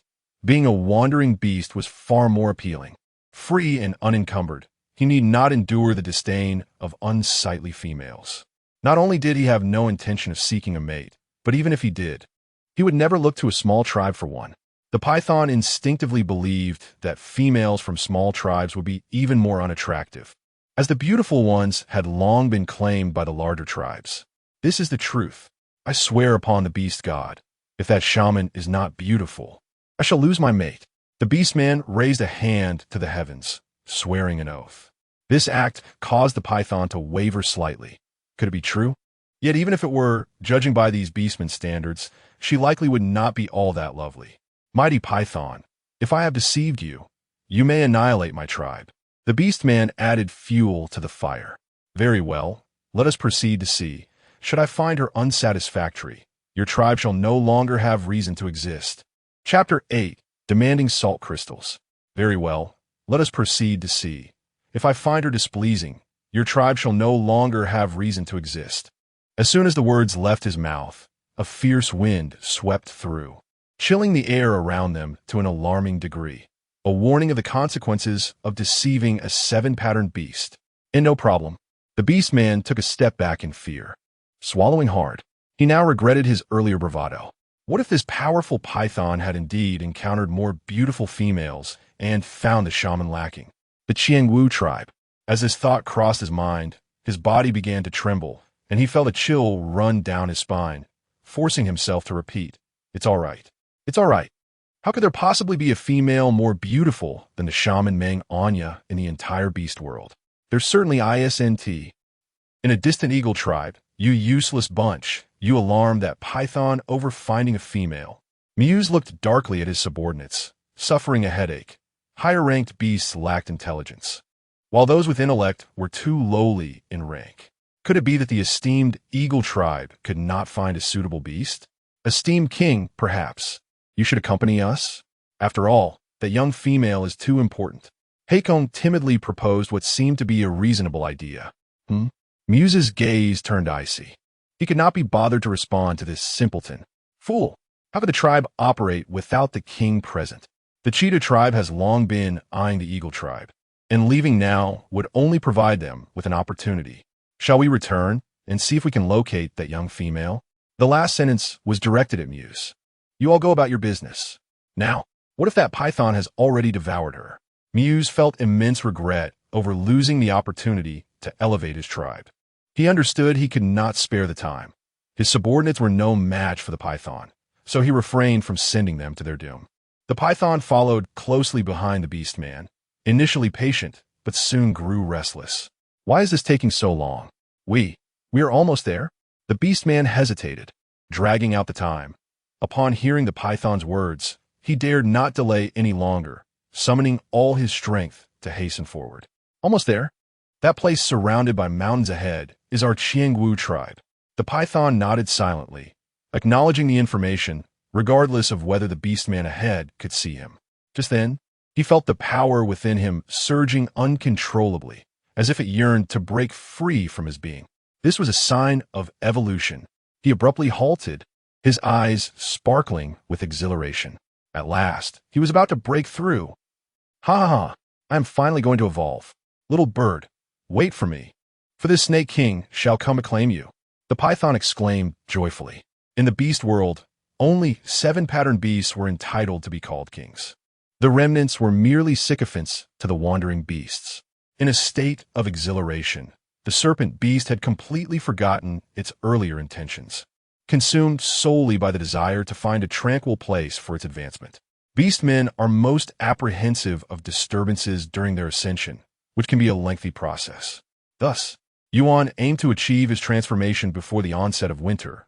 Otherwise, if he succumbed to hibernation, his fate would be perilous. Your Majesty, Beast King, this is our Qiangwu tribe. Shui began, about to extol the beauty of Meng Anyan, but before he could finish, he was interrupted by the frantic cries of the serpent beast, which then vanished in an instant, taking with it the terrifying aura that had lingered. Sighing in relief, Shui wished fervently that the Serpent King would never return. Yet, it was impossible. Regardless of his advancement, he would undoubtedly return. Shui, why are you back at this time? You should hurry back and check. Amon is in trouble. The tribal guards were surveying the surroundings when they spotted Shui, who appeared distressed. It was unusual for him to return during a hunt, especially with only a scant amount of prey. Had he come back due to Amon's predicament? This realization eased the guard's concerns. Upon hearing of his partner's troubles, Shui's heart sank, and he disregarded the serpent beast's matters, rushing back to the tribe. To his surprise, Amon had stored a considerable amount of salt. Her partner was quite honest, and this must be their entire supply of salt. Meng Anyan gazed at the large pot of coarse salt before her, filled with immense joy. It seemed Amon had hidden quite a stash over the years. Just by glancing at the decades' worth of private reserves in the sky, which were less than a third of what Amon possessed, and witnessing the envious glances from the beastmen, it became evident how significant her salt crystals were for the tribe. Yet, she pondered whether having such an abundance would attract unwanted attention. However, she was reluctant to part with any for the tribe. Perhaps it would be best to wait for Cheongsong's return to discuss it. Ula, I can't believe Amon secretly hoarded so much salt. You were always so compliant and devoted to her, yet she didn't leave us a thing. Now, not only do we miss out, but we also have to endure the scorn. Ula's companion, D, expressed angrily. All the males outside are demanding salt crystals from us. Ula's face darkened. She was well aware of this. The truth was, she had very few salt crystals herself. Amon had only ever provided food, never salt. Now, with all the beastmen demanding their share, where could she possibly procure some? Her resentment towards Amon had reached unprecedented heights. Had she truly received benefits? It might have been bearable, but, Ula, come out. Are the salt crystals ready? We are here to collect. The cries of numerous male beastmen echoed outside. They had seen Amon produce an impressive amount of salt earlier, and were envious. Who would dare challenge the shaman? Their frustration was redirected towards Ula, who had previously been Amon's loyal follower. Even if she didn't possess much salt, surely she had some to spare. I truly have no salt crystals, just those distributed by the tribe, and Amon has never given me such a precious item. Ula called out as she stepped outside. Huh, you expect us to believe that? Amon trusted you completely. Surely she rewarded you in some way. The beastmen scoffed, unwilling to let her return empty-handed. I've told you many times. You simply refuse to believe me. Amon only ever provided food, nothing more. Ula's anger flared. She would not relinquish the salt crystals provided by the tribe. Believe? If you truly had them, you wouldn't be so hesitant to let us search your cave. Lisa chimed in, seizing the opportunity. Having been wronged by Ula in the past, should she allow them to enter, they would undoubtedly uncover something. After all, which cave in the tribe lacked its own secrets? You are being utterly unreasonable. Ula fumed, her frustration boiling over. We could just confront them. Dee, standing protectively in front of Ula, growled menacingly. Let us fight. Let us fight. Ula's partners began to shout. Even though they knew it was an unwise choice, they could not allow Ula to think they were cowardly. The atmosphere grew tense, with external insistence clashing against internal defiance. Perhaps you all should just go in. Ula, realizing the situation had escalated, feared being expelled from the tribe if she did not relent. At her words, the beastmen surged forward, eager to enter and fearing they would miss out on valuable resources. In their fervor to seek food and salt crystals, none noticed the humiliation and malice brewing in Ula's eyes. Night soon enveloped the land, and the hunting beastmen returned. You're back. Come, I have something wonderful to show you, Meng Anyan exclaimed, pulling the newly returned Cheongsong into their cave, eager to display her spoils. Salt crystals? How could there be so many? Cheongsong was astonished, noting that these were coarse salt granules, distinct from the fine salt in Meng Anyan's space. Seeing his bewildered expression, Meng Anyan couldn't help but chuckle, recounting the day's events and the origins of the salt. Initially, Cheongsong frowned, but as he listened, his expression softened into a smile. Indeed, his partner was the most capable and clever. Am I not impressive? Meng Anyan beamed. Oh, by the way, do you think our sudden abundance of salt crystals might incite jealousy among the tribe's beastmen? Should we share some with them? Share? Cheongsong found her reluctance to part with any quite endearing, unable to resist playfully pinching her cheek. Have you forgotten your status? Not even a beastman would dare to question you, and salt is far too precious to be so easily given away. His words resonated deeply with Meng Anyan. I feel the same. We truly are a united front. Shaman, come quickly. Amon has collapsed again. An urgent shout from outside interrupted Meng Anyan's response. Shaman, I've given you all the salt crystals but Amon. A foolish beast man stepped forward, seizing Meng Anyan's arm. However, he was swiftly tossed aside by Cheongsong. Be patient. It's not as if the root of the illness can be eradicated in a single attempt. Administer this potion and let her rest. She will recover. Meng Anyan instructed, offering a prepared potion to the beast man before retreating back into the cave. She can't be in serious danger, can she? Upon returning to the cave, Cheongsong's concern grew. Though all seemed well, if anything were to happen, Meng Anyan would face the tribe's wrath. What? Are you worried for her? Meng Anyan thinks. Don't be silly. Why would I worry about that troublesome creature? I can't stand her. My only concern is for you. After multiple encounters, he had learned to detect her playful tone. You, don't fret. The reason for Amon's sudden coughing up of blood was undoubtedly due to the realization that all the salt crystals had vanished upon waking, which ignited a furious fire within her. As she spoke, a sense of pride illuminated her expression, leaving Cheongsong momentarily dazed. He found himself transfixed by her gaze, his body reacting uncontrollably. Grasping Meng Anyan's hand, he placed it against his ardent, iron-hard form, his voice becoming husky. Anya, I think. It has been far too long since we last united. You rogue, Meng Anyan exclaimed, blushing fiercely as she recoiled from his touch, bewildered by the abrupt shift in conversation from Amon to their intimate lives. However, Cheongsong had no intention of allowing her time to ponder. He swiftly pinned her to the ground. No, I haven't bathed yet. I need to heat some water. The sudden realization of her prolonged neglect for personal hygiene struck her. It was indeed unseemly.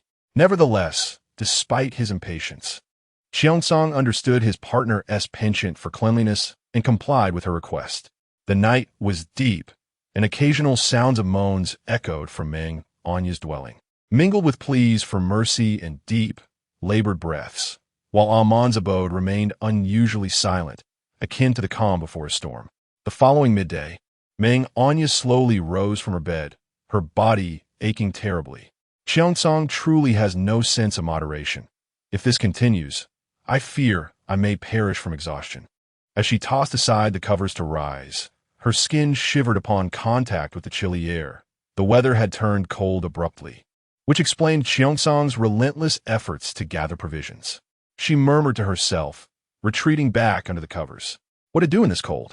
Yet, She eventually braved the cold to don the furs Xiongtsang had prepared for her. While she possessed a few of her own garments, they were far too conspicuous to wear. Furthermore, the animal fur was indeed warm and surprisingly lightweight. Little did she know the extent of effort Xiongtsang had expended to acquire such unique pelts. I have yet to feed the chickens. Speaking of feeding, Meng Anyan wore a smile, for she had previously inquired about the fowl, known here as gugu beasts, which fed on insects and grass, hence their diminutive stature. To her, however, they were anything but small, each akin to 3 or 4 normal chickens. She returned with a generous bundle of grass, still vibrant and green despite the chill of the season. Cluck, cluck, cluck, she called as she entered the makeshift chicken coop, tossing the grass onto the ground. To ensure the birds could feed without distraction, she exited the cave. In contrast to Meng Anyan, other females would typically keep 1 or more partners to attend to their needs and to guard against sudden raids from rival tribes. Hey, you're finally back. How is it? Amon stood at the entrance of her dwelling, weary from her travels over the past few days. She gulped down a bowl of cool water from the stone table, feeling somewhat refreshed before boasting to Amon. I have run many miles these past days and located the place where the rogue beast slave recuperates. At first, he tried to eat me. Get to the point. Amon interrupted, her frustration mounting as she recalled her vow to settle accounts with Meng Anyan following the salt crystal incident. For days, she had been plagued with disfiguring blemishes upon her visage, making her already unattractive appearance even more grotesque. Startled by her twisted expression, Hung stumbled over his words. The point is, the slave has agreed to collaborate with other tribes against us. All we need to do is cooperate with them when the time comes. Really? That's wonderful. Amon could hardly contain her excitement upon hearing this, repeating her delight as her heart soared. This was perhaps the first moment of genuine contentment she had felt since Meng Anyan arrived in their tribe. Yet, was it truly contentment? Amon was solely focused on eliminating Meng Anyan, never considering the calamity that might await their tribe as a consequence of her actions. As the days passed, the cold deepened, and the orcs of the Qiangwu tribe grew increasingly busy, scarcely finding respite. From dawn till dusk, they hunted, yet the spoils were meager compared to previous days, their faces etched with gravity and dread. Winter had arrived, heralding a period when many orcs and females would succumb to starvation and frostbite. One could only wonder who among them would be the next to face such dire misfortune. That morning, Meng Anyan emerged from her cozy nook as usual, dressed warmly before heading to the chicken coop. She beamed at the sight of plump chickens merrily scurrying about. Her efforts were finally bearing fruit. Time to eat, she exclaimed, tossing the yellowed grass into the coop, where the birds clamored and clucked, eager to feast, fearing they would miss out. The sight brought a smile to her face. These days, Xiongtsang had been absent, returning home late, leaving her to find solace in the company of her robust chickens. Observing their lively antics, she felt less apprehensive about the impending harshness of winter. If worse comes to worst, I can always stay in the cave. There is plenty of animal pelts stored to keep me occupied. Anya, are you there? It was Lisa. What does she want now? The tribe have been exceptionally busy lately. I'm here, Lisa. What do you need? Meng Anyan responded as she stepped outside. Well, it's terribly cold, and I wish to wear one of those fur skirts you made. But my partners and I wouldn't know how to cut. Lisa hesitated over the unfamiliar word, almost forgetting it. Ah, I see. Come, I'll help you. Meng Anyan offered, taking the fur from Lisa's hands and fetching her knife from the stone table outside. With a few deft snips, the garment began to take shape. Fortunately, this fur is just ordinary animal hide. Otherwise, I wouldn't have been able to assist. Before she could finish her thought, she noticed Lisa had entered the cave uninvited. Meng Anyan rushed after her, internally lamenting her carelessness. Oh no, what a beautiful place, Lisa exclaimed, astonished by the cave's splendor, a sight she had never dared to dream of. Having a four-marked beast as a mate certainly had its perks. Even the dwelling was enviable. Simultaneously, she felt a surge of anger. Why were her partners so inept? They had not even provided her with a proper living space.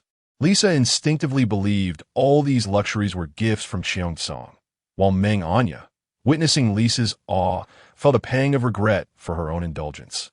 realizing how difficult it would be to explain her situation. However, she was also displeased. How could Lisa invade her space without permission? My goodness. Anya, this place is stunning. What is this used for? Lisa asked, concealing her jealousy as she curiously touched the bed crafted by Cheon-san. This bed is made of wood by Cheon-san. It's quite comfortable for sleeping. You can make one too. Wow, this is so comfortable. What kind of bee skin is this made from? I've never seen anything like it. Lisa interrupted Meng Anyan's introduction, plopping down directly onto it, muttering to herself, oblivious to the dirt and grime that fell onto the pristine sheets beneath her as she eagerly examined the quilt in her hands. Under normal circumstances, Lisa would have maintained her composure in any situation, but the overwhelming beauty of the decor here was too much for her to resist. She longed to seize all the exquisite and unfamiliar items for herself. Yet, reason cautioned her that such actions would lead to trouble. So her jealousy took hold. If she couldn't have it, she would at least create some chaos. What is that? Ah! A piercing scream echoed, causing Meng Anya's eardrums to throb painfully. What is wrong with you? Lisa curled up in a corner, hugging her knees. That thing is terrifying. Do you see it?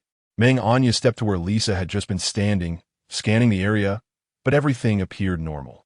There's a female that looks just like me standing. Standing in there, it's so scary. Her trembling hand pointed toward the vanity mirror. Confused, Meng Anya followed Lisa's gaze. Oh, it's just a mirror, nothing to be afraid of. It's like looking into a body of water and seeing your reflection. Seeing that Lisa remained unconvinced, Meng Anya took her hand and pulled her up. Let me show you. It's truly just a reflection. Upon hearing this, Lisa was skeptical. Similar to water?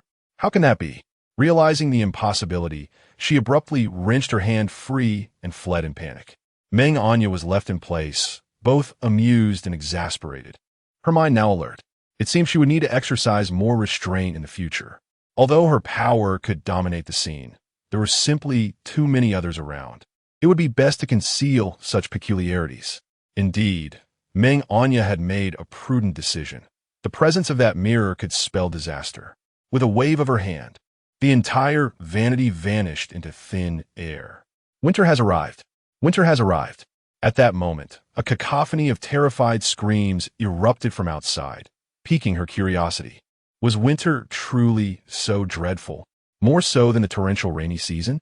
She recalled the hailstones during the rainy season, as large as boulders, and involuntarily shivered. This world was unlike the modern one, and judging by the orcs' reactions, this winter would undoubtedly be harsher. What might fall from the sky? Enormous snowballs? Or hail like before? Surely it wouldn't rain knives. As she listened to the commotion outside, she stepped out slowly. Wow, it's snowing, Meng Anyan exclaimed, her excitement palpable as she gazed at the delicate snowflakes drifting down. She extended her fair hand, concealed beneath her bee-skin cloak, to catch the falling snow, her face lighting up with joy. Having lived in the southern part of her modern home, she had never had the chance to see snow, only witnessing it on television. She had even planned to visit Beijing to see the snow one winter. Her smile was like a rare orchid blooming in a secluded valley, enchanting and ethereal, captivating the orcs outside who were scurrying about. So beautiful. The orcs' legs felt as if they were weighed down with lead, immobilized at the sight. If only they could mate with such a stunning female, they would willingly embrace death. The orcs were transfixed by Meng Anya, forgetting their fear of the impending winter. Finally, it dawned on her that the orcs in the clearing were staring at her, their expressions vacant. Blushing, she hurriedly retreated into the cave, feeling uncomfortable under their gaze. The beautiful scene was gone. The orcs stood in the snow for a long moment, finally regaining their senses. Some, emboldened, attempted to approach Meng Anya's cave, but those still in control of their reason forcibly pulled them back. "Curse it, what are you doing? Let go of me," protested a single orc, frustrated as he wished to seek favor with the beautiful shaman. The snow fell heavier, and the shouting faded into the distance, muffled by the thickening blanket of snow. In Amon's cave, the orcs who had not ventured out to hunt sat on stone benches, bracing themselves, for today marked the potential upheaval of the Qiangwu tribe. Why haven't they arrived yet? Didn't they say winter is the time for attacking tribes? And are those orcs you found reliable? What if Kongsong returns halfway? Then everything is over. Amon inquired seriously of her mate, her thoughts racing. Her moment to alter her fate had come. Once the wild female was dead, she was certain that Kongsong would have no choice but to choose her. The thought of having a four-striped wandering beast as a follower thrilled her, and with it, the prospect of claiming the position of tribe leader, along with the retrieval of stolen salt crystals, filled her with uncontainable excitement. Seeing her in such a state, her mate approached, grasping Amon's hand reassuringly. "Do not worry, I have bribed many orcs in the tribe. Plus, with winter here, prey is scarce. They will be forced to hunt far and wide all day. But will Shui keep quiet?"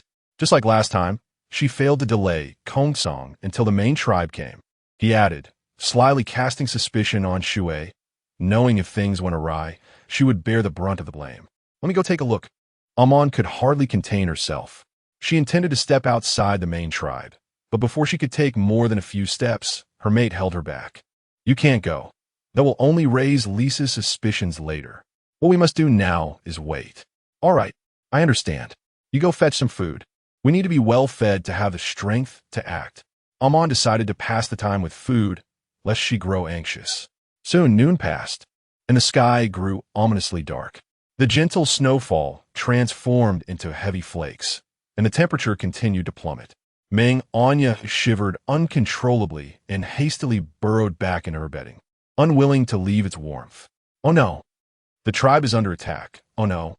The earth-shaking sounds rattled the entire Qiangwu tribe, sending male orcs rushing to the entrance, instantly transforming into their massive beast forms, ready for battle.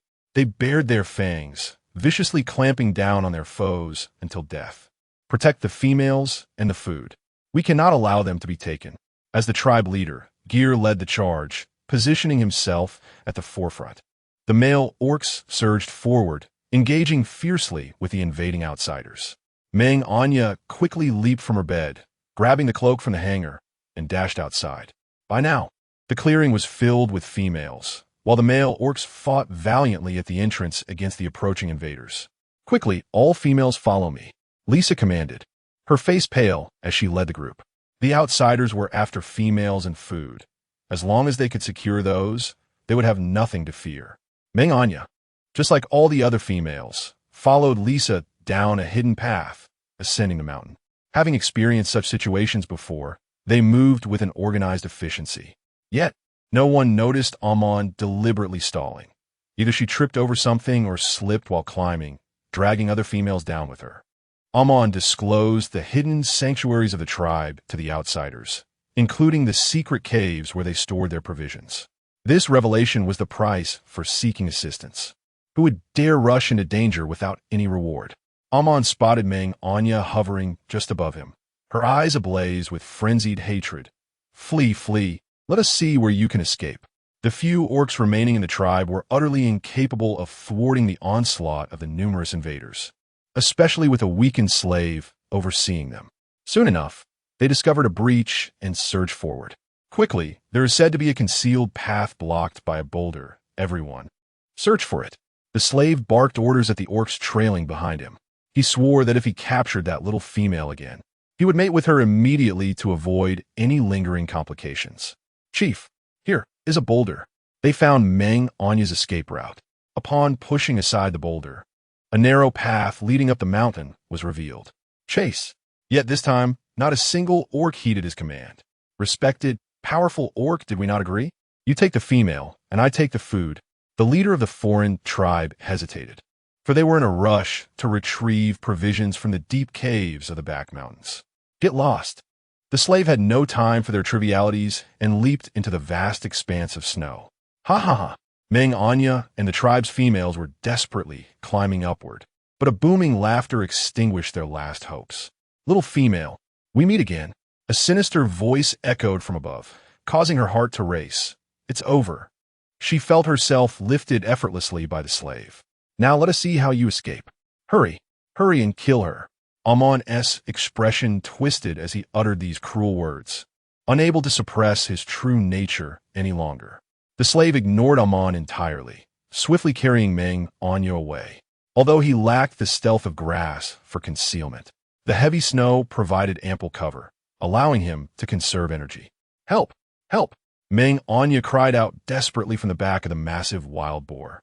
Not truly expecting any beast to rescue her, but hoping that the heavens would take notice. He had said that as long as one shouted loudly in danger, any orc partner with 4 stripes or more would sense it. Of course, the slave was unaware of this, as he had been abandoned when he only had 2 stripes. Far away, Cheongsong was engaged in a fierce battle with a tiger of similar size. Despite their comparable forms, the tiger was merely a wild beast, easily dominated by Cheongsong. Within 10 minutes, the prey was subdued. It seems we must venture further in the future, he remarked, furrowing his brow. Something felt awry today. The usually taciturn orcs were unusually lively, insisting on moving farther away. What is wrong? Are you not pleased with such a large catch? Abu approached him, inquiring. I feel a sense of unease. He replied candidly. You too? I also feel a gnawing anxiety today, as if something is amiss. Abu's words jolted Cheongsong into realization. A wave of dread washed over him. Anya was in danger. He intended to rush back to the tribe, when suddenly his heart lurched, followed by several more beats. He abruptly changed direction and dashed away. Alas, Abu had yet to comprehend the situation when he saw the orc in front of him vanish without a trace, leaving behind bewildered companions. This is bad. The tribe is in peril. At that moment, all orcs transformed into their beast forms and raced back. If Cheongsong exhibited such a reaction, it undoubtedly indicated that trouble had struck the tribe. Chapter 84. The Battle in the Snow. At this juncture, all orcs belatedly transformed into their beast forms and hurried back, for Cheongsong's response clearly signaled that something was amiss. Help! Help! Meng Anyan continued to scream, her throat on the verge of giving out. I advise you to conserve your strength. No amount of shouting will summon a beast to your aid. Came a sinister laugh from below. Meng Anyan paid him no mind, continuing to shout until her voice was completely hoarse. How about it? I did not deceive you. This shouting will only bring you discomfort. Why endure it? The slave paused to catch his breath. Really? Then look ahead. Up ahead? The slave jumped in surprise. How'd he get here? Impossible. Impossible. Slave, are you well? The calm tone belied the terror it instilled in the slave, who clenched his teeth and spat out a few words. Cheongsong, I never imagined you would still be on my tail. Of course, you think you can steal my female and then shake me off? Do you believe that is feasible? Cheongsong's voice darkened as he spoke, rage and madness swirling in his eyes, more terrifying than the pitch-black sky. Since it has come to this, let us battle. The slave sneered. Since their last encounter, he had undergone a transformation, his strength surging under pressure, allowing him to gain significant power while recuperating. Being a feral beast accustomed to bloodshed, he was brimming with the essence of violence and slaughter, unyielding in the face of his previous defeat. Very well, but as a 4-striped beast, you would not dare let a female shield you, would you? Ha ha ha. If word got out. Cheongsong did not complete his thought. His implication clear. Release Meng Anyan, and they would engage in a fair fight. You need not resort to provocation. If it were any other female, your words would not sway me. However, this beautiful female is different. She is my chosen mate. And besides, we have yet to mate. So how could I harm her? The slave leaned down to kiss Meng Anyan's forehead, disregarding the furious beast nearby on the verge of losing control. He placed her gently against a nearby large tree. My dear little female, wait here for me, all right? Meng Anyan did not resist, casting a cold glance at the slave before offering Cheongsong an encouraging look of belief in him, settling onto the tree branch. Perhaps the intensity of that gaze enraged the slave. He struck first, launching a series of punches at Cheongsong, as Meng Anyan steadied herself. The two beasts wasted no time engaging in combat, and her vantage point from the tree branch allowed her to witness every moment of their struggle. She leaned forward anxiously, curious about why they were fighting in human form, when suddenly the slave pivoted, transforming into a towering beast. He cast a glance her way, his massive eyes aligning with hers, nearly causing her to tumble from her perch. Do not fear. It was Cheongsong's voice. He too had transformed into beast form. standing tall and resolute against the swirling snow. Meng Anyan felt a profound sense of reassurance in his presence, as if nothing could harm her while he was near.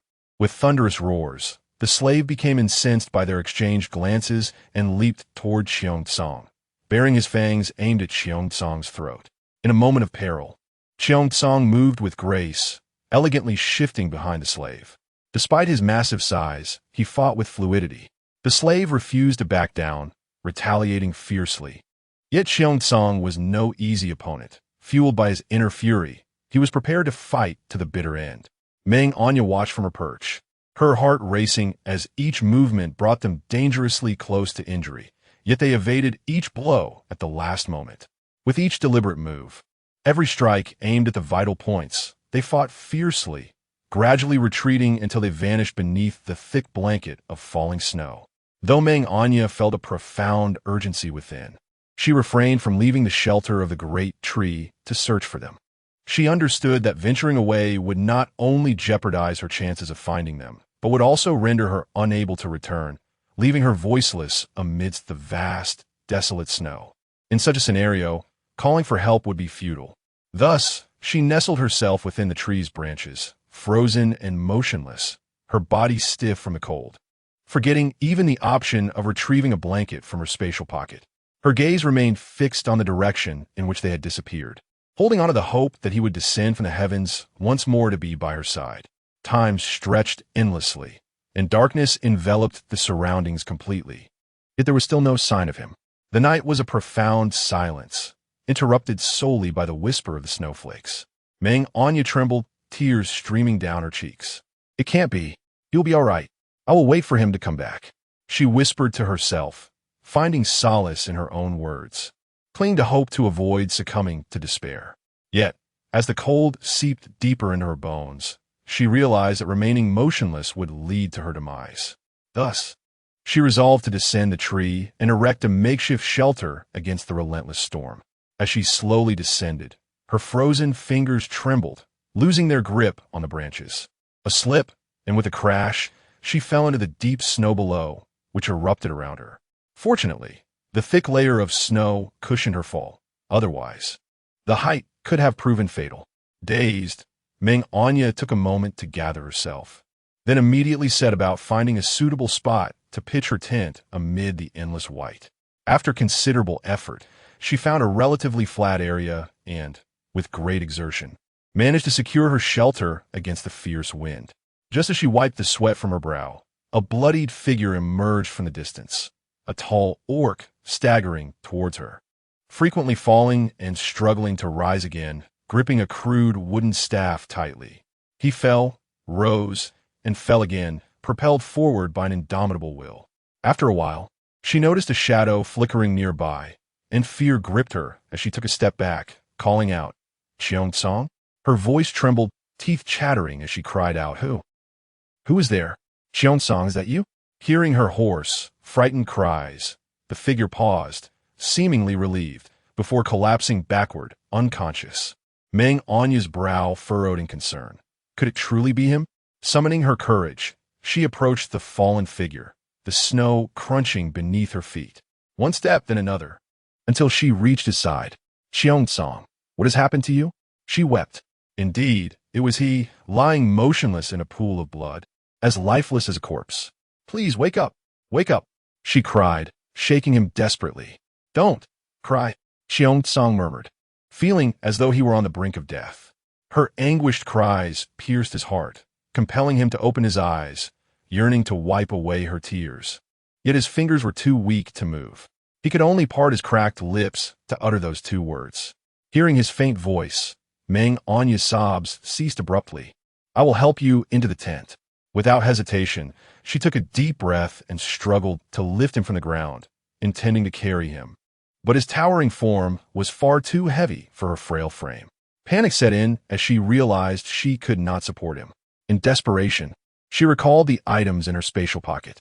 Placing her bracelet to her forehead, a large wooden board materialized before her. It was a plan she had devised for winter sports with Xiongtsang during the snowy season. Carefully, she maneuvered him onto the board, pushing with all her strength until they reached the entrance of the tent, where she exerted all her effort to pull him inside. Meanwhile, the Qingwu tribe was engulfed in turmoil, having lost everything. Food supplies and precious salt crystals were all gone. "Lisa, should we send someone to find Qiong-song, the shaman?" Zhel inquired. Though he was the tribe's leader, the ultimate decision rested with Lisa. "No, our tribe is overwhelmed as it is. Besides, she was taken by the four-patterned beast. Sending our warriors would only lead to their demise." Lisa retorted angrily. The attack on the tribe was primarily the shaman's fault. Had she not been so beautiful, the tribe would not have faced such calamity. Let her go. This way, no powerful beast will covet her beauty and bring ruin upon the Qingwu tribe. Though losing a shaman was a significant blow to the tribe, the benefits outweighed the losses. "You make a valid point," Zhel conceded, though he lamented the fate of such a beautiful female being captured by a wandering beast. "Enough dawdling. Get to work. Carry all the injured orcs to the great cave and check for any remaining supplies." Lisa barked orders, indifferent to the fate of those who had been injured in service to the tribe, for it was the tribe's long-standing custom. Those deemed unfit were cast out.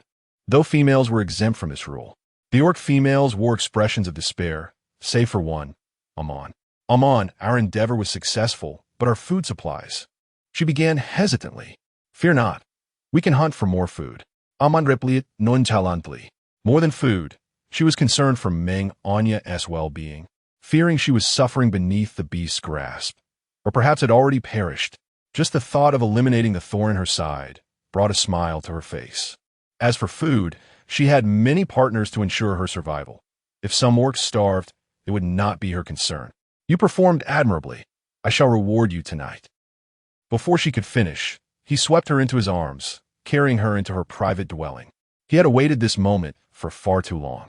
As the night unfolded, Meng Anyan utilized every medicinal herb she had on hand, forcing them into Qiong-song's mouth, relieved he did not have a fever. Otherwise, all hope would have been lost. Yet his leg. She bit her lip, aware that his left leg was severely injured. However, her knowledge of medical treatment was severely lacking. "Cough, cough. You're awake. Come, have a sip of warm water to warm your body," Meng Anyan said as she helped Qiong-song sit up, offering him a large bowl of water. As Qiong-song lowered his head, he noticed that his clothes had been replaced with new ones, and beneath him lay a thick layer of animal skins. He looked at her with deep gratitude. Had it been any other partner, he would have been abandoned by now, instead of receiving such meticulous care. However, the sudden turn of events changed his expression drastically. "Thank you. You may leave now," came a cold, hoarse voice. "What did you say?" Meng Anyan could hardly believe her ears. Was he asking her to leave? Could it be because he feared his injuries would not heal? The thought made her burst into tears. Initially, when Qiong-song saw his partner crying, he turned his face away in pain, knowing his words were hurtful. Yet, he understood his own body well. Though his wounds might heal under her care, his legs would remain a burden, making it difficult for him to walk, let alone hunt or protect her. Remaining by her side would only invite ridicule from other females. "Do you have the audacity to repeat that?" Meng Anyan wiped her tears away, her face turning as cold as frost. Without waiting for Qiong-song's response, she drew a knife from her space and brandished it against her neck. "Akuk-kug." Qiong-song was taken aback by her actions, struggling to catch his breath as he began to cough violently. Meng Anyan did not approach him to ease his breathing as she had before. Her expression remained as unyielding as ancient ice. "I know what you're thinking. If I hear such words again, this knife will pierce my neck, and you will never see me again. That would certainly align with your wishes." "Cough. Put it down," Qiong-song gasped, attempting to rise and seize the knife from her. But he lacked the strength even to stand. "You insisted on being my partner.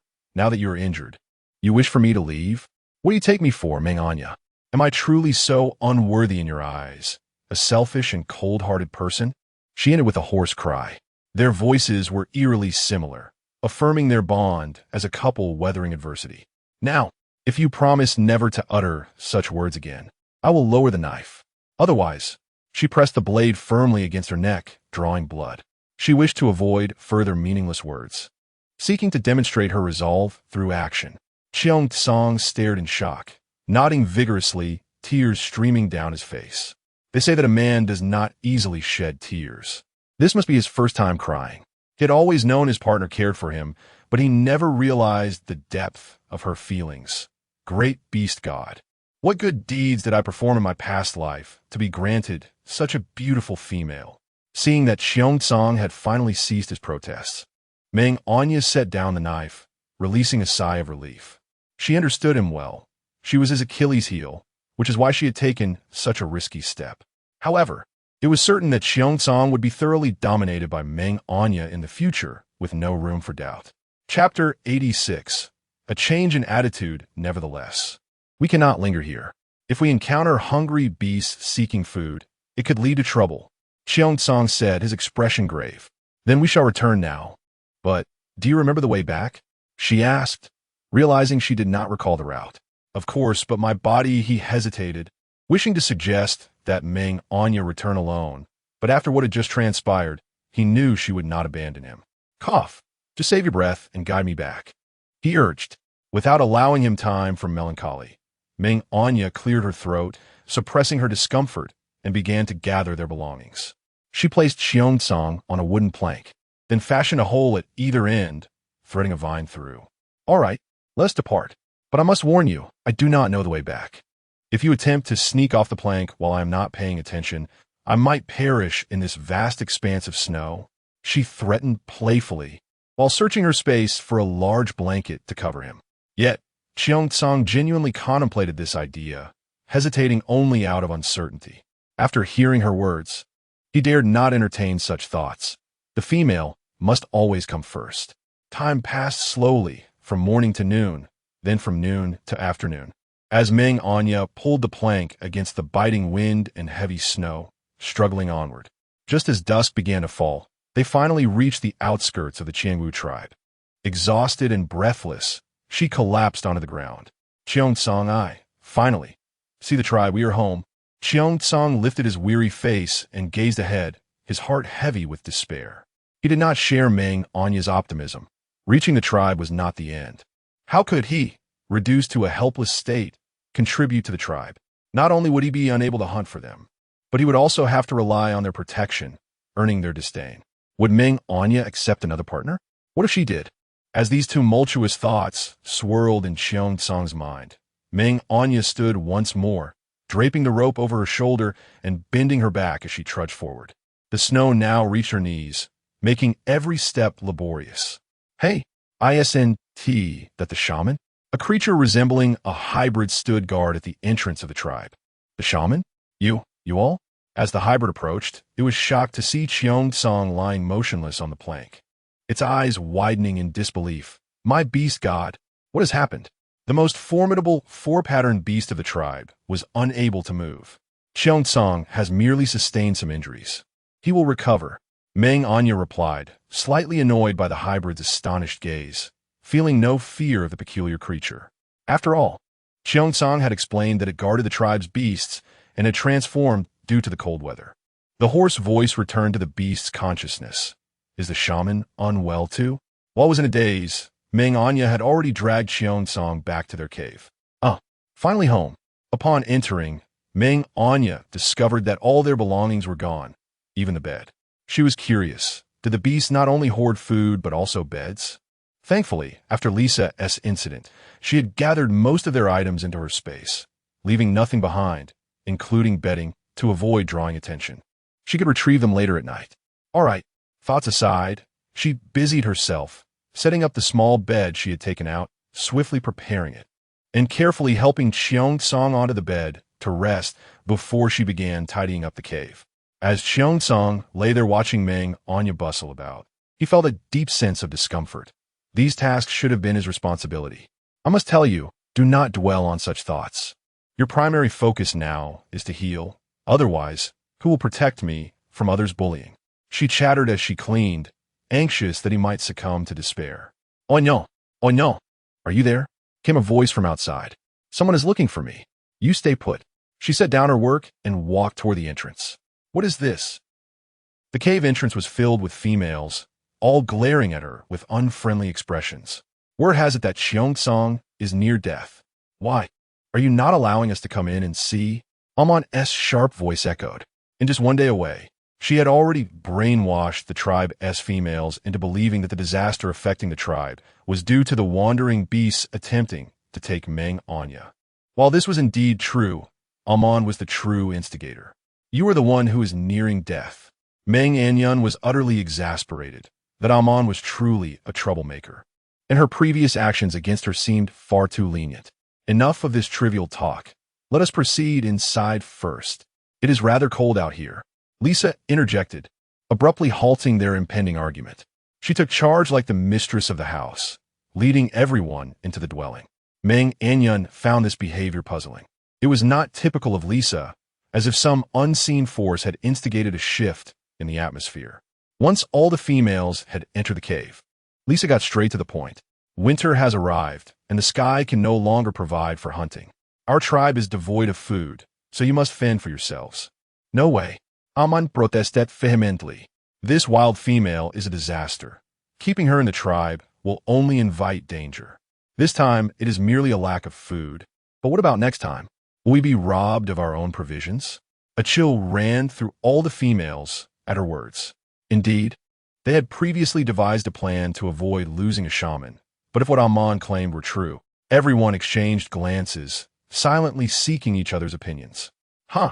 Who says the sky cannot rise again? He is merely injured, and, as a shaman, I understand his body. He will be back on his feet shortly.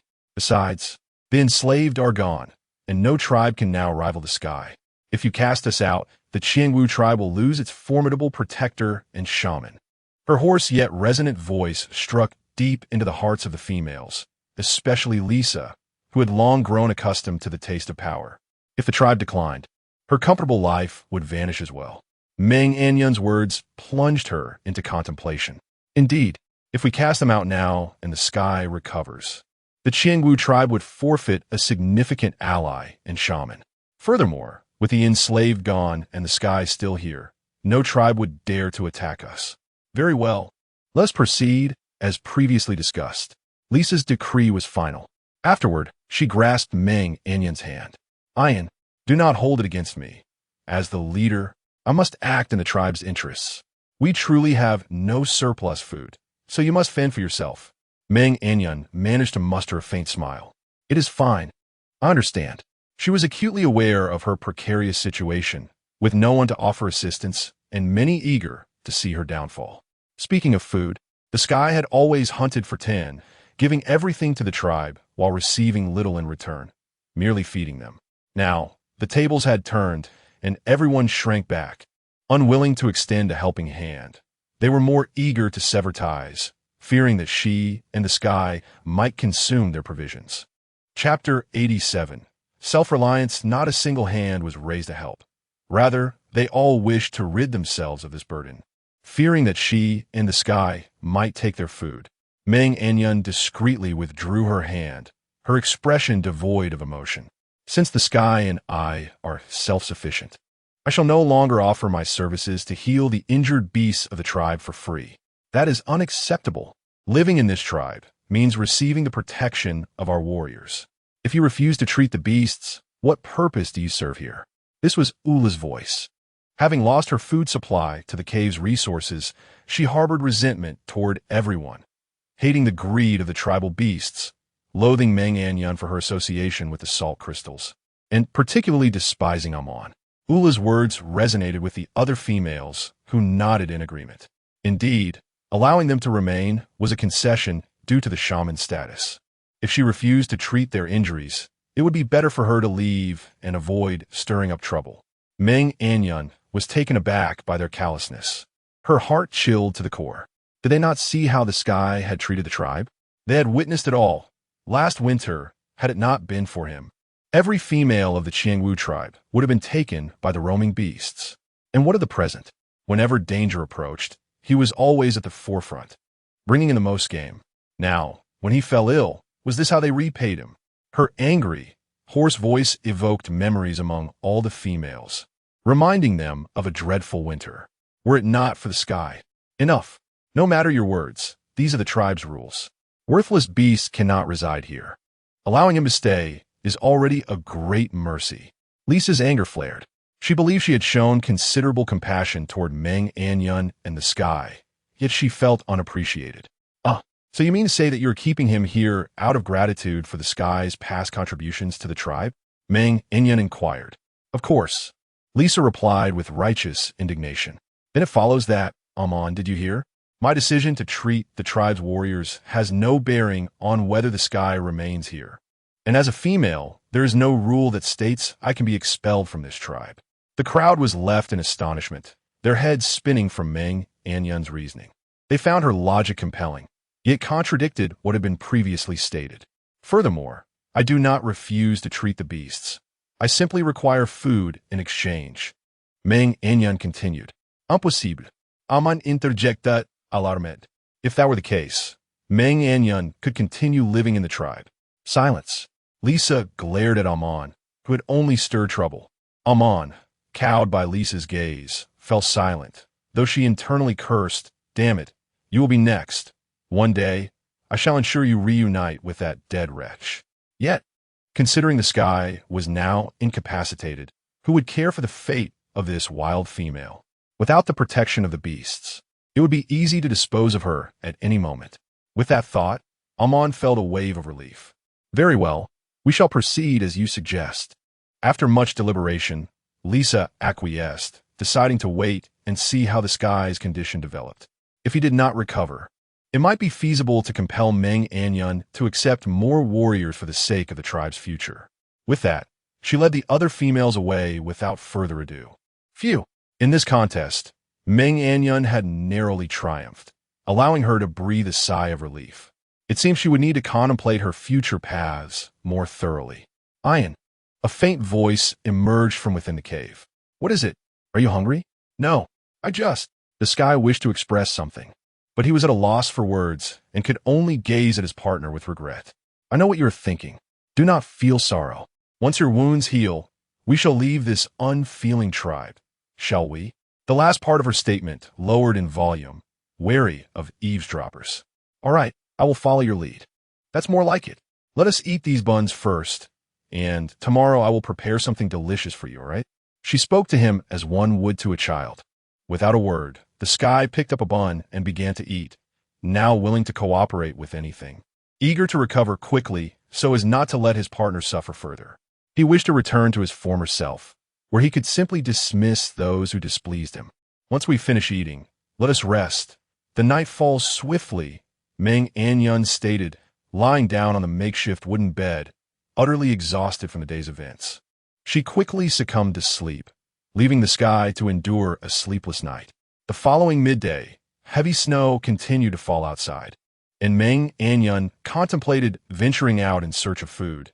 She could not bear to let their supplies dwindle entirely. However, upon reaching the cave entrance, she hesitated, for the snow was so deep that it nearly covered the threshold. The cave was situated about half a meter above the ground, leaving her with nowhere to escape. After gazing at the cave entrance for a considerable time, she decided to retreat back into the earthen chamber. At that moment, a wolf-like beast man approached her. The petite female, Meng Anyan, cautiously extended her head to glance around, confirming that no one else was present. Was he calling her for some purpose? You haven't eaten yet, have you? Here, take this. He placed a roasted chicken before her, his eyes fixed on her intently, fearful of rejection. It was said that young females had a particular fondness for the gugu beast, and he had exerted considerable effort to catch one in the heavy snow. Meng Anyan gazed at the perfectly roasted chicken, unmoved, for she understood the customs of the beastly realm. Accepting food from a male signified interest, thereby accepting his courtship. No, I cannot accept. I have no ulterior motives. I simply wish to assist you. No ulterior motives? How could that be? He had long awaited this day. Oh, who might this be? A beastly leopard, flaunting a roasted pig, strutted over, casting flirtatious glances at Meng Anyan. Upon receiving one of those glances, she shuddered, feeling goosebumps erupt all over her. It was uncomfortable to be teased by a wild beast. Greetings, young female. I am Fu Shi, a three-pattern beast. I have admired you for quite some time, and hope you will consider becoming my mate. After stating his intentions, Fu Shi attempted to press the roasted pig towards Meng Anyan. Without a male to care for you, You one T survive until the small rainy season. If you agree to be my mate, I will not only take care of you, but also tend to that worthless one. He is not worthless, no. Meng Anyan exploded with indignation. How detestable was this Fu Shi, making such remarks? She could only imagine how Qing Song, with his keen hearing, would feel upon hearing this. He must be very upset. The two-patterned beast, Qian Mu, noticing the young female's anger, quickly chimed in. Indeed, Qing Song is a hero in our tribe. How could you say such a thing? Fu Shi realized his blunder and hastily sought to remedy his words, but before he could articulate them, Meng Anyan dismissed them. You should leave. I will not accept a mate. In this lifetime, I only desire Qing Song as my partner. With that, she turned and walked away, disregarding the envious glances of the two beastmen behind her. It's all your fault for being so foolish and making her angry. Otherwise, she would have agreed to me already. Qianmu muttered. Chapter 88. Invasion of foreign tribes. It's all your fault for being so foolish and making her angry. Otherwise, she would have agreed to me. Qianmu repeated. What did you say? Who is foolish? Fu Shi, leveraging his higher beast rank, lifted Qianmu and carried him away, intending to teach this ignorant fellow a lesson. Did you hear that? Upon entering the cave, she saw Qing Song with a dark expression, silent as ever. She knew things had gone awry. Well, it's nothing. Once my injuries heal, they will understand who cannot be trifled with. Indeed, let us show them. Meng Anyan chimed in, shaking her tiny fists in solidarity. Thank goodness you promptly treated my leg with herbs and secured it with wood. Otherwise, I might not have been able to seek revenge. Qing Song praised his partner without reserve. Hee, you must treat me well from now on, as I am your savior. She held her head high. All right. Yes, my little female is indeed the most formidable. His eyes brimmed with affection. Just so, you know, since there's nothing pressing at the moment, I'll prepare some dough and make dumplings for you tonight. Meng Anyan said cheerfully. Dumplings? What are those? Qing Song, noticing Meng Anyan's playful expression of secrecy, realized she was concocting something delicious. However, the taste of her dishes, upon recalling the flavors she had prepared, he could not help but swallow. Oh, right. Is it true that as long as you don't transform into beast form, the food you eat will be like that of normal people? Meng Anyan chatted casually as she kneaded the dough. She had noticed Qing Song eating very little over the past few days, prompting her inquiry. Yes, but to conserve food, even if he craved more, he dared not consume too much, fearing he wouldn't survive the winter. Oh, she had thought it was due to a fear of scarcity. As dusk approached, Meng Anyan finally boiled a pot of steaming dumplings, having made an ample quantity, enough for frying the next day. Ouch! So hot, so hot. Meng Anyan carefully carried a basin of freshly cooked dumplings into the earthen chamber. Are you all right? Qing Song asked with concern upon seeing her. I'm fine. Gulme. Taste one. It's meat-filled. She blew on a dumpling to cool it before offering it to Qing Song. Delicious. Such exquisite food. I never anticipated my partner possessed this skill. He silently thanked the beast god for bestowing such a wonderful partner upon him. This is food from my homeland. Of course it's delicious. Eat more. I made a lot. Meng Anyan beamed, continuing to eat herself. It's quite good, though it lacks some seasoning. The dumplings were truly delightful, and Qing Song devoured one after another, completely losing track of moderation until he had consumed them all. When he finally realized, it was too late. Noticing Meng Anyan's teasing smile, alarm bells rang in his mind. Oh no, I've been discovered. He coughed awkwardly, blushing, and pretended to sleep without uttering a word. Meng Anyan chose not to expose him, continuing to tidy up. She understood he had refrained from eating much to save food for her, yet her heart ached with sadness. Tears streamed down her cheeks, and she hastily wiped them away while Qing Song's eyes remained shut before discreetly carrying the basin outside. Thus a month swiftly passed. During this time, nearly all the single beastmen of the Qianwu tribe sought her hand but were consistently rejected by Meng Anyan. She felt fortunate that during her menstrual cycle, the snow had partially blocked the cave entrance, preventing any beastmen from visiting, for otherwise she would have faced a dilemma. After all, her reason for refusal was that she could not bear offspring. If discovered, it would be disastrous. Qing Song, come, What do you think of what I made? She sat in the earthen chamber, busying herself with her hands. It's beautiful. My partner is truly remarkable. Qing Tsong slowly approached her side. Indeed, he was now able to walk slowly, demonstrating the formidable, self-healing abilities of the beastmen. Even Meng Anyan's rudimentary skills had managed to heal him, which was quite impressive. Here, let me help you try it on. Meng Anyan held out a crafted bee skin coat for Qing Tsong when suddenly, a voice called from outside. Aya, are you in there? I'll come for a checkup. Ahua, bundled up like a dumpling, stood at the cave entrance. Fortunately, the weather had been mild lately, melting some of the snow. Otherwise, she wouldn't have ventured out. Ahua, what brings you here? Meng Anyan stepped outside. Cough, cough. I've been feeling unwell these past few days, she said, signaling to her partner to hand Meng Anyan the food. Meng Anyan graciously accepted it, providing her with some advice and herbs, instructing her partner on how to prepare the medicine before pulling a massive beast into the cave. Allow me to assist. Ahua's partner transformed into human form and pushed the enormous beast inside. Thank you, but it is I who should express my gratitude. Had it not been for you, Ahua might have. He did not continue, yet Meng Anyan understood all too well. However, she felt no particular sentiment, as she had received food as her reward. Ahem. Indeed, last year there was a female in the tribe who suffered from the same illness as I did, albeit her condition was not as severe. She did not survive the winter, while I have endured several ailments, and yet remain here, all thanks to you. Ever since Meng Anyan recovered from her cough, she's been less troubled by the previous invasions of outsiders. After all, her beauty was not her fault. Well then, you should hurry back. You must not catch a chill again, understand? Yes, I will. After saying this, Ahua was carried away by her partner, transformed into beast form. Is there another gain? Qiankang smiled at Meng Anyan's joyful expression. It was vastly different from his initial expectations.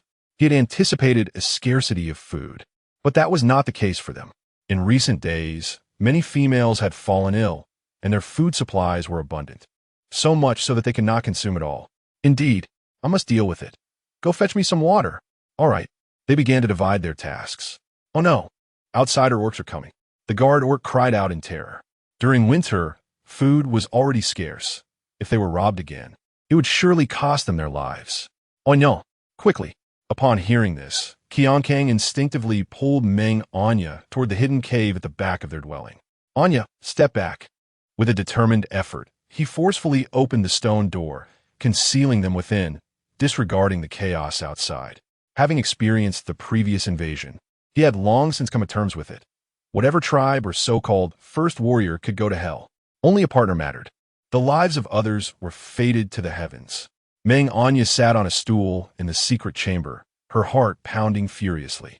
She did not dare to breathe heavily, fearing it might attract the attention of the outsider orcs. During the last invasion, they had discovered that nothing was missing from this hidden cave, which led to their preemptive plan. Should outsiders invade, the tribe would not come to their aid. Furthermore, given Qiankang's poor mobility, this was their best hiding spot. Chief, did that female not say there was plenty of food and beautiful females here? Why do I not see any? A grating voice echoed. Indeed, this cave is so small, just a narrow passage, and there is nothing inside. Did we make a mistake? Is this not the cave?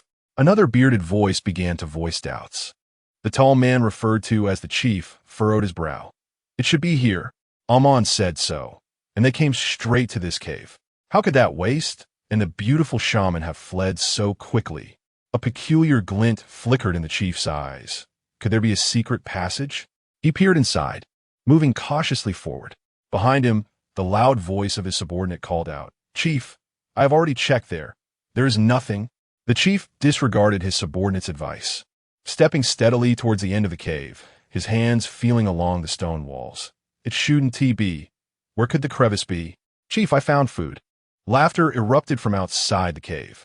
I never expected the orcs of the Qiangwu tribe to be so foolish, leaving the food in that deep cave. It's like they're inviting us to take it.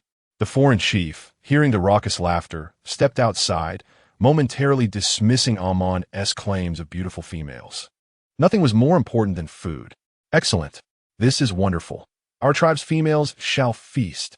He bellowed. Everyone take it away.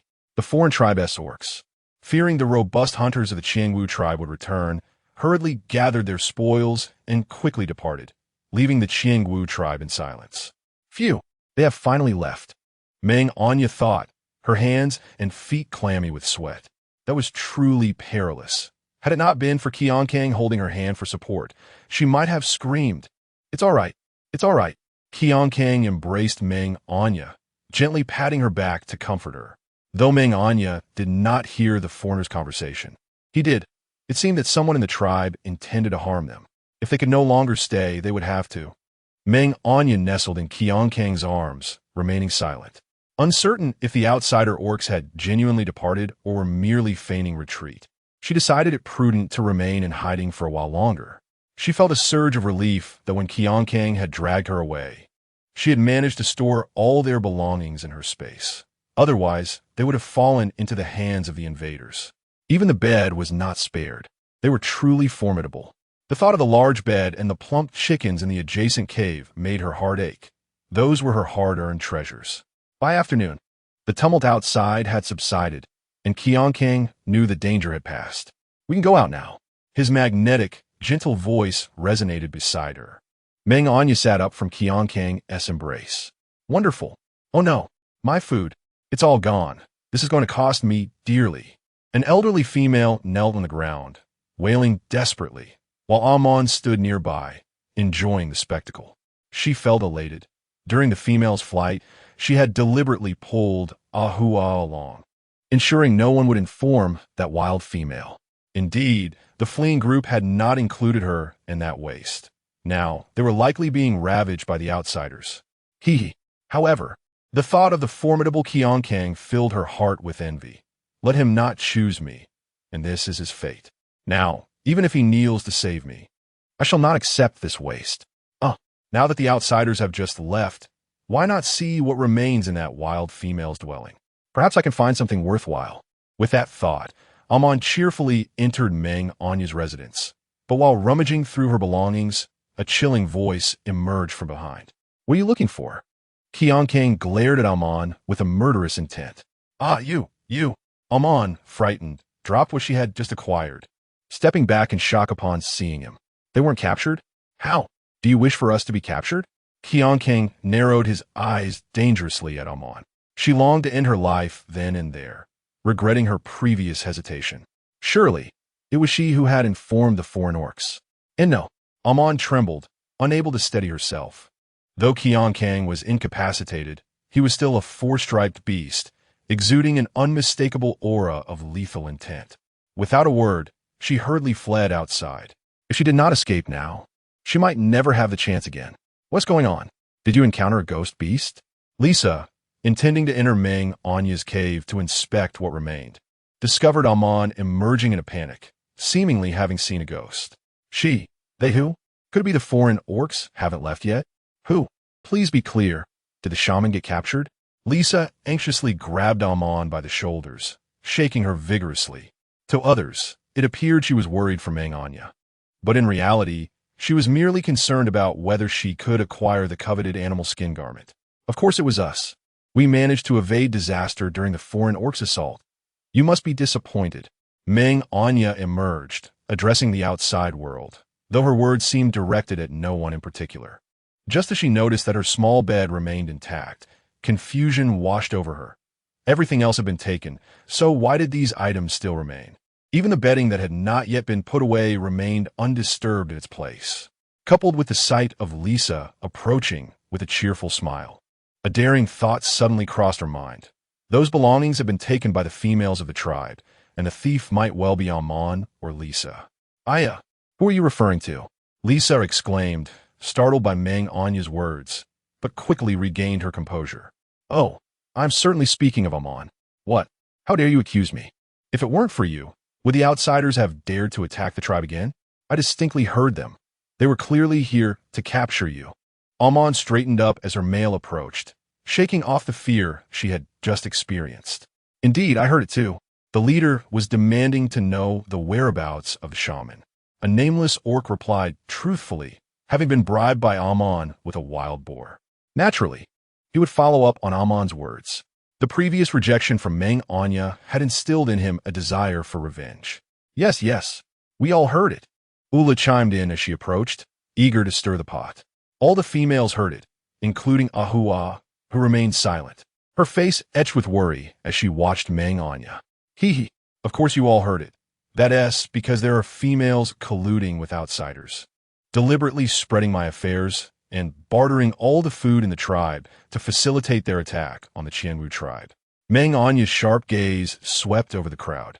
This was merely speculation, yet the shock reflected in Amon's eyes confirmed her suspicions, especially since that female was Amon.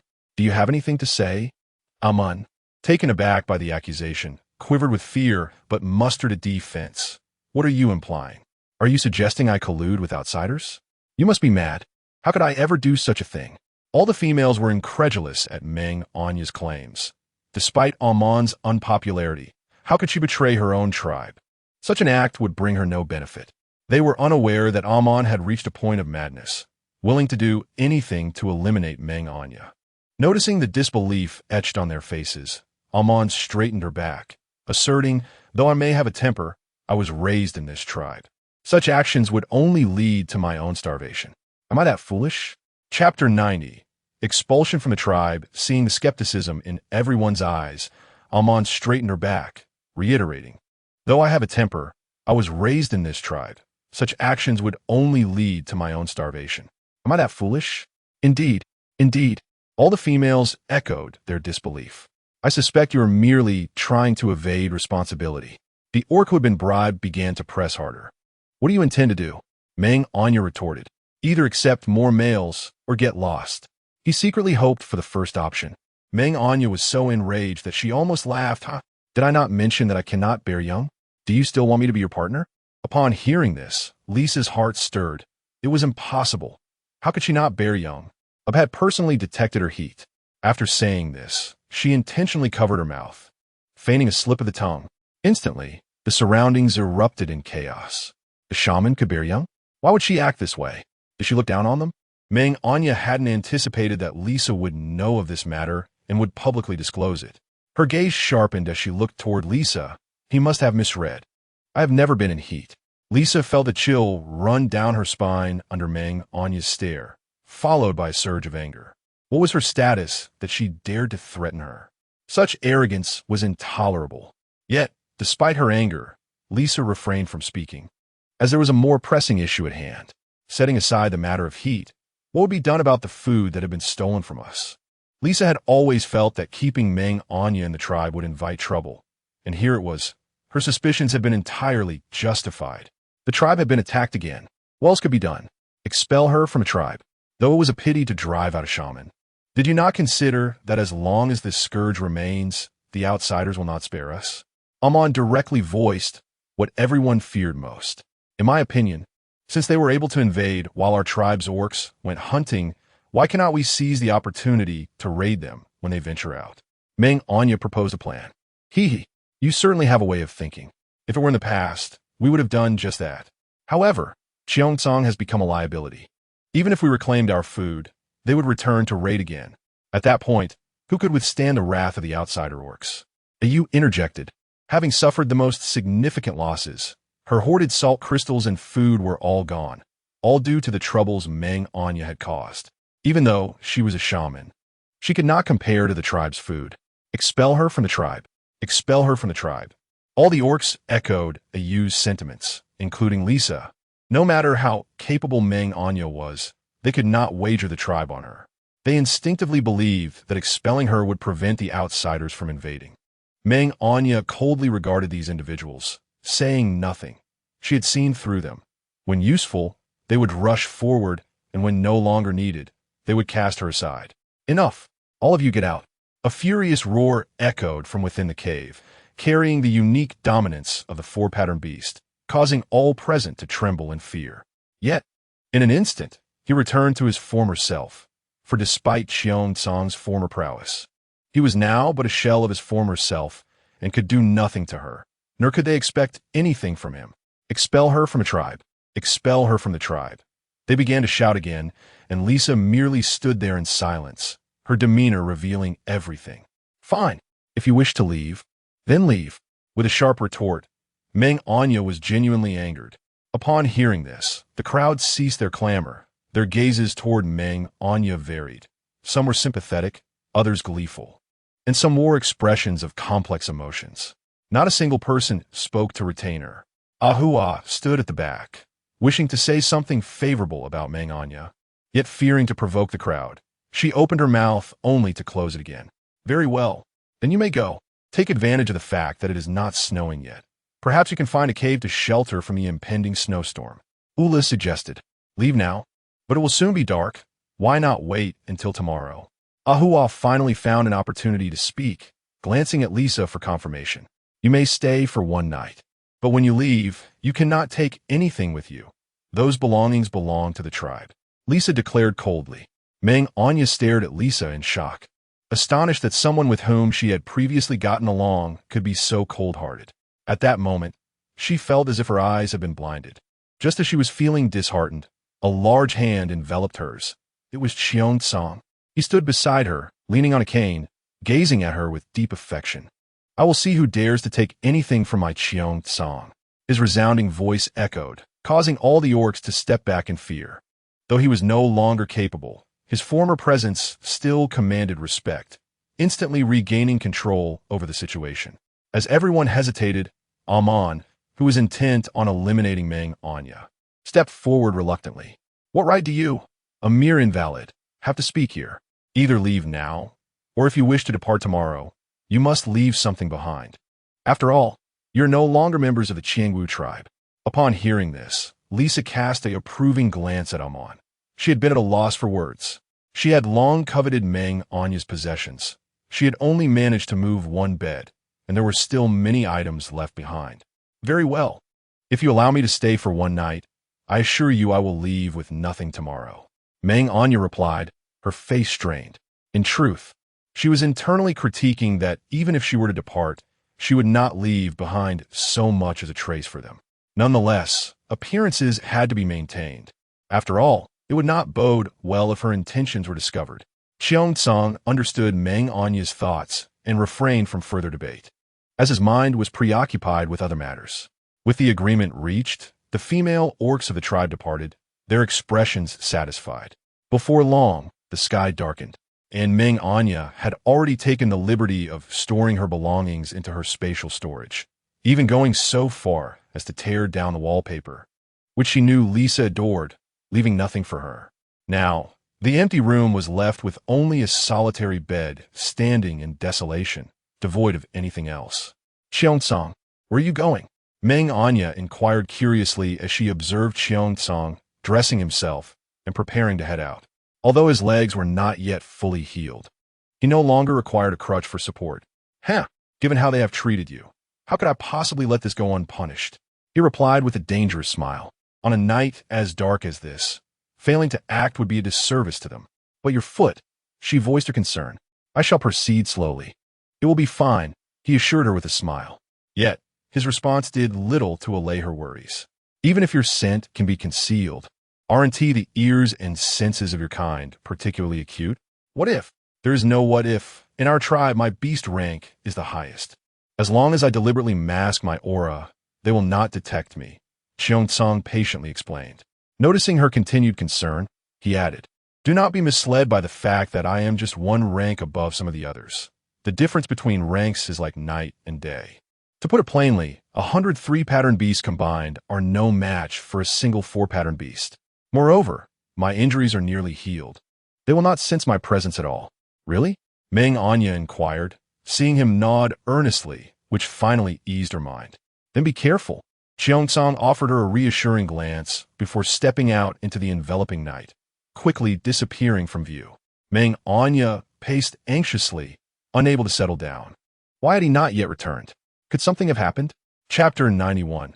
Departure. Meng Anyan continued her restless pacing, filled with worry. Why was he taking so long? It was already deep into the night when she finally spotted Cheongsong returning, his face alight with excitement as he bore 2 large beast skin bags slung over his shoulders and a smaller one in hand. Upon seeing her anxiously waiting for him, a look of tenderness crossed his face. Why are you still awake? Quickly, store these in your space. We need a rest for tomorrow's journey. Seeing Xiongtsang return unscathed brought her immense relief. She refrained from questioning him about his evening's endeavors and promptly tucked the items away before heading to bed, aware that they had a challenging day ahead. A piercing scream shattered the morning calm of the Qianwu tribe. Another scream followed, and soon a cacophony of cries erupted throughout the tribe. My salt crystals are gone. The food I hid has vanished. In an instant, all the female orcs gathered in the clearing before the cave, the cause of their distress evident. Their carefully hoarded food and salt crystals had mysteriously disappeared. Could it be that outsiders discovered our hidden supplies and returned to take them? A female orc suggested, placing a hand over her heart in fear. Impossible. If they had discovered them, why not take them then? Why wait until night to steal? Another astutely replied, suspecting an internal thief. But who could the thief be? They eyed each other with suspicion until Lisa's scream drew them to her cave entrance to see what had transpired. Who did this? Who is responsible? Amontu was shouting hoarsely from within the cave. Chieftain, all our belongings are missing.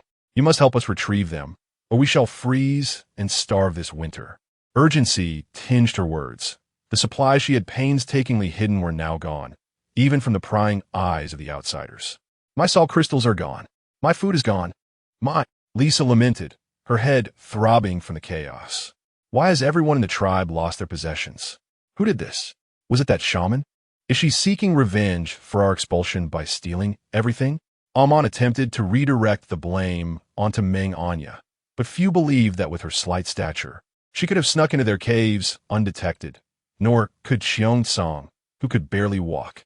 Ahua, unwilling to believe the kind-hearted shaman capable of such treachery, interjected, well, I have never hoarded anything, so I have nothing to lose. How about this? Let us visit her and see if she's taken anything. If she were the culprit, surely she would have moved the items, and it would not be possible for them to be consumed overnight. Lisa declared, leading the female orcs toward Meng Anyan's dwelling. Anyan, guess what I saw yesterday? Xiongtsang teased, his tone playful. What? Meng Anyan replied, confused as to what could be so significant that he would keep a secret. I saw our grand bed in Lisa's cave. She slept upon it last night. Had I not been concerned about being discovered, I would have smashed it to pieces. He remarked, a hint of irritation in his voice. Yet, he felt perplexed by the way she seemed to have anticipated this revelation. I suspected as much yesterday. I just wasn't certain if it was Amon or her, she responded, but before she could finish, a commotion outside interrupted. What is going on? Are they urging us to leave? Then let us take advantage of the moment before the snow falls to depart. Perhaps we can find a suitable refuge sooner. Meng Anyan proposed, having stored all their belongings, believing it was indeed time to leave. Hand in hand, they stepped outside. Our food vanished last night. There must be a thief in the tribe. We need to search your cave to see if you stole anything. Amon declared, her intent clear. Even if they had not stolen, she could simply accuse them of taking something small to justify punishing them. Feel free, but this cave is entirely bare. All that remains is a bed, and everything else is gone, just as it was last night. You can check for yourselves. Meng Anyan shrugged innocently. Moreover, if your possessions were indeed stolen by the outsiders, how could they? She taunted the female orcs passing by. Isn't it foolish to try to take advantage of me? Meng Anyan's words went unanswered, for there was no retort. They could not confess that those items were secretly hoarded. How could this happen? Came a loud cry from the depths of the cave, Lisa's voice rising above the fray. Why is my cave in such disarray? All my belongings have vanished. Even my favorite wallpaper is ruined. I had planned to move in as soon as Meng Anyan left, and now all is for naught. See, I told you I was not deceiving you. Perhaps this is the wrath of the beast, God punishing us. Did you hide everything? Amon emerged from within, her skepticism palpable, accusing Meng Anyan of orchestrating the theft. Amon, I truly admire your imagination. You think I could have discreetly removed so many items without anyone noticing? Do you believe the guards of the tribe are blind? How could a female slip past them unnoticed?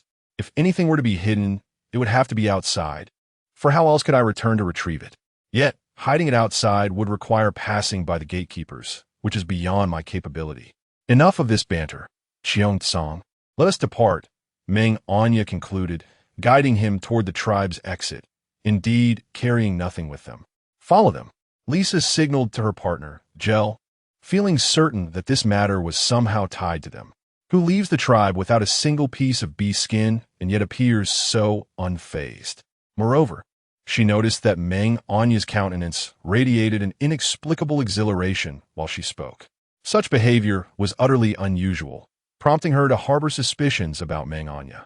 Amon, observing Lisa's reaction, exchanged a knowing glance with Shui, signaling him to accompany her. After all, if there were benefits to be gained, how could Amon be left out? At that moment, they had entirely forgotten that Xiongtsong was a four-pattern beast. Even if rendered useless, it still bore that esteemed title. There are beastmen following us. Do not look back. What? What shall we do? Meng Anyan was puzzled. They appear to be empty-handed, so why were they still pursuing? Fear not. Once we've distanced ourselves from the tribe, I shall deal with them. A bloodthirsty glint flickered in Xiongtsong's calm eyes. Deal with them? But your condition? Meng Anyan furrowed her brows. Still averse to the notion of taking a life, particularly worried about Xiongtsong sustaining injuries. I'm merely hindered in my legs. I'm otherwise fine, he assured her with a reassuring glance. The two beastmen trailing behind were oblivious to the content of their conversation. Where do you think they are headed? How should I know? Let's just follow for now, Gear replied, exasperated. Earlier, upon receiving Lisa's signal, he had resolved to eliminate the useless Xiongtsong, and then he would have his way with the little female. However, Shui's unexpected emergence had derailed all his plans. Chief, I have a suggestion, though I am uncertain if I should voice it. Speak your mind. Gear snapped. Why don't we join forces to eliminate Xiongtsong? Then we can hide that beautiful little female. At that point, Shui left the thought hanging, but Gear's eyes instantly brightened with understanding. If that is the case, how splendid. Once we remove Shui from the equation, that little female will be mine alone. Chapter 92. The destination finally. After some distance from the Qiangwu tribe, the two foolish beastmen felt it was time and erupted into laughter, as if Meng Anyan were already theirs. What do you follow us for? Meng Anyan turned, feigning terror while Xiongtsong tightened his grip on the staff, preparing to strike. You are so beautiful. What other reason could we have but to take you and make you our shared companion? Gear leered at Meng Anyan, his blood racing at the thought of possessing her exquisite form. With a single blow, Gear was sent flying, crashing against a rock and instantly becoming a bloody mess. Shui gaped at Xiongtsong in shock, his trembling lips unable to form words. The instinct for survival compelled him to flee. It's a pity I couldn't catch him, Xiongtsong remarked. Not to worry. When he returns to the tribe, he will surely embellish tales of my prowess, of how I deceived them, thus avoiding any appearance of incompetence. It brings me some joy to think the beastmen will regret expelling us. Upon hearing Xiongtsong's words, Meng Anyan felt a wave of relief wash over her. Noticing her dazed expression, Xiongtsong instinctively reached out to pinch her cheek. Come now, if we don't leave soon. We shall have to sleep in the snow tonight. Meng Anyan snapped back to reality, playfully sticking out her tongue before taking his hand to set off once more. As anticipated at the Qiangwu tribe, Shui was animatedly recounting his and Gear's experiences. I swear it's all true. Xiongtsong is clearly fine, yet he still leans on a staff, and he even killed Gear. This is revenge.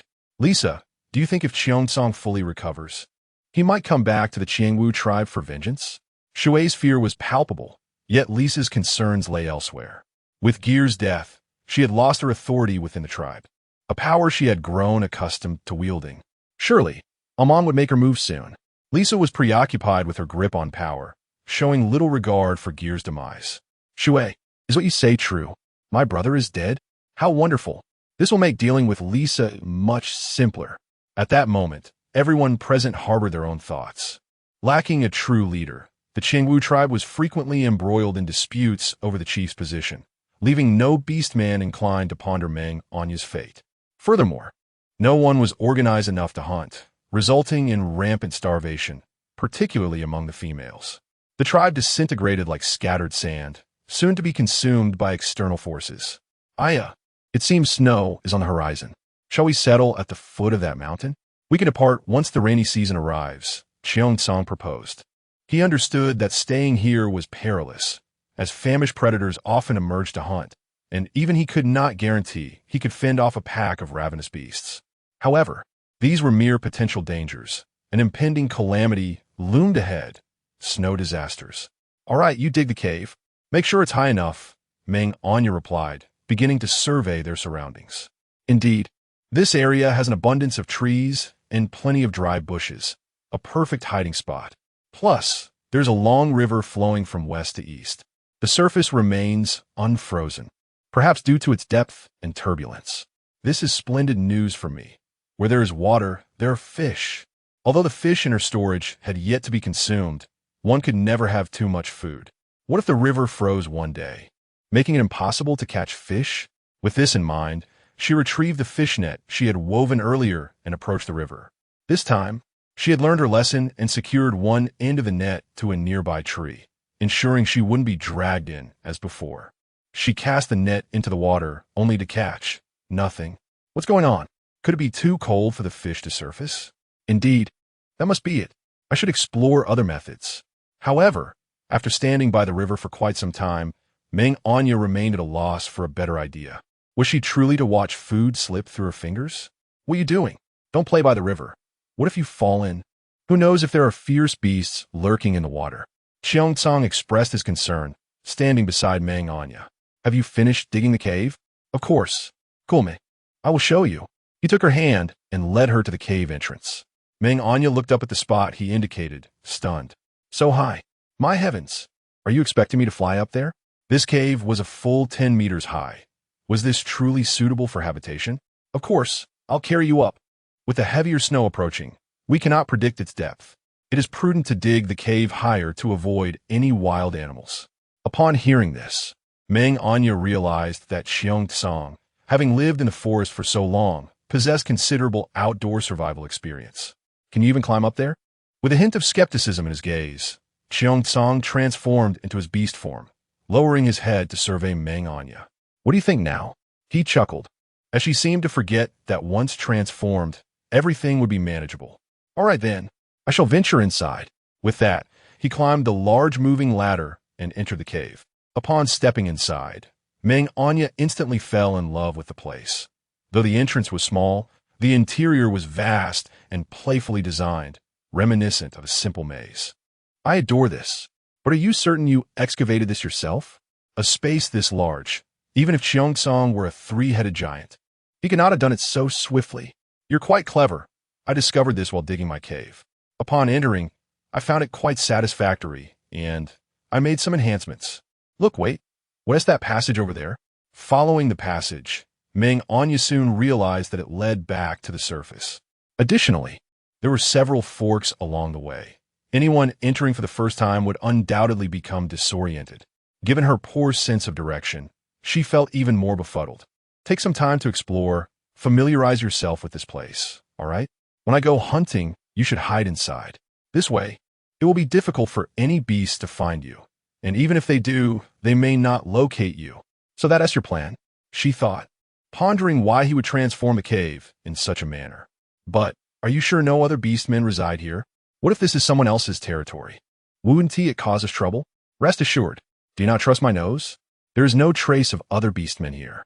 When I first entered, it was quite dirty. I spent a long time cleaning it to make it presentable. Chapter 93. Settling down, trust me. My nose is reliable. There is absolutely no scent of other beastmen. It was filthy upon my arrival, and I tidied it up for a considerable time to achieve this cleanliness. You could have called me to assist in cleaning, considering you are still unwell.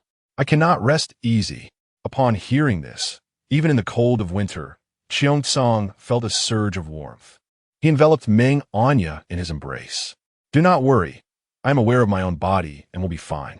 Besides, I must provide for you. No one dares to disturb us here. With that, he planted a kiss on her cheek. How infuriating. Meng Anyan's face flushed a deep red. Aya, it has been some time since we last mated. Qiongcong suddenly buried his head in Meng Anyan's embrace, inhaling her fragrant scent, and his body reacted immediately. We need to organize our belongings quickly, or it will be dark soon. Meng Anyan hastily freed herself from Qiongcong's hold, realizing that if she did not act, he might lose control. All right, Once the room is arranged, we can continue. A mischievous glint sparkled in his deep-set eyes. By evening, they had finally decorated their new home. In truth, it was quite simple. They had left the maze-like areas untouched, opting instead to furnish one room. At the far end against the wall, they set up a makeshift large bed, and they also brought out a dressing table that had previously gone unused, placing it beside the bed. In the center of the room, they placed a tea table adorned with a vase containing a few artificial flowers. Although fake, they added a touch of life to the otherwise cold space. Additionally, there was a wardrobe and a shoe cabinet, albeit with only a pitifully small amount of items inside. Meng Anyan gazed at the room she had arranged, her heart swelling with joy. This was their home, truly their own sanctuary. However, as she envisioned their future, she suddenly recalled a significant oversight. They had no kitchen, and it would be impossible to build a fire within the cave, as the smoke would linger indefinitely. What to do? She expressed her concerns to Cheongsong. It was my oversight. It's too late to fix it today. Perhaps I should attend to it tomorrow? She had been hungry for quite a while now. Shouldn't you reward me? She teased, lunging towards Meng Anyan. Just then, an unfortunate interruption occurred. Her stomach growled. She had yet to eat dinner. Ah, very well. I shall spare you this time. He flipped over, lying on his back on the bed, feeling rather dejected. Meng Anyan chuckled at his adorable demeanor. Yet, she ultimately could not escape the consequences of being entangled with a certain beast for an entire night. The following afternoon, Meng Anyan sluggishly emerged from her cocoon. She had no desire to rise, but she could not remain in bed throughout the winter. Brr, so cold. She trembled, her teeth chattering, but she still dressed despite the chill. Remarkably, bee skins were notably warm. Wearing just one layer was bearable. However, her shoes provided no warmth. In her space, she possessed only a few pairs of sneakers, none suitable for winter.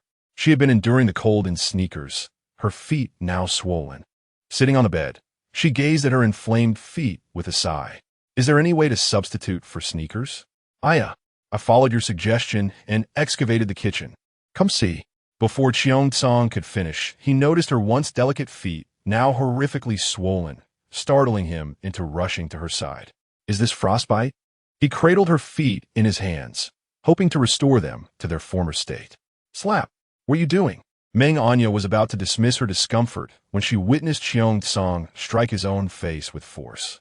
Alarmed, she quickly intervened. Lowering his head, he spoke with a tone of self-reproach. I apologize. I am not a good partner and failed to care for you. I'm fine. You don't need to. Do you know that last year in the Changwu tribe, a female suffered frostbite like yours during winter, and, as a result, what happened to her? Meng Anyan asked curiously. She died, neglected and frozen to death. Upon speaking, he radiated an aura of sorrow. Huh, you cannot possibly think I would meet the same fate. It's merely frostbite. It's nothing serious. Don't forget, I am a healer. Such minor injuries cannot defeat me. Really? Cheongsong finally felt relieved. If that were the case, then his partner was truly remarkable. Historically, winter had always been the most challenging season for females due to their fragility. Even a simple cold could prove fatal. If Anya truly possessed some skill, she would earn respect in any tribe she entered. Of course, I have many more talents. She proudly lifted her chin. Indeed, my partner is the most formidable. Yet, even the most skilled partner requires sustenance. Are you not hungry? His words made her realize she was indeed feeling a bit peckish. Although I lack your culinary skills, I can manage something edible. You should eat a little first to tide you over. This is a goo-goo beast. I traveled quite far this morning to hunt it. She divided the food and shared half with Cheongsong, and they began to eat together. In the afternoon, Meng Anyan sat on the bed, contemplating shoe design. How can I create warm shoes? Why not make a slightly smaller shoe based on my woven grass shoe design, and then secure it within a grass shoe? Cheongsong proposed. That is a brilliant idea.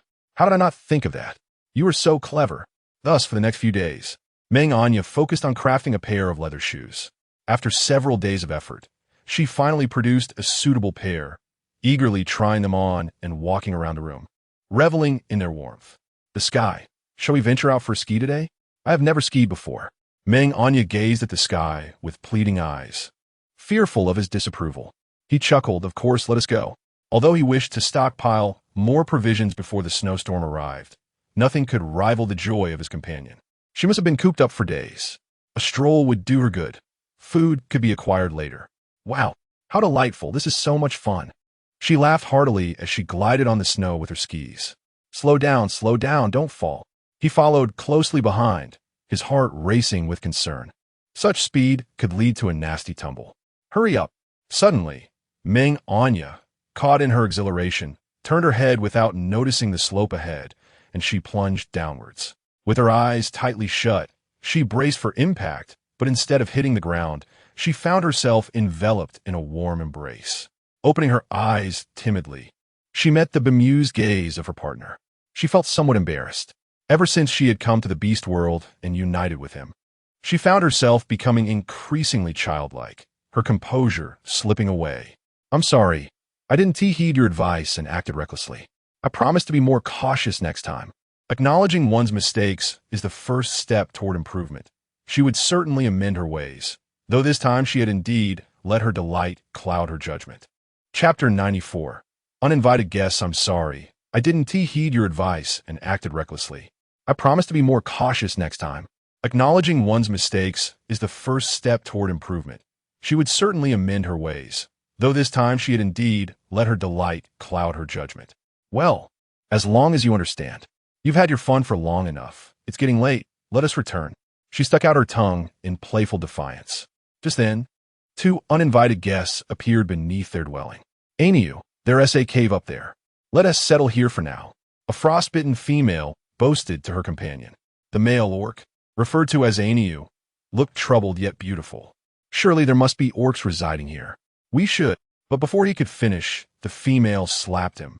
Why are you so useless? A mere two-striped beast, and yet you cower? If it weren't for the calamity that befell our tribe, you would be the only one left among my partners. I would have no qualms about banishing you. Anu covered his face, not daring to utter a word, and complied with her wishes, leading her to the cave above. Wow, this place is fun. The female darted about, exploring, until she stumbled upon a particularly lovely room. Oh, what a beautiful room. Just like my name. Giddy with excitement, she dashed to Meng Anyan's large bed, plopping down. So soft. It must be so comfortable to sleep in. Without removing her grass shoes, she threw herself into the blankets. What are you standing there for? Hurry up and hunt. Do you want me to starve? She snapped. Anu opened his mouth as if to reason with her, but ultimately refrained, muttering a caution, be careful, before exiting. He knew that trying to reason with her was futile.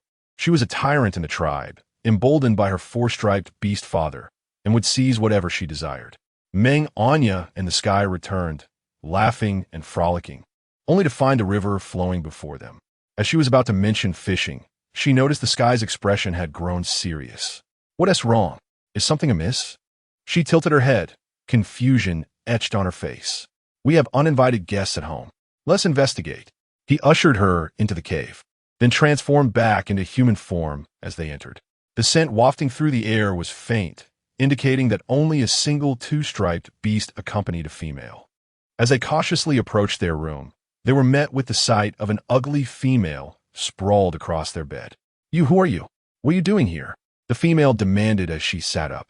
Meng Anyan, astonished to find a frost-bitten stranger in her bed, felt amusement bubble within her. Who am I? That is a question I should pose to you. Never one to tolerate rudeness, she yanked the intruder from the bed.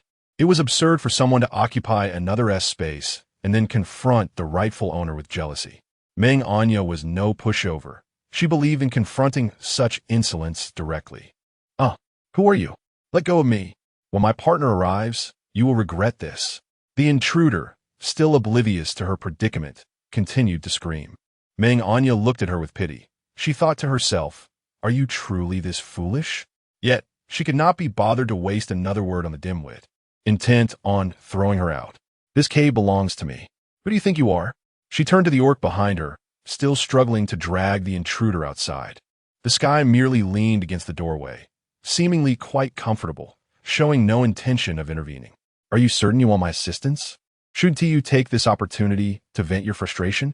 All right, beautiful male. The sultry tone from the ground reached the sky's ears, causing his expression to darken with an ominous chill. He was a sight to behold, and only Meng Anyan was worthy of his gaze. Meng Anyan could not stifle her laughter. No matter how one described him, words like handsome or masculine were all that suited him. Certainly not beautiful. Beautiful male, I like you. My name is... The female's flirtatious gestures were abruptly cut short as Meng Anyan delivered a swift kick, sending her sprawling to the ground. You dare covet my mail? You are courting death. It was intolerable for anyone to flaunt themselves in front of her partner. Meng Anyan's fierce demeanor transformed the sky's initial anger into a protective fondness. He had never experienced such a sensation before. Witnessing Meng Anyan's jealousy was utterly exhilarating. Ah, who are you? I will kill you. The frostbitten female screeched, having never been subjected to such humiliation. Were it not for her father's conflict with the formidable snake beast tribe, she would have long ensured this insolent female's demise. Get out now. Meng Anyan was truly exasperated. Her room was in disarray, the bed sullied, and now she would have to clean it in the frigid weather. Seeing his partner's growing impatience, the sky stepped forward, grasped the female, and unceremoniously tossed her out of the cave. Honestly, you've ruined the bedding. She grumbled, however, this is already the last pack of sanitary napkins I have. Do you know how the females in the tribe manage this? It seems they don't do much at all. They simply wipe away the blood that flows down their legs with leaves. He made a concerted effort to suppress the inner turmoil and responded calmly. Meng Anyan. What? Did she hear that correctly? Are the females here really so formidable? Just wipe it. And that's it? Afraid she had misheard. Meng Anyan repeated the phrase, but this time received no answer. Because Cheongsong could no longer endure it, he lay on the bed, his face flushed with discomfort. Previously, he had been able to hold on due to his injuries that prevented him from moving, but now it was truly unbearable. Are you ill? She finally noticed something amiss and hurriedly approached him, only to be flipped over and pinned down the next moment. Hey, this is very unhygienic. I could get sick. Meng Anyan struggled desperately. Upon hearing the word sick, Cheongsong immediately released her and, with his last shred of sanity, bolted out of the cave. Chapter 95, Peculiar Female. The moment he heard sick, Cheongsong let her go and fled the cave in haste. The cold wind outside dispersed some of the tension, and he sat on the ground, gazing at the vast expanse of snow, his mood less agitated and more dejected. It had been such a long time. Why hadn't he conceived yet? Could it be that their tiger beast kind was inherently barren? Beautiful, beautiful, what has happened to you? Please do not frighten me. The sobbing from a distance irritated Cheongsong, who snapped, Stop crying. If you cry again, I will eat you. Anyo, witnessing the furious beast man glaring at him, immediately fell silent. He cradled the cold female in his arms, hoping to warm her up. He could sense his partner's vitality waning. In desperation, Anyo knelt beside Cheongsong. Respected and powerful beastman, my partner is dying. I implore you to let her stay for the night. Once I have dug out the cave. No. Before Anyo could finish his sentence, Cheongsong firmly rejected him. Nonsense. Why should the life or death of others concern me? Moreover, the isn't a delicate situation. What if this beastman harbors ill intentions? Let her in. From above came Meng Anyan's clear voice. Initially curious about the commotion below, she was taken aback by the sight. She was neither a saint nor a cruel woman, but the impolite female was clearly at death's door. No, Cheongsong remained steadfast in his conviction. Anyo is simply too kind-hearted. Didn't she see how this beastman's eyes were glued to her? How could she even think of inviting danger into their home? We belong to the ape tribe. Because beautiful A Fu offended a powerful snake beast, our tribe was annihilated, leaving only us two beastmen. Please, I beg you to save my female. Anyo sobbed, but despite his pitiful pleas, Cheongsong remained unmoved. Cheongsong, why don't you just bring that female up? Once her partner has finished digging, we can return her. Sigh. Truly, there was no way to deal with her. Cheongsong stood up, disdainfully grabbed the frostbitten female, and transformed into his beast form, shoving her into the cave. He then glared at Anyo, saying, What are you standing there for? Hurry up and dig. Do you want me to throw your partner out? Huh? Oh, I'm going right now. Anyo finally snapped back to reality. He had just caught a whiff of the stunning female above and was momentarily dazed. Luckily, he already had a partner, and could suppress the urge for females other than his mate. Otherwise, he would have surely gone mad. While thinking of Meng Anyan's beauty, he fervently dug nearby, motivated by two thoughts. One, to catch a glimpse of the beautiful female frequently, and two, to feel somewhat secure with a powerful beastman nearby. Although he appeared fierce and aloof, he had a female companion. She must be kind-hearted, right? Yeah, you should have come out. I suspect that beastman has noticed your state of arousal. What if he has ill intentions when I go out hunting? Upon entering the bedroom, Cheongsong explained the pros and cons clearly, hoping to prevent her benevolence from causing harm in the future. Yet, one cannot simply watch someone freeze to death in the snow. If I were to ignore someone in peril, I would never find peace in my life. Meng Anyan spoke earnestly. Had she not seen it, it would be one thing, but it was right at her doorstep. And she was the one who had urged Cheongsong to throw the person down. Sigh, fine, but you must not act this way again. Do you understand? He affectionately stroked her hair. At worst, I will be more vigilant in the future. If anything seems off, I will deal with it. I understand. Now, let us go check the kitchen. I need to prepare some medicine for that fellow. Her face is covered in frostbite. Upon saying this, she dragged Cheongsong toward the kitchen. Wow, how impressive you are. I merely made a suggestion, and you executed it flawlessly. This was Meng Anyan's first time in the kitchen, and she found the arrangement to be quite similar to an ancient rural kitchen, with a stone stove, a pot atop it, and a chimney protruding from the wall. Beside the stove stood a stone table with 2 stone bowls, and other places were mainly filled with dry firewood. It was unclear where he had procured these items. It looked simple, but preparing food would require considerable effort, especially as Cheongsong had never seen such setups and had merely followed Meng Anyan's descriptions to create it. It's nothing, as long as you like it. That's enough. He felt a bit bashful from the praise. The medicine is ready. Help her sit up, and I will feed her. Meng Anyan carried the prepared medicine to the beautiful female, who lay quietly on a makeshift bed made of animal skins. No, you support her, and I will feed her. Cheongsong frowned. He didn't want to touch anyone except let alone this bothersome female. Fine. Before the medicine could be administered, the beautiful female opened her small eyes and stared wide-eyed at him. She was so excited that she didn't know what to say. This male was actually feeding her medicine. Did he take a liking to her? The beautiful female felt a surge of delight. Drink it yourself. Seeing the love-struck female awake, Cheongsong directly handed the bowl to her and turned to leave without a backward glance. He wanted to check whether the beast man had finished digging the cave. If not, he could help out. Allowing the bothersome, one must not speak of food matters with any orc. Meng Anyan chuckled upon hearing these words. Since you have provisions, let us first settle the medical expenses before discussing anything else. What? Is that so? Do you not believe my words? I, Meili, have always been one to keep my promises. Puffed. Meng Anyan burst into laughter again. Beautiful? With her petite nose, small eyes, round face, and frostbitten skin. Where was the beauty in that? She was nothing short of an extraordinarily hideous creature. What are you laughing at? What I say is the truth. Meili, incensed, felt insulted. Cough. It's nothing, really. Since your comprehension is rather poor, allow me to simplify.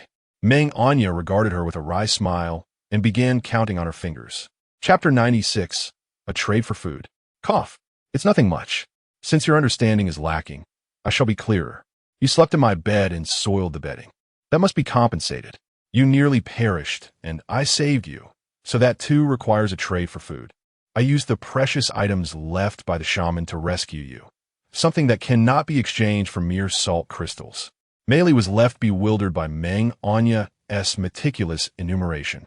But I never asked you to save me. That doesn't count. Doesn't count? Meng Anyan raised an eyebrow. It seems you are rather clever in avoiding debts. Yet I doubt you possess anything of value to repay me. And what is this about trading for a male? Do keep dreaming. I am not boasting.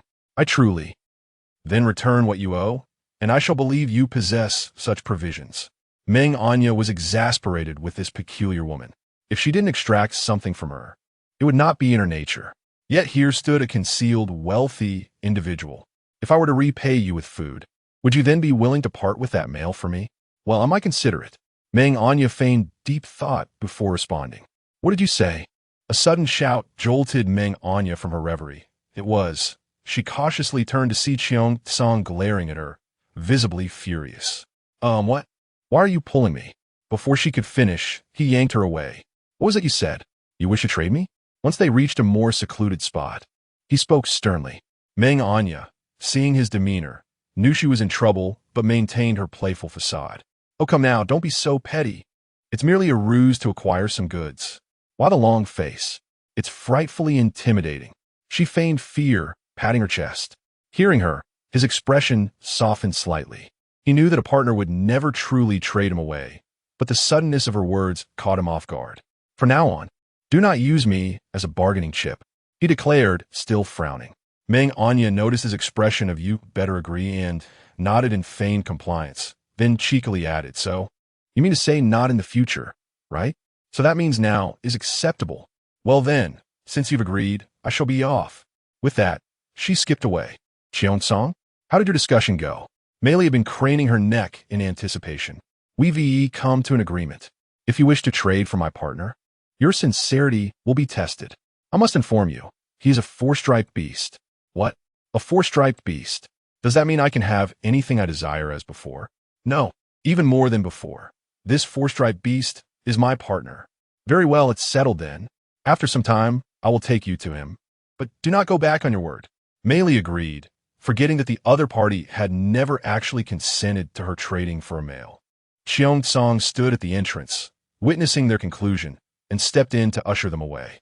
You may leave now. Meili could hardly believe her ears. He was about to become her partner, yet spoke to her in such a manner, so disrespectful. Perhaps four-striped beasts have such temperaments. Meili, it's time for us to depart, Eniyu said, appearing with a dusty visage. I will not go. I wish to remain with my four-striped beast partner. I have grown accustomed to this warm place. How could I move to that freshly dug cave, which surely cannot compare to here? But this is someone else's territory. Eniyu hesitated. What territory? He'll be my partner in the future. What is wrong with me residing here? Eniyu was bewildered. How could such a powerful beast choose her over the beautiful partner? It was unfathomable. It is true. I exchanged food and salt crystals from the tribe. But before Meili could finish, Eniyu covered her mouth. You foolish girl. I told you not to discuss tribal food matters with other beasts. Yet here we are. Meng Anya exchanged glances with Cheong Song and smirked. No need to cover her mouth. I already knew. Those who see must share the burden. Besides, I saved your female with a family heirloom. Shouldn't he, a lifesaver, receive some recompense? Meng Anyan spoke leisurely. At this point, Eniyu, with no other option, decided to confess. See, now you're being sensible. In a few days, we shall go together. It's safer that way. I assent to it. But tell me, you wouldn't be deceiving me, would you? The winter snake beast should be hibernating at this time, Meng Anya queried. Once the question was posed, the room fell into an eerie silence, for no one had anticipated such a query. In the beast world, it was common knowledge that only beasts of 7 stripes or higher could define natural conditions. If the snake beast was not hibernating, it could only mean its rank was above 7 stripes, or even. They dared not contemplate further, fearing the reality of their thoughts. Yet, when had a beast above 7 stripes ever appeared in the apocalyptic forest? Even 4-striped beasts were rare. This was highly unusual. Meng Anya stared blankly, observing the sudden seriousness on everyone's faces. What's wrong? Oh no, listen to me. We cannot go there. If we encounter a more formidable beast, I worry. Cheong Song held her hand, unable to continue. Oh, seeing the grave expression on Cheong Song's face, she sensed that something significant was about to unfold. She refrained from probing further, fearing the worst. Enough. You lot should leave. I need to rest. Cheong Song cast a glance at Eniyu, who kept stealing glances at Anya. He feared that if he didn't expel them soon, he might succumb to his primal instincts and devour them. However, he had already asked them to leave multiple times, yet they remained unresponsive, which infuriated Cheong Song. Get out! The thunderous voice reverberated, startling the dazed beasts and causing their eardrums to ache. Eniyu hadn't even processed what had been said when she found herself unceremoniously tossed outside. Cheong Song had reached his limit. He could hardly believe their lack of self-awareness. swiftly removing them without acknowledging Anya's protests. Barbarians, Meng Anyan muttered, yet she found his savagery rather appealing. Anya, I shall not sleep here tonight. I fear I may lose control. I'll rest outside. Once the two had departed, Xiongtsang stepped outside, knowing that alone with his partner, he would be unable to resist. Very well, but you must take the blankets with you. Without a rebuttal, he took the blanket and walked out. In truth, he longed to express that he was perfectly fine, yet he knew that such a declaration would only provoke a torrent of nagging. And he was already on the brink of losing control due to the intoxicating scent of desire that surrounded him. He hastily exited the bedroom, pushing through the thatched mat, and only paused to rest in a distant corridor. The night air had grown colder, and a colossal serpent was weaving through the doomsday forest, as if in search of something. Chapter 97. The serpent beasts seek females.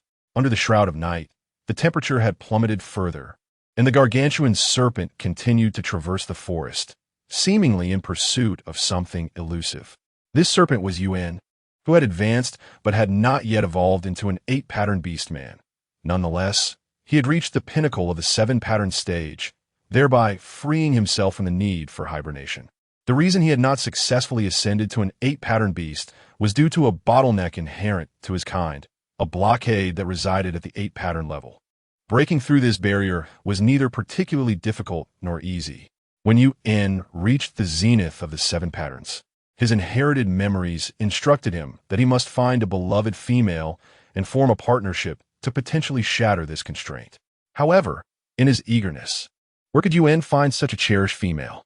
He could only search through tribe after tribe, hoping to find someone appealing. Yet, they were either exceedingly unattractive or had unsatisfactory dispositions, making the decision quite challenging. Previously, he had encountered a 4th-pattern beast who claimed his daughter was exceptionally beautiful, vowing on his life that she would be appealing. However, upon approaching, Yuan found her appearance acceptable, yet she was surrounded by an overwhelming number of partners. Nearly half the tribe's beast men were her mates. Yuan, who was inherently vicious and malevolent, did not hesitate to annihilate the tribe when he failed to find a suitable mate, devouring all the beastmen within. He paid little heed to those who managed to flee, for he was already satiated. Hissing, he realized that there was no one who caught his eye, let alone someone he could adore. It seemed he would forever be evading that little bird, with no hope of ever slaying it. Dejected, Yuan transformed into his beastman form and sat in the snow. Lost in thought, despite his nakedness, he felt no chill. Hissing, it appeared he could only resign himself to fate. Since his birth, he had never encountered a female who stirred his heart. Where could he find one now? At times, Yuan even questioned whether there was something wrong with him, for he had never harbored affection for any females, having always preferred violence. His inherited memories contained numerous descriptions of males being enamored with females, yet he had never experienced such feelings, causing him considerable frustration. Enough of this. Perhaps it was best to sleep. Hadn't a beast man mentioned that there was a female in their tribe who rivaled the beast god as messengers? He would investigate there when the time came. If he found nothing, he would have to venture elsewhere. At dawn, before the sun had risen, Yuan awoke early. Ever since he had ascended to the pinnacle of the 7 patterns, he found that his sleep had diminished significantly. Hiss, hiss. He flicked his serpent tongue and set off toward the Qianwu tribe. You. The guardian beastman of the Qianwu tribe was paralyzed with fear as he beheld a colossal, wandering serpent beast gazing at him with eyes the size of lanterns. He was so frightened that he could not utter a word, feeling a warmth spread below him as he lost control of his bodily functions. Do you have any exceptionally beautiful females here? Yuan detected an unpleasant odor, yet he remained silent. The matter of the female took precedence. And no. Yes. Was it a no or a yes? Clarify. Yuan's impatience surged. Yes. The hybrid beast man, caught in his turmoil, collapsed in fear, unable to move. What a farce. This was a matter of hierarchical dominance. The disparity in their levels was akin to heaven and earth, a chasm impossible to bridge. Upon hearing that there were beautiful females within the tribe, the serpent beast swiftly penetrated the tribe's interior. All females, come forth, he bellowed, his voice echoing with authority. causing all the still sleeping females within the cave to awaken in fright. What is happening? Are outsiders attacking again? A female named Ula, trembling, spoke to her companions. I will go and see, one mate said, preparing to venture out, but another round of shouts interrupted. Come out at once, or I shall annihilate your tribe. Yuan grew increasingly impatient. He despised waiting more than anything. This time, he was made to wait by a swarm of insignificant ants. Quickly, quickly, all the females of the tribe scurried out at the fastest pace. Before long, the clearing was filled with beastman females. Feeling Yuan's formidable aura and seeing his immense stature, they lost all courage to resist, their heads bowed low, averting their gazes. Is this all the females in your tribe? This is rather sparse, he remarked, disappointment coursing through him. Moreover, none were exceptionally beautiful. Yuan's lantern-like eyes roamed over the 20 or so females. While a few were passably attractive, his heart remained unmoved. He felt nothing akin to the fervent beats described in his inheritance. Reflecting upon this, Yuan even transformed into human form, placing his hand upon his chest to ascertain if his heart was indeed racing. Ah, yes, it beats, he mused, yet it does not quicken. Is it in response to one of these females? There are over 20 before me. Serpent beasts possess inherited memories, and as they ascend to the 5-pattern level, their memories awaken gradually until they receive all their inheritance. Counting was yet another skill he had gleaned from this inheritance. Yuan, with his hand upon his chest, took measured steps toward the first female, determined to discern if his heartbeat was indeed triggered by her. However, after traversing this path several times, he found that he experienced a heartbeat in the presence of each female. What could this mean? Was it possible that he had developed feelings for all the females present? Yet, his inheritance had not informed him of how to handle such a situation. He was not a female capable of forming bonds with multiple beastmen. Esteemed and powerful beastman. I am quite cold. May I return to don a fur garment before coming back? Amon spoke sweetly, determined to capture the attention of this formidable beastman. If successful, what need would there be for the tribe leader? Yuan glanced toward Amon, offering a mere nod in acknowledgement. This female is indeed the most beautiful here. She must be the one the previous beastman mentioned. Yet, despite her acceptable appearance, her gaze reminded him too much of the avaricious and malicious eyes of the Eagle clan's Ira and Jasmine, rendering her less appealing. You come here.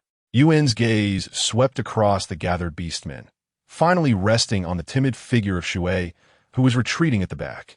Realizing the serpent beast had spotted her, Shui steeled herself and took a few steps forward. Is the most beautiful female truly her? He scoffed. How dare you deceive me? It seems your tribe has no reason to exist. Yuan's finger pointed accusatorily at Amon's back, having failed to locate the fabled female of his desires. His frustration ignited, and he directed his ire toward Shui, who had assured him of her beauty. Ouch! Esteemed and powerful beastman, you have misunderstood me. There was indeed a stunning female in our tribe, but she departed just a few days ago. Shui knelt in fear, trembling as she spoke. To substantiate her claim, she urged, if you do not believe me, ask all the beastman females here. They are aware. Quickly, tell this esteemed and powerful beastman whether what I said is true. Shui seized a lesser beastman and thrust him forward, compelling him to speak. Why, yes. That one-patterned beastman stammered, his face pale with fear. The others in the tribe looked upon Shui's actions with disdain and disapproval. What a cowardly and useless beastman. How did we not notice this before? Chapter 98. The fish. How could such a timid and ineffectual orc have gone unnoticed until now? Is he dead? The reason for Yuan's thoughts lay in the fact that no female would choose to leave the tribe in winter, and the tribe cherished every female, ensuring she would not depart. If she is indeed dead, then you shall not fare any better. All of you shall accompany her in death.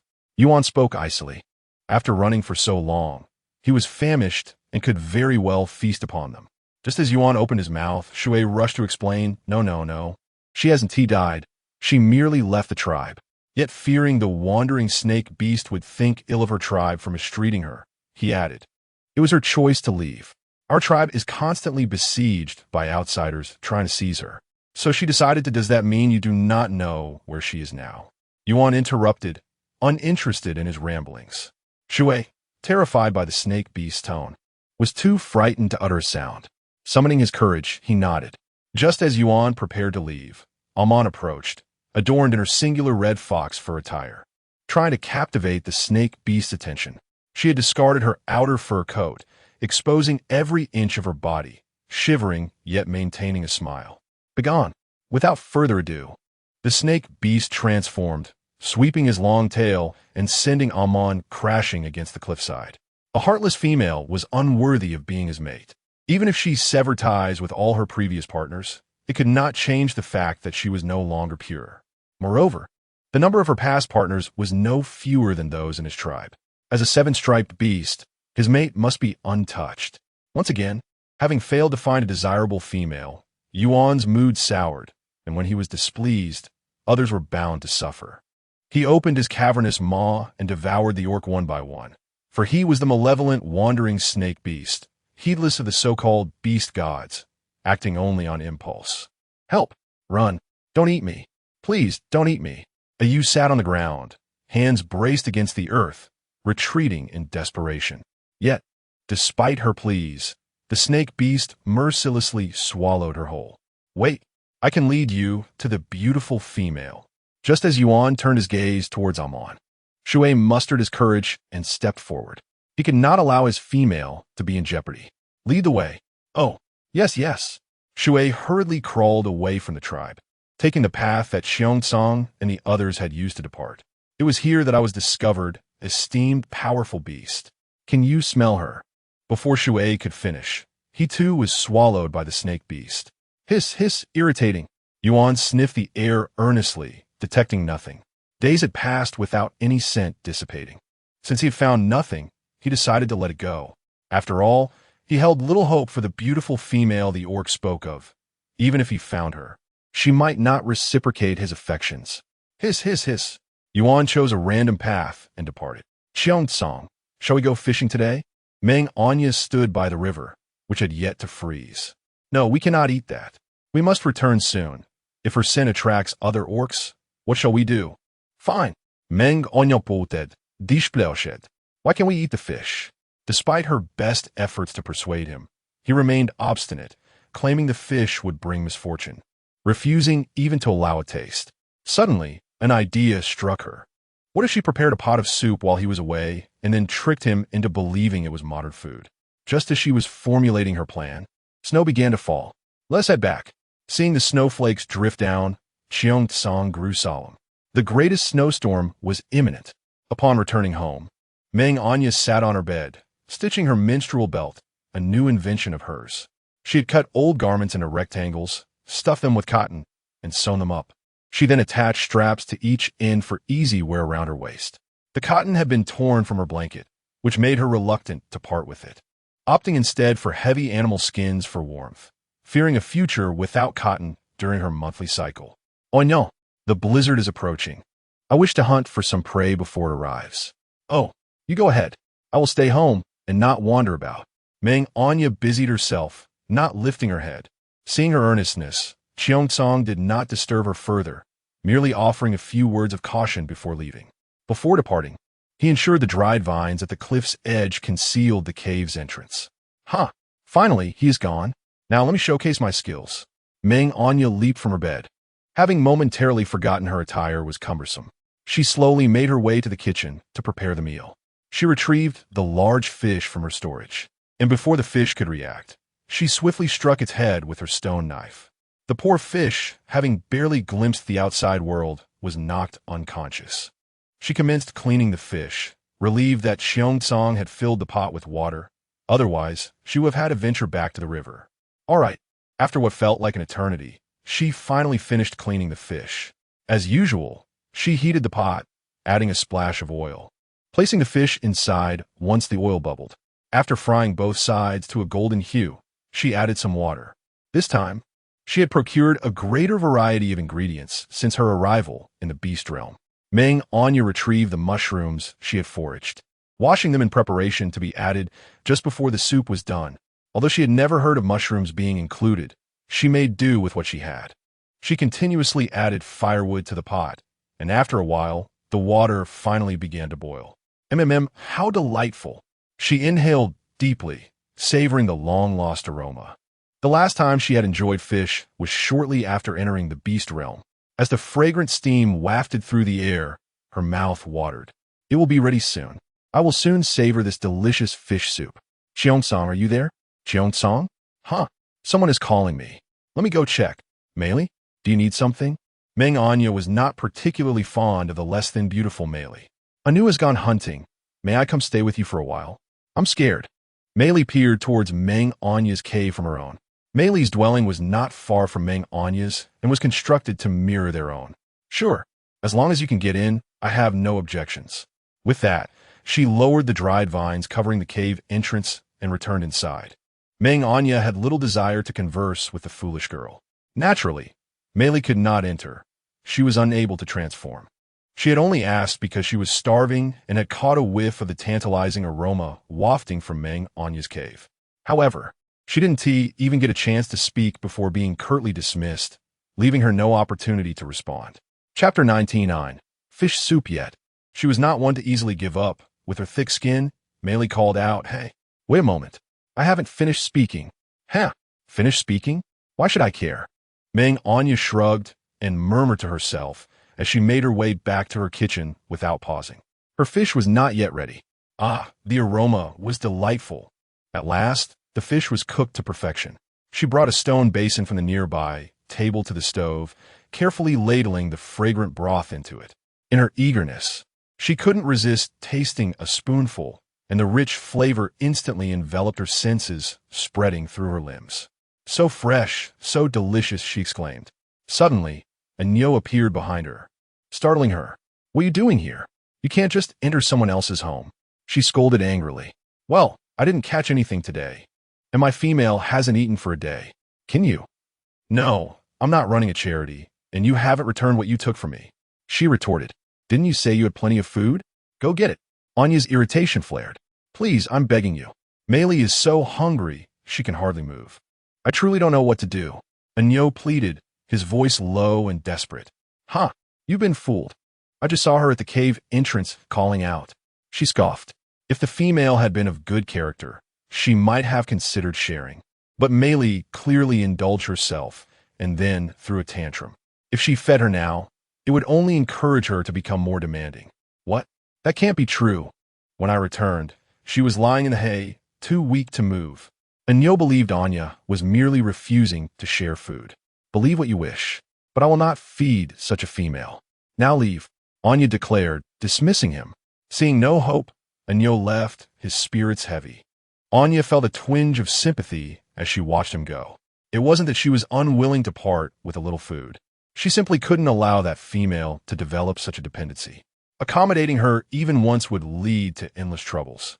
Aya, what's wrong? Are you unhappy? Just as Anyo departed, Cheongsong returned, carrying a freshly cleaned pink pig about the size of an adult pig in modern times. Is this your catch for today? Impressive. Yes, I was quite lucky today, but I only managed to get this one juvenile. It must have been left behind during migration. What? This big pig is just a juvenile? How large must the adults be? She asked, unable to contain her curiosity. Perhaps only slightly smaller than my beast form. Cheongsong replied. Wow, even wild beasts are that big. I never encountered any while living alone in the forest. Truly, the beast god must have protected me. Enough about that. Look at this, Anya said, revealing the large basin behind her. What? Is this food from your place? Cheongsong inquired, already drawn to the enticing aroma that even masked the scent of Anya's heat. Indeed, give it a try, she said, her starry eyes sparkling with mischief as she watched him enjoy her culinary creation. How is it? Did you get the food? Meili, who had been lying in the hay, sat up excitedly, looking at Anyo's hands. I'm sorry, Meili, I couldn't get any food, Anyo said, realizing Meili had merely been pretending. But she was still a female, and what could he do? Upon hearing that no delicious food had been procured, Meili's expression soured. She picked up a nearby stone and hurled it at Anyo. How useless are you? You can't even manage this small task. You might as well die. She screamed. I really want to eat.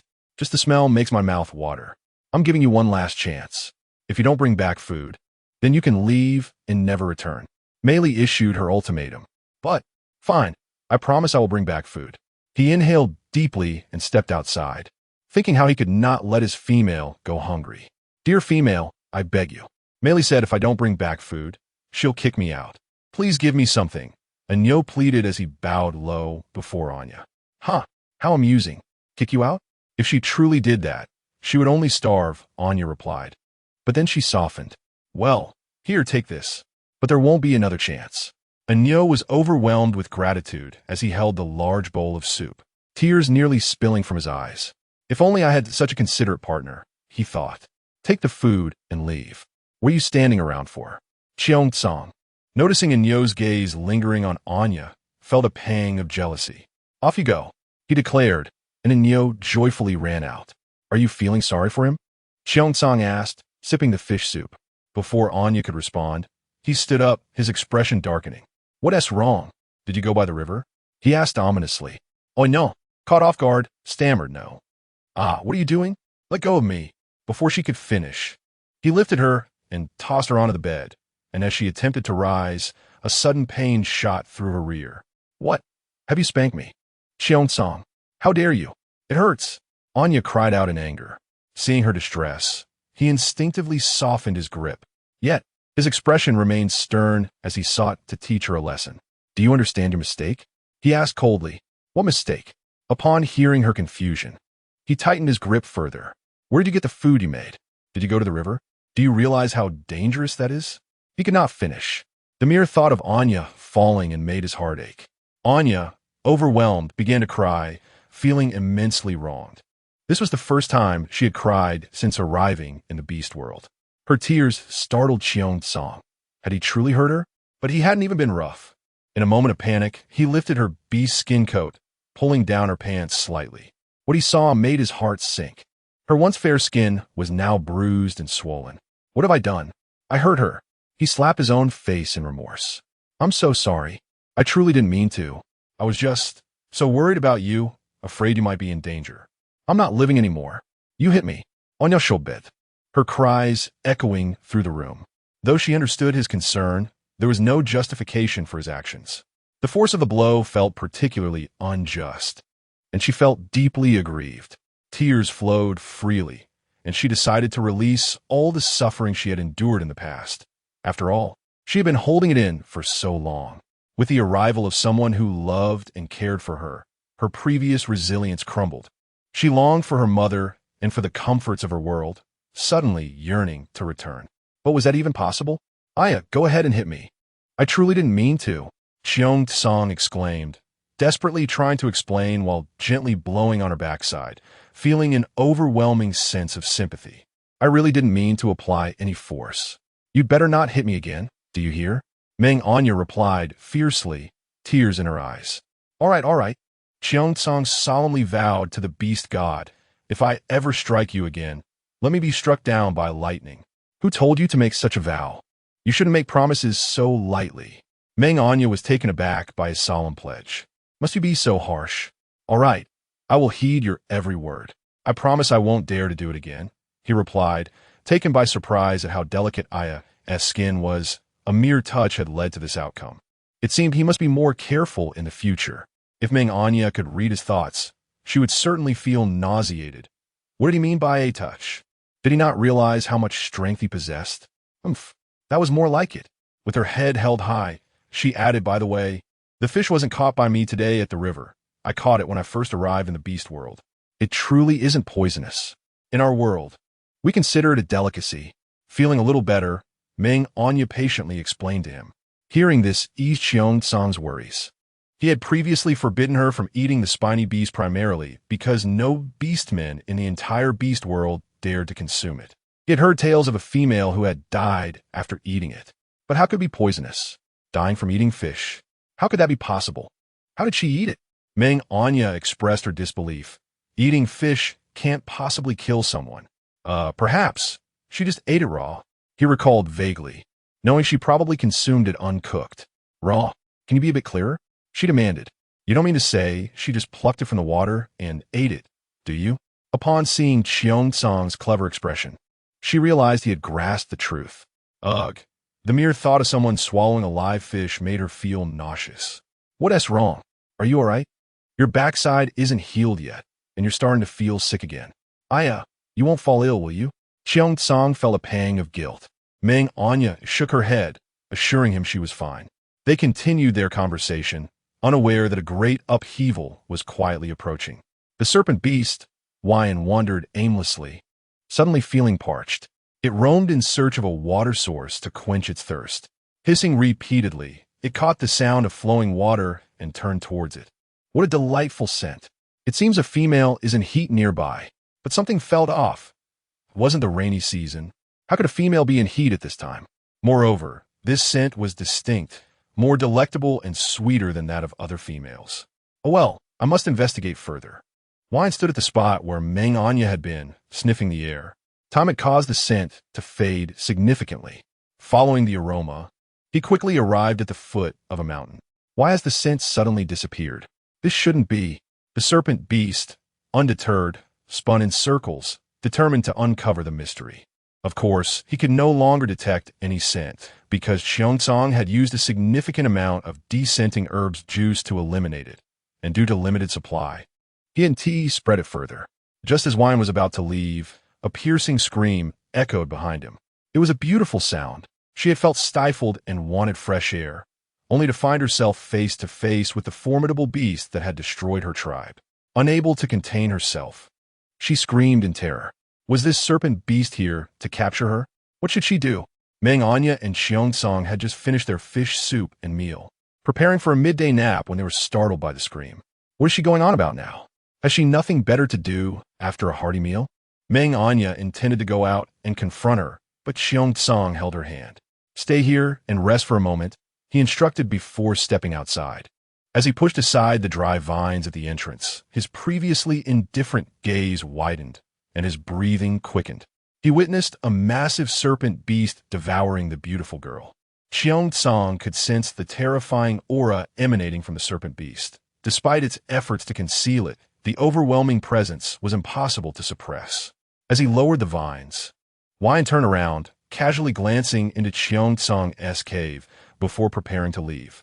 However, that glance was fateful. He caught a whiff of the alluring scent once again, which had only just emerged, explaining why he hadn't detected it earlier. This could only mean one thing. There was a female in heat inside. Yan, intoxicated by the scent, found himself reacting uncontrollably. How delightful! He had never encountered such a captivating aroma before. Even one who had never been stirred by desire found it hard to resist. He yearned to seize the female in heat and possess her completely. What's wrong? Why are you so flustered? Did you see a ghost?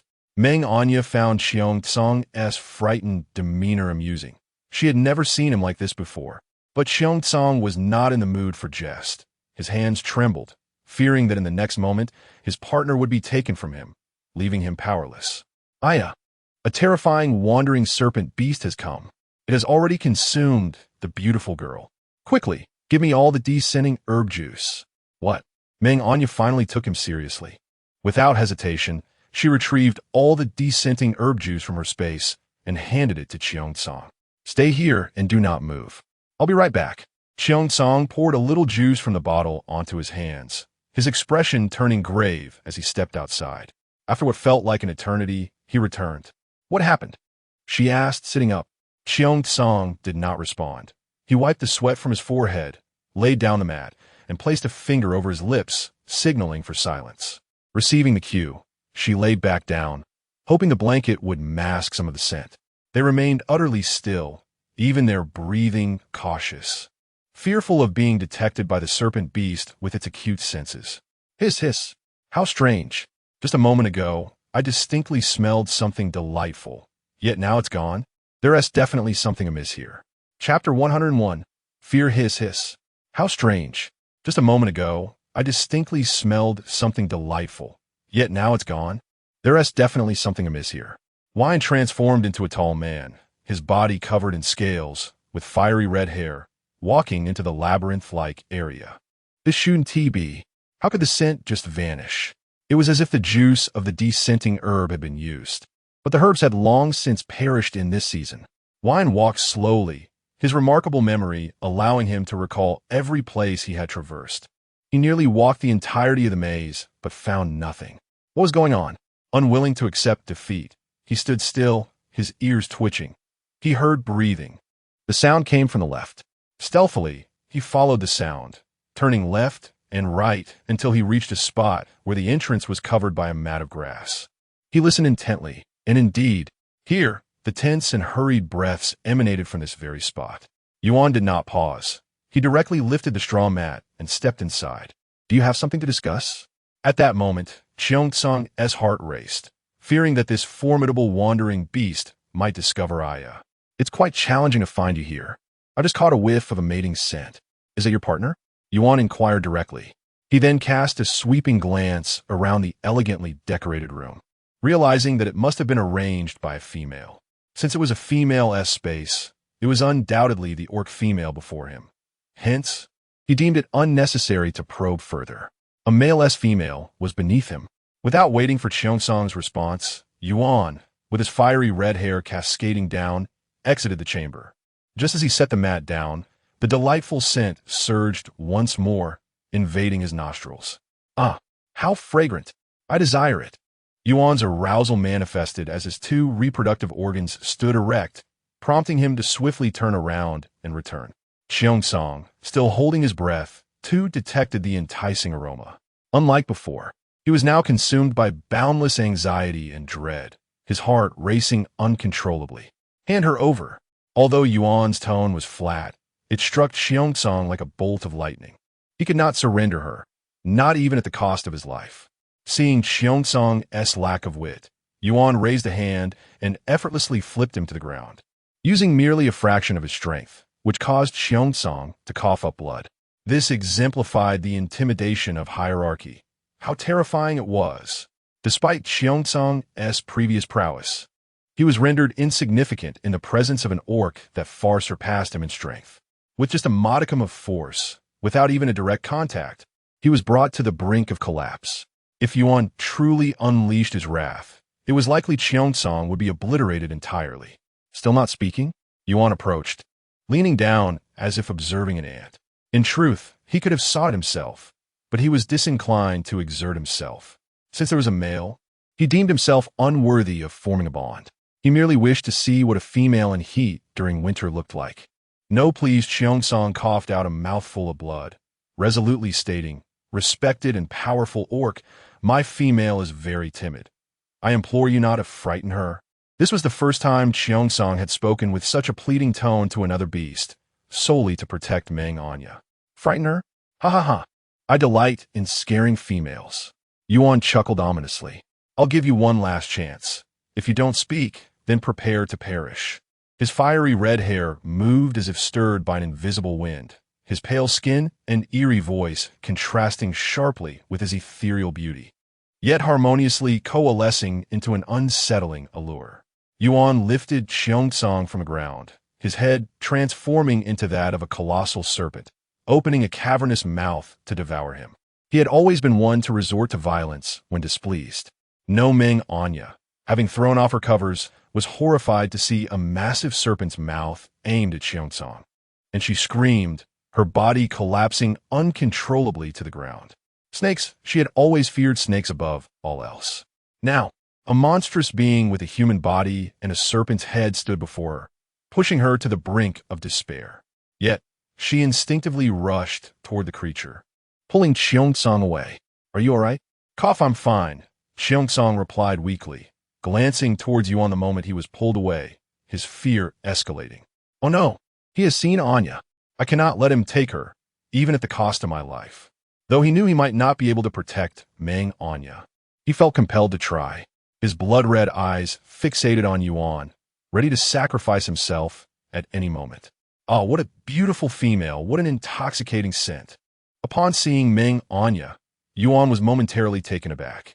No other female he had ever encountered compared to her beauty. She resembled a divine envoy sent by the beast god, captivating and breath-stealing. The potent aroma of her heat was utterly irresistible to him. His gaze fixated on her, his physical reactions intensifying, and his heart raced. Was this the exhilarating sensation described in his ancestral memories. Such a delightful feeling. At that moment, Yuan was certain he had fallen irrevocably for this enchanting female. Her having a partner posed no issue. He could simply eliminate that insignificant being, couldn't he? With this thought, Yuan's wicked eyes turned toward Xiangsong, yearning to rend him in two in his beast form. However, the cave was too confined to accommodate his massive physique. If he attempted it, the cave would collapse, entombing the beautiful female within. Hissing, he gazed at Xiangsong, then opened his mouth wide, and in an instant, Xiangsong vanished from view. Meng Anyan screamed uncontrollably at this sight, tears streaming down her face as she collapsed, enveloped in a profound sorrow of despair. Her mind replayed the scene. Xiangsong was gone, never to return. Her only kin in this world had been consumed by that monster. Meng Anyan felt her world spinning. Yet she forced herself to rise, retrieving a Swiss Army knife from her surroundings, and lunged at Yuan.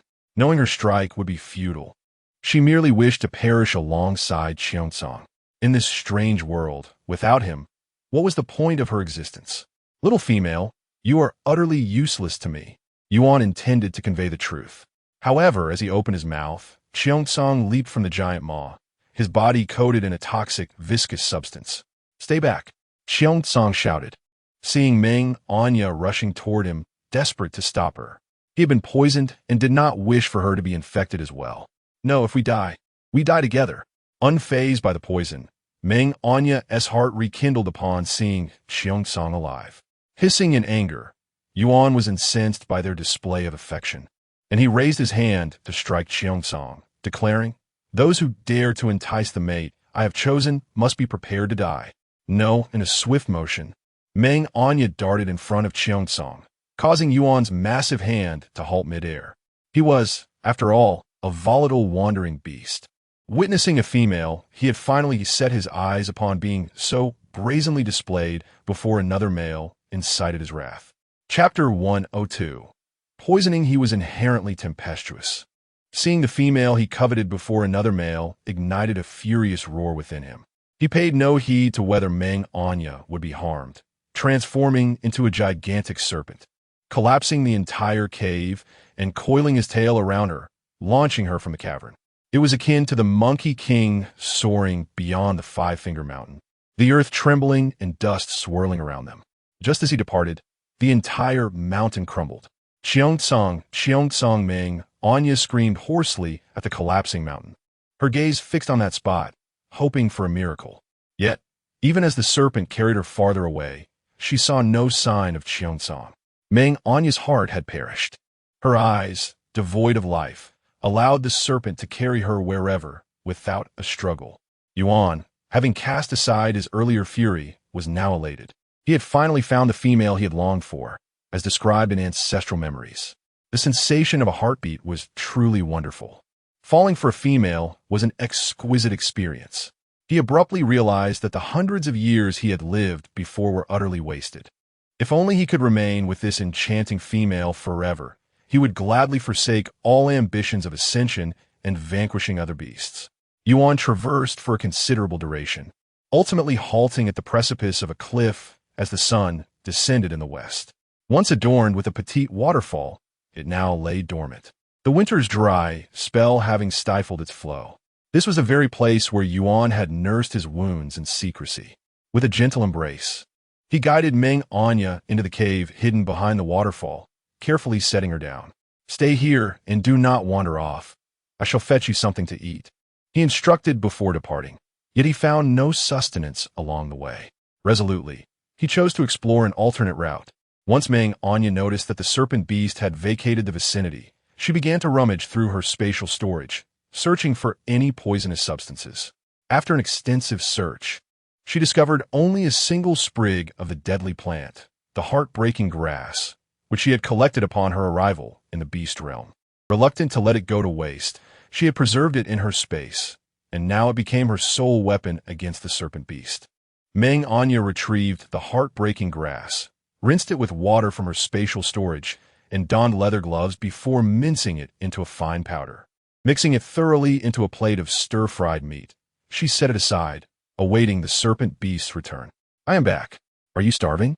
Yuan announced as he tossed a bloodied wolf carcass before her, transforming back into his humanoid form, his gaze filled with anticipation. Once you are satiated, we may mate. He was already entranced by the intoxicating aura surrounding them. Meng Anyan stared at the massive wolf at her feet, her expression darkening. Eat this? She glanced up at the orc with fiery red hair and a visage as enchanting as it was treacherous. I refuse, she declared with firm resolve. Refuse? Very well. Then let us mate now, Yuan declared, lifting her onto a cold stone, intent on indulging in his desires. He believed her refusal stemmed from a petty quarrel over the food. Release me, let go, she protested, disregarding the chill of the stone beneath her as she fervently struggled against him. Yuan paid no heed to her resistance, pinning her down with ease, occasionally chuckling wickedly. Fear not. Once you become my mate, I shall provide you with an abundance of food, and you shall never need to fear it being taken from you. Do not. I do not wish to be your female. Let me go, she cried out in panic, still entangled in the throes of desperation. Despite her frantic attempts, it was of no use. Yuan restrained her arms above her head and trapped her legs, rendering her immobile. He inhaled deeply, savoring her scent. So fragrant, so delectable. Please, I'm hungry. I wish to eat first, and then we can continue, shall we? I promise I will not resist. The unspoken thought lingered in her mind, that depended on whether she lived long enough to see that moment. Her words evidently struck a chord, for Yuan paused, lifting his gaze to fixate on her with disbelief. Meng Anyan's heart raced, yet she forced herself to maintain composure. I am not deceiving you. The sky has perished. I cannot survive without a male. As she spoke, she noticed Yuan's brow furrow slightly, assuming he remained skeptical. She continued, with your prowess and striking appearance. How could I ever forsake you? Could this be true? Yuan pondered, his mind racing. If it were false, she must have some ulterior motive. However, if genuine, it revealed a chilling aspect of her character, given that her previous male had sacrificed so much for her well-being. Conflicted, Yuan found himself torn between hoping her words were truthful and resenting the notion of her being so cold-hearted. Very well, you may eat, he finally relented, rising to bring the bloodied wolf closer to her. I do not consume raw meat. I prefer cooked dishes like this. She retrieved the now-cold meal she had prepared earlier. This is what I made. To give it a try? Meng Anyan gazed at him with her large, shimmering eyes. Is she truly so generous? Yuan mused, skepticism clouding his thoughts. Yet, he complied with her request, recognizing that her willingness to share her food might signify her acceptance of him. But where had this meal originated? There were no signs of fire in the vicinity. Confused, he picked up a piece of meat, bringing it to his lips. It was fragrant, but he remained uncertain of its taste. Meng Anyan, sensing his hesitation, urged, hurry, eat. Please. At last, it seemed the heavens had heard her plea. Yuan did indeed place the food into his mouth, initially savoring the flavor before his brow knitted in concern. What is it? Is it not to your liking? Meng Anyan inquired cautiously. Yuan, silent for a moment, regarded her with a complex expression before finally declaring, It is quite delicious. Let us share it. Are you not hungry as well? He proffered a piece of fatty meat toward her, encouraging her to partake. Meng Anyan, maintaining her composure, accepted the meat and brought it to her mouth. But just as she was about to take a bite, Yuan swatted it from her hand. What is the matter? I adore meat. You should join me, she insisted, attempting once more to take a piece. Yet again, Yuan intervened, his gaze fixed upon her with an amused smirk. Did you truly believe you could poison me with such food? How naive. Do you know what the most toxic substance in this beast realm is? What is it? Meng Anyan instinctively inquired, her mind racing. If he had discovered the food was poisoned, why had he consumed it? Shouldn't he be enraged or seeking her demise? The most lethal substance in this entire beast realm is my own venom. The higher one's beast rank, the more potent the venom. Did you not know I was raised on poisonous plants? The more toxic they are, the quicker my power escalates. What? Meng Anyan felt as if struck by lightning. How could this be? Yuan chuckled, finding her wide-eyed expression utterly charming. In truth, he had been furious moments before. But as he contemplated the ancient wisdom imparted through his memories, he recalled, females are fragile beings, unable to withstand any harm.